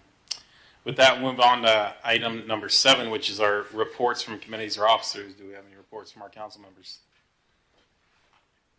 I think Mr. Grimm, I see a flashing green. We'll see what that does. I was wondering the same thing.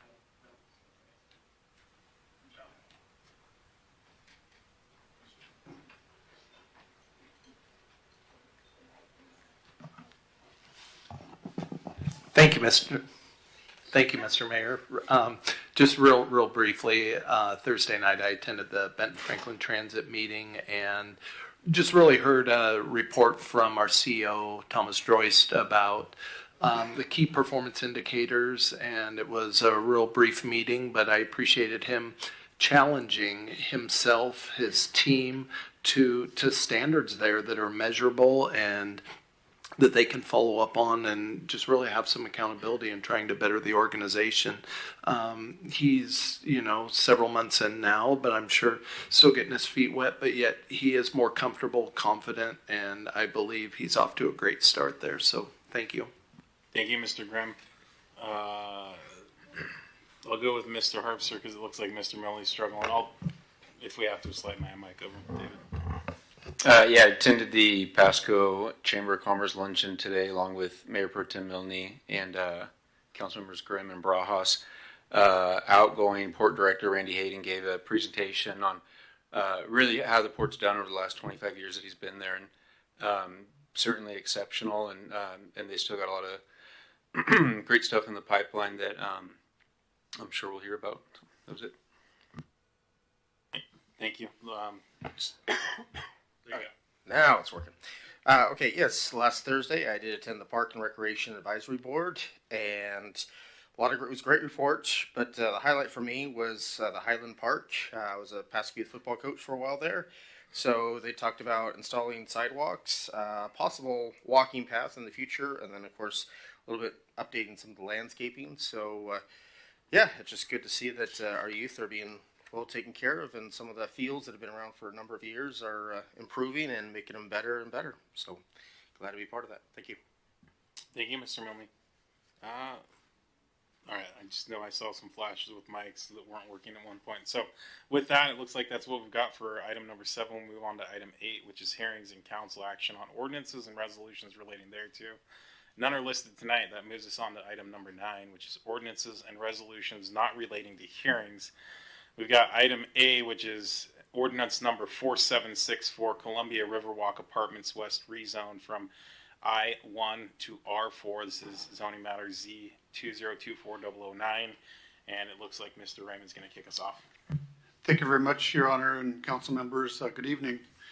The owners of the property addressed as 2326 West A Street have requested to rezone parcel number 119740115 in Pasco from I-1 light industrial to R4 high density residential. The subject property is approximately 1.38 acres in size. And as you can see from the aerial map, the surrounding area contains a mix of high density multifamily residential along with some commercial and even some single family residential uses. Next slide, please. The comp plan land use designation is mixed residential commercial. As such, the requested R4 designation is allowable and fitting in this location. Under the mixed residential commercial land use designation, the applicant has the ability to develop a residential use in the 5 to 29 units per acre category. Next slide. The surrounding zoning designations vary from R1A2 low density residential alternative district to the north, C1 retail business district to the west, and R4 high density residential to the east. Given this, R4 is a fitting continuation of recent development trends in the area. Next slide. This slide speaks to the requirements on how to evaluate zoning petitions like this. And in consideration of all the criteria, application package, and public comment, staff finds consistency with this criteria.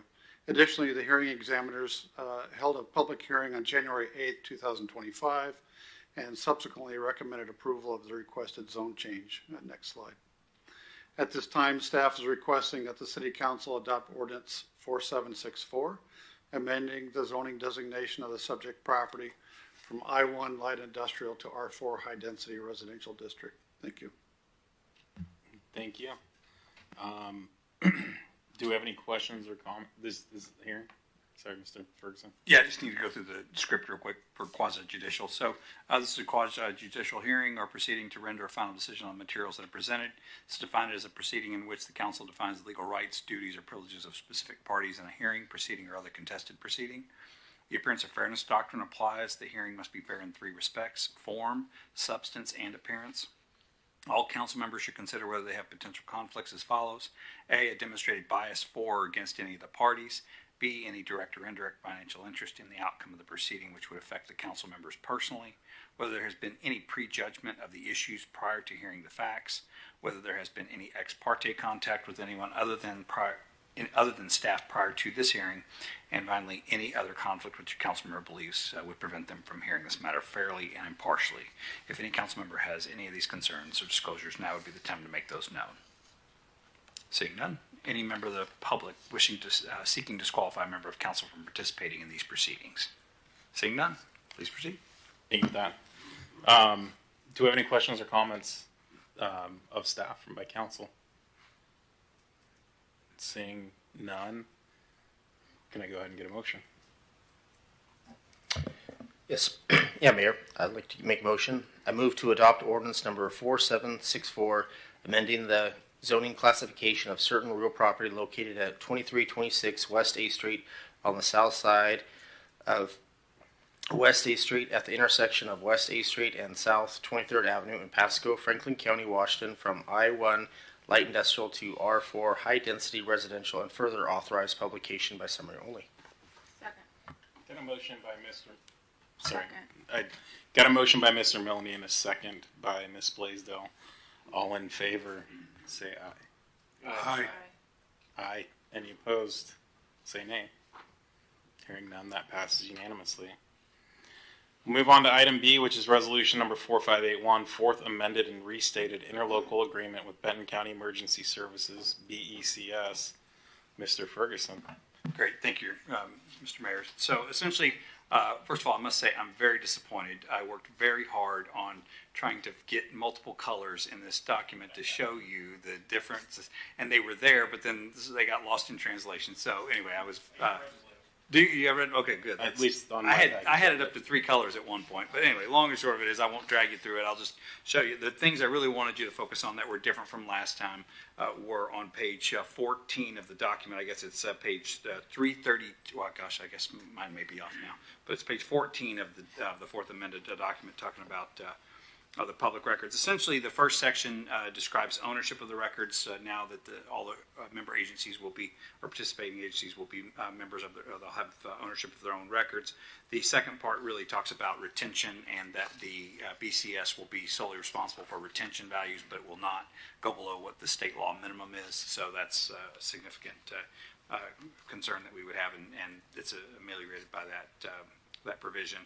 Next part that really is focus is that the member agency will be the ones who are responsible for processing their request. And further down in that section C and D, you can see that BCS, because even though the records are created by each jurisdiction and they, quote, own them, they don't actually possess them because BCS has a lot of these records in their bank. So what is, and the big key, or I guess the big, not bone of contention, but the big concern was how then, if they have the records and we're responsible for providing the records to make sure that it's compliant with the Public Records Act, how do we know that the search was adequate? So the part that you see in D where it talks, you see the 1 and the 2 there, that is really the part that came in after a lot of discussions, because what it said is that if BCS does the search, they essentially are indemnifying the agencies for the adequacy of that search. Now, there's pretty strict requirements to get to that point. It has to be the only portion that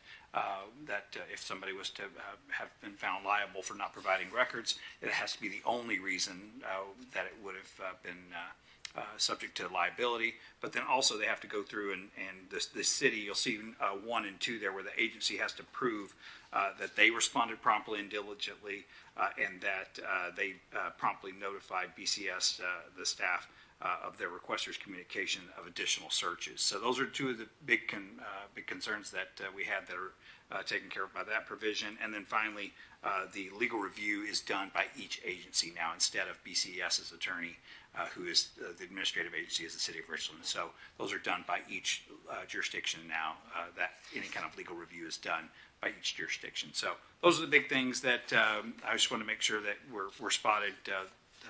A lot of work went into making sure that got written correctly and that everybody could live with it.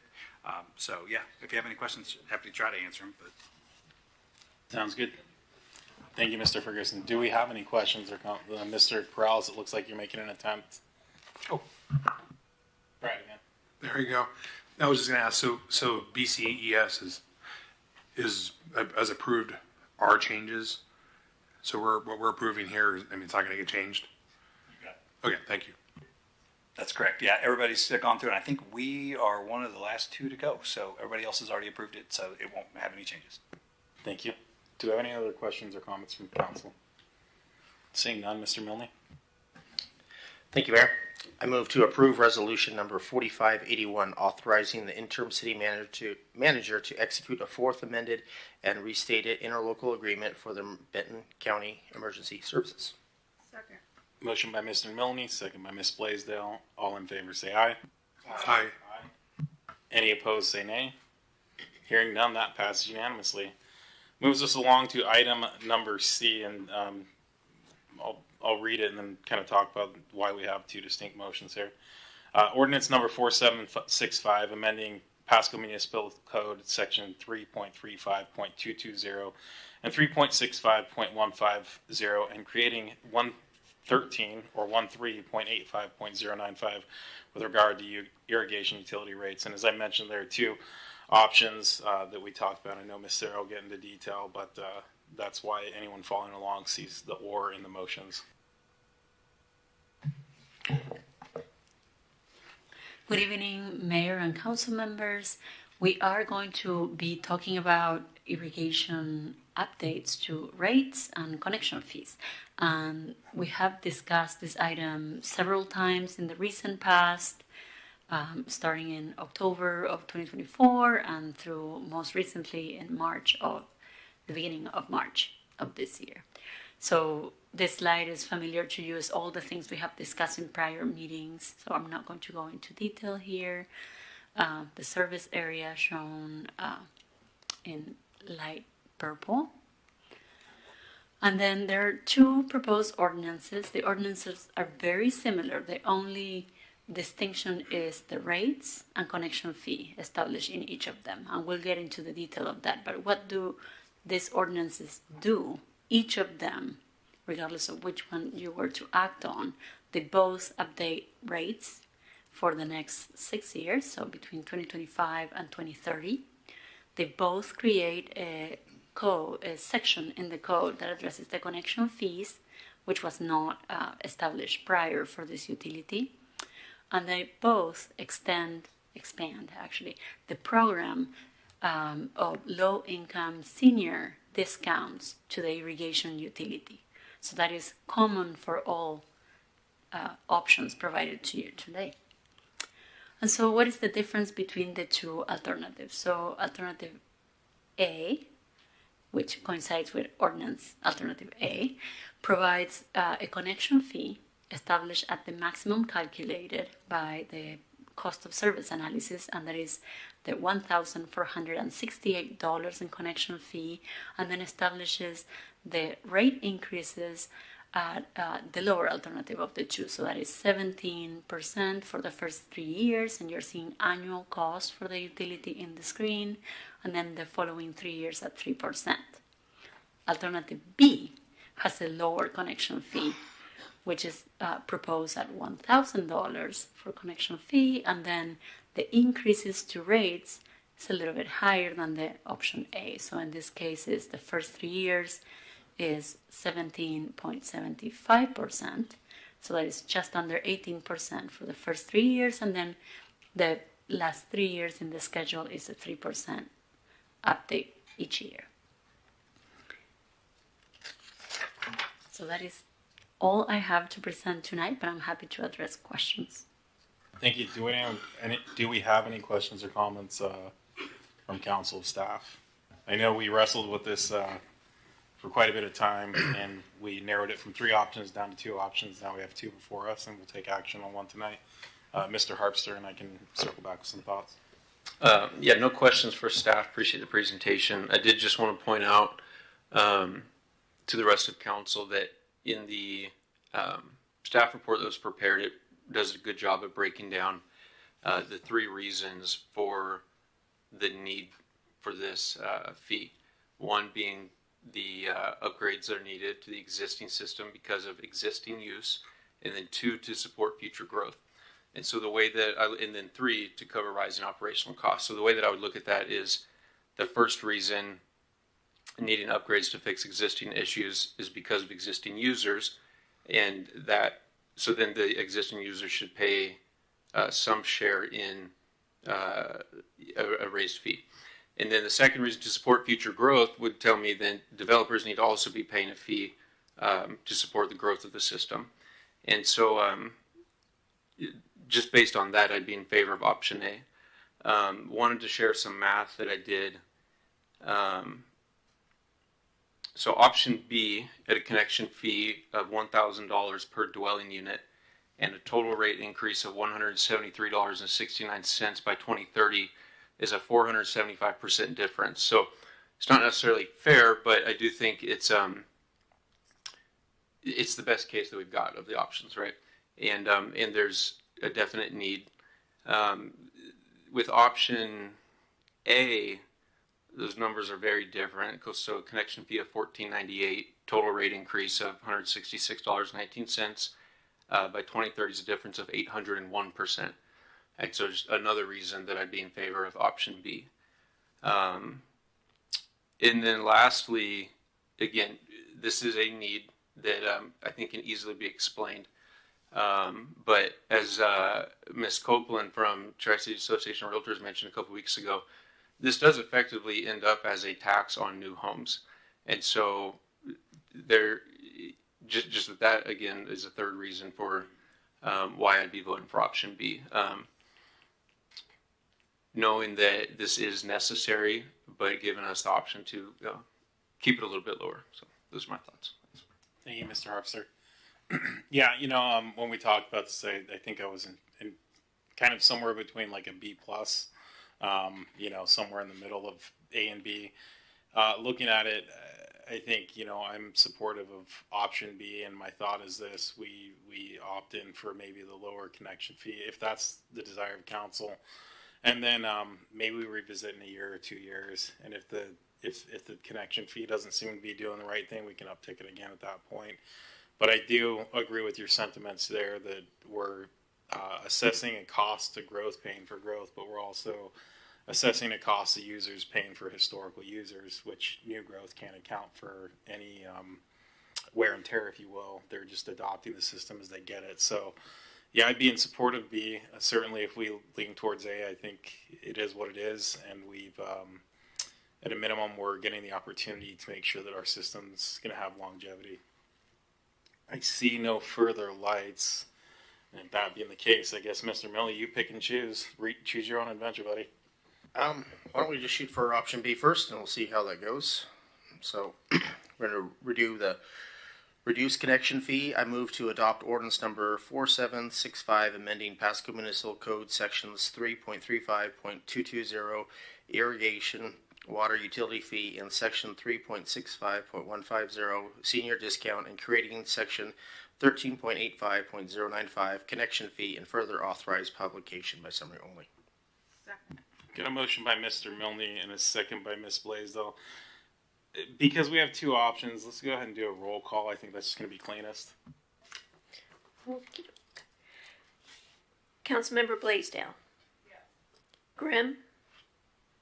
Yes. Harpster. Yes. Prowlis. Yes. Barajas. For clarification, this is for option B? Correct. No. Mayor Pro Tem Milne. Yes. And Mayor Serrano. Yes. It passes 6-1. Thank you, ma'am. With that, we'll move on to item number 10, which is unfinished business. There is none listed. We'll move on to item number 11, which is new business. It's a number. There are 3 items. Sorry, Dave. Did I cut you off? All right. Just, with the mics not working right, I just want to make sure I'm not missing something. We'll move on to item number 11, which is new business. Item A is transportation impact fees study, Fair and Pierce, and that's going to come from Deputy City Manager Hugh Sigdell, who's not celebrating her birthday this week. Thank you, Mr. Mayor and evening council. I would like to introduce Kendra Breland. She's representing Fear and Peers, a leading transportation planning and engineering firm. They have extensive experience in planning and designing transportation systems, and they're very innovative in their solutions for urban growth and infrastructure challenges, which we're very well aware of. And she will be presenting updates on Pasco's transportation impact fee process, and talking about the process itself and how it helps manage growth and fund some critical transportation projects, and also, and probably more importantly, ensure smooth development process for our community. And with that, welcome, Kendra. We can turn no on the base. There we go. Thank you very much. And good evening, Council. Again, my name is Kendra Branlin from Fair and Piers. And I'm going to I've got a fairly lengthy presentation here. I'm very open if you want to ask questions as we go, or if you want to wait until the end. Either way is fine with me. So first of all, just a few kind of basic slides. What are transportation impact fees? They are one-time charges paid by new development. They were authorized under the 1990 Growth Management Act. And generally, they're provided to fund improvements that are needed to serve new development. So can't go towards things like filling potholes or addressing existing problems that we have on our transportation system, but they are really intended to fund projects that really provide capacity for new growth, so new trips, whether it's more cars, whether it's people walking, biking. Transportation impact fees are really just helping people to move more effectively. So a few other kind of details about transportation impact fees. One, and this is a requirement of state law, once you collect them, the time clock is there to encumber those funds. So once you collect them, you do need to encumber them to a project within 10 years, or you need to pay back development. Also, they need to go towards projects, first of all, that's on a transportation impact fee project list, and we'll talk about that later, but those projects need to be a part of your capital facilities element. So they need to have, the way I like to say is they're projects with status. They're projects that are in your plans, projects that the city is very serious about. And what are those types of projects? State law allows them to be anything from streets and roads to bike and ped facilities that provide kind of some capacity for multimodal commuting, so that could include trails under state law. Generally, what we're seeing communities fund impact fees for are really just kind of what we put in that umbrella of complete streets. So those are intersection improvements, whether it's adding a signal or a roundabout, whether it's adding sidewalk, curb, and gutter to a street, or adding a median treatment, or adding additional lanes. So a lot of need on your guys' capital list, we know. So they're a good funding source to kind of help move some of those projects forward. I wanted to just quickly go over a few important terms that relate to kind of plans that the city of Pasco has developed. First of all, the Transportation System Management Plan. So this is a long-range plan that outlines the vision, goals, and strategies for the city's transportation network.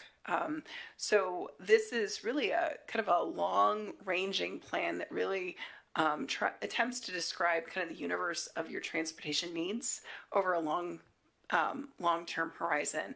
The Transportation System Management Plan, master plan, important to note, it is not fiscally constrained. So it really is kind of the starting point for transportation planning for the city. The next plan that I wanted to quickly summarize is the comprehensive plan, and in particular the capital facilities element. As I noted, this is an important plan to have in place and important for transportation impact fees. This is the city's long-range capital plan, but it is more fiscally constrained. The capital facilities element, of course, covers more than just transportation. It covers public buildings, utilities, parks, as well as transportation infrastructure. But it's important to look to this plan as a source of projects for funding transportation impact fees. And then the one other plan that I wanted to discuss was just the Transportation Improvement Program. This plan is a 6-year plan. City adopts it pretty regularly. I'm sure this council has seen it a number of times. And this plan looks out to kind of needs that you have in your transportation system over the next 6 years. It can include capital projects, but it can also include safety, maintenance, and congestion relief projects. And then last but not least, of course, is what we're here to talk about tonight, which is transportation impact fees. And in particular, the transportation impact fee project list, again, as I stated, it needs to have projects that are coming from your capital facilities element. And these projects really need to provide capacity for growth and be system improvements. So impact fee projects really should be addressing the city's most critical needs. And really, again, they're projects that are helping make sure that your city is ready to accommodate future growth. So this is a very busy slide, but what we've attempted to do here is explain how impact fees can bring consistency and order to the development process. So in talking with your city staff, these are issues on the left-hand side of the slide that have been raised, and on the right-hand side of the slide is really kind of how impact fees can help address some of these issues. So current structure of your kind of development review process requires extensive analysis and weighing of impacts against nexus and proportionality on a project-by-project basis. Impact fees help to establish that nexus and proportionality in advance, streamlining analysis so you're not having to do that process over and over again. You have a lot of one-off analyses that are being done for every project, which can result in mitigations that don't align with other city plans.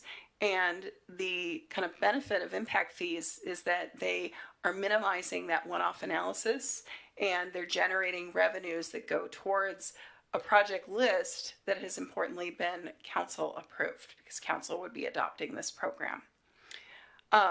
Current system leads to drawn out negotiations, long process, pretty expensive, requiring a lot of outside expertise. Impact fees are streamlining that and reducing the need for negotiation and outside expertise. And fair share calculations, don't always provide for full project funding. Impact fees, once they're generated, can be spent on any project on the list.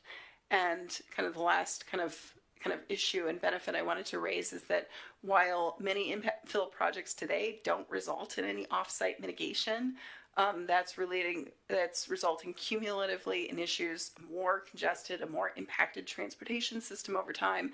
Impact fees apply to all development, so every development would be paying in and generating revenue for expanding your system. So generally, when we think about impact fees and how can they address Pasco's challenges, one, you have a gap of funding for transportation that impact fees can help to fix. There's a perception potentially out there that development is occurring without paying for adequate mitigation, and impact fees ensure that growth is paying for growth. And last but not least, the current system right now is very drawn out, very expensive, time consuming, which has impacts to the community, to the developer, to city staff. So impact fees are attempting to address all of those issues by helping you to kind of streamline your processes. I would be remiss if I did not note that with impact fees, that doesn't mean that you're not going to do TIAs. TIAs are still going to happen in the city, but in adopting an impact fee program, the city has the ability to potentially modify the TIA development process to streamline it, to reduce the scope of that analysis and make those analyses more expeditious. So again, the hope here is that by imposing this fee, on the plus side, we're speeding up the process and making it easier. I want to make sure that there isn't a question or a comment. I do have a quick question. If you can turn off your mic, I think it allows his mic to turn on. Just a quick question on the first slide, third bullet point. It said funds that traffic impact fees funds improvements that are needed to serve are reasonably related to and reasonably benefit new development. And then the second most recent slide said impact fees can be spent on any project on the list. So reasonably benefit new development, is it the particular project that's being applied for, or new development in general? If you can go back to your mic, sorry. I know I will be trained. I promise you by the end of this meeting, I'll have it down, or maybe not. No, very good question. So first of all, impact fees, and I apologize, we're using projects on both sides of the ledger. We're using projects to talk about transportation infrastructure. We're also using projects to talk about development, and that is very confusing. My apologies for that. In terms of projects on the list, impact fees at the very beginning of this process, and we'll talk about this in later slides, we identify what projects are a part of that program. So those are transportation capital projects. And not to get ahead of myself, we have roughly 18. We'll talk about that as kind of a draft set of capital projects the city has. It's on your capital facilities element. It's actually on your transportation improvement program as well, that we think are, a really good move. These are going to benefit citywide mobility. What the impact fee program does is it establishes a nexus. So it says, if you're a development, you're coming in, you're generating this many trips, your fair share for this whole list is X amount. But then the city, that money kind of goes into an account, and the city is able to direct that opportunistically to any of the projects, the pre-described 18 projects that are on that list. Does that answer your question? Okay, I will keep going. Wait, Mr. Prowlis has a comment or question or something. I was going to say that on that current slide you're on, we didn't get that in our packet. So it was apparently added. I don't have that.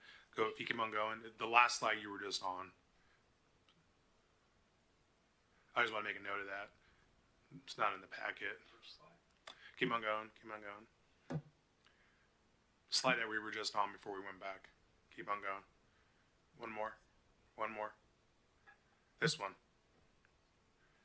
It just wasn't in our packet, so the presentation we have is, like I said, I wish I would have had a chance to review that.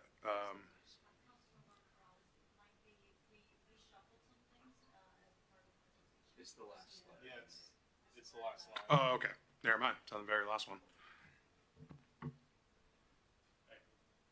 Okay, great. Thank you. And yes, we thought it would make more sense to bring this slide in at this part of the presentation. So apologies for that confusion. I'm just making sure we're here. Okay, yes. And we already went through this slide, so I'm going to keep going. So state law provides a pretty clear path for how impact fees programs should be constructed, and should Pasco move forward with developing an impact fee program, we would absolutely be following kind of that state prescribed process. So again, you start with a list of eligible projects that again have status. They're on kind of either your capital facilities element, that's kind of the general source. Transportation impact, transportation improvement program is also a great source. Then for each of the projects that were added to the list, we'd be kind of assessing their eligibility first, making sure, taking out any elements that are addressing existing deficiencies, and then also using the travel model to understand who's using those projects, because that also helps us to assess the eligibility. And once we kind of go through that process, we'll understand what those eligible costs are, then spreading that over the growth that Pasco is expecting over the next kind of 20 years, the life of your current transportation or your current comprehensive plan, to arrive at a cost per trip. And it's really that cost per trip that then is assigned to a fee schedule, which is related to the vehicle trip generation characteristics of development. So really, just put simply, this process allows us to figure out if you're developing a single family home or you're developing a certain amount of commercial square footage, how much should development pay into this program that Pasco can then use to help develop projects that are providing capacity for all this growth. So I would be remiss if I did not note that Pasco does have a transportation impact fee program on the books today. It's very old. It's first established 20 years ago and last updated in 2009. So it's been around for a while. And the rates, as you can see on the screen, are quite low. The fee is $709 for a single family home. It is $435 for each multi-family dwelling unit. and it is $43 per daily trip for commercial development. And so these rates were established quite a long time ago based on a different list of projects, based on different growth projections. So they're out of date. Also, they're not generating significant revenues for the city. So a scan of kind of Washington State and kind of what the context that you would be walking into. We looked at, there are more than, first of all, there's I would say there's even more than 74 cities in the state. There's a large number of cities in the state and counties that have transportation impact fees. Citywide rates generally range from $907 to over $15,000 per PM peak hour trip. So there's huge variation across the state, as you can imagine, across geographies, across different preferences of different communities. And on the average, when you look across the state, the average is $5,700 per kind of PM peak hour trip. So that just kind of gives you a sense of kind of that variation. When we look at your neighbors within the Tri-Cities, you can see the rates on the screen. Richland and Kennewick both have multi-district programs, so the amount that you pay per PM peak hour trip kind of varies per where you're developing within the city. Richland varying from $1,800 to about $5,000 per PM peak hour trip.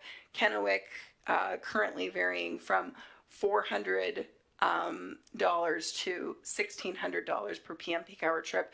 I will note that Richland's program is pretty recent. I think they adopted it within the last couple of years. Kennewick's program is a little bit more outdated. I was going to look up the date on West Richland's program, and I apologize, I did not do that in advance. Do you have a question for Mr. Harps? Thanks.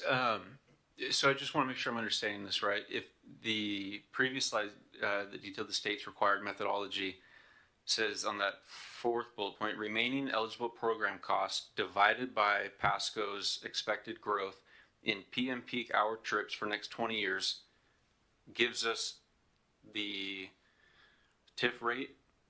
And if so, why on some of these cities or all of them does it range so much? And what other data kind of gives us that rate? So this is just a single cost. So when you see, for example, that range in Kennewick and Richland, they're going through the same process, but they're actually breaking their city into little pieces. And so it's having just a different rate based on where you're developing and what that nexus is with the infrastructure in their program.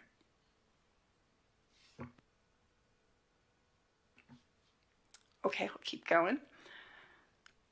Okay, so I want to now zoom in on Pasco, because this is where it gets a little more fun. So first of all, we've been working with city staff to look at potential candidate projects that might be included in a program. And this map on the screen is by no means final, and we'd certainly welcome council input. But we've got 18 projects here. These are all on your transportation impact or your transportation improvement program. And I think staff was really mindful of striking that balance between having a list of projects that had citywide benefit, but at the same time, not such a large list that it would lead to an overwhelming rate. So just looking at kind of starting from kind of a reasonable balanced spot. So that's kind of the projects just for preliminary discussion. Again, not final here. And I wanted to talk about the calculation, and I think Councilmember Harpster, you might appreciate this. We will actually go into kind of some of that math so you can see it here. But first of all, at an abstract level, we start with, kind of the cost of the project. And I will note in particular, I'm going to go back quickly to this slide. When we look at the projects that are on this slide, and if you really kind of squint at them and you see them, some of these are really large projects. We've got some overpasses in here. And I want to note that we don't have to put 100% of the overpasses costs into the program, and we probably wouldn't. It's not reasonable to assume that Pasco would be funding 100% of that. We recognize there's a shared cost. So for these projects, as we're bringing them onto the list, we're certainly recognizing that the city pays a portion of those costs, sometimes most of it, but in other cases, a lesser portion. So again, we start with the project costs. So again, we have 18 projects. So we look at that. And then for each of those projects, we assess whether there's an existing deficiency. So we need to extract that from the eligible costs in the program. And then again, we run the model to understand who's using them. Trips that are starting outside of the city or ending outside of the city, we have to actually give haircuts because we can't charge for growth that's occurring outside of Pasco. And after we do that math, we arrive at an eligible impact fee cost. So I think it's probably a little bit more concrete if I give this an example. So we picked one of the projects on the list, the Burden and Madison Avenue intersection improvements. This is a project that's on your transportation improvement program. Its cost on that program is $2.17 million. And kind of the haircuts as we go through this process that we would take. First, we recognize that intersection is not operating great today. It's side street stop controlled, so folks are stopping at a stop sign. We've got kind of lengthy queues today. The intersection certainly could benefit from additional capacity, even in the absence of development. So given that reality, we take a deficiency kind of haircut out of that project. Then the next step is that we use the travel model to understand, who's kind of traveling through that intersection, where are they going, where are they coming from, and we arrive at 81% of those remaining costs are left. So when we take a $2.17 million project, we remove the existing deficiency, which we've estimated for this particular project at 70%, and then we recognize that of those remaining costs, only 81% can be assessed to Pasco given the trip profile of who's using it. We are left with $527,000 that could be included in the program. So we do that sort of calculation for each of those 18 or however many projects are in the program to arrive at kind of what the costs are. So let me just make sure I summarize this for the audience, but really, quite frankly, for my benefit. You start with the hard cost. You've determined that it's 70%. In other words, it's a congested area, so we can only allocate 30% of the issue to the future growth. And then we look at the 100% of the growth within the city, but assume that only 81%, because there will be places on the east side, there will be places elsewhere. So that 81% would then have a potential to impact that, and that's how we come out with the total kind of project fee eligibility, right? Okay. Thank you very much. Just want to make sure I wrap my head around it. You may have to re-hit your mic. I just had a question real quick. So that means out of the fees that we can collect, only $527,000 can go towards that? Okay. $527,000 of that project contributes to kind of getting to a cost per trip fee. So it actually doesn't mean you can only put that amount in. That project is only contributing because what we're doing is we're looking at all the projects you have in your program. We're assessing their eligibility. That actually isn't a limitation on how much you put to this project. That's the beauty of impact fees. Once you've got the program and you've got the projects on your list, you have a lot more flexibility in how much you're putting. You're not limited to a specific amount that's calculated on that table.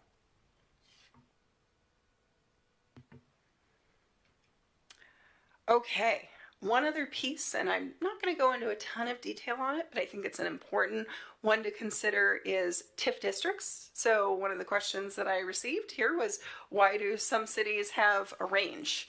And that's because they have multiple districts. that is something that we could certainly look to for Pasco. We could look to having many districts. We could look to just having a few, but it allows us to look at kind of the nexus between development where it's occurring, what the infrastructure needs, and making sure that the fees make sense in the city. Certainly no requirement that you have multiple districts, but it is something that we could consider. And, if we did consider different districts, we just want to make sure that they're logically set up.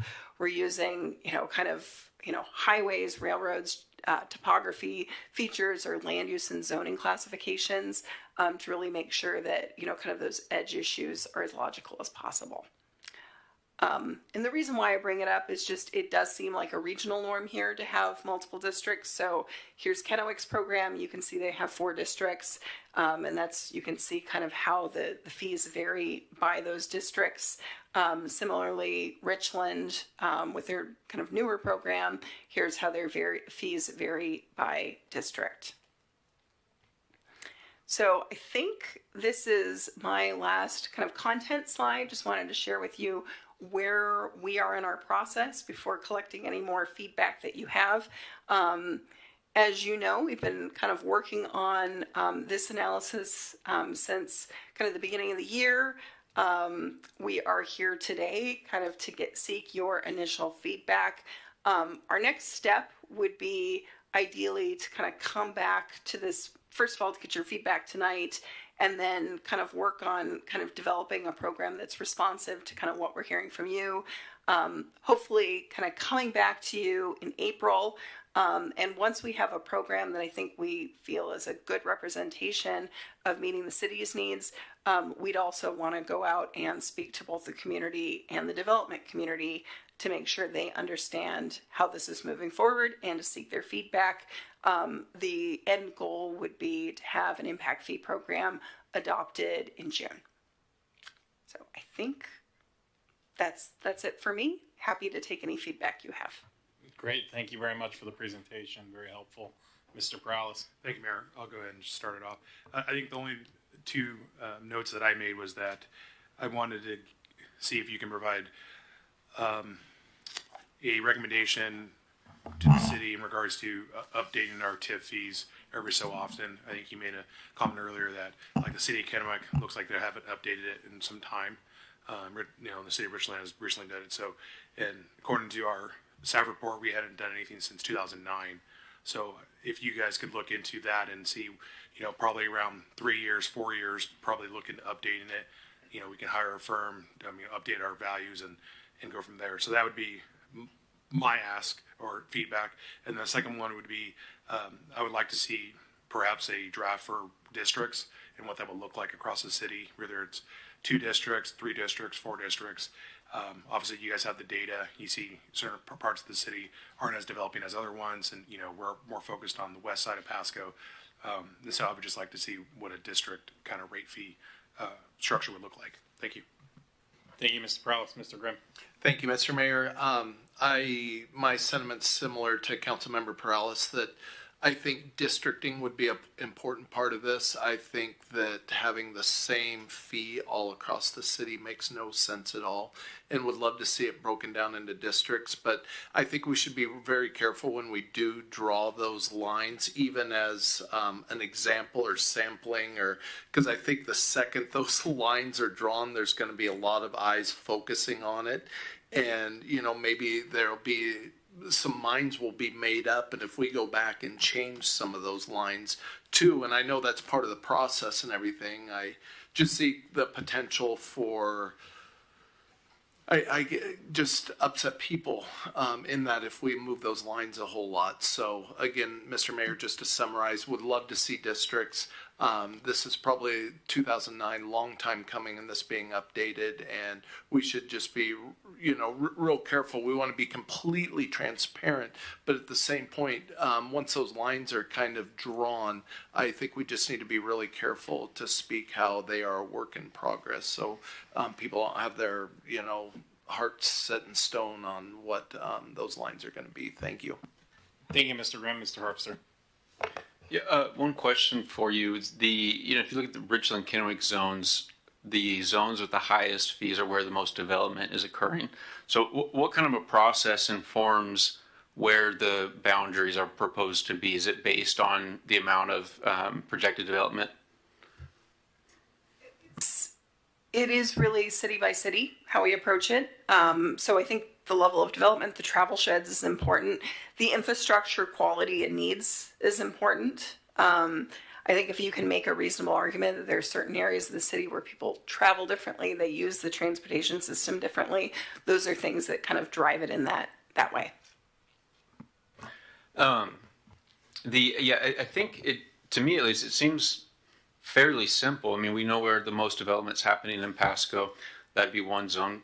Just looking at Kennewick, their biggest zone is zone 3 that they named all other areas. That's where development occurred decades ago. And, you know, like there's not going to be that much more development. So I think it'd be a little bit of an easier process than what maybe we're all thinking up here.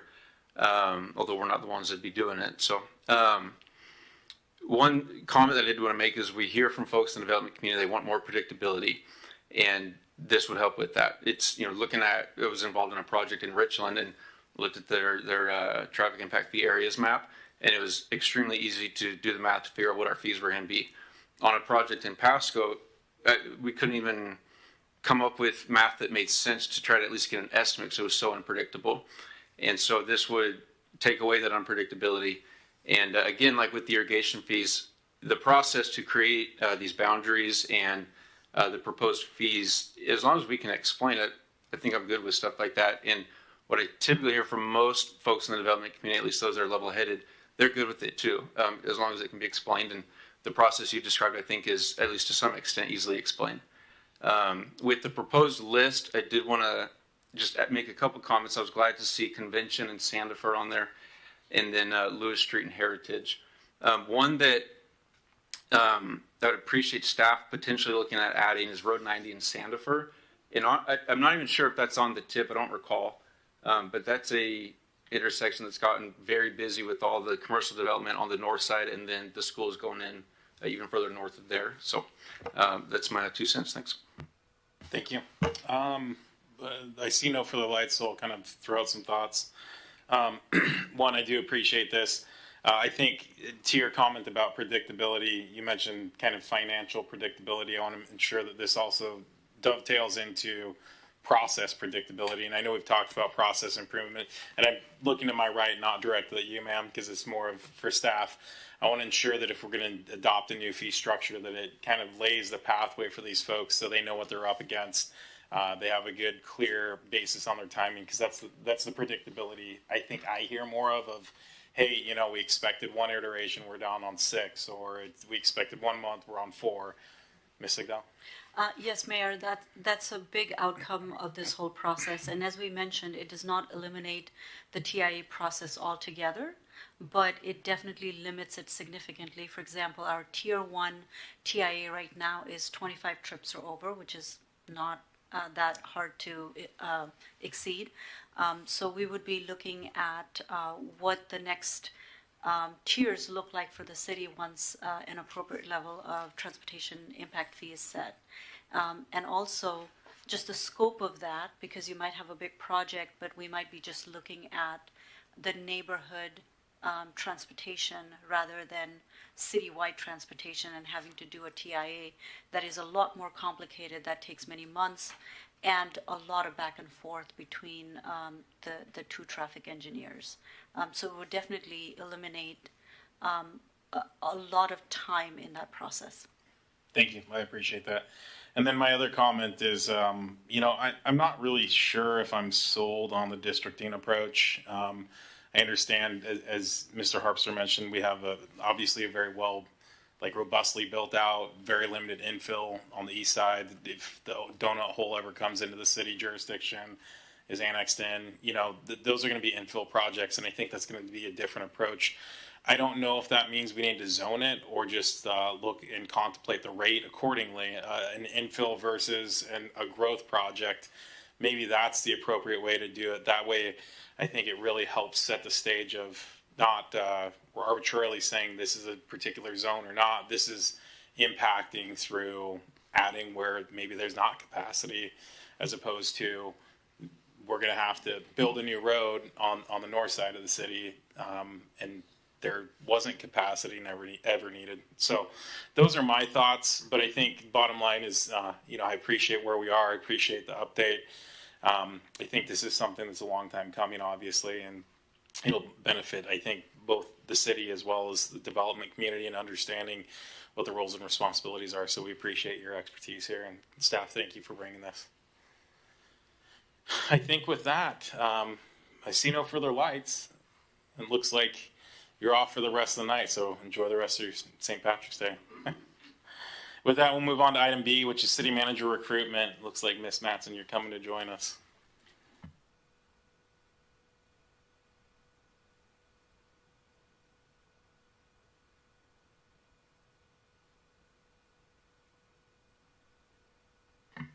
Do I just use the arrow? Okay.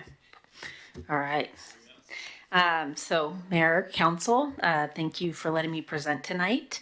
I'm here to provide a brief overview of the proposals that were submitted by 3 firms for the city manager recruitment, GMP Consultants, Prothman, and Trepepe Smith. So the objective is for council to select the best recruitment firm to assist in the city management recruitment. In evaluating the proposals, we focused on 4 key areas. Each firm's experience and past work with Pasco, their proposed recruitment timelines, any guarantees offered if the selected candidate doesn't work out, and just the overall fit. So for all 3 firms, the recent experience working with the city, so GMP Consultants, they recently recruited the Pasco's Deputy CED Director and led the 2022 City Manager recruitment. Prothman recruited our current Public Works Director in 2024 and the HR Director in 2023. Trepepe Smith led searches for our IT Director in 2024 and our CED Director in 2023. So for the recruitment timelines, all 3 are very similar. They all propose a similar timeline of 12 to 13 week process. With the first 2 weeks would be initial stakeholder meetings and profile development. In weeks 3 through 7, they would do candidate outreach and advertising. Through weeks 8 through 10, they would do candidate screening and preliminary interviews, with final interviews and candidate selection around weeks 12 and 13. This would ensure an efficient and thorough process regardless of the firm selected. So next steps, council has 3 options to choose tonight. Option 1 would be to make a selection based on the submitted proposals that are in your packets. Request presentations from 1 or more of the firms that have submitted proposals. Or solicit additional proposals if desired. If a firm is selected tonight, we can move quickly to finalize the contract and begin the recruitment within the next 2 weeks. That concludes my presentation. You made it under 3 minutes as promised.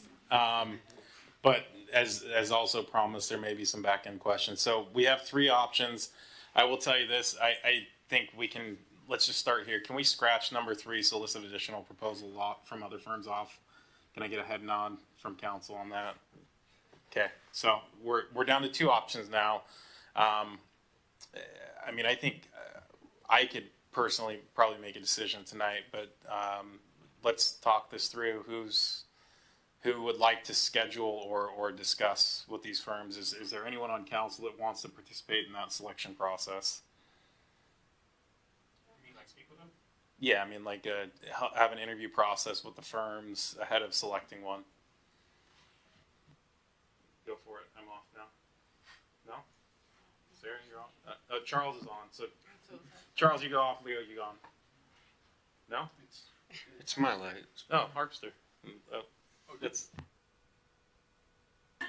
There we go. I was just going to say I would go with GMP, but I think I kind of want to go with a firm that hasn't chosen this position before for our city. So I'm going to go with TSTS. That would be my recommendation. And then I'll make it easy. If they're not on the table, then I would just go with GMP. Thank you, Mr. Prowse. So, Mr. Harpster. Yeah, I would agree with your take, Mr. Ronald, that we make a decision tonight based on the materials submitted. I would think that any presentation is just going to be a repeat of the information that was already provided to us that we all should have reviewed in depth. And so then with that, I'd be in favor of selecting GMP based on their history with the city and also especially based on their very recent history with the city of Kennewick. Out of all the three firms listed, they have the most local recent experience. And I think that would be helpful. You know, there's a number of candidates for the city of Kennewick job. One got it. There's obviously potentially still some candidates out there that they've already made contact with. Thanks. Thank you, Mr. Harpster. Mr. Grimm, you had your life. Yes, thank you, Mr. Mayor. I'm in agreement with Councilmember Harpster. We should make this tonight. I mean, I have a little more GMP or Prothman, either one would be fine with me. But yes, I don't think there's any reason to further interview. The information submitted is great, and we need to get moving on this. Thank you. Thank you. Go ahead, Ms. Ross, you can go. Try that one. It's working. Wow. Okay. I don't think we need any further information from any of the three that we have there. I would personally go with Prothman. I'm looking through their paperwork submitted, and I like their placements. We have worked with GMP. If I'm not mistaken, Mr. Zabel is here through GMP. So for that, I would like to go through Prothman. Okay. Like with that, you know, either Mr. Zabel or Mr. Ferguson, do we have any concerns if we were to select the firm that, if you can just put that on the record for us? I'm sorry. What's the question? That there's any concerns that if you went with a firm that you're currently already contracted to for a different service? Well, there's that, and Mr. Zabel, you still work with them, correct? Well, albeit not. Can you explain your status and let's just have Mr. Ferguson speak to it? Yeah, the city has an agreement with GMP Consulting to provide city manager services. I was the selected city manager to assist the city here. Okay. Do we have any concerns with that, Mr. Ferguson? I'm not aware any. There is no ethical relationship in terms of like a reason to particularly cordon anyone off or keep any kind of. I mean, obviously, Mr. Zabel could be involved in that or not, depending on what your preference would be. But yeah, I don't think there's any ethical issue there. Okay, thank you, Ms. Barajas. I see you're on. Yes, one quick question. On that note, Mr. Zabel, are you still a consultant, considered a consultant with GMP? I'm a consultant acting as the interim city manager. Yes. Okay. Mr. Milner or Ms. Blaisdell, do you have any input here? Yeah, basically. Hold on, dude. Oh, sorry. You spoke once. You're great. Okay. Yeah, I like GMP as far as what they had to say in their packet, so that's where I was going on that. Okay. I don't have a preference. I was just going to ask Mr. Ferguson that because it appears we're a little bit split, would we need to make a motion to select a firm and make it official? Yeah, I think we'll do that. It does sound like the GMC is leading. Mr. Milne, do you want to make a motion? That's what did I say? I don't know. I drive a Ford, so I can't be GMC. I promise.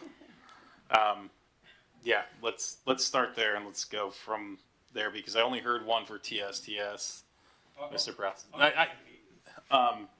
Anyway, go ahead, Mr. Milne.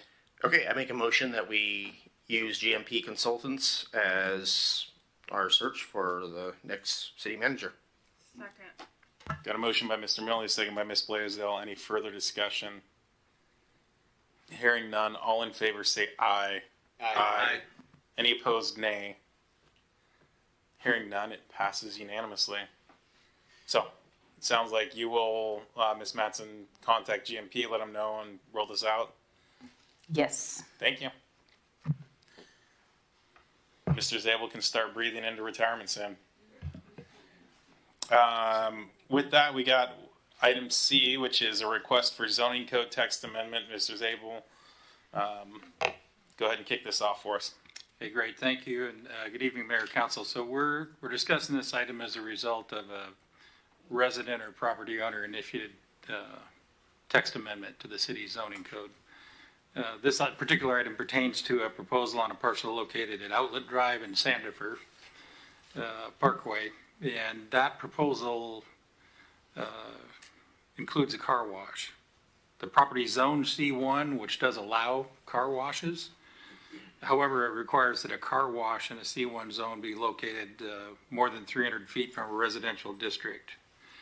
And the property itself is not large enough to accommodate a car wash and meet the 300-foot separation from the residential district that it is near. That includes the right-of-way of the street as well to the east of the property. So property owner, or at least interest, Mr. Mario Borshowski submitted a request for a zoning text amendment to reduce that 300-foot distance requirement contingent upon installation of noise mitigations or the ability to demonstrate noise levels that were equivalent to that 300-foot separation, that there's measures that potentially they could take to give that equivalency.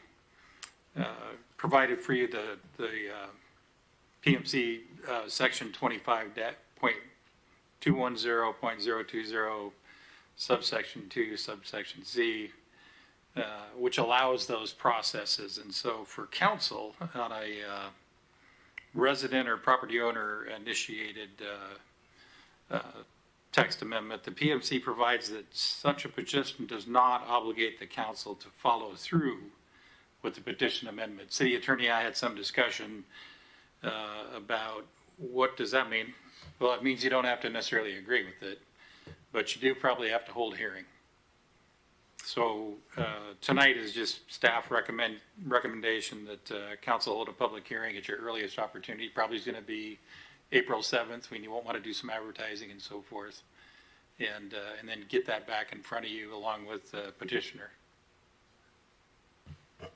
Thank you, Mr. Zabel. I'll note that I attended that meeting with you as well, and I expressed that same concern. If 300 feet is kind of an arbitrary carryover, and we just talked about 15-year-old traffic fees that we're updating, it seems that there may be basis to look at whether or not a true noise ordinance, that being the case, or if it's a traffic issue, that we're able to mitigate whatever the concerns would be of those adjacent residents. So, I would be in favor of conducting the hearing, and I'd be interested in hearing the issues of whether or not this is truly a distance issue or if it's an audio issue. In other words, the sound emanation. Yeah, if I could, Mayor, I think instructive, and I don't mean to second guess past land use decisions, but if you think about Court Street and car washes on Court Street, right up across the alley from residential uses, that's my guess, just, knowing the city a little bit and land use and how these things happen, I would think that's probably why you have this ordinance requirement. Yeah, I would anticipate so. And just knowing the area, there's a brick wall. I mean, there's stuff that could actually already mitigate some of the concerns. So, again, I'm in favor of hosting the hearing. Whether or not August or April 7th is the right date, I can't speak to that, but I think soon is wise. Mr. Harpster. Yeah, I agree with your sentiment 100%. I'm always eager to make things easier for property owners. And one item that I noted was that this parcel being Zone C1 has been Zone C1 for a while, including before the development on Aldridge Court occurred. So the folks purchasing a home on Aldridge Court had the opportunity to realize, whether they did or not, that they were buying a house right next door to future commercial development. And then I think the applicant noted this, that car washes that are built today are much quieter than they were 20 years ago. And so exactly what you said, I'd like to hold the public hearing and, let the 0 people that'll come out share their opinion. So. Thank you. Thank you, Mayor. Yeah, no, I would be in favor of entertaining this at another hearing. I agree with all the comments that have been made. I'll just note that, like right on Convention and Burden, there's a car wash, and right behind that car wash is a home. So again, I think people had the time when they bought those homes right there on Road 90 to, well, not really. They bought homes and they developed it, and that was already a C1. So, I think we need to make things easier, like it's already been said, and I think we need more commercial development. This is going to go right across from that Corwin dealership that hopefully will be expanding there. So, I think we should be looking to entice more commercial development. So I'd be in favor of this. Thank you. Thank you. Mr. Ferguson. Yeah, just real quick, I want to clarify. This is one of these weird curveballs. So this is a petitioner, not an applicant. So it's a petitioner for a text amendment, which to your zoning code, which means it's a legislative act. It's not going to be a quasi judicial act. So you can have an open record hearing, but it's not going to be to determine the specific rights of any particular applicant. It will be, you're going to hold an open record hearing to determine whether you want to change your own municipal code. So it won't, even though obviously we have a particular person who's petitioning for this change in the text of the zoning code, it won't be specifically related to them. So I just want to clarify, because that's where it can get a little fishy. Right, so just a summary, this is a blanket change to the code, not specific. It's initiated by a property owner, but it's not specific to the property. Excellent. I'm still good with that. I don't think that changes my analysis. Any difference for anyone? Good. It doesn't change for me either. I was just going to add that that's why it was okay for you to meet with them, because it's legislative. And tonight reminded me that I have a voicemail from him I forgot to return. So, yeah. Sounds good.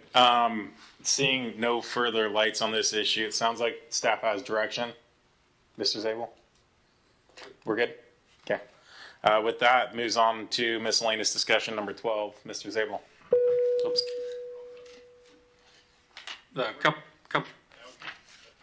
A couple different items. So, one, just a reminder for council, the police department's conducting a business watch meeting at 1 p.m. tomorrow at HAPA. So, business community is invited to attend. Second, just a couple of transitions I want to discuss, and I did send you emails about them, but I want to share that our finance director, Darcy Buckley, is transitioning to a new role with the city as, and that is finance training and compliance lead. And it's a really great opportunity for Darcy to be able to continue to provide leadership in the department and mentor and work with our professional staff.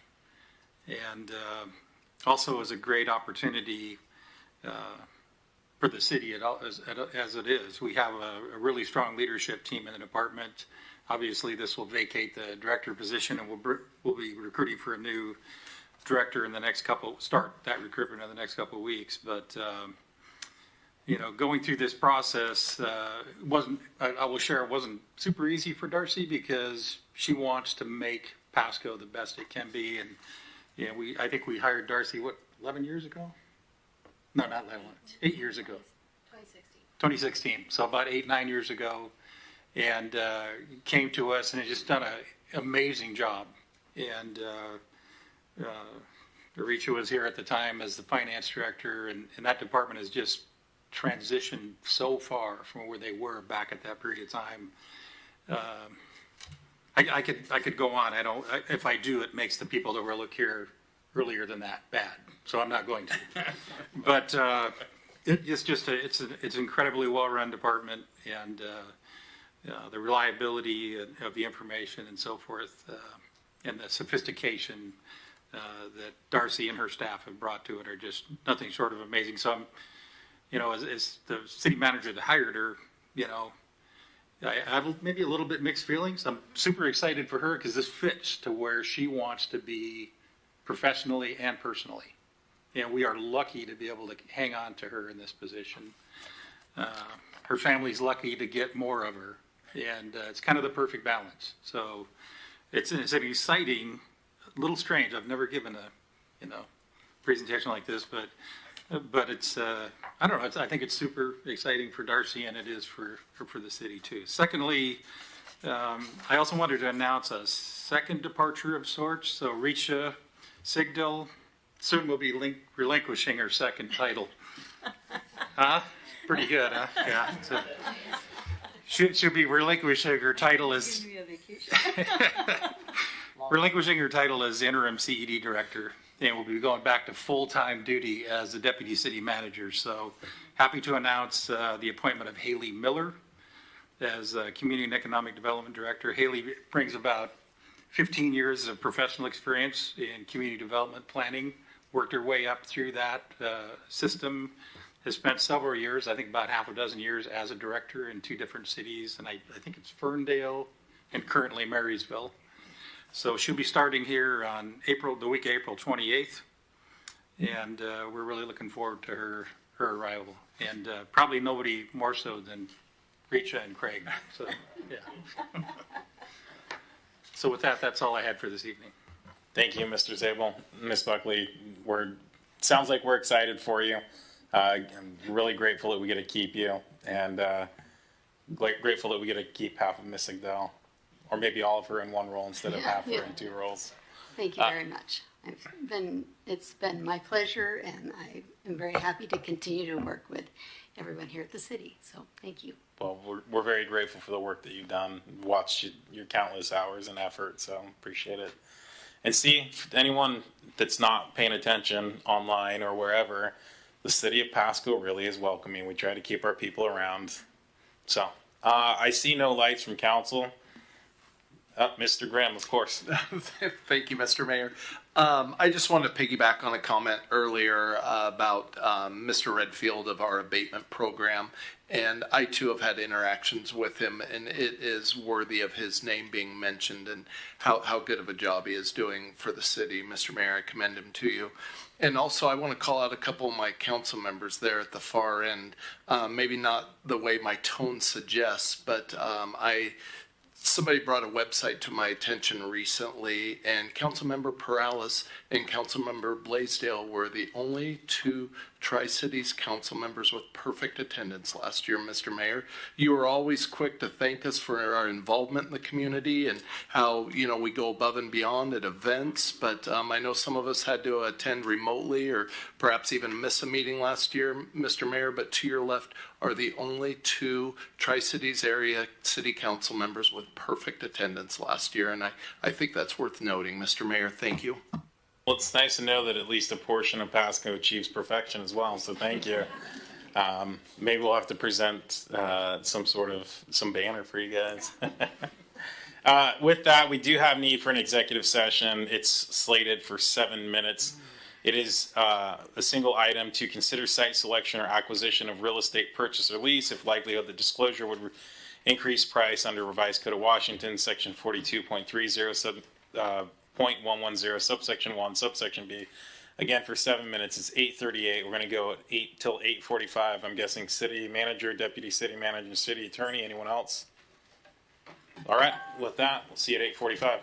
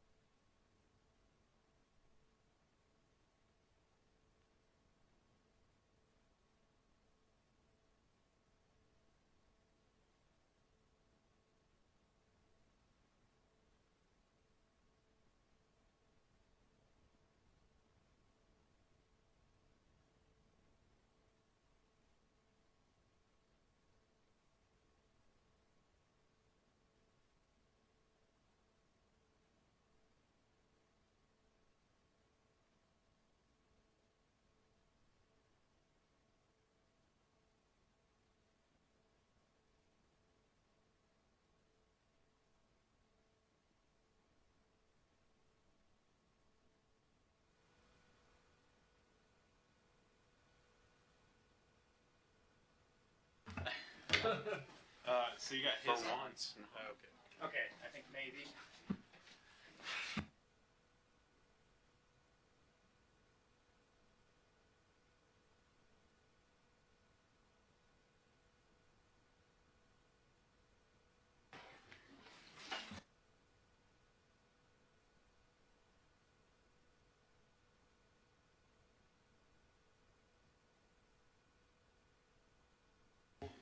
It is 8:45 and we are adjourned.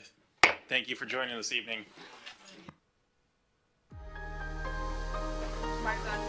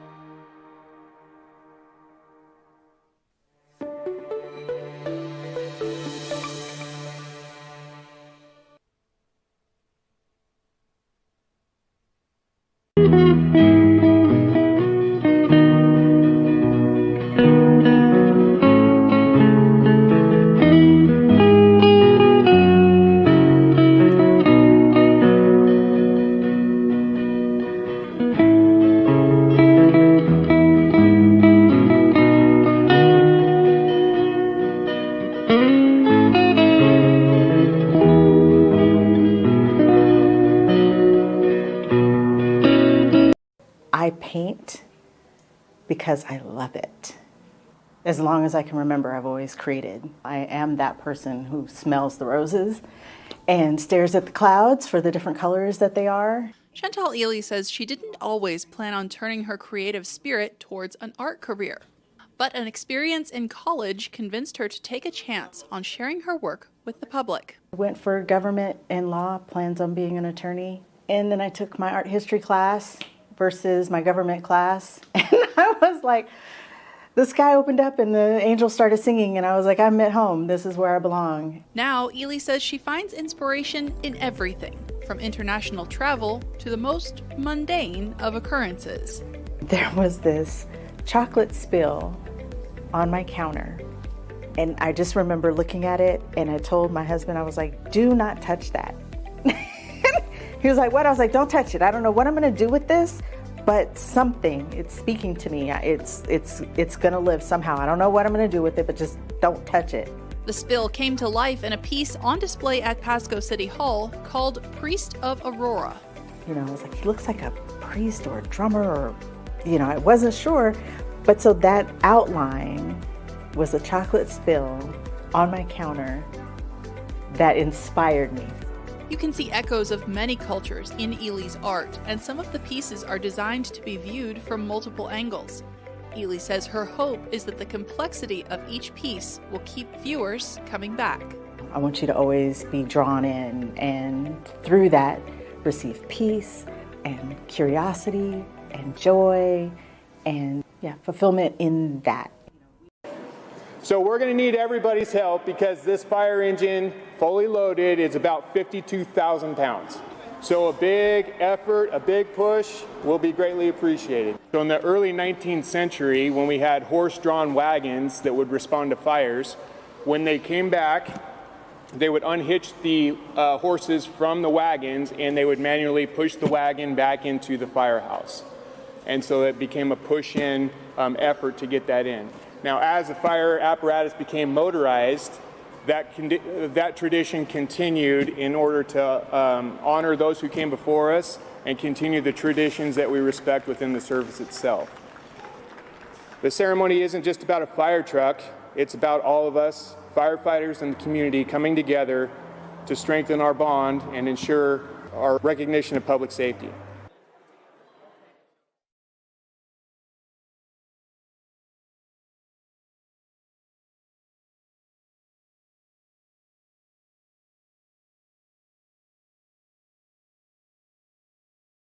"2025 is your year to start a new business. and the City of Pasco is here to help. We have newly updated commercial kitchen space and vendor windows available at the Pasco Specialty Kitchen downtown. Mobile food vendors, we've made it faster and easier than ever to get permits and connect with customers, thanks to new citywide regulations for food trucks and hand carts.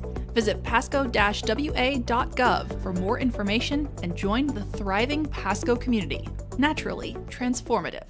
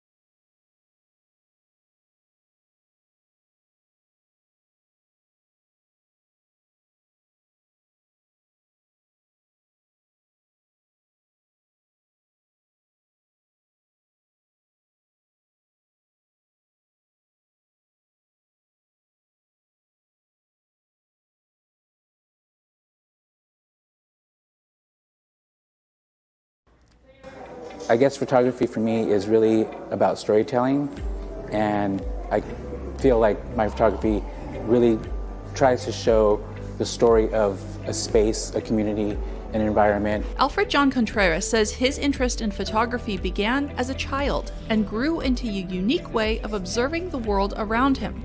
I would pass by people walking on the street and I saw certain things, patterns that I noticed, and then I would just start photographing just things that I saw interesting. It could be anything like something discarded on the ground that kind of interacted with different light, or how it interacted with the environment. Contreras captured those observations on film, now being showcased at Pasco City Hall with the exhibit Urban Tableau, Synchronicity in Everyday Life. An urban tableau is capture a moment and you freeze it forever, and you can make up your own story behind that, and you'll see the different patterns within that picture. And I just really love to be able to showcase that. That's fraction of a second that can be captured, and that stories can be created from that. It will never be reproduced again the same way, because the lighting is going to change, everything's going to change, so it'll never be captured again. When looking at the photographs on display at City Hall, look for subtle patterns in the scene. If a person really takes the time to stop and look, you'll see that there's patterns in the chaos of like a everyday street. Contreras says his photography is a celebration of the beauty in simple things. And there's also beauty in people just on the street walking and their interactions with each other, an unspoken glance between strangers on the street.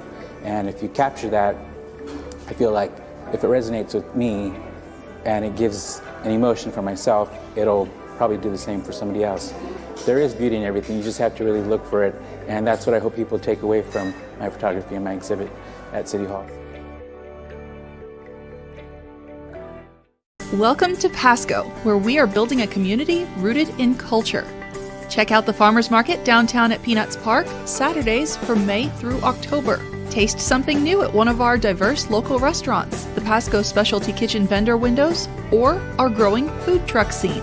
And enjoy the natural beauty of our waterfront parks and the Sacagawea Heritage Trail. Shop small, explore local, and experience the spirit of Pasco. Naturally transformative.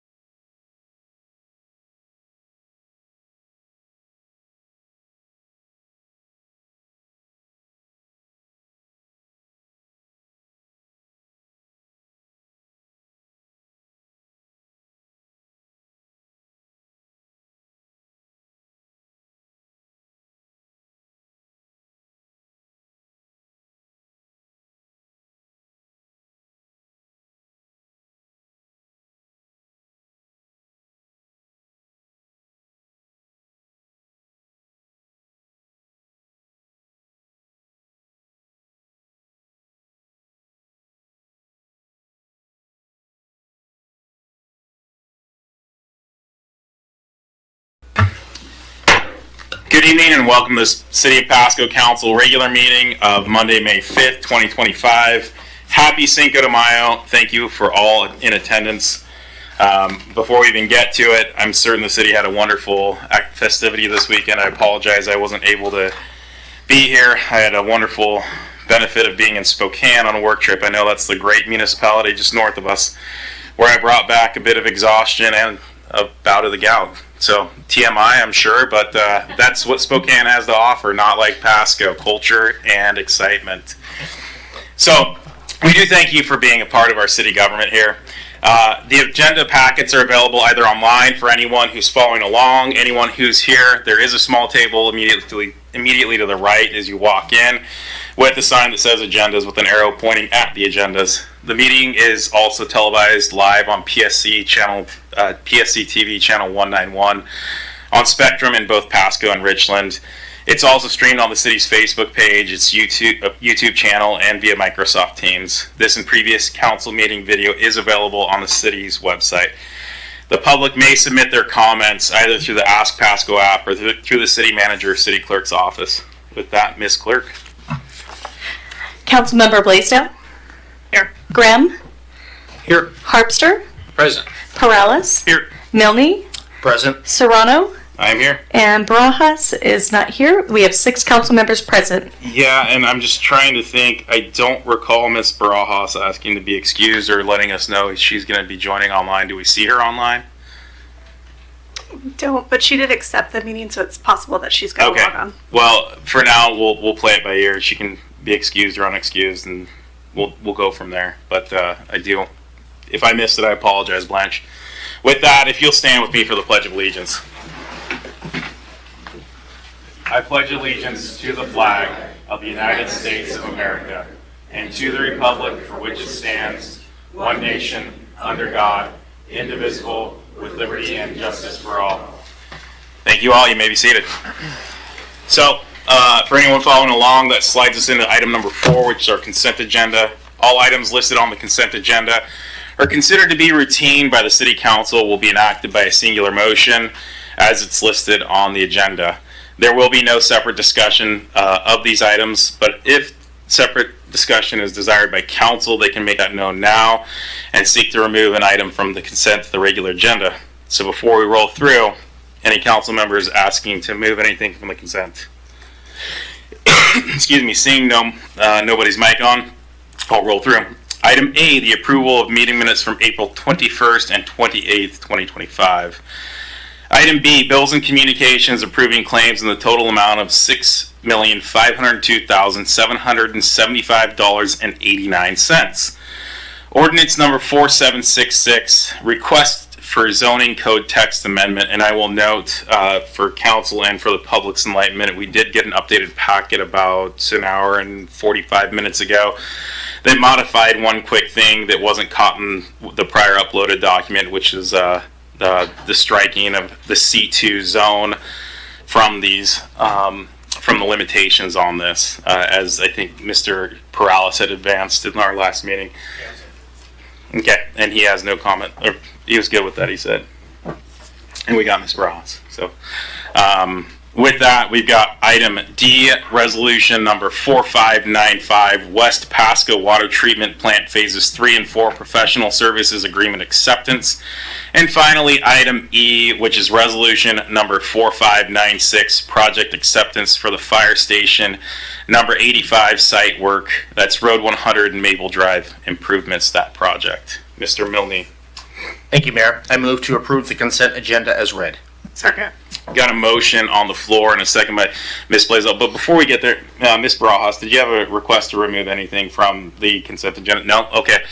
Then, Ms. Clerk, if you can roll call us. Councilmember Blaisdell. Yes. Grimm. Yes. Harpster. Yes. Perales. Yes. Barajas. Yes. Milne.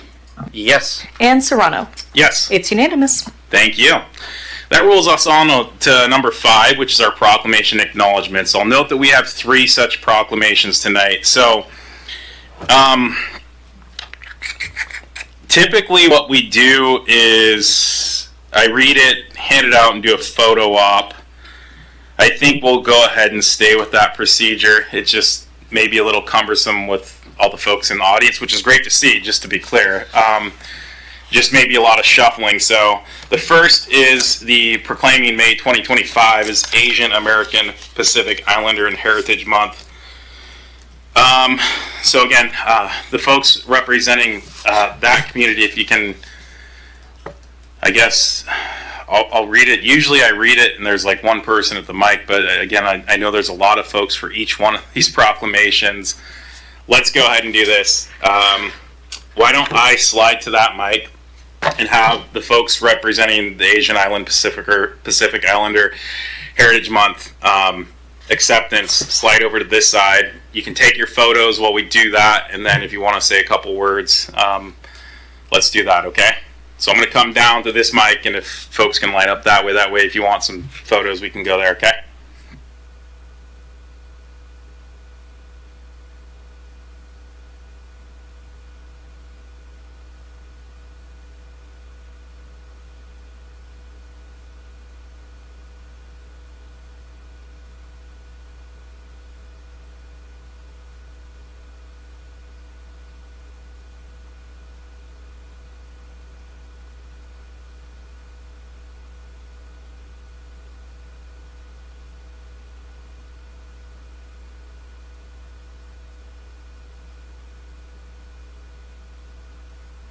Hopefully this makes for a decent shot. So, whereas Asian American Island and Pacific Islander or AAPI Heritage Month is a time to recognize the contributions and achievements of Asian Americans and from Asians from across the Asian continent, native Hawaii, and Pacific Island descent.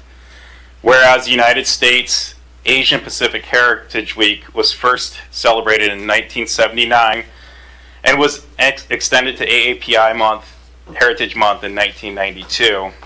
Whereas the month of May was chosen as an Asian Pacific American Heritage Month to commemorate the immigration of the first Japanese citizen, Nakahama Manahiro, to the United States on May 7th, 1843, but also the anniversary of May 10th, 1869, completion of the first transcontinental railroad, built in part with the back-breaking labor of nearly 20,000 Chinese immigrants. And whereas today more than 20 million AAPI members live in the United States, whereas we celebrate their achievements and contributions which enrich our history, society, and culture through language and religions and make our communities more vibrant, prosperous, and secure. During AAPI Heritage Month, we acknowledge the additional determination, hard work, and perseverance AAPI put forth to be seen and to be heard. Whereas the 2025 theme is a legacy of leadership and resilience, and honors the hard work of AAPI leaders who established the foundation for future generations to thrive and adapt to change and adversity. Now therefore, I, Pete Serrano, Mayor of the City of Pasco, Washington, do hereby proclaim May 1st through May 31st, 2025 as Asian American Pacific Islander Heritage Month. Thank you. Thank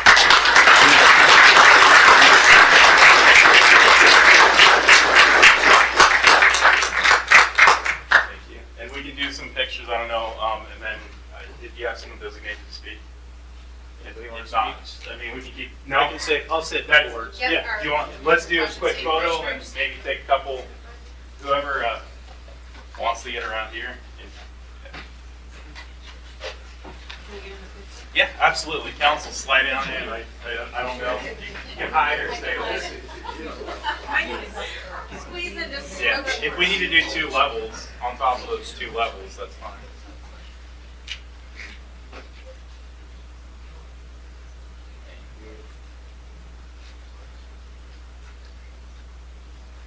We good? Okay. All right. Thank you.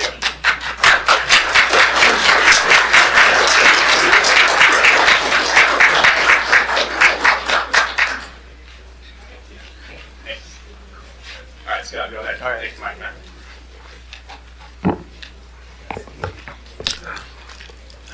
All Hi, Mayor Serrano, members of the council. Thank you for that this evening and for that recognition. Lived in Pasco myself for 20 plus years, and an interesting fact: I serve on the Commission for Asian Pacific American Affairs, or CAPA, for Washington State. And you have out of 12 commissioners in this state representing that commission. Also, David Fongsa here is Lao American and serves on that council. So you have 2 of the 12 commissioners for the state in the city of Pasco. So continuing to celebrate our diversity. As you can see, there's a lot of people here that came to support this. We have a lot of different ethnicities and heritages in the Asian Pacific Islander community, both in Pasco and our state. And it's just an honor to celebrate those differences. Me and myself, my mother is Japanese American. I've told this story a few times, but she grew up 10 miles from the Minidoka internment camp in the 1950s. So celebrating her culture of being Japanese American was not celebrated. Her parents spoke Japanese, did not teach any of the 5 kids a lick of Japanese or a word. So it's awesome to see how far we've come, both in our community, in our state, in our nation, to be able to celebrate our differences and our cultures like this. So I appreciate you guys doing this, and thank you.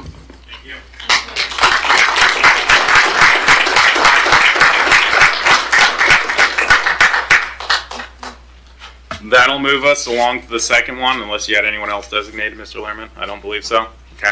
Thank you all. You're welcome to stick around or whatever you choose at this point. The next one is going to be National Police Week, and I'll have, again, let's do the same thing where the police line up on this side, and I'll be at the mic, and then we'll do that.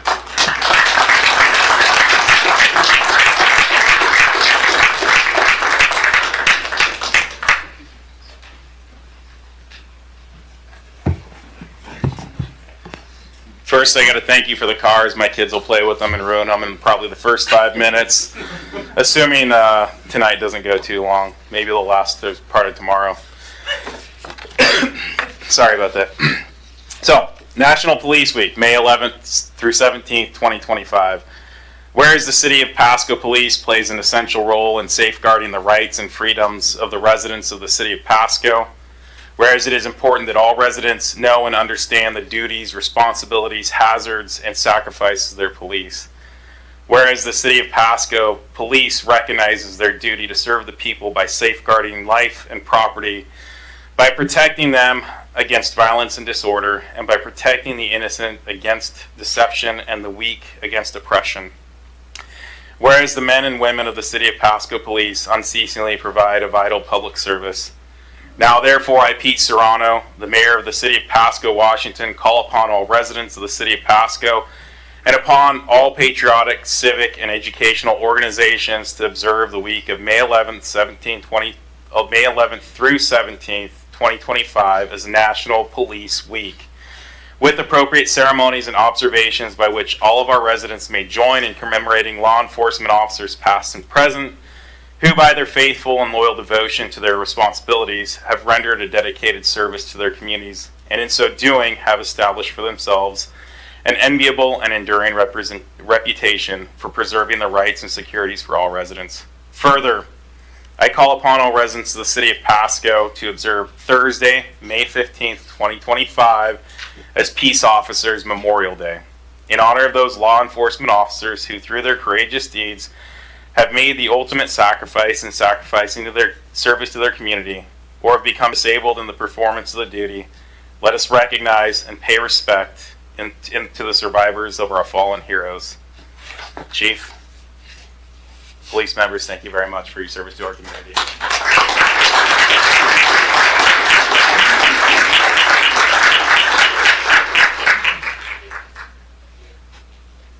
And we'll do the photo op wherever you guys want me, and then council can slide it back. Do you want me to hide? Chief, yeah, turn it. Yeah, who am I giving it to? I'm guessing you, right? So then maybe. Here, there we go.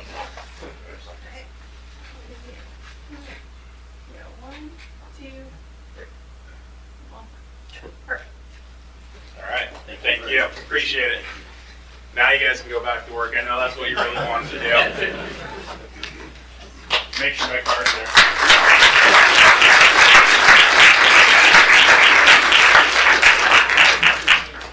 I'll just speak from this podium because we got a rolling camera. So our third and final proclamation is National Military Appreciation Month, and the individual accepting this will be Kelsey Lato, but a handful of folks are going to be coming up here to accept this as a collective group.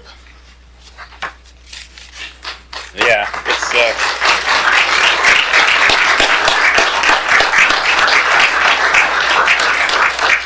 and I do think we should also recognize members on staff and on council who are veterans. Mr. Harpster and Mr. Zabel and Miss Barajas and Mr. Milne. Thank you for your sons and daughters' service to our country. So, and if I miss someone, tell me that I'm wrong. But no, seriously, we appreciate everything you do. We appreciate what you represent, the greatness of our community. So, National Military Appreciation Month. Whereas the United States Congress designated May as National Military Appreciation Month in 1999 to honor the sacrifices and successes of current and former members of the United States Armed Forces, and to provide an opportunity for communities across the country to honor the unwavering service, sacrifice, and dedication of our military personnel, veterans, and their families. Whereas the strength and security of the United States depends on the commitment and courage of the brave men and women who serve in the armed forces, defending our nation and its values both at home and abroad. Whereas the residents of Pasco, Washington have a deep appreciation for the dedication and sacrifices made by the men and women of the United States Armed Forces, including those who have given their lives in the pursuit of freedom and peace. Whereas the city of Pasco is proud to stand in support of our military heroes, including the many veterans and active duty members who call our community home, and recognizes their service as a vital part of our shared history and future. Whereas it is our duty to honor and our duty and honor to acknowledge the steadfast courage and commitment of our armed forces, and to express our heartfelt gratitude for their role in safeguarding the freedoms we cherish. Now therefore, I, Pete Serrano, Mayor of the City of Pasco, Washington, do hereby proclaim May 1st through May 31st, 2025 as National Military Appreciation Month in the City of Pasco, and encourage all residents to join me in honoring and expressing gratitude to our service members, veterans, and to their families for their selfless service and dedication to our country. God bless you, and thank you for your service.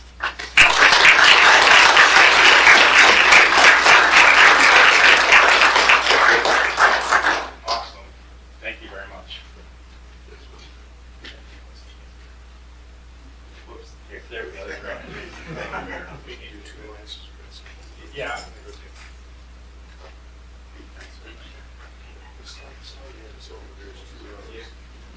How are you guys? And let's not forget Commissioner Powell.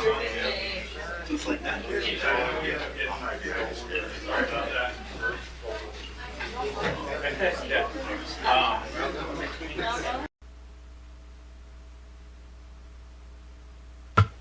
Welcome to the City of Pasco Council regular meeting of Monday, April 7th, 2025. Thank you to those who are joining us both live and on the television. City Council really thanks you for being a part of our government. At workshop, well, I don't know why I've got that one. That's fine. I got it. At regular meetings, the City Council takes action on formal items, holds public hearings, and conducts other business of the city. Agenda packets are available for those following along online at www.pasco-wa.gov/agenda. For those present, there is a table in back and a sign that says agendas. This meeting is being televised on PSC-TV channel 191 on Spectrum Cable in Pasco and Richland, and is streamed on the city's Facebook page, website, YouTube channel, and via Microsoft Teams webinar. This and previous council meeting video is available on the city's website. Lastly, the public may submit their comments or ask questions by contacting the city manager, city clerk, or by using the Ask Pasco app. With that, Ms. Clerk. Councilmember Barajas. She is excused. Thank you. Councilmember Blaisdell. Present. Councilmember Grimm. Here. Councilmember Harpster. He is also excused. Thank you. Councilmember Perales. Should be joining us via technology. Leo, can you hear us?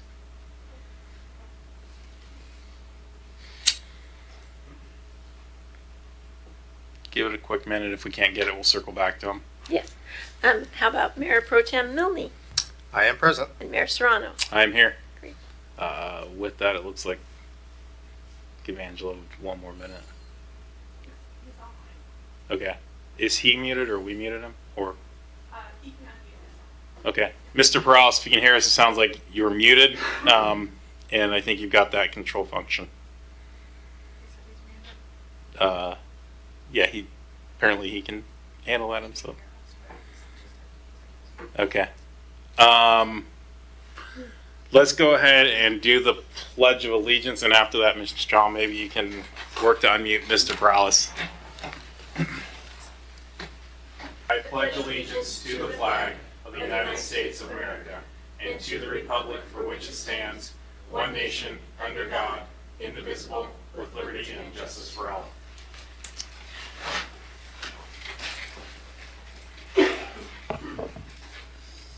We'll sit tight 1 second for Mr. Perales.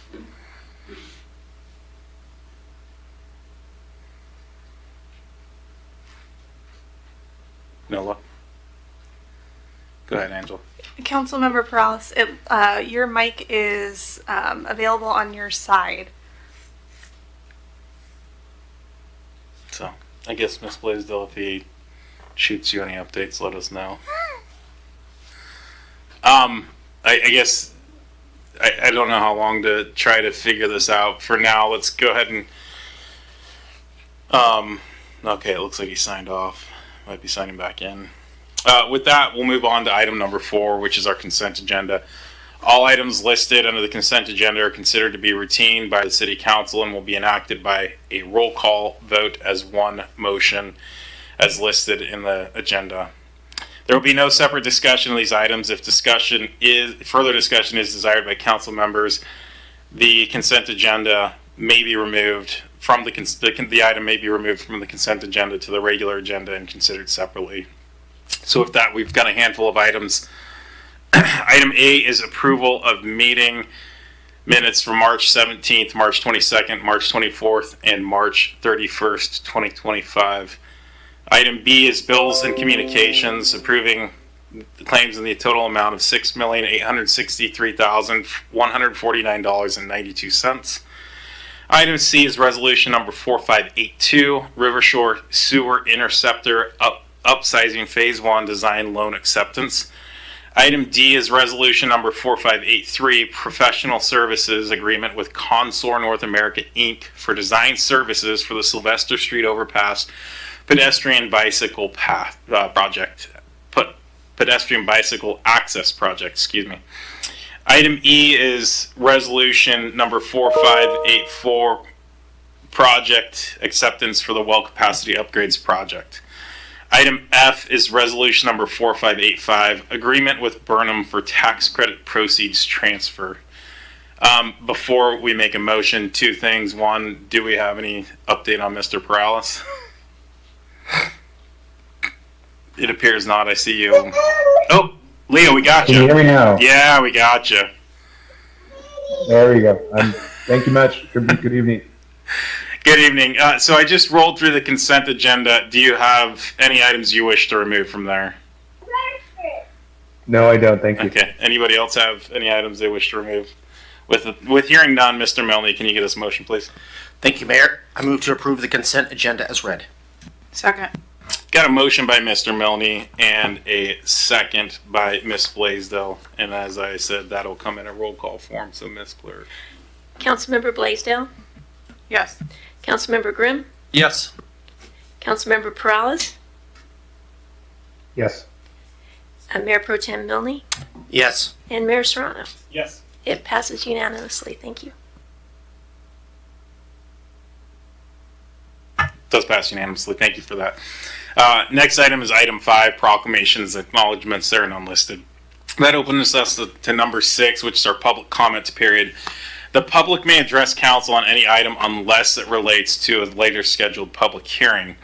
This item is allowed to is provided to allow the opportunity to bring items to city council or to express an opinion on an issue. Its purpose is not to provide a venue for debate or the posing of questions with the expectation of immediate response.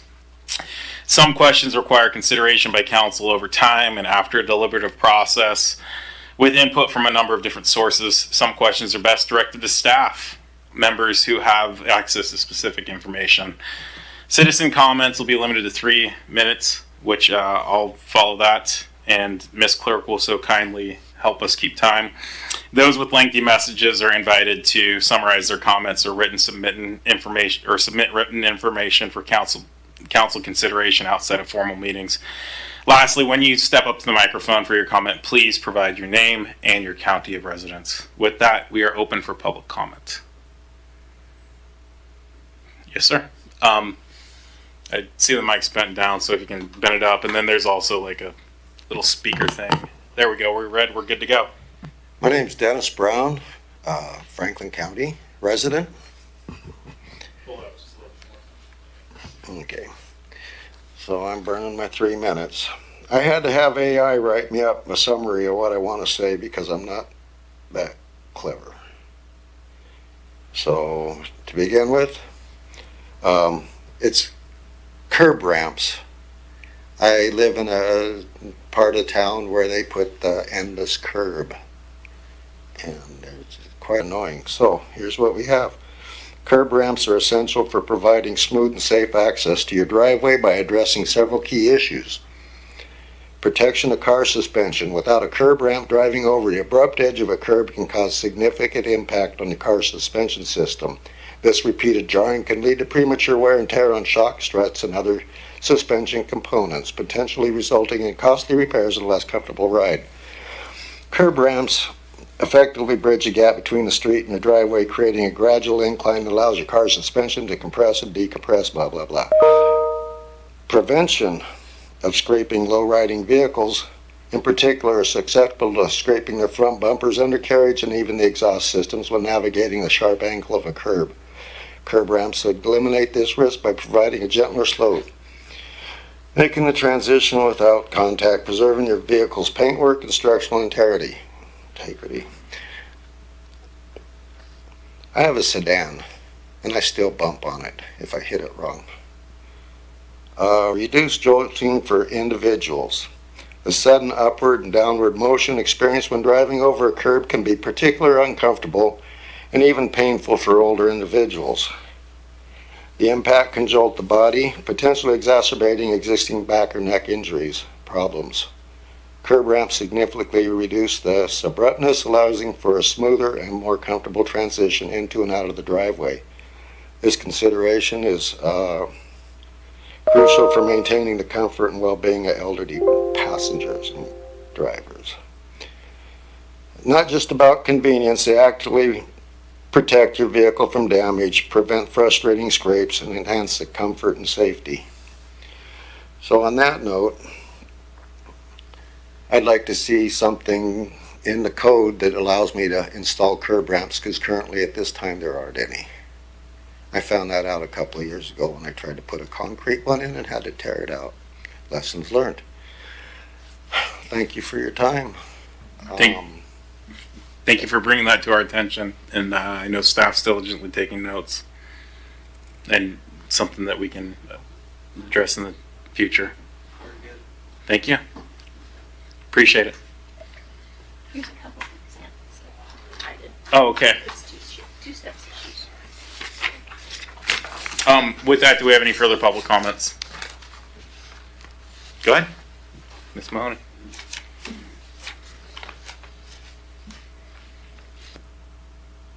And make sure the mic's on. Looks like it's off. Is it on? Is it on? Yeah. Mary Mahoney, Pasco resident, 2 Pasco, RCW 42.56. Provide permits for Pasco and Hayden Homes to kill our 8 floodplain American bald eagles and eaglets. Provide a 404 permit for floodplain Road 48 Park, floodplain sewer, and for resolution number 4582, provide all LID designs for Pearl Street past and present, and for my property, indicating harassment and retaliation. Provide an LID and or ULID start date and cost for my property. C Forced LID Pasco City Council meeting on 5/23/22 and public comments hands off to Pasco and developers. With the Pasco Aquatic Center, how much is ex-Pasco Mayor Matt Watkins paid at a rate of $10,390 per month plus travel expenses? What's the total cost of the wow factor or wave machine, costing $22 million to $280 million, while Yakima's Aquatic Center, opening in June, costs only $10.8 million total. Pasco's CIP budget is well over $500 million, yet there's no money for a homeless shelter for people and no money for a low-cost spay-neuter clinic for dogs and cats. With animal control, provided permit for Tri-City Animal Services to operate as an animal research provider, include Angela Zeiler's animal holding facility plans for WSU. See Zeiler's quote in the Tri-City Herald. See Zegan Zeiler's WSU Buncher files and WSU dog videos extending well over 30 years. See Pasco City Council meeting 4/1/19 with Pasco City Attorney Lee Kerr, authorization of new due process at animal control that results in unlawful seizures. Dogs are killed and or sent to WSU for research. See Bell, Kilo, Jake, and many, many more. See Animal Control botched euthanasias they call popcorning the dogs and cats, or also called a violent, painful way to die. Provide Zegan Zeiler's humane euthanasia certifications as required by the Animal Welfare Act. Provide TCAS insurance and Pasco's cat bonds. Provide results for 48 counts of animal cruelty, theft of $375,000, and the missing rainy day fund at Animal Control. See Chambers, Howard, Hernandez, and Angela Zeiler. For questions, call Pasco's Lee Kerr at 509-735-1542. For a list of animal research providers to WSU, including bogus rescues, call WSU President 509-335-4200. Call Dr. Guy Palmer at WSU and at Paul Allen School of Global Animal Health, 509-432-3385. My comments tonight are for the record and to put Pasco on notice. Thank you. Do we have any additional public comments? Going once, going twice, third time, all right. Thank you. With that, we'll move on to item number 7, which is reports from committees or officers. Mr. Prowlis, do you have anything to report? No, I don't. Thank you. Thank you, sir. Ms. Blaisdell. Considering we haven't really met for the last 2 weeks, I have quite a bit. So I did attend Visit Tri-Cities meeting. We are looking for Ironman volunteers. I believe it's not till September, but they need many more volunteers this year versus last year to keep the event going. I also attended the Tri-City Regional luncheon and annual meeting, and then a ribbon cutting in downtown Pasco for Lucky Leaf. I believe it's their second location for Pasco. And I am happy to say Pasco High Dance Team took place in state in show and hip hop in 3rd and Palm. So that was, again, a major accomplishment for those kids. So that's all I have. Thank you. With that, I guess that goes to me. I too attended the Lucky Leaf opening. Had a nice chat with either the owner or the manager, Slim, I believe is his name, and it's good. Well, sorry. It's good to see folks who stay in town or leave town and come back and want to participate in the business community. So I appreciate that. And again, it was a great conversation.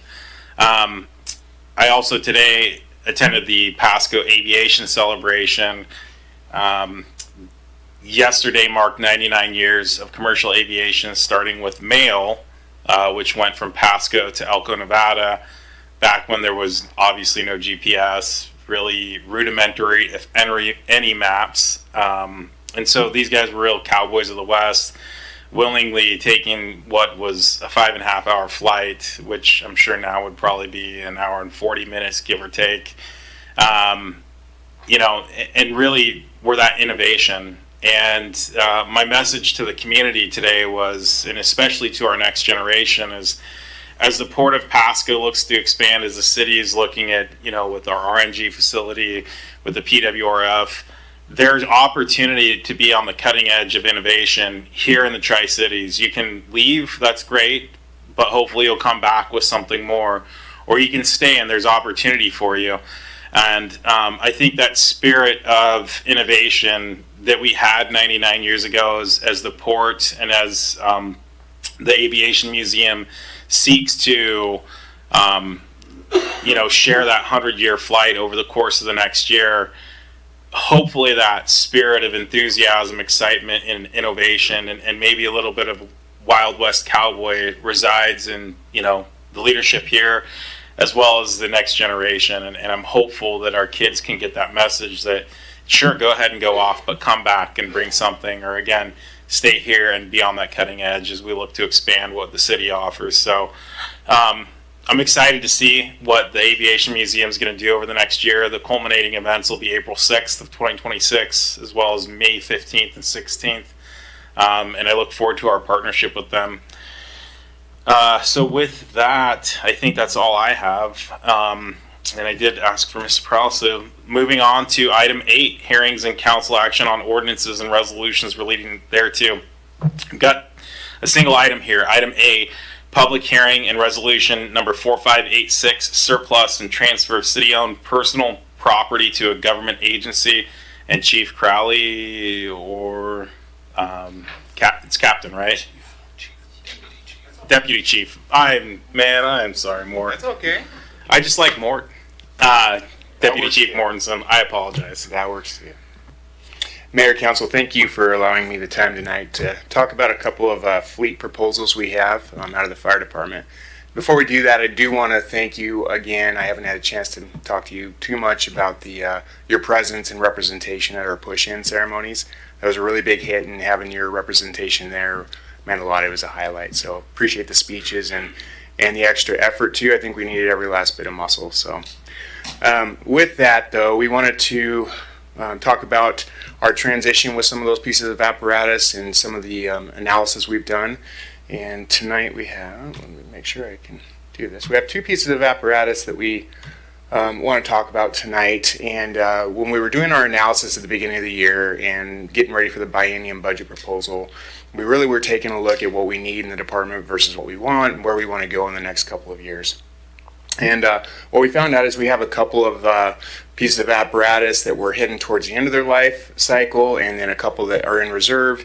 And it's nice to have that reserve, but we really do need some funding in the future for some new apparatus. And given the state of our budget and the economy, national economy all the way down, we're trying to be responsible with what we have and plan out the future. And we saw an opportunity to move a couple of pieces of apparatus that's going to allow us that opportunity to take a look at some newer pieces in the future. First one I want to talk about tonight is our we call our spill response boat, and we got this on a Department of Ecology grant in 2020. And the purpose of the boat the council approved was to carry what we call boom on that, and that's to go out and contain any oil spills or any spills out on the river, waterways that need mitigated, and it kind of just confines that and keeps it in place. What we found was, while it is very useful, we haven't really had that opportunity. The numbers haven't been there to really demonstrate that we need this vessel still in our fleet.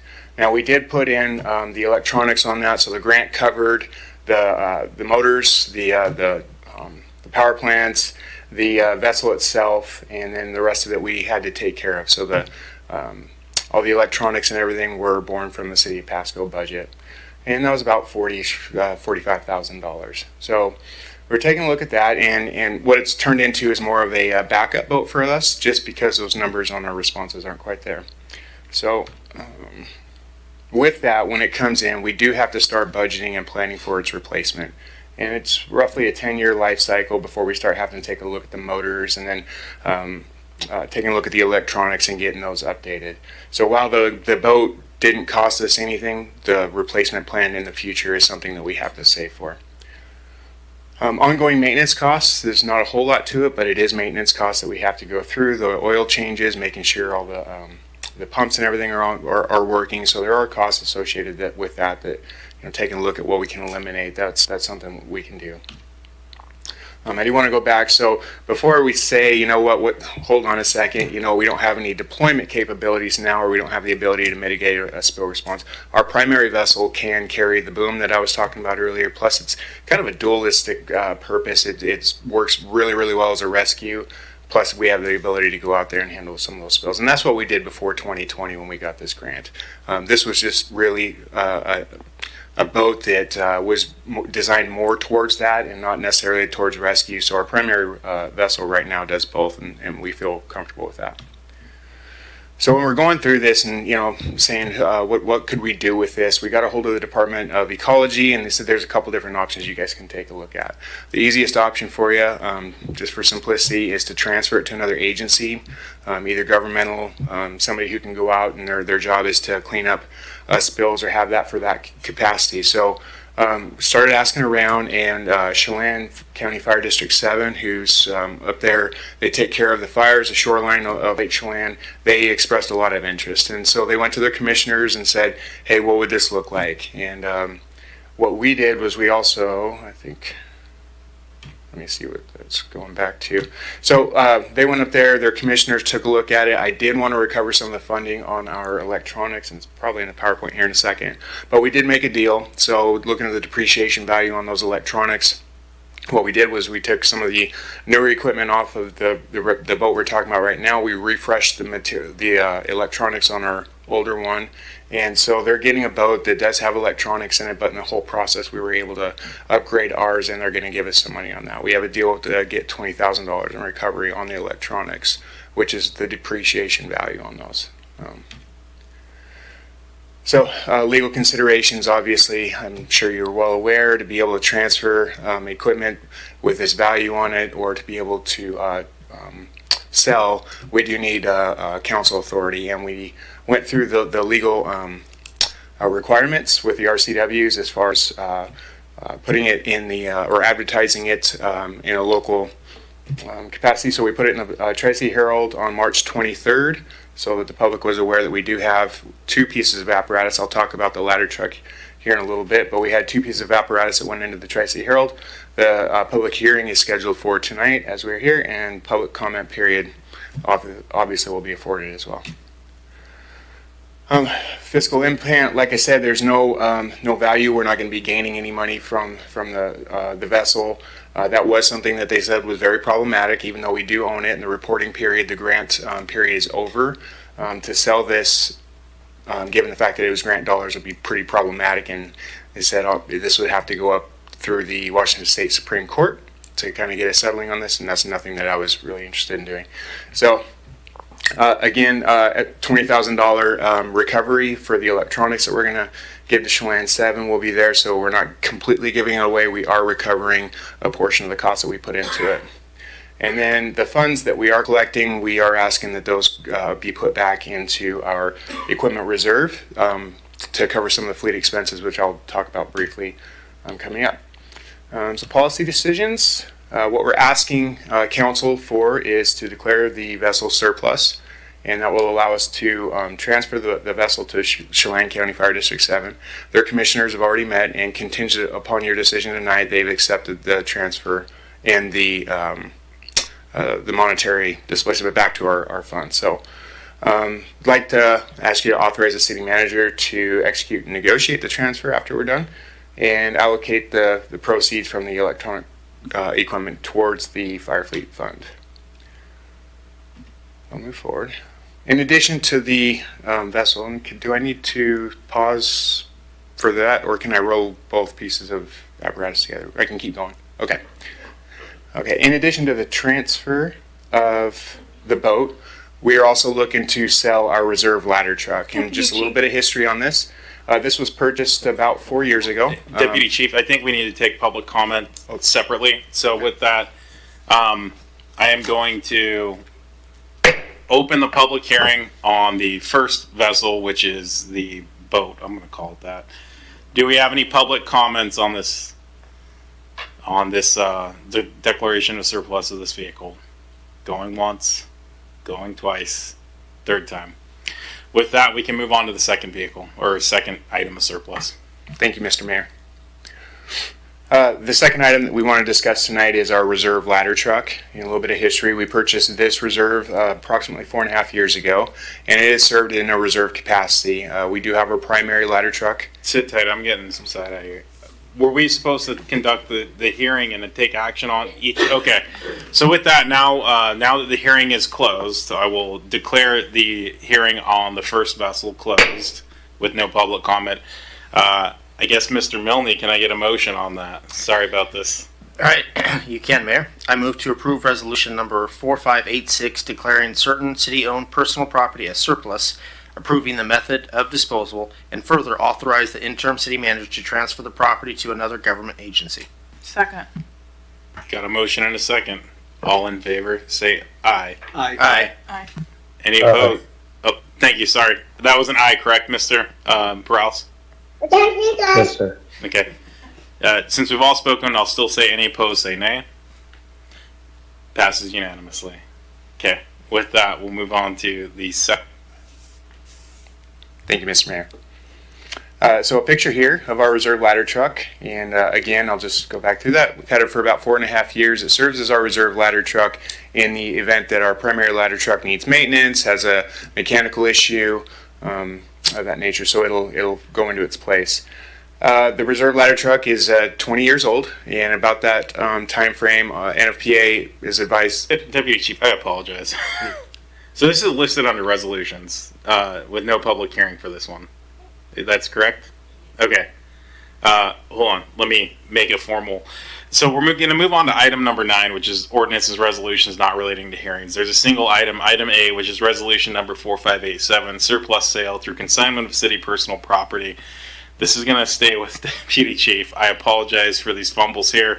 But here we are. You can move back into your presentation. No problem. Sorry about that, sir. No problem at all. Thank you. So again, here's our reserve ladder truck, and again, when we were going through our fleet and considering the outlook and the future and what our needs are going to be, we realized that we are going to be needing a new ladder truck within the next 4 years. Our current ladder truck is going to be reaching the end of its life cycle, which for the NFPA is about 20 years. So this vehicle, this ladder truck is 20 years old. The maintenance costs on it are increasing as they naturally do with age. So we have two. What we need to do is try and focus on the purchase and acquisition of a new ladder truck. And right now, talking with our manufacturer, the build time on that is about 3.5 to 4 years. So if we ordered it today, we wouldn't see it until about 2028. So at hopefully the earliest. And they are rising in costs. Our equipment replacement fund is healthy in that reserve right there. We have about $1.6 million in the bank. Now, don't have a heart attack, but the ladder trucks right now, the newer ones are going for about 2.4. So we have a gap there to cover. And what we found is that we believe if we were able to sell our backup ladder truck, and right now the average on what we're seeing would be around $300,000. We still think that we could collect on the ladder truck even with its age. That would close that gap just a little bit closer, so that when we do need to go through the sales agreement for a new ladder truck and actually begin the build, we're that much closer, and then we can work with the financing options on what that looks like. So again, this is a 20-year-old ladder truck. We're feeling comfortable not having a reserve at this point. Richland and Kennewick run their cities without a reserve, and what we really rely on is that master mutual aid agreement, which helps us in the event that we need a ladder truck to come into our jurisdiction. If the current one has a mechanical failure or needs maintenance or anything like that, we do have that ability to pull from different agencies within the region. So we feel comfortable after an analysis with Chief Crowley and Deputy Chief Harkins. We feel comfortable that we will have the operational capacity from our neighbors if we need it. Our current ladder truck, it is incurring some more maintenance costs, which is going to be normal, but we feel pretty comfortable that the one we have right now is going to carry us through for the next 3 or 4 years until we can get a newer one put in its place. So with that, my ask and proposal tonight is to put this through the sales process. We want to use a company, it's a consignment company, to assist us with this sale. What they'll do is advertise it nationwide and then work through the sales process with us. But that's request we have for tonight is the ability to sell our reserve ladder truck as well to close the gap on the purchase of a new one. Thank you, Deputy Chief. Do we have any questions or comments from council? Mr. Prowlis? Yeah, the only question that I had was that we bought this a few years ago, and now we're trying to sell it to get some money. And so I hope we're buying equipment that we're going to be needing for a longer duration of time. So I guess if I can get some insights on that, that'd be greatly appreciated. Yeah, absolutely, and I can certainly speak to that, Mr. Prowse. Appreciate the question. The new ladder or new aerial trucks, new fire engines that we just purchased, they're good for that 20-year mark. And that process of planning, we really try and start that 5, 6, 7 years out. But with the proper maintenance, and our shops do a very, very good job. And we have additional contractors in the area that can help us out that specialize in these apparatus. So we feel comfortable that moving forward with these new engines, they're designed to last a long time. We do beat them up, but they do last. The predicted lifespan on these is that 20-year mark. And when we go through, like I said, we're taking a look at technology, what will last, and we sole source with Pierce. And it's the biggest name in the industry, and you know they're workhorses, so we know we can rely on them. But well understood, and I think going forward, the next ladder truck is going to last us quite some time. Thank you. Mr. Prowlis, that satisfy? Appreciate it. Thank you for the insight. Thank you. Any other questions or comments from council? Seeing none, Mr. Milne. Thank you, Mayor. I move to approve resolution number 4587, declaring city-owned personal property as surplus, approving the method of disposal, and further authorize the interim city manager to sell the property through consignment. Second.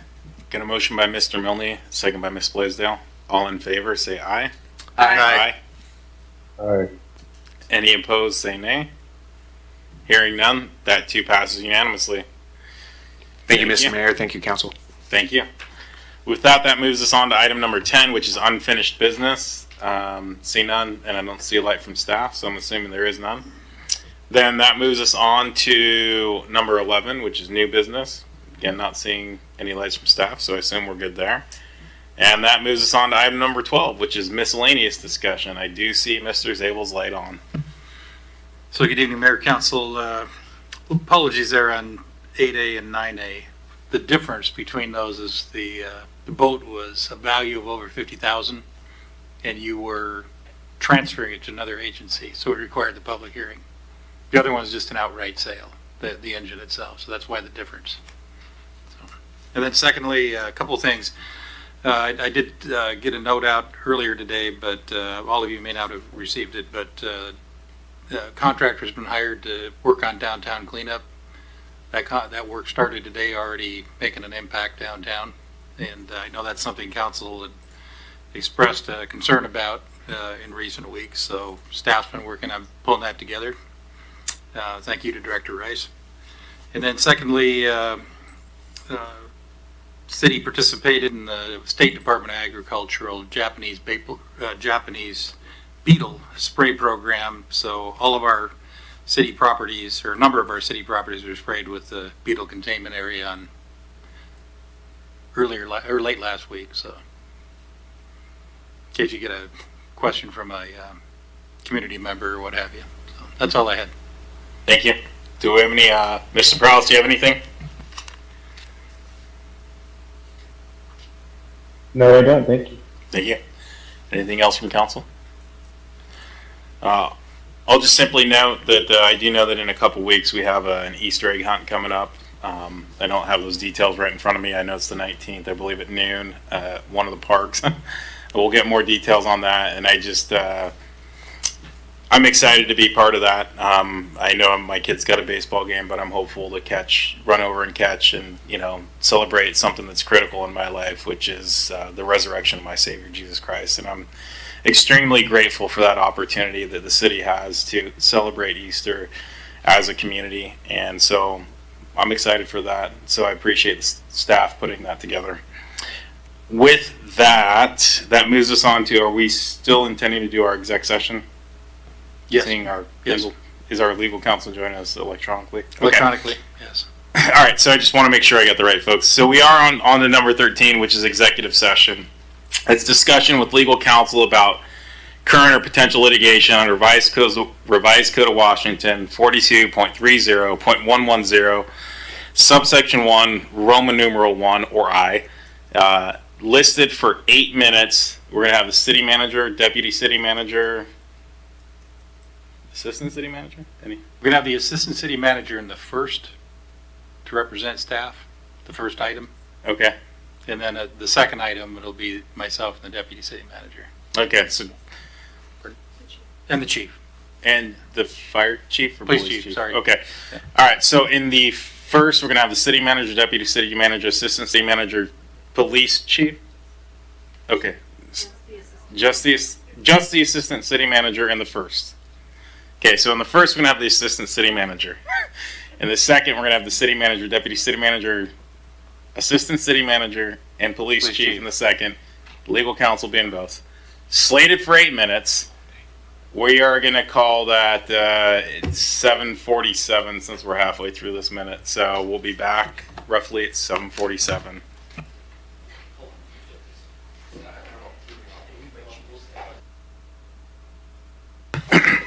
It is 7:55. We have returned from executive session with no action taken. And with that, our meeting is adjourned. Thank you for joining us.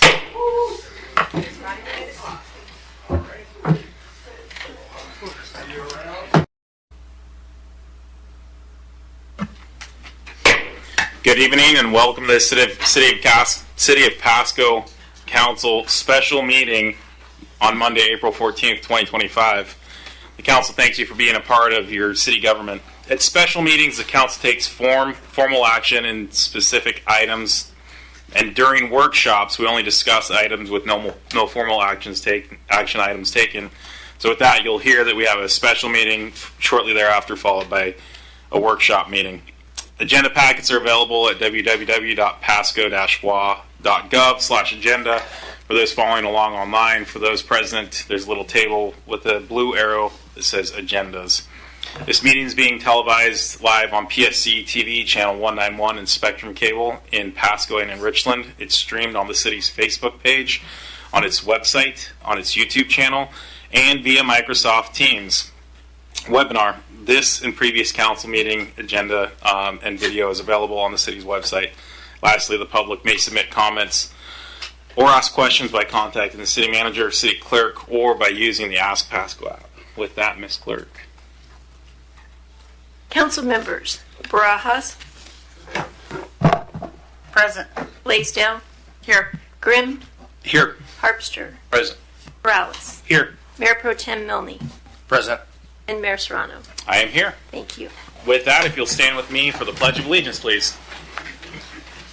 I pledge allegiance to the flag of the United States of America and to the republic for which it stands, one nation, under God, indivisible, with liberty and justice for all. Thank you. With that, again, we're in the special meeting portion for anyone following along. We've got a single item, well, 3 motions. Under new business number 4, resolutions number 4588, 4589, and 4590, use of temporary staff services. And it looks like the Assistant City Manager, Angela Pashong, will be presenting this.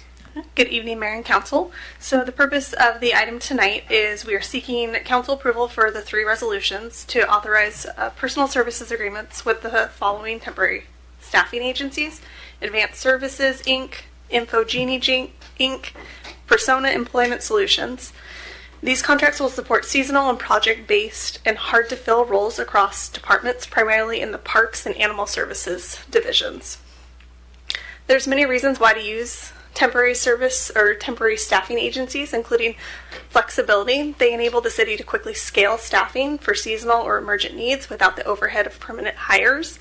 Cost savings, they reduce long-term employment costs as the city is not paying benefits or payroll taxes directly. Efficiency, agencies handle the recruitment, screening, and onboarding, saving time and resources. It reduces our risk. Agencies bear the burden and liability for compliance for several requirements, including those of family leave laws and L&I. Speed, Agencies provide a pre-screened talent pool, helping us fill needs faster. Expertise, we bring in specialized skill sets without long-term training commitments. And then trial opportunity. Temporary roles can serve as a vetting period for potential permanent hires. We have seen particular use of this at our animal services for our kennel tech positions.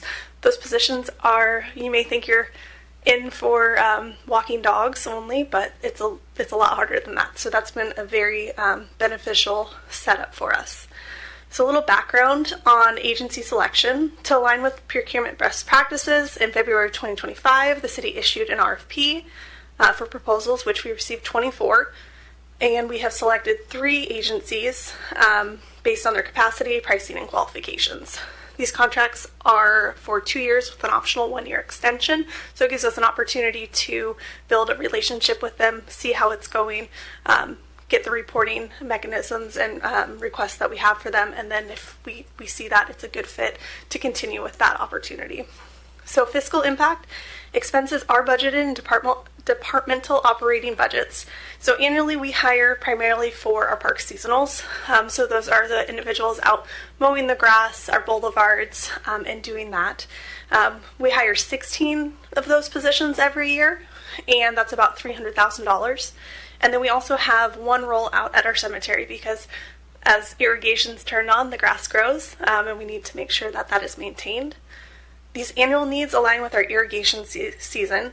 And in 2021, there was, we had a higher budget for seasonals for our parks crew, but we converted 7 of those into permanent positions with the expansion of our facilities and our needs. We did have the need for year-round. We just don't have need for year-round for this many individuals. So the request to council tonight is approval of the 3 resolutions, and I'm happy to answer any questions. Thank you. With that, Ms. Barajas. Thank you. Quick question. You probably do have this, what is the overall savings on going this route versus hiring full-time jobs through the city? So the biggest savings is going to be, and I'm not going to give you a flat dollar amount, I can definitely get that for you, but without the need of full-time 16 additional staff, it would be exponentially more expensive to bring them on. You'd be paying salary and benefits year-round. And so there is a markup when you do a temporary staffing agency, but it's less than if you had them full-time with benefits. Do we have any further council discussion on this issue? Seeing none, do we have, it's a special meeting, do we have any public comment on this issue? Going once, going twice, third time. With that, we're going to close public comment. With that, Mr. Milne, can I get a motion? Yes, Mayor. I move to approve resolution number 4588, authorizing the interim city manager to execute a personal services agreement with Advanced Services Incorporated for temporary staffing services. Second. Give that to Ms. Bras. Got a motion by Mr. Milne, a second by Ms. Bras. All in favor, say aye. Aye. Any opposed, say nay. Hearing none. Go ahead with the second, and bless you, Mr. Harpster. I move to approve resolution number 4589, authorizing the interim city manager to execute a personal services agreement with Infungi Incorporated for temporary staffing services. It's going to be a motion by Mr. Milne, a second by Ms. Bras. All in favor, say aye. Aye. Any opposed, say nay. That too passes unanimously. Let's go for a third time. All right, third time's a charm. I move to approve resolution number 4590, authorizing the interim city manager to execute a personal service agreement with Persona Employment Solutions for temporary staffing services. We got a motion by Mr. Milne, a second by Ms. Barajas. All in favor, say aye. Aye. Any opposed, say nay. Sounds like we got a third unanimous. With that, we are going to adjourn our special meeting. I'll give the clerk a few seconds to make sure she has time to crane her neck to the clock. I think we're good. Okay, did I see the signal? We're okay to roll. With that, I am going to open our workshop meeting. It was listed for 7:05. We're 3 minutes late, so Chief Roski, I apologize. We've consumed that extra 3 minutes. I'll make it up by skipping items 1, 2, and 3 and moving on to item number 4. Do we have any verbal reports from council members? Mr. Grimm. Thank you, Mr. Mayor. I attended the Benton Franklin Transit Board of Directors meeting. We talked about the strategic plan and ridership and had a lively discussion about trip costs per person, management of the fleet, and it was really a fruitful discussion, fruitful meeting. The day before, myself, Councilmember Barajas, and Councilwoman Blaisdell all attended online the Tri-Cities Public Facilities District meeting, where the group voted me secretary of the board. The interesting thing about that is they had not called a meeting in nearly 2 years. It was, I believe, March or April of 2023 was the last time they had called a meeting. And there's various reasons and things going on, but that is something for me really to dig into in coming weeks and months and find out, well, what are we doing if, we don't need to meet that often? And I know the idea is obviously to serve as a regional public facilities board, but once again, I have a lot to learn, a lot to dig my teeth into, Mr. Mayor, and I also joined the Mayor Pro Tem today at the Pasco Chamber of Commerce lunch with a fair amount of staff, where we got to hear our own Fire Chief Crowley give an update about really the fire department. And it was the first time that anybody knows the fire department ever presented at the lunch. So it was really good to have one of our own heart and soul there talking just the core of Pasco. So anyways, thank you, Mr. Mayor. Thank you, Mr. Grimm. Mr. Prowse. Thank you, Mayor. I attended my first night with the Pasco Police Academy last Tuesday. Very informative. I was pretty impressed. I've done a couple of them, not for the Pasco, but for other municipalities, and just the breadth of knowledge and the presentations was really well done. So yeah, I'm really excited for the next couple weeks. Then I attended the JoJo's freeze-dried goodies ribbon cutting. I wasn't there for the ribbon cutting initially, but I ended up going about an hour after. A lot of people already had left, and I talked with Sarah, and she has some really good treats, and it's cool to see that she has stuff in the White House. I thought that was really interesting, and really, should make us all proud that something like that is actually making that much of an impact. And then I went out and gave out some VIP patches to some of our Girl Scouts this weekend. I think Sunday was the last day for them to sell cookies. So that's all I have to report. Thank you, Mr. Prowse. Mr. Minley. Yeah, thank you, Mayor. I was there for also the JoJo's freeze-dried goodies, and phenomenal stuff. I can't say enough about it. I didn't think that a freeze-dried pickle would taste so good, but it was really good. All the stuff she had was really good. They had a lot of candies and freeze-dried, was it this pickle Skittles? I didn't think that was big good, but it was actually pretty good as well. So I would recommend people that if it's by the Berkshire Aircraft is on the back side and the railway yard is on the front side, but it's that whole row, and it's just some unique places in there. So I'd recommend if you get a chance to go check it out. And then I also did have a COPA meeting also on Friday, and they talked a lot about how to move the organization along, but not asking for the city for money at the moment. And one thing they're talking about doing is fundraising. In October, some students from Kalima will be coming and visiting the Pasco. And again, just different ways that we in the COPA organization can make it better for Pasco and for these kids, the cooperation between Kalima and Pasco. So it was a good meeting. Thank you. Thank you, Mr. Milne. Mr. Harpster. I thought somebody else would have mentioned this, but I attended a council retreat on Saturday and saw a few of you there. Just want the public to know your council's doing work on Saturdays and discussed our priorities and spent a lot of time on budget. So, again, appreciate staff's time that was there and everybody else's time up here. Thank you. They were certainly well prepared and well armed with information. So hopefully we'll be able to nail some things down here over the next few months, and we appreciate that. Seeing no further lights, that moves us along to item number 5, which is items for discussion with opportunity for public comment.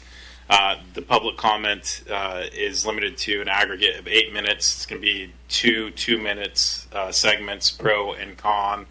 So if you have a position, please state that when you come up and offer your name and county of residence for the mic. So Aside from that introduction, we have a few items. The first one is item A. Pasco School District is here to discuss their district impact fees. Looks like Mr. Zabel, you're going to kick us off there. Good evening, Mayor Council. Just to kick this off a minute, the school district, through in its very, very regulated process, is allowed to work with the city under the city's authority to impose school impact fees for new growth, new development in the community. And in the case of Pasco, that's been occurring since 2012. Back in March of 2012, city imposed ordinance 4046, which set rates for single family and multifamily residences $4,700 per unit and $4,525 per unit each. And those have been in place since. Annually, or I think semi-annually, is it? Yeah, semi-annually, the district's been to us, and part of that process is a capital facilities plan. So the district goes through a very public process, has consistently invited city officials to participate in that process of school needs for schools, and a process that accounts for growth, the impacts of growth. And through that, in a very, I think, a very tightly designed formula, you basically crank out an impact fee, and that's been a pretty steady thing throughout. This school district just went through this process over the past several months, and this evening Denise Stiffarn, who is the legal counsel for Pasco School District, and Michelle Whitney, the superintendent, are here to talk about the results of their latest efforts. I believe they've already met with the school board and shared that, but want to share that with council. Ultimately, it'll be up to council to consider the input they hear tonight and make a determination on future impact fee schedule. So with that.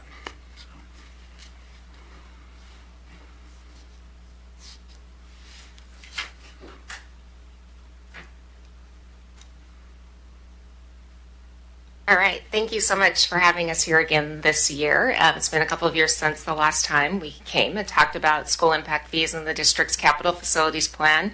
I appreciate the city manager's intro and also the staff report in your packet. And I'll try not to be too repetitive as I walk through, but just some history on why we're here, what the capital facilities plan is.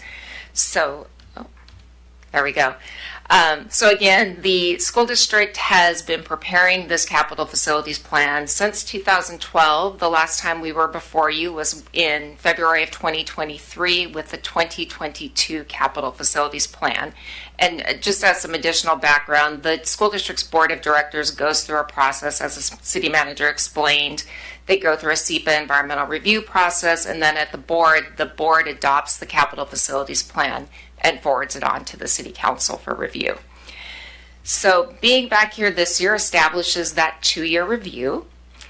What the reason why we are here at the city and talking about school district capital facilities planning is that the Growth Management Act requires that to the extent a school district wants to request school impact fees, it works with its local jurisdictions by providing a capital facilities plan, and in turn, if that jurisdiction chooses to collect school impact fees on behalf of the school district, that jurisdiction adopts that plan by reference as a part of your own comprehensive plan, and then of course adopts a fee ordinance. So coming in every 2 years, we've gone through this process, and in that capital facilities plan since 2012, the fees have remained consistent. And that's something I'll touch on a little bit more in this conversation tonight, because for the first time this year, the fees look a little bit different.